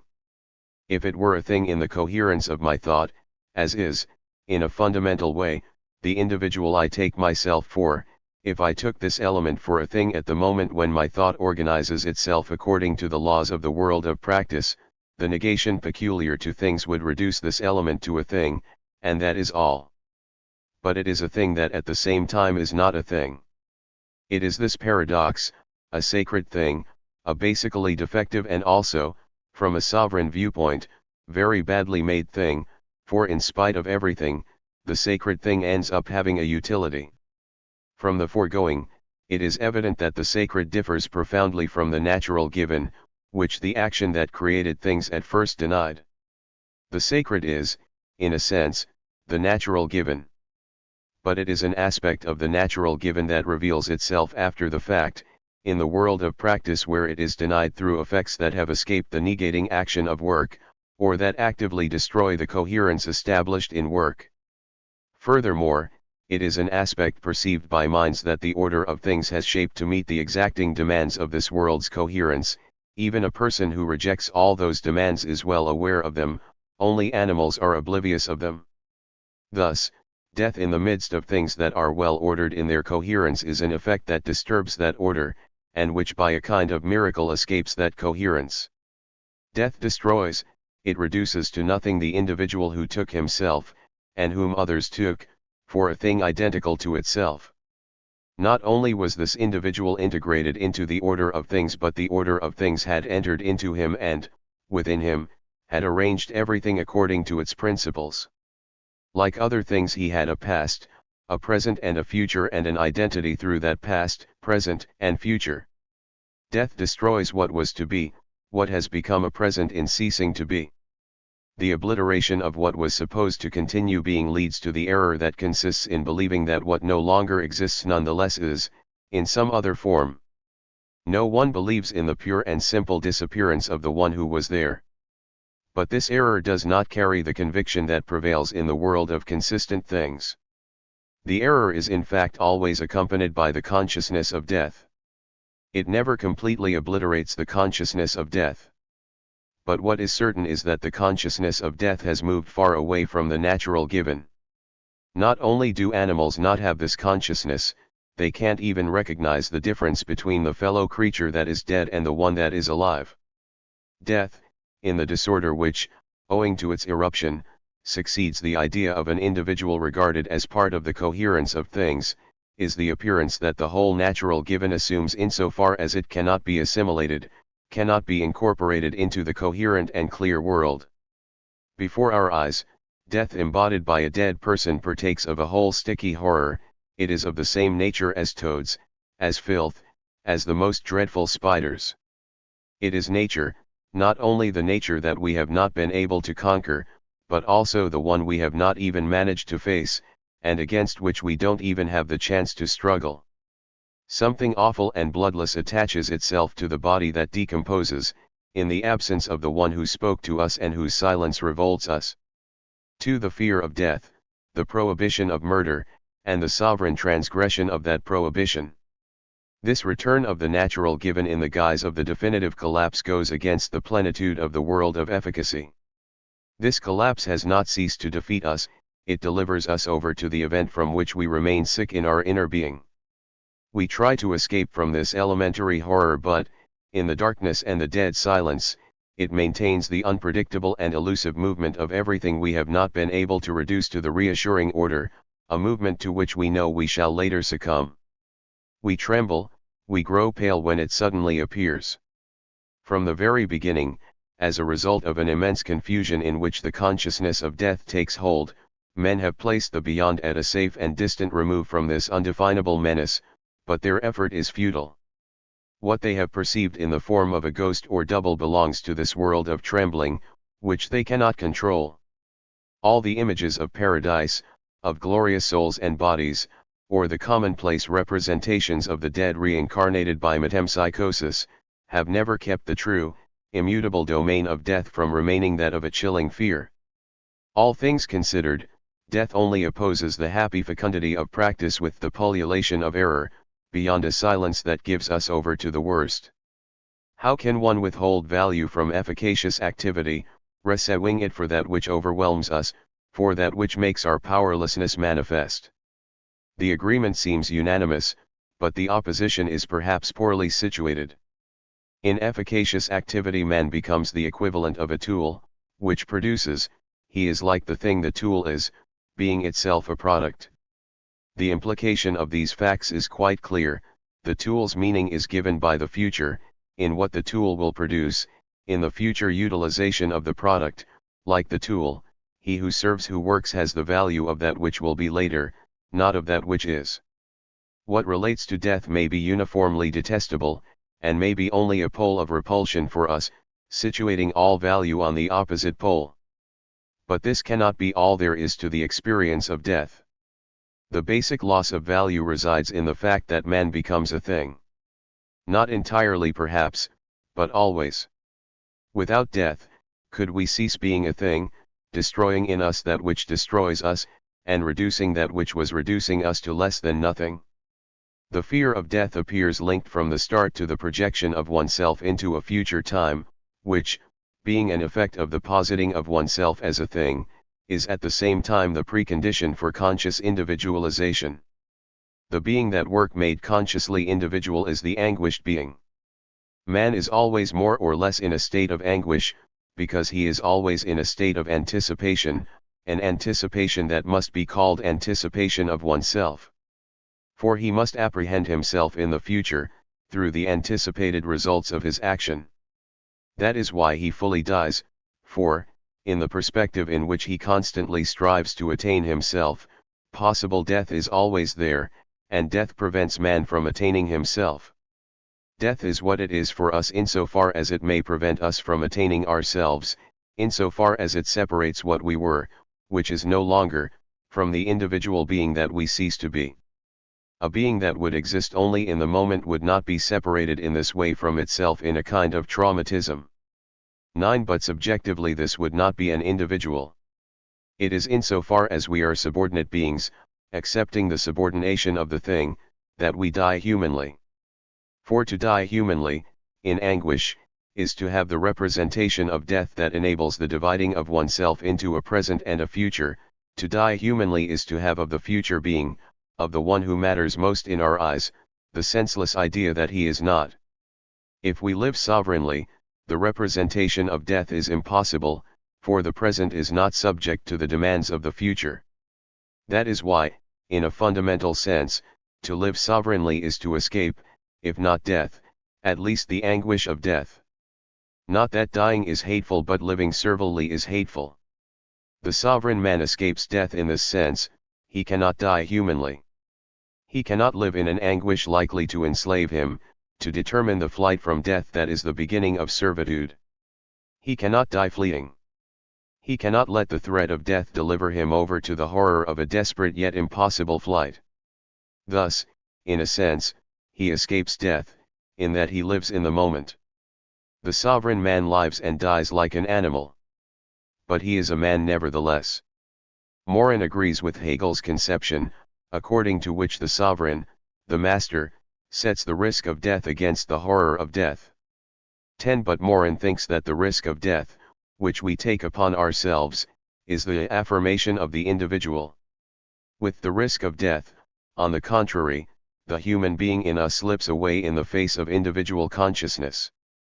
The sovereign being is not an animal, but this is because, familiar with death, he resists individual consciousness, whose principle exists within him. To consciousness and to the seriousness of death, which is its initial content, he opposes a playful impulse that proves stronger in him than the considerations that govern Warke. The individual affirmation is ponderous, it is the basis for reflection and the unhappy gravity of human life, it is essentially the negation of play. Sovereign affirmation is based only on the play of unconsidered sentiments, as are the impulses of rivalry, of prestige, the rebelliousness and intolerance toward the prohibition that has death and killing as its object. What the sovereign takes seriously is not the death of the individual, it is others. To the fact of surviving personally he prefers the prestige that will no longer add to his stature if he dies, and will continue to count only so long as others count. On the other hand, in a fundamental way the impetus of the sovereign man makes a killer of him. Death is a negation brought into operation in the world of practice, the principle of that world is submerged in death like a city in a tidal wave. It is the world of the thing, of the tool, the world of identity in time and of the operation that disposes of future time. It is the world of limits, of laws, and of the prohibition. It is basically a general subordination of human beings to works that satisfy the demands of a group. But not only does this world run up against unavoidable contradictions, not only is death its unavoidable stumbling block, but the man who has fully satisfied these demands no sooner has he satisfied them than he calls actively for the negation of a servitude that he accepted, but accepted only insofar as it was imposed on him. The imperatives of the world of practice set many limits on the ravages of death, in addition to customs giving a precise and limited form to the moral disorder that results from its coming. Civilization responds to it with the interdiction of killing. We find it hard to admit that it's the same with this prohibition as with the others, which are easily transgressed. We need to realize nonetheless that the limits set by civilization can dictate the conditions without which it could not exist. But it is enough for it to dictate them rather often. If the situation appears clear, it is as if the limits were there to be transgressed. The limits give passion the contracted movement that it did not have in animality. This properly human movement has forms regulated, relatively, by conventions that are often strange, it has a greater, perhaps less lasting, explosive intensity, but above all it leads to the refinements of pleasure and cruelty that civilization and prohibition alone made possible by contravention. The truth is that although man compels himself or if he can, compels other men to become a thing, this cannot go very far.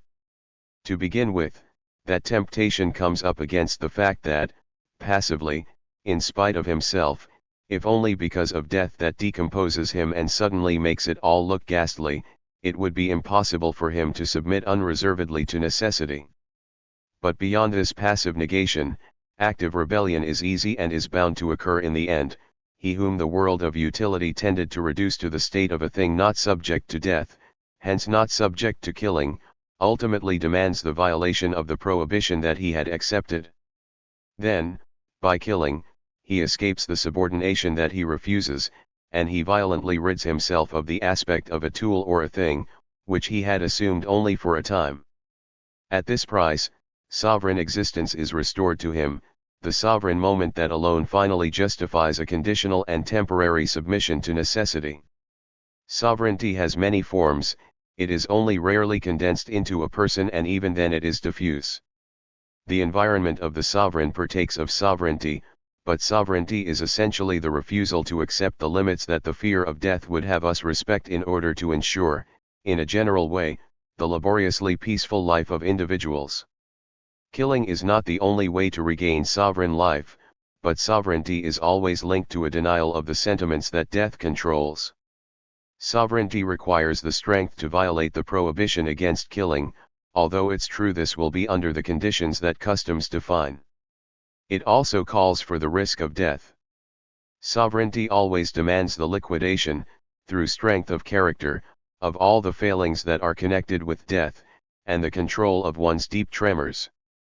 If the sovereign, or sacred, world that stands against the world of practice is indeed the domain of death, it is not that of faint-heartedness. From the viewpoint of the sovereign man, faint-heartedness and the fearful representation of death belong to the world of practice, that is, of subordination. In fact, subordination is always rooted in necessity, subordination is always grounded in the alleged need to avoid death. The sovereign world does have an odor of death, but this is for the subordinate man, For the sovereign man, it is the world of practice that smells bad. If it does not smell of death, it smells of anguish, its crowds sweat from the anguish provoked by shadows. Death exists in it in a contained state, but fills it up. 3. The passage from the negative miracle of death to the positive miracle of the divine. The sovereign world is the world in which the limit of death is done away with. Death is present in it, its presence defines that world of violence, but while death is present it is always there only to be negated, never for anything but that. The sovereign is he who is, as if death were not. Indeed, he is the one who doesn't die, for he dies only to be reborn. He is not a man in the individual sense of the word, but rather a god. He is essentially the embodiment of the one he is but is not. He is the same as the one he replaces, the one who replaces him is the same as he. He has no more regard for the limits of identity than he does for limits of death, or rather these limits are the same. He is the transgression of all such limits. In the midst of all the others, he is not work that is performed but rather play. He is the perfect image of adult play, whereas we ordinarily only have an image of juvenile play. As personified in the sovereign, play is what it would be as personified in God, if we had not imagined his omnipotence within the limits of the subordinate world. The killing of the king is the greatest affirmation of sovereignty. The king cannot die, death is nothing to him, it is that which his presence denies, that which his presence annihilates even in death, that which his death itself annihilates. The pyramids were only a game giving its most costly form to the imperishable identity of man, but they were the works of subordinate beings, which a limitless sovereignty did not cease to make into a game. In the eyes of the Egyptians, the pyramid was an image of solar radiation. In the person of the dead king, death was changed into a radiance, changed into an indefinite being. The pyramid is not only the most lasting monument, it is also the equivalency of the monument and the absence of a monument, of passage and obliterated traces, of being and the absence of being. Their death is no longer anything but death's inability to maintain an icy little horror, which is the projected shadow of individual anguish. Horror is the limit of the individual. What it proclaims is man's reduction to thinghood. It announces the world of practice. The intent of the world of practice is always to banish, once and for all, the horror that cannot be separated from it by any means. But at the foot of the pyramid, the world of practice has disappeared, its limit is no longer perceptible. 11. The historical development of the knowledge of sovereignty. 1. The misunderstanding of sovereignty and the incomplete character of the world that results from it. Without question, the indifference to happiness and unhappiness, to absolute power and ultimate powerlessness, which is connected with sovereignty, has something archaic about it. But, above all, this qualification bespeaks the fundamental change in the importance sovereignty has in the mind of man. There exists a recent privilege accorded to rational behavior. The primacy of the miraculous, of that which, even at the price of terror, filled one with wonder, of that which stopped and reversed the course of things, seems to belong to the past. But this is doubtless insofar as consciousness deceives us, leaving our most deeply rooted desires in the penumbra of the unconscious. Confining ourselves to knowledge structured and guaranteed by the practice of reason, we might believe in the possibility of an ordering of all things, which would exclude risk and caprice and would ground authenticity on nothing more than prudence and the pursuit of usefulness. But what if knowledge, at least the first impulse of knowledge, were servile? What if the servility of knowledge had resulted in our current inability to see beyond the useful, to envisage, as in spite of everything we might expect, the sovereign, beyond the means, an end that would not be subordinate to any other, a sovereign end? Then this would have to come to pass, which is simple really, which is rationally conceivable. The remarkable results of scientific knowledge have not affected archaic humanity, nor even, if you will, that more recent humanity which in part survives in our midst, and which could be called archaistic. But in general modern man has given first importance to a domain that the advancement of learning extended, organized, and made ever more coherent, this being the domain of consciousness, clear and distinct, of course. Archaic man was mainly taken up with what is sovereign, marvelous, with what goes beyond the useful, but that is precisely what a consciousness enlightened by the advancement of learning relegated to a dubious and condemnable semi-darkness, which psychoanalysis named the unconscious. Modern man disregards or undervalues, he tends to disparage or deny, that which archaic man regarded as sovereign. Archaic man endlessly posed the question of sovereignty, for him it was the primary question, the one that counted as sovereign in his eyes. It was not posed in his mind in a rational form, he did not conceive of solving it as one solves a problem of mechanics. For, in a way, he knew that sovereignty cannot be the anticipated result of a calculated effort. What is sovereign can only come from the arbitrary, from chance. There ought not exist any means by which man might become sovereign, it is better for him to be sovereign, in which case sovereignty cannot be taken away from him, but if he does not possess it, he cannot acquire it. How could anything have been more important, for everyone, than the certainty, at one point, of attaining a useless splendor, of surpassing at that point the poverty of utility? Nothing sovereign must ever submit to the useful. Works, all works, had as their final and inaccessible end that miraculous element that illuminates being, transfigures it and grants it, beyond the poverty of the thing, that royal authenticity which never lets itself be reduced to the measure of humiliating labor. Indeed, it appeared, in this reign of the miracle, that the results of labor depended on a virtue without which labor would be fruitless. The concern for the happy or unhappy outcome remained present in this archaic way of thinking. In fact, it was always a serious concern, but it never nominally occupied the first place. The fruitlessness of works itself required the preeminence of the sovereign element, be it felicitous or infelicitous, auspicious or baneful. The circumstances varied and the king could just as easily be put to death as adulated. Were it not for the testimony of history, or that of ethnography, we could not easily make out that initial inversion of what seems so evident to us. We should calmly ask ourselves, however, if the world we have conceived in accordance with reason is itself a viable and complete world. It is a world of the operation subordinated to the anticipated result, a world of sequential duration, it is not a world of the moment. In it, the moment is expressly nullified, the moment is nothing more than a kind of zero with which we no longer see that it is possible to count. It is the point, and the core, where the movement of knowledge, which always has elements distinguishable in duration as its object, runs aground and breaks apart. We have to realize finally that irrespective of any particular form, the problem of the sovereign moment is posed for us, not as a secondary form, but as a need to fill the void of the world of useful works. To crudeness of the traditional forms of sovereignty that subsist.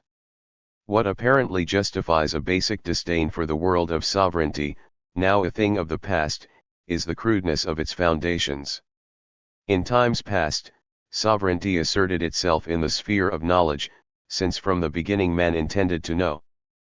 But the exigency given in knowledge from the beginning demanded the observance of those rules that archaic man himself observed in order to put up the roof of his house.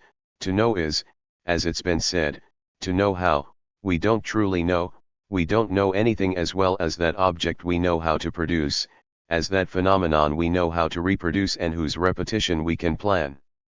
It was impossible to abide by those rules if one posited some sovereign thing. But this thing had to be situated nonetheless in the domain of things known. Consequently, childish arbitrariness was the custom. Today we can tell ourselves that without anything sovereign a world of useful works doesn't differ, or rather wouldn't differ, any less from full and complete existence than a brick differs from the universe. Be this as it may, the foundations of that religious, or military, sovereignty on which the past lived appear definitively childish to us. The truth is that we may suffer from what we don't have, but even though we paradoxically long for it, it would be an aberration for us to regret the religious and royal edifice of the past. The effort to which that edifice corresponded was only an enormous failure, and while it's true that the essential is missing in the world where it has collapsed, we can only go further, without imagining for a moment the possibility of a going back. In particular in the sphere of knowledge where, to begin, we can't help placing ourselves, we must not even examine, unless it's for their historical interest, the beliefs on which classical sovereignty was based. If we wish in turn to have an acquaintance with sovereignty, we must have other methods. In the first chapter of this part, I have already shown their general lines. I would like now to explain the meaning of these new methods, the significance they have in the historical perspective.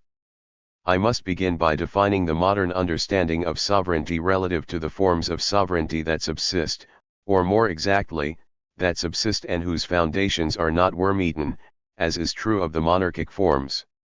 Today this set of forms composes a diffuse domain, which I will have to describe, briefly, as a whole. 3. Comprehensive view of the experiences at the intersection of which traditional sovereignty was situated. As I said, to begin with a morphology of the domain in question would mean an endless task, and the exposition would make sense only given a view of the ensemble with which one must in fact begin. In the absence of a true morphology showing the relations between the different behaviors, thus, the point at which laughter stops and erotic agitation silently takes its place, the specific character of each reaction and the particular conditions of possibility of one reaction or another, the limit on the generality determined by personal inclination, the difference between the ritual forms and the others, the question of the ensembles that unite dance, music, and poetry. Here I will merely give a rather complete list of those effusions in which a keen sensitivity to the present moment appears at the expense of the subordination of every being to some subsequent possibility. If questions raised by the relations I speak of are treated in this book, it will be haphazardly, without trying to present the overall coherence. But, following the obligatory enumeration, I will indicate what is necessary in this general view, the connections that the sovereign moments generally present, given separately in the effusions, with the existence of a sovereign domain recognized by all, distinct from the poetic or erotic domains, and generally from all the particular domains that correspond to each particular effusion. Obviously, I cannot avoid establishing this relationship, since the understanding of sovereignty, which for archaic man could be given, but never rigorously in a global way beyond the particular domains that subsist, would not be given to us today did we not attempt to reconstitute it on the basis of diffuse, isolated forms whose unity is never clear. Laughter, tears, poetry, tragedy, and comedy, and more generally, every art form involving tragic, comic, or poetic aspects play, anger, intoxication, ecstasy, dance, music, combat, the funereal horror, the magic of childhood, the sacred, of which sacrifice is the most intense aspect, the divine and the diabolical, eroticism, beauty, crime, cruelty, fear, disgust, together represent the forms of effusion which classical sovereignty, recognized sovereignty, undoubtedly does not conjoin in a complete unity, but which virtual sovereignty would, if we were to secretly attain it. 12 I have not exhausted, I know, those sudden openings beyond the world of useful works, which, even if the supreme value of these openings is denied, as it is in our time, when the political game takes the place of sovereign displays, continue to be given to us. Whatever the term, moreover, it would refer to an ensemble so vast that one hesitates to choose one, yet the word festival, in a sense, names the modality that comes closest to sovereignty. Other terms, finally, would have little meaning in the absence of extensive commentary, terms such as joy, sorrow, pain, hunger, and the consumption of food, extreme destitution and extreme wealth, the gift. 13. In the world of the primacy of useful values, the overall meaning of these different forms never appears. But it was, on the contrary, the constant concern of archaic man to make that meaning clear, salient, and to give it a material aspect that would dominate. All the miraculous sensations, happy or unhappy, that are connected with the effusions I have spoken of were destined at a single point to flow freely, abundantly. Of course, this unity remained precarious. On the one hand, it constantly tended toward bipartition, essentially opposing the military and the religious, the temporal and the spiritual. On the other hand, toward feudal dispersion. But the first impulse concentrated in the hands of the one designated by a sign of election the virtues of combat and play, of sensuality and wealth, of sacred horror, of intoxication, of ecstasy, and of all the arts. At times it became difficult to reconcile the irreconcilable, and substitute kings needed to take upon themselves what was precluded by royal dignity. As it was then understood, the carnival kings had, no doubt successively, the double privilege of drawing upon themselves death or the most joyful ridicule. The greatest confusion in this area resulted from the belatedly affirmed idea of a fundamental difference between military sovereignty and religion. I will come back to an aberration full of significance perhaps, but based on an obvious error. For the moment, I will merely emphasize the religious character of all royalty and the sovereign character of all religious forms. As a matter of fact, given the failure to perceive this basic unity, the meaning of sovereignty slipped away. More precisely, what slipped away was the meaning of a millennial effort by man to find a place where all the miraculous chances of this world converge. Becoming flagrant, so much so that, with respect to language and consciousness, nothing is more foreign to us than the meaning of that fundamental quest. The failure at least has the merit of having left an image of ancient humanity that is essentially enigmatic. All in all, man has become a riddle for himself. The elements of this riddle are scattered in history, and in the present only those sovereign moments in a diffuse state, whose constant reality and deep significance we cannot deny, contribute to a possible solution. The contribution comes from within ourselves, but its objective existence is firmly established. We cannot grant the data of history a meaning similar to that which the men of former times granted them. While we require rigor, while we rule out the facile ways of mystical thinking, which relies on inspiration and bases itself on the action of personal choice, while in our pursuit of knowledge we follow rules analogous to those that ensured the exactness, or at least the de facto solidity, of science, we must start from the sovereign moments, which I believe we know from within, but which we also know from without, in order to recover their unity, the experience of which we have only in the past. That unity exists, in some manner, in the present time, but no tangible datum has made its existence recognizable for us.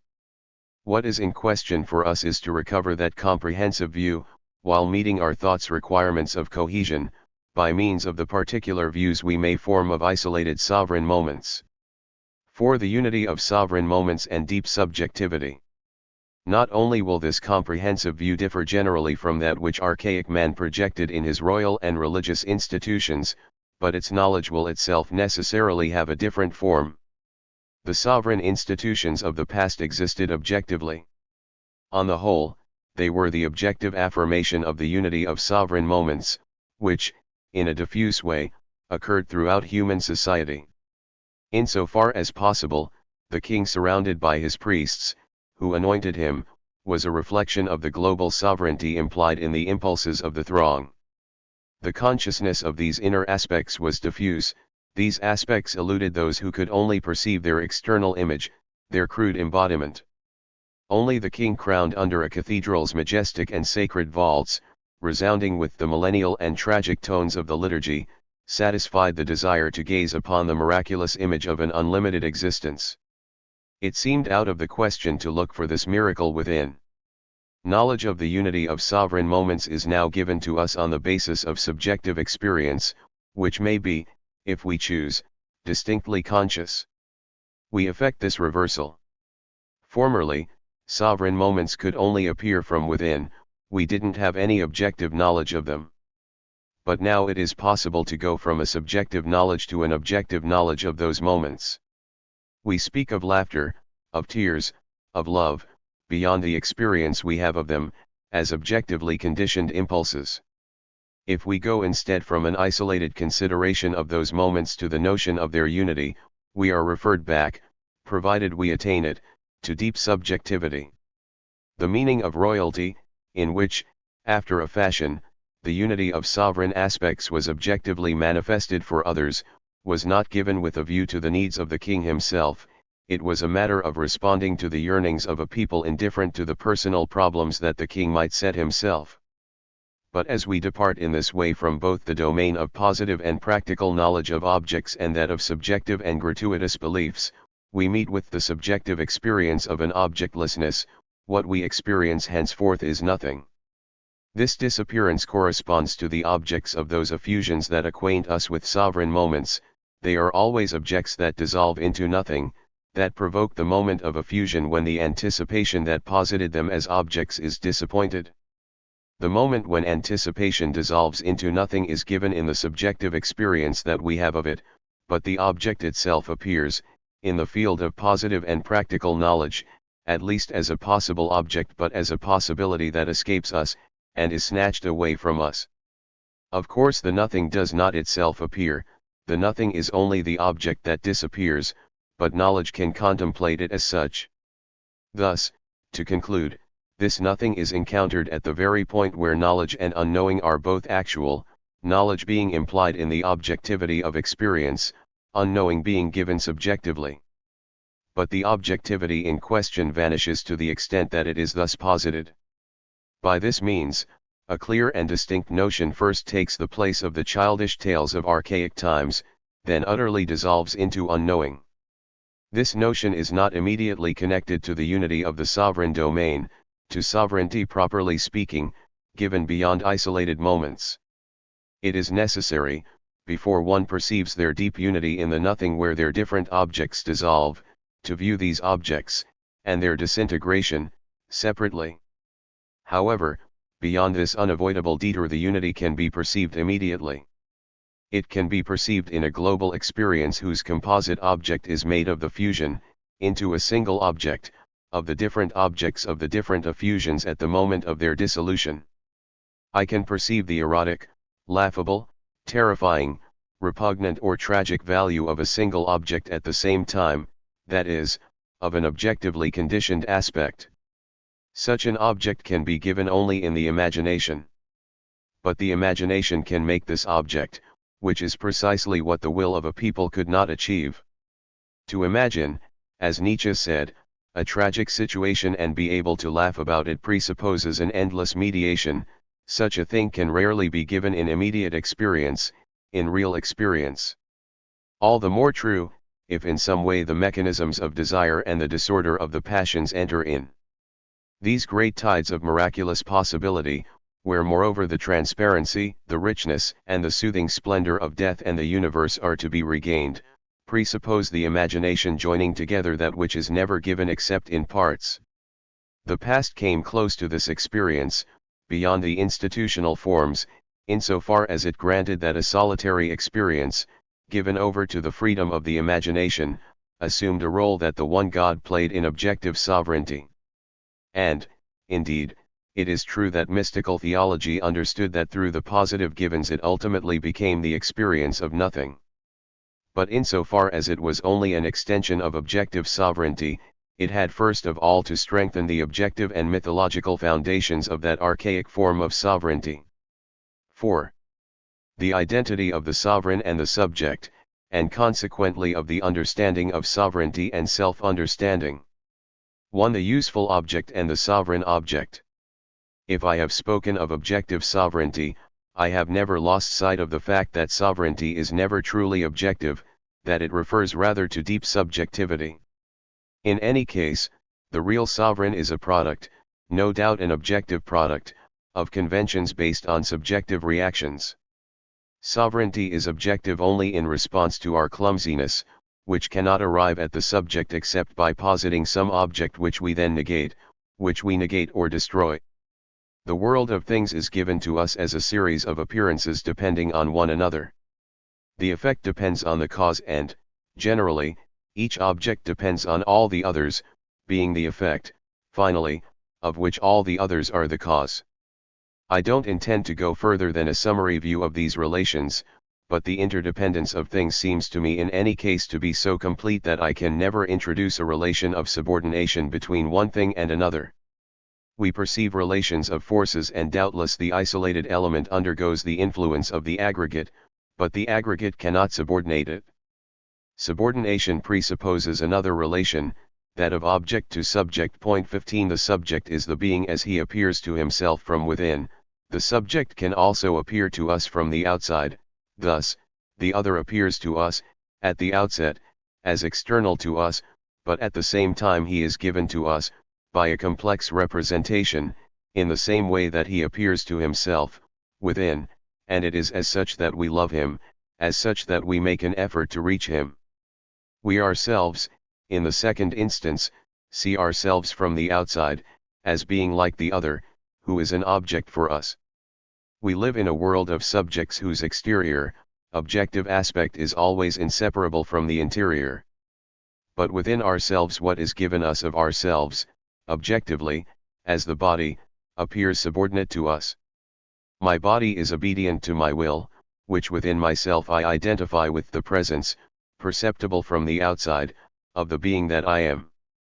Thus, generally, the object, or the objectively given being, appears to me to be subordinate to subjects, whose property it is. In a world where in our eyes all things would be limited to what they are within themselves, in a world where nothing at all could appear to us in the light of subjectivity, the relations of objects among themselves would no longer be anything but relations of forces. Nothing would ever have preeminence. Preeminence is the attribute of the subject for whom another is the object. I cannot in fact regard myself as a thing within a world of things. I forget that the existence within men continually obliges me to treat as a thing that which I eat, that which serves me and myself or my fellow beings, as a subject, who eats, who serves himself. What is in the world is no longer, in the knowledge I have of it, anything but a series of appearances depending on one another. Theoretically, no subordination is possible in the series. But actually I overlook the subject, that I am, who considers and mechanically treats as a subordinate that which he eats, that which serves him. Mechanically, I put on the same plane those things that generally appear to me in the dependence where they have no preeminence over one another and those things that I eat, that serve me, that are, with respect to the subject that I am, servile objects. Thus, mechanically, the aggregate of things and, more generally, the aggregate of beings, appear to me on the plane of servile objects. When value is sovereignly affirmed, referred to the subject, things are subordinated to him unequivocally. But nothing changes when, once manifest sovereignty is abolished, diminished forms, bogus forms, succeeded. Traditional sovereignty is conspicuous. It is a sovereignty of exception. On the other hand, the ordinary subject who upholds sovereign value against the object's subordination, shares that value with all men. It is man in general, whose existence partakes necessarily of the subject, who sets himself in general against things, and for example against animals, which he kills and eats. Affirming himself, in spite of everything, as a subject, he is sovereign with respect to the thing an animal is, but man in general labors. If he labors he is, relative to sovereign life, that which the object he uses or eats generally is, relative to the subject he has not ceased being. In this way a slippage occurs, which tends to reserve sovereignty for the exception. I can labor for myself, I can even, in a community where each receives an equal share of the obligations and advantages, labor for another without losing my sovereignty for a time any longer than that of the labor. But if the share is not equal, this sovereignty is given up for the profit of the one who doesn't labor but profits from my labor. In traditional sovereignty, one man in principle has the benefit of the subject, but this doesn't just mean that the masses labor while he consumes a large share of the products of their labor, it also presupposes that the masses see the sovereign as the subject of whom they are the object. Too different from the others, the sovereign differs from them as the subject differs from the objective action of labor. This unavoidable play on words is awkward. I mean to say that the individual of the multitude who, during part of his time, labors for the benefit of the sovereign, recognizes him, I mean to say that he recognizes himself in the sovereign. The individual of the multitude no longer sees in the sovereign the object that he must first of all be in his eyes, but rather the subject. To be sure, the same is generally true of his fellows, especially those from the same community. But in a privileged way, For him the sovereign is the inner experience, the profound truth to which a share of his effort is allotted, that share which he allots to others than himself. In a sense, the sovereign is the intermediary between one individual and the others. But from the others, from his fellows, he expected a labor equal to his. As soon as the others had a spokesman, by whom they were represented, the spokesman of the others was such to the extent that he represented their inner selves, not the members who labor, who are analogous to inert things, to subordinate instruments. It must be inevitable, humanly, that a man will give his fellows the feeling of being there for the others, in whose place he can speak, in whose place he can reply. This is not always connected with language, since what matters for the privileged man is to never be placed, with respect to others, in the situation of the object with respect to the subject who is its end and whom it serves. The individual of a multitude cannot in fact see one of their number as the one who represents the others if he is, even for a moment, subordinate to one of them, if he is not, on the contrary, for the others as a whole what the subject is for the object. Thus, the sovereign doesn't labor, but consumes rather the product of the other's labor. The share of this product that is not necessary to the subsistence of the object that the man who produces is for the time being, is the share of the subject that the sovereign is. The sovereign restores to the primacy of the present the surplus share of production, acquired to the extent that men submitted to the primacy of the future. The sovereign, epitomizing the subject, is the one by whom and for whom the moment, the miraculous moment, is the ocean into which the streams of labor disappear. The sovereign spends festively for himself and for others alike that which the labor of all has accumulated. I.